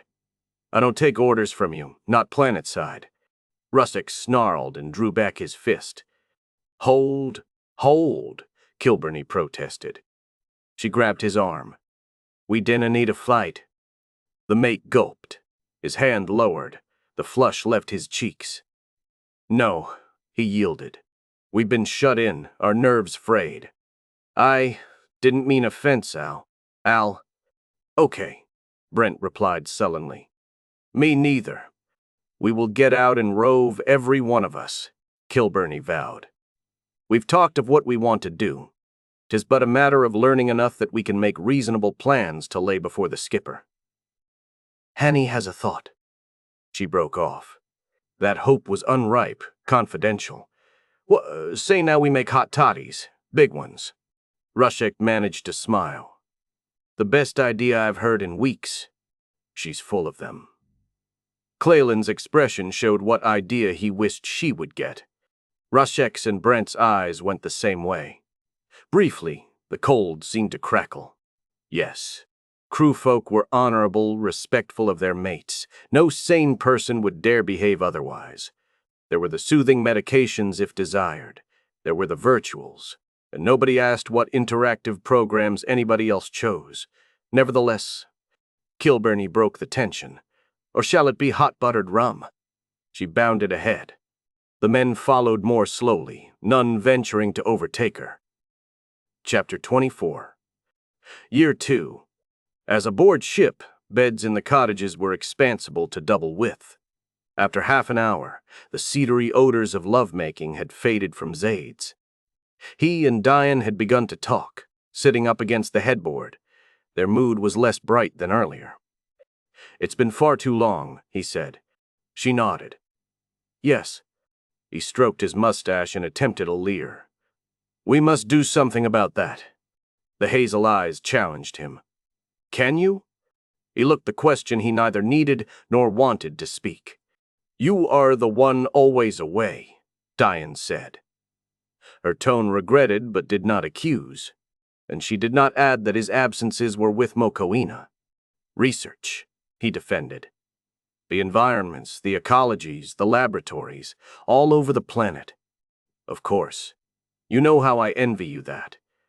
Do you still feel idled? I thought you were happy enough, working with Wenji. It was not quite true. He was an observant man. He had left some things unsaid in hopes they would improve by themselves, and she was not given to complaining.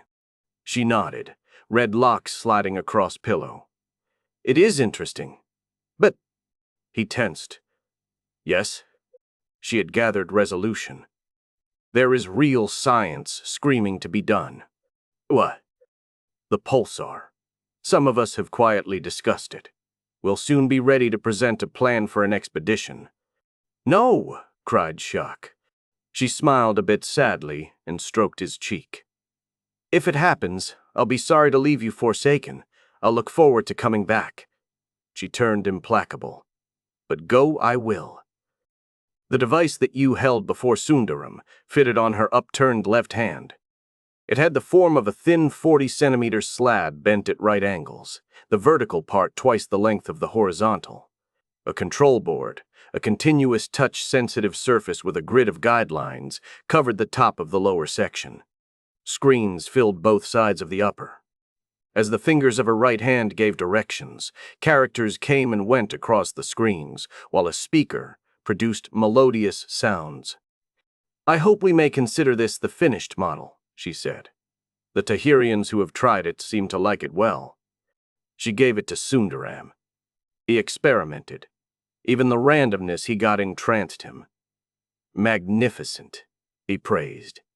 It will require practice, of course, to master, but I have been thinking about it. Let me suggest we call it a parleur. a voice across the abyss between two utterly different kinds of communication. You still must create the mutual language. It progresses. I suspect that with this tool, progress will rocket. But I will need your help. What you can spare from your technological studies, I will need your help more than ever. Soci, how? I imagine that programming your nanocomputer demands a special talent. He shrugged, with a rueful smile. Under the best conditions, I am not a good programmer. You have no reason to be. Sundaram blinked.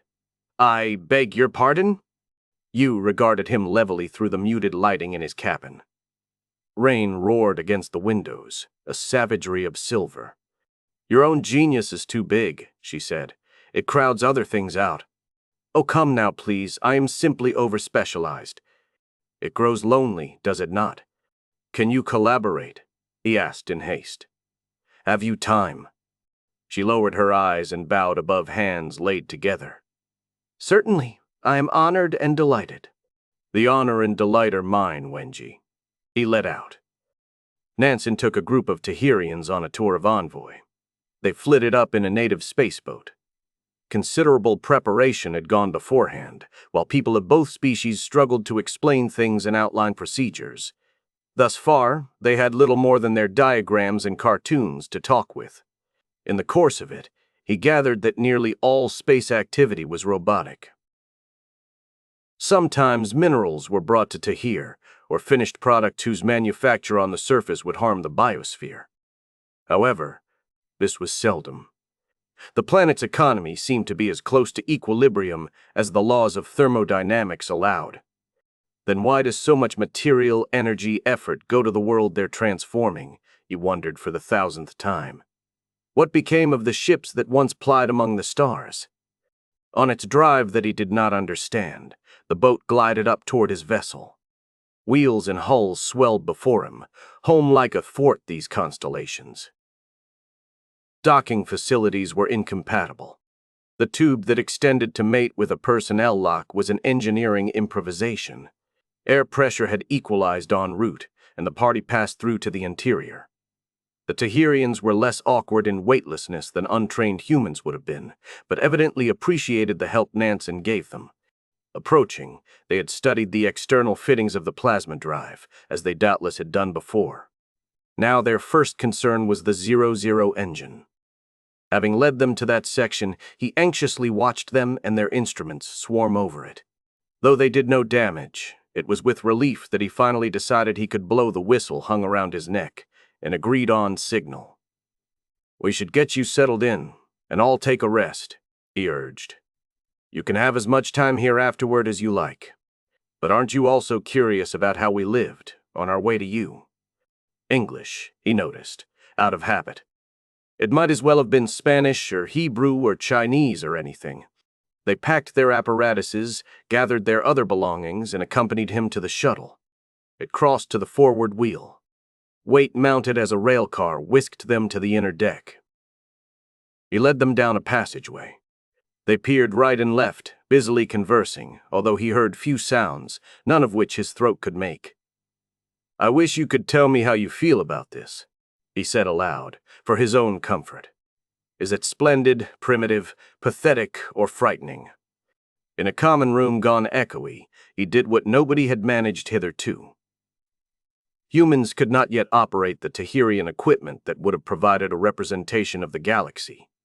Here he could spread one over a 4-meter screen, shining in blackness. Of course, only the most gigantic stars appeared singly, and the display included only what his race had known when Envoy departed, a skeleton galaxy, half empty on the far side of the central clouds. A scale along the bottom was calibrated in units already standardized. Nansen manipulated the keyboard. A spark sprang to life, an arrow pointing at it. The son of Tahir, hue precisely correct for the extraordinary Tahirian color vision. He sent the pointer back along a signified 5,000 light-years. Where it came to rest, another spark jumped forth. Whiter. Soul. Mostly he watched his guests. He thought he captured a sense of emotions and attitudes. A sound that purred or trilled, added overtones of pleasure to a statement. A growling or piping note was less favorable. When the leaves of a mane rose and fell, a smooth wave through them bore a different meaning from the same sequence proceeding jaggedly. The code of odors was as subtle as the movements of a fan in a woman's hand had anciently been, or more so, and an integral part of the language. The languages. Reactions exploded. Two of the beings bounded forward and hugged him, a gesture they had perhaps learned by watching humans. Others kept aside, manes a shiver, as if whispers went between them. Dubious? When Nansen made arrows expand outward from either star, trying to propose future voyages and meetings, he wondered whether what he saw on some was horror. Smells certainly got sharp. He blanked the screen. "Well," he said in his most soothing tone, "let's go to your quarters and then eat in the wardroom, separate foods." He smiled lopsidedly. "May the day come when we can drink a toast." A score of buildings, small, curved, delicately tinted, clustered among trees in the middle of a burgeoning hillscape. The tropical sky arched cloudless. The air below lay hot and pungent. Zaid thought this was less likely a village than a node in a global city. A large structure stood 100 meters aside, surrounded by well-tended sward. Waiting nearby, he had ample employment. A score of Tahirians had gathered about him. 3 were newly parents, infants clinging to the dorsal ridge with the help of their spurs. All knew more or less what he wanted, and were willing. One after the next, he held his instrument near a pair of antennae and activated it. A magnetic field extended. The antennae stirred, following its variations with a sensitivity equal to that of the built-in meters, or better. He replaced it with an electrostatic field. The Tahirians cooed. Their manes dithered. Puffs of scent blew from glands in the skin. He nodded. "Yes," he said to himself in his mother tongue.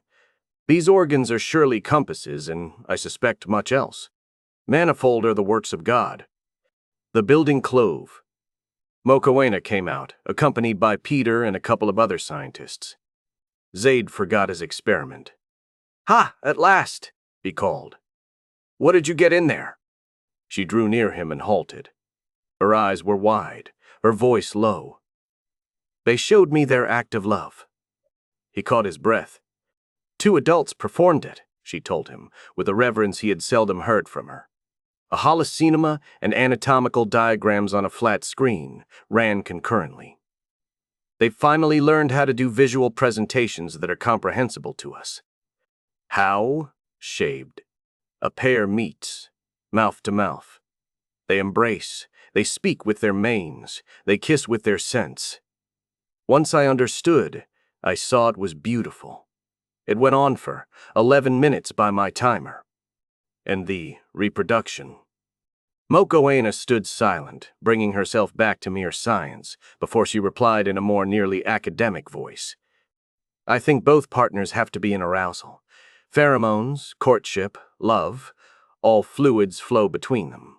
Both ways, driven by sphincters in the tonguelets, which must be centers of sensation. The gonads release gametes that swim down the streams and fuse in the mouths. Then the zygotes swim up the other stream to a womb. There are many of them, but only a single spot where one can attach and grow. Gestation takes about a Tahirian year. We'd noticed what we supposed was a birth outlet on everybody. It is. At first, the parent nourishes the young by regurgitation." Mokoena paused again. "I don't know why they didn't let you in too when we've generally been together working with them," she said. "Were they afraid of alarming you?" "They know nothing about how unlike we may be, inside as well as outside, and I do have a vagina." Zaid nodded. "It must make for a strange psychology, having the sex organ in the face, where the newborn feed, too, and hermaphroditic. That's not the right word. We need a word for their sex. Could this be why we haven't seen any behaving like married couples? I don't know. How would a Tahirian married couple behave? It varied over Earth, you remember." "You remember." Mokoena went on quickly.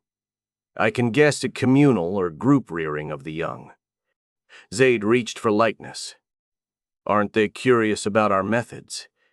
Mokawina relaxed and laughed. Oh my, yes. I have a feeling our pictures of it leave them puzzled. It's too weird. Scantily clad, she stood with sweat running a gleam down a frame that gravity stress had brought back to well-rounded slenderness, panther dark, joyful. He deepened his voice. The wondrousness of two sexes. They would doubtless like to know the chemistry as much as we would like to know theirs. We should give them a demonstration. Who will volunteer? He grinned. Well.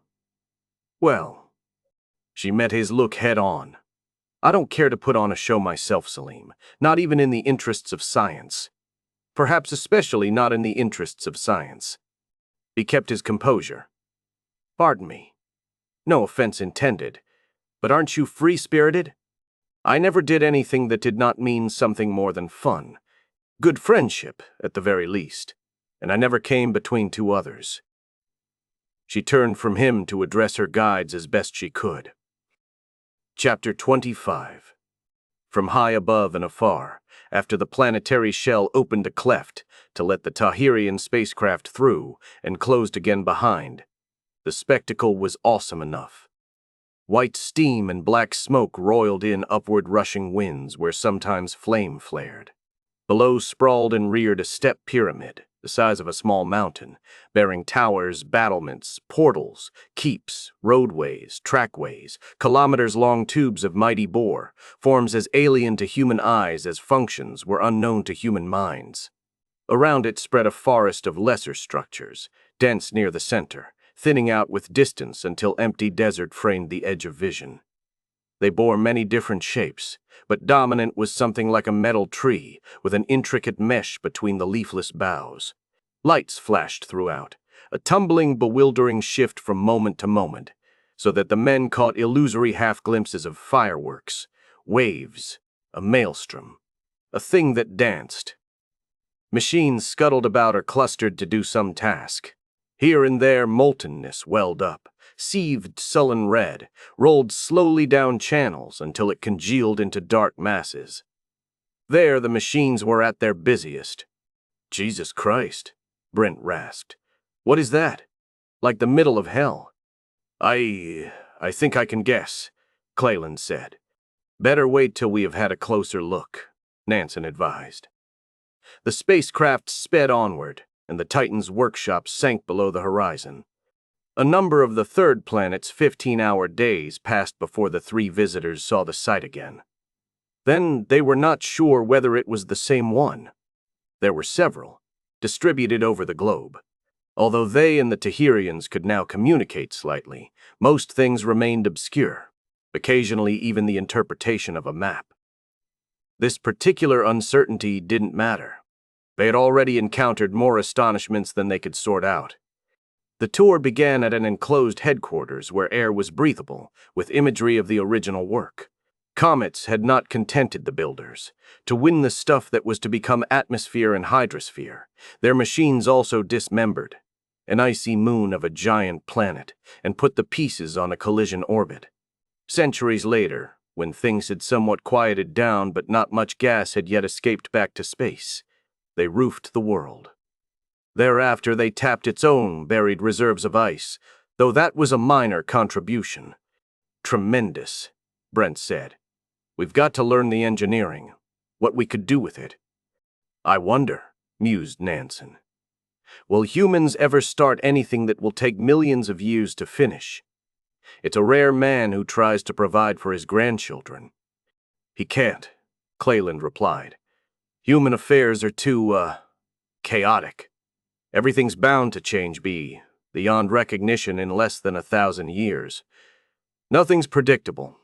The Tahirians, they've achieved a stable society.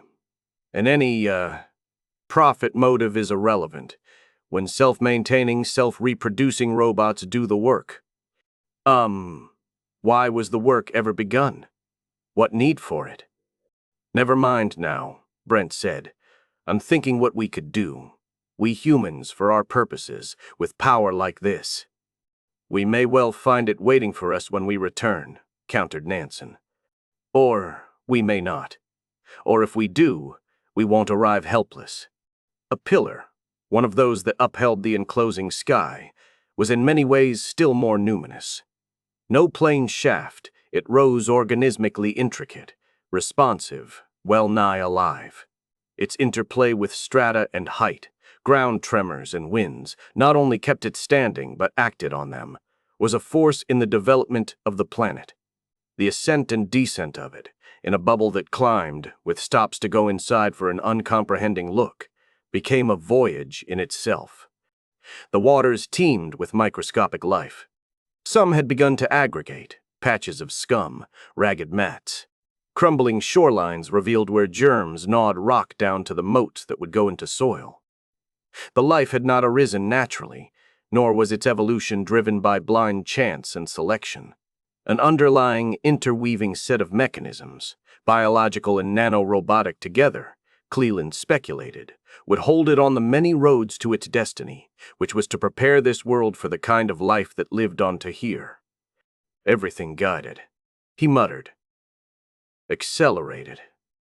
Maybe 500 million years will serve. Maybe less. Though if they want what they've made to last as long as that. He stared before him. Yes, I believe I'm right about what those monster establishments are for. And at last their guides, the Tahirians they called Emil and Fernando, brought them to one. They stood a long while by the aircar, trying to grasp a sight so huge and strange that their eyes did not know how to see it. At their backs reached the barrens, red dunes, black rock, scudding dust. On the right, a pillar lifted white over the horizon, made thin by distance, shearing and narrowing, until it became a point thrust against the violet heaven. Ahead lay the forest, metal bowls, skeletal limbs, glimmery webs from end to end of vision. Shapes hunched among them, low domes, pentagonal upthrusts, helices, congeries. Robots moved between, some like giant beetles, some like dwarf war machines, some like nothing describable. The forest thickened farther in until it became a shadowy mass. Beyond loomed the central pyramid, its terraces saw-toothed with walls and spires. Smoke and vapors hazed it to blue-gray. Everywhere blinked the light sparks, over the metal trees, tangled in their meshes, all hues, chaotic in complexity. The lunacy of a million intermingled meanings. A rumbling noise filled the air, a bass that stole into the bones. Now and then the ground boomed and faintly shuddered. Nansen brought his glance back to the Tahirians. Emil made a forward gesture. Evidently it was safe to proceed on foot. They started. Human pulses beat high. In a gravity less than 2/5 terrestrial, the men did not feel weighted down, although they were well burdened. Elsewhere it had sufficed outdoors to wear a breath mask attached to a tank of oxynitrogen, ordinary field garb, perhaps a canteen and food pouch, and whatever scientific equipment seemed appropriate. Here it became helmets with regenerative units, full coveralls, gloves, and boots. The air was noxious from upwellings and ongoing chemistry. The Tahirians wore similar protection, though theirs was mostly transparent and flexible, films enclosing the little four-legged bodies. Fernando carried what must be a locator. A magnetic sense was of scant avail on this planet, and the forest would screen off signals from their vehicle. Minutes and meters passed. A machine composed of joined modules crawled into view. Emil spoke.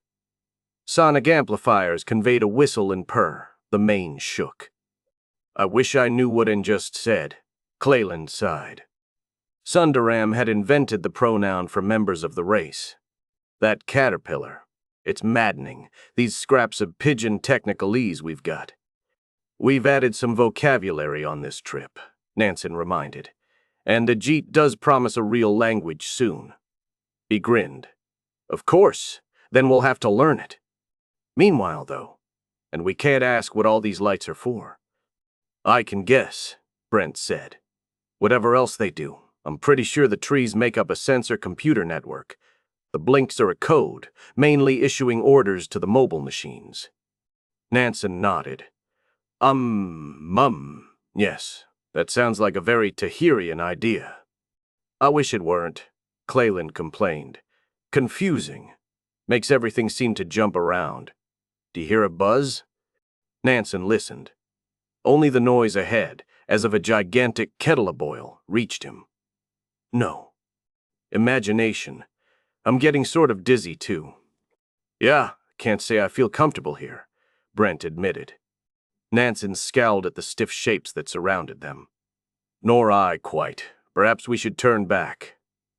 No, we'll continue for a while. The growling and seething waxed. The group came in view of the source. Cleland jarred to a halt, stood for a moment agape, and uttered a yell. It is. I was right. It's got to be. They had entered a broad open space, a black and jumbled lava waste.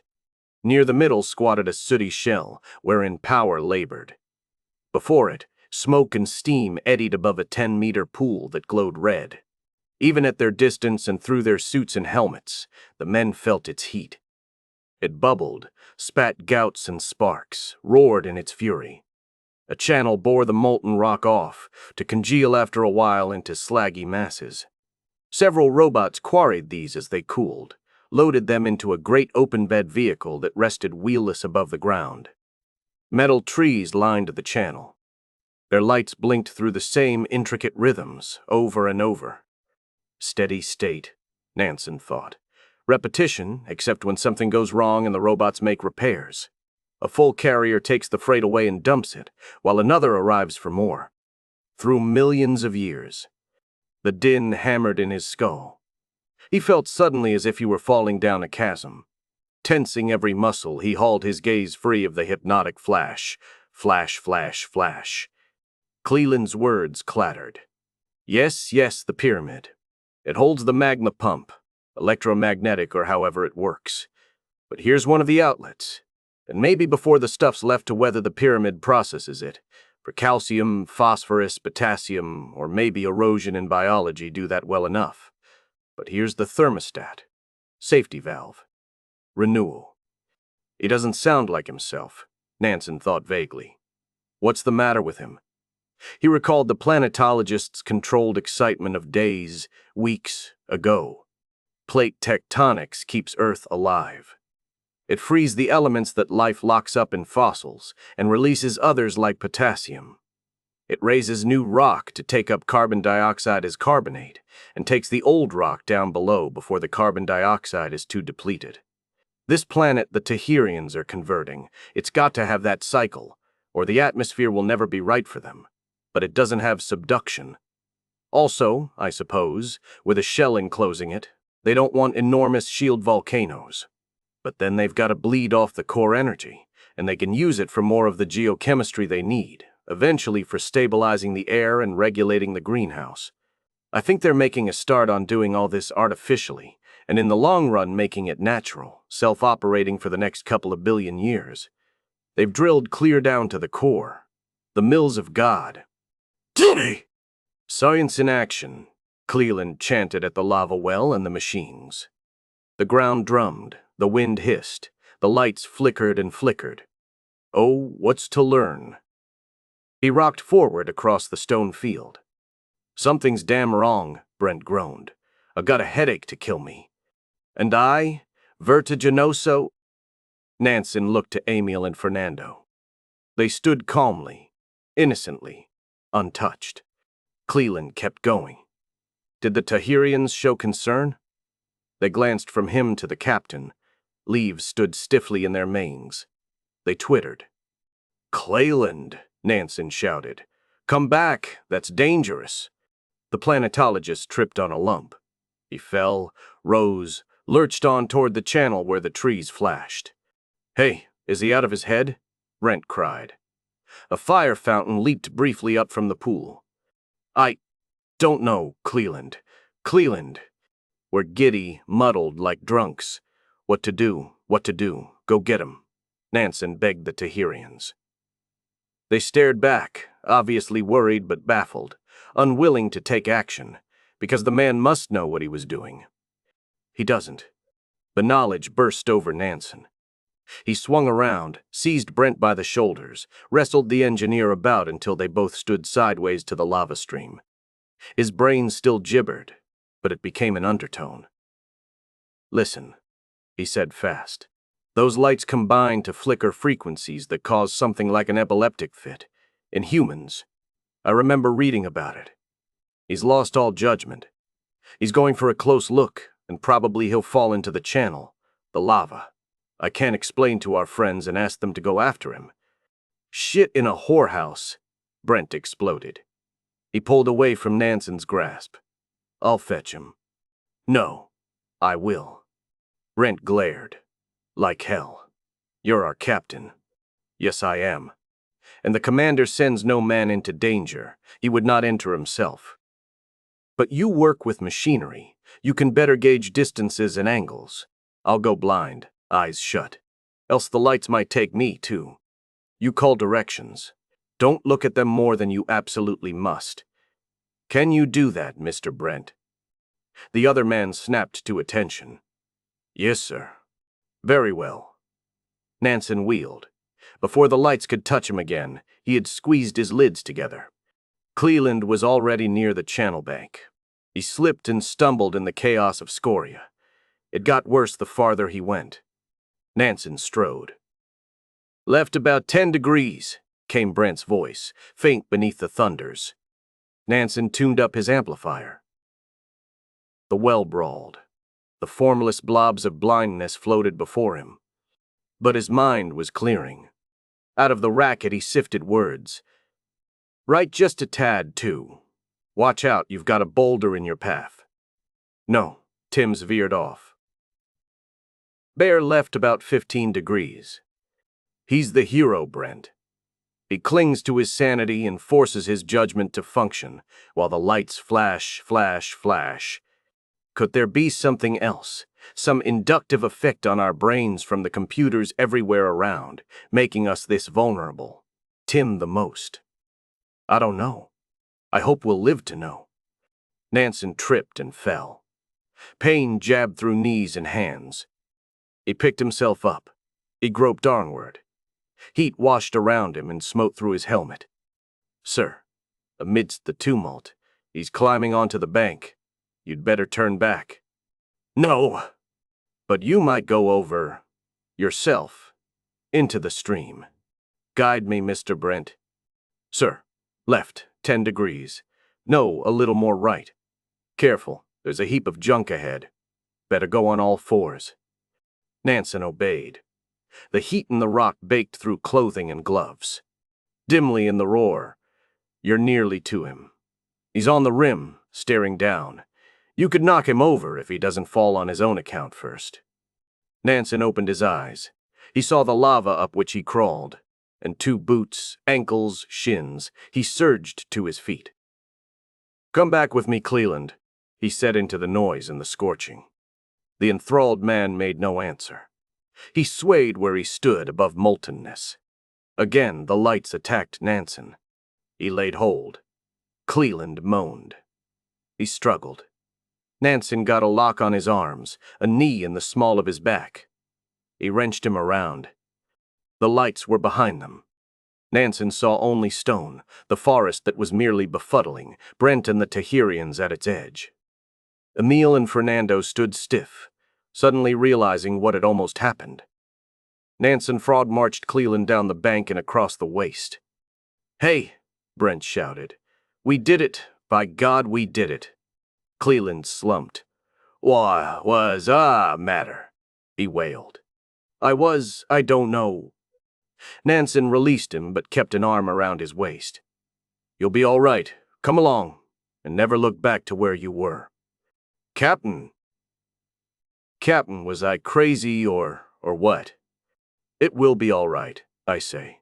We simply met another thing we did not know." Chapter 26. Besides his research notes, which he entered in the general database, Sundaram kept a journal. At first it was for himself, later he shared it with you.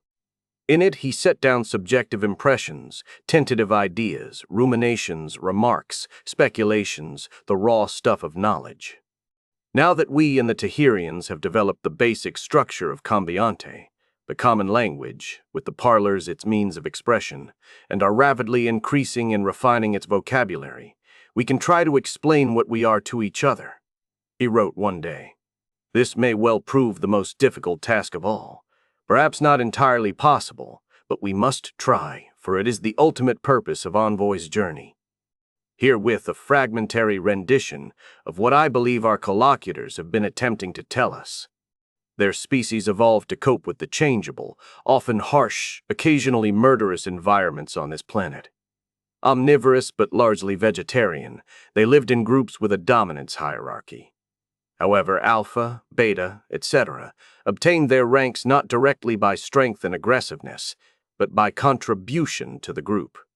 Thus, in a jungle, the primitive Alpha might be the strongest fighter against predators, while in a desert, and might be the best water finder. This appears to have helped drive the evolution of higher intelligence. The primal psychology persists, cooperative, with solitary individuals rare, usually pathological cases. The normal, optimal ordering of a Tahirian society appears to be an interaction between what I may very roughly call clans, the ultimate units, as families are the ultimate human units. Inevitably, clashes occurred between bands, cultures, ideologies. However, they were always less ferocious than among humans. Empathy is too natural when so much of language is somatic and chemical. Civilizations did rise and fall, with accompanying ruination. I suspect that more often than not, the causes were environmental catastrophes, perhaps triggered by misguided agricultural and industrial practices. Be that as it may, Tahirians are no more born to sainthood than humans are. When a society no longer works smoothly, respect for the established order decays, the underlying mystique disintegrates, and chaos and suffering follow. This world, too, has known dark ages.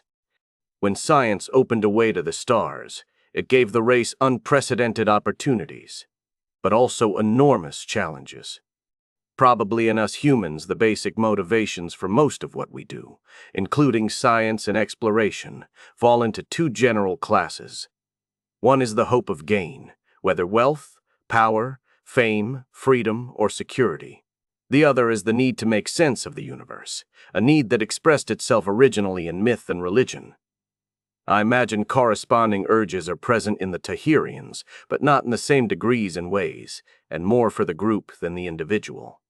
To them, I think, science is as much communion as discovery. One shares findings and achievements with one's society, thereby enhancing it as well as one's own standing in it. Let us remember that science is itself creative art. Thus, I think, in the most vague and general terms, subject to endless qualifications and exceptions, the Tahirians went forth more in search of newness, inspiration, spiritual refreshment, than profit. And for thousands of years their ships traveled among the stars. Why, then, did they go no farther? Why did their voyaging fade out as their colonies were abandoned? I can only guess. Rather, we can, for our crew has discussed the riddle over and over. Let me list a few considerations. The sheer number of stars. Granted that most planets are barren, and most of the living ones bear little more than microbes. Still, the variety, the puzzles, the possibilities within just a few light years are overwhelming. Data saturation begins to set in. As for going farther, one reaches a radius where nobody on the mother world will live long enough to hear about one's discoveries. Motivation flags. The economics is, at best, marginal. Interplanetary enterprise saved human civilization by bringing in material and energy resources that Earth could no longer supply, as well as industrial sites outside the biosphere. But given a recycling nanotechnology, how much is a cargo hauled across light years worth? Planets where people can settle without needing an investment in life support that goes beyond feasibility are very rare. Will such limitations close in on humankind? Have they already? We do not know. Nor do we know whether they were enough by themselves to bring about the extinction of Tahirian starfaring. We have hints that, early on, Tahirians encountered yet another interstellar civilization, which lost heart and gave up for reasons of its own. We also have clues to something else that Tahirians found, something terrible, to retreat and hide from. But this is barely an intimation, and I may be quite wrong about it. We shall have to learn more, pebble by pebble. Suffice it now that the Tahirians have long since recalled their colonists, ended their voyagings, scrapped their starships, and settled down into stability. Their clans are globally coordinated. Population and economy are steady state. They do not seem to fear the future. Indeed, they plan on continuing essentially as they are for as long as imagination reaches. By the time, perhaps 1 billion years hence, that their aging sun has grown so hot that Tahir is uninhabitable, the third planet will be ready for them. No doubt they look beyond even this. Humans could not. Tahirians are not human. How they reconcile such an endlessness, which is also such a narrowness, with what I believe is an instinctual need for a hierarchy with meaningful functions, we do not yet know. I suspect that multi-sensory electronic communications are necessary for dynamic equilibrium. Are they sufficient? Beneath the calm surface, are there tensions and contradictions, as there surely would be in humans? We must continue our investigation. Sundaram keyed off, leaned back in his chair, and blew out a breath. Enough for today, he said. Tomorrow I will make it into a lecture for the troops. You came up behind him. Must you? She asked. You work too hard. Well, true, they know most of it already, but in bits and pieces, unsystematic. Perhaps a synthesis will provoke fresh ideas. Meanwhile, she said, what you need is some non-scientific meditation, followed by tea and a bite to eat, and what else goes with having a good night's sleep. Her fingers closed on his shoulders and began to massage, firmly, lovingly. It was late fall at Terralina when Russik returned from space. He had fared about with a pair of Tahirians, partly to see something of robotic mining in the asteroids. If mining was the word for extraction and refining processes largely on the nano level, and partly to learn some of the practical characteristics of a Tahirian spacecraft. There might be useful hints for human engineers, and even a clue to the mysterious driving force. He found the settlement abuzz. Nansen was absent, visiting a historic and artistic center, perhaps a kind of Florence or Kyoto. That was not tourism. With the help of his guides, he would bring back a rich store of reference to enlarge and strengthen the Cambiante language. The others greeted Rushek cordially, yet he could not make complete sense out of what he heard from them. Sundaram was preoccupied with the latest semantic bafflement he had come upon, with the improvement of scientific technological vocabulary. Diane, Kilburney, Clayland, and Brent were in their various ways so enthusiastic about their wish that Russik lost patience with sorting out what struck him as babble. Zaid was analyzing his latest biochemical acquisitions. That left Mokoena. She was busy, too, working up her notes, searching deeper into the patterns of Tahirian life. But she was willing to take a break. He wanted to get her aside anyway. Dressed against chill, they walked out into the woods. A game trail had become familiar to the humans. Their passages had widened it till two could go side by side. Trees and undergrowth walled it in. The bronze, russet-amber foliage was now mostly gone, though. The walls left open to the wind. It wittered, boughs swayed and creaked. A pale sun and a pale sky cast fluttering shadows. From the damp soil rose a scent as of an oceanside on earth, early decay, nature's farewell. The two were silent for a while, awkward after apartness. When at last Rushek spoke, it was of the least personal matter. This about the pulsar, he said roughly. Can you explain it to me? Why, you've heard. They've made their proposal public, to go there and study it. Halal is a duke, Rushik exploded. Why? We're supposed to have a good, usable language in another year or less. Then the Tahirians can tell us everything about it. down to whether it takes cream or sugar in its coffee. That is the point, Mokohena said. It can't. I see this wasn't made clear to you. She smiled. Well, everybody talking at once, and also wanting to hear what you had to tell. They can't? His stride missed a beat. He stared at her. When it's next door. Mokowina gathered her words as she walked. The wind shrilled. Ajit and Wenji have inquired into this lately, at Hani's request, she said with care. They have learned, yes, the Tahirians were there more than once, thousands of years ago. When they stopped starfaring, they left robots to observe and beam back the data. But the robots wore out. Radiation. Electronics degraded, I don't know. Either they weren't meant for self-repair and reproduction, or the materials are lacking in that system. But Tahirians haven't sent more. Are they that petrified? Those I've been with haven't acted like it. I don't know, Mokowina sighed. None of us does yet. I have an impression that their ancestors recoiled from everything to do with starfaring. They didn't want reminders. So curiosity died in them. Rushek shook his head. His mustache bristled against the wind. That just is not true. I deal with them. They're fascinated. I likewise, she replied. And, in fact, the plans for a pulsar expedition include several Tahirians. But we, naturally, we see the most. Those who are interested, are glad of us. Her voice sank. I have a feeling that other Tahirians wish we'd never come to rouse forgotten emotions from their graves. An expedition, why? There are space observatories. I've seen them. Well, Hani and Tim say the system, neutron star and planets both, must be in very fast early evolution, and the instruments here aren't adequate to track it properly.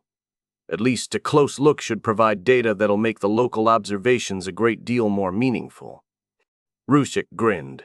Mainly, they want to go see. Scientific passion. Mokowina lowered her voice further. She gazed ahead, in among the bare, tossing boughs. Also, what better have they to do? It flared in Rushik. Easton, what a jaunt. Mokowina laid a hand on his arm for a moment.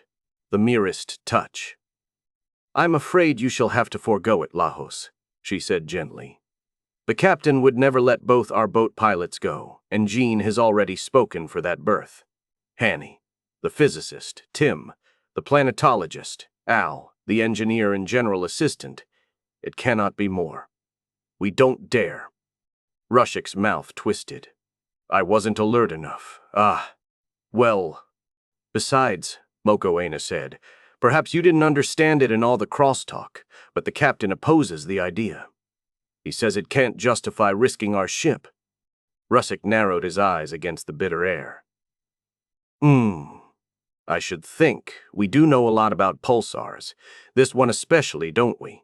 We could program Envoy so she can't endanger herself. We don't know everything. We can't foresee every hazard. Nor can we here. I'll speak to Nansen when he returns. He should at least let us vote on it. Mokowina gave Rushik a long look. Although you can't go? He shrugged. I am no dog in the manger. And I do now have plenty to keep me out of mischief. The wood opened on a glade where turf grew thick and soft, still deeply red-brown. A spring bubbled forth near the center, to rill away into the forest. In summer, it was a favorite spot for humans to seek peace, and, sometimes, human closeness. Man and woman stopped. Slowly, they turned toward one another. You've become a happier man than you were, she said. I'm doing something real again, and enjoying it, he replied. Like you. I'm glad, Lajos. Her eyes were very bright in the dark face. His words began to stumble. You? Us? I asked if we could go for this walk so we could talk alone. I know. Sudden tears glimmered. I'm sorry, Lajos. His countenance locked. He spoke as nearly matter-of-factly as he was able. You don't want to try again, we two. Mokoena swallowed. Leos, she said in a rush. I am not casual. Whatever you may have supposed, I am not. You mean you have somebody else in mind? I mean only no Lajos. We'll be friends, God willing, but only friends. After a bit, he shrugged again. Well, I said I have enough to keep me busy. Impulsively, she caught his hands. You are more than a man, Lajos. You're a gentleman. I could almost wish. He disengaged. No harm if I hope, is there? With the suddenness of the seasons in these parts, the first snow fell soon afterward, and the land lay white when Nansen returned. He had stayed in radio contact. His folk were waiting to greet him as he stepped out of the Tahirian air car. One by one the men shook his hand. Then one by one the women embraced him, you shyly, Mokawena heartily, Dayan with eagerness and a long kiss, while Zaid went impassive, Kilburney unwontedly hesitant. As they left the landing field, the car took off. A banquet was ready in the common room, as there had been for Rushek earlier. Any occasion for a celebration was to be seized. Business could wait. News took over the conversation, gossip, small talk, babble and cheer, drinks clinking together. After dinner, they set music playing and danced for a while. As she swayed in Nansen's arms, Kilburney whispered, "Could we talk alone later?" His pulse jumped. Why, of course. I'll leave soon and meet you under the lightning tree.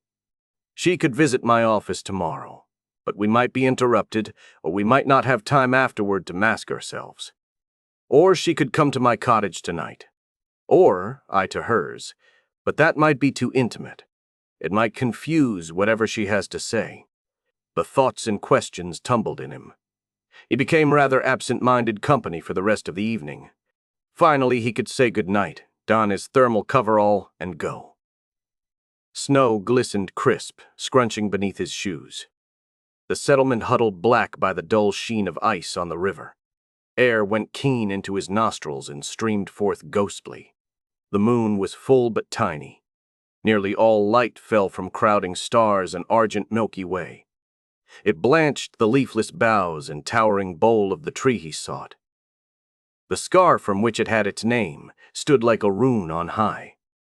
Kilburney trod from its vague shadow. Nansen halted where she did. They looked wordless into eyes that gleamed faintly in half-knowable faces. "We missed you, Skipper. We truly did," the husky voice said low. "Thank you.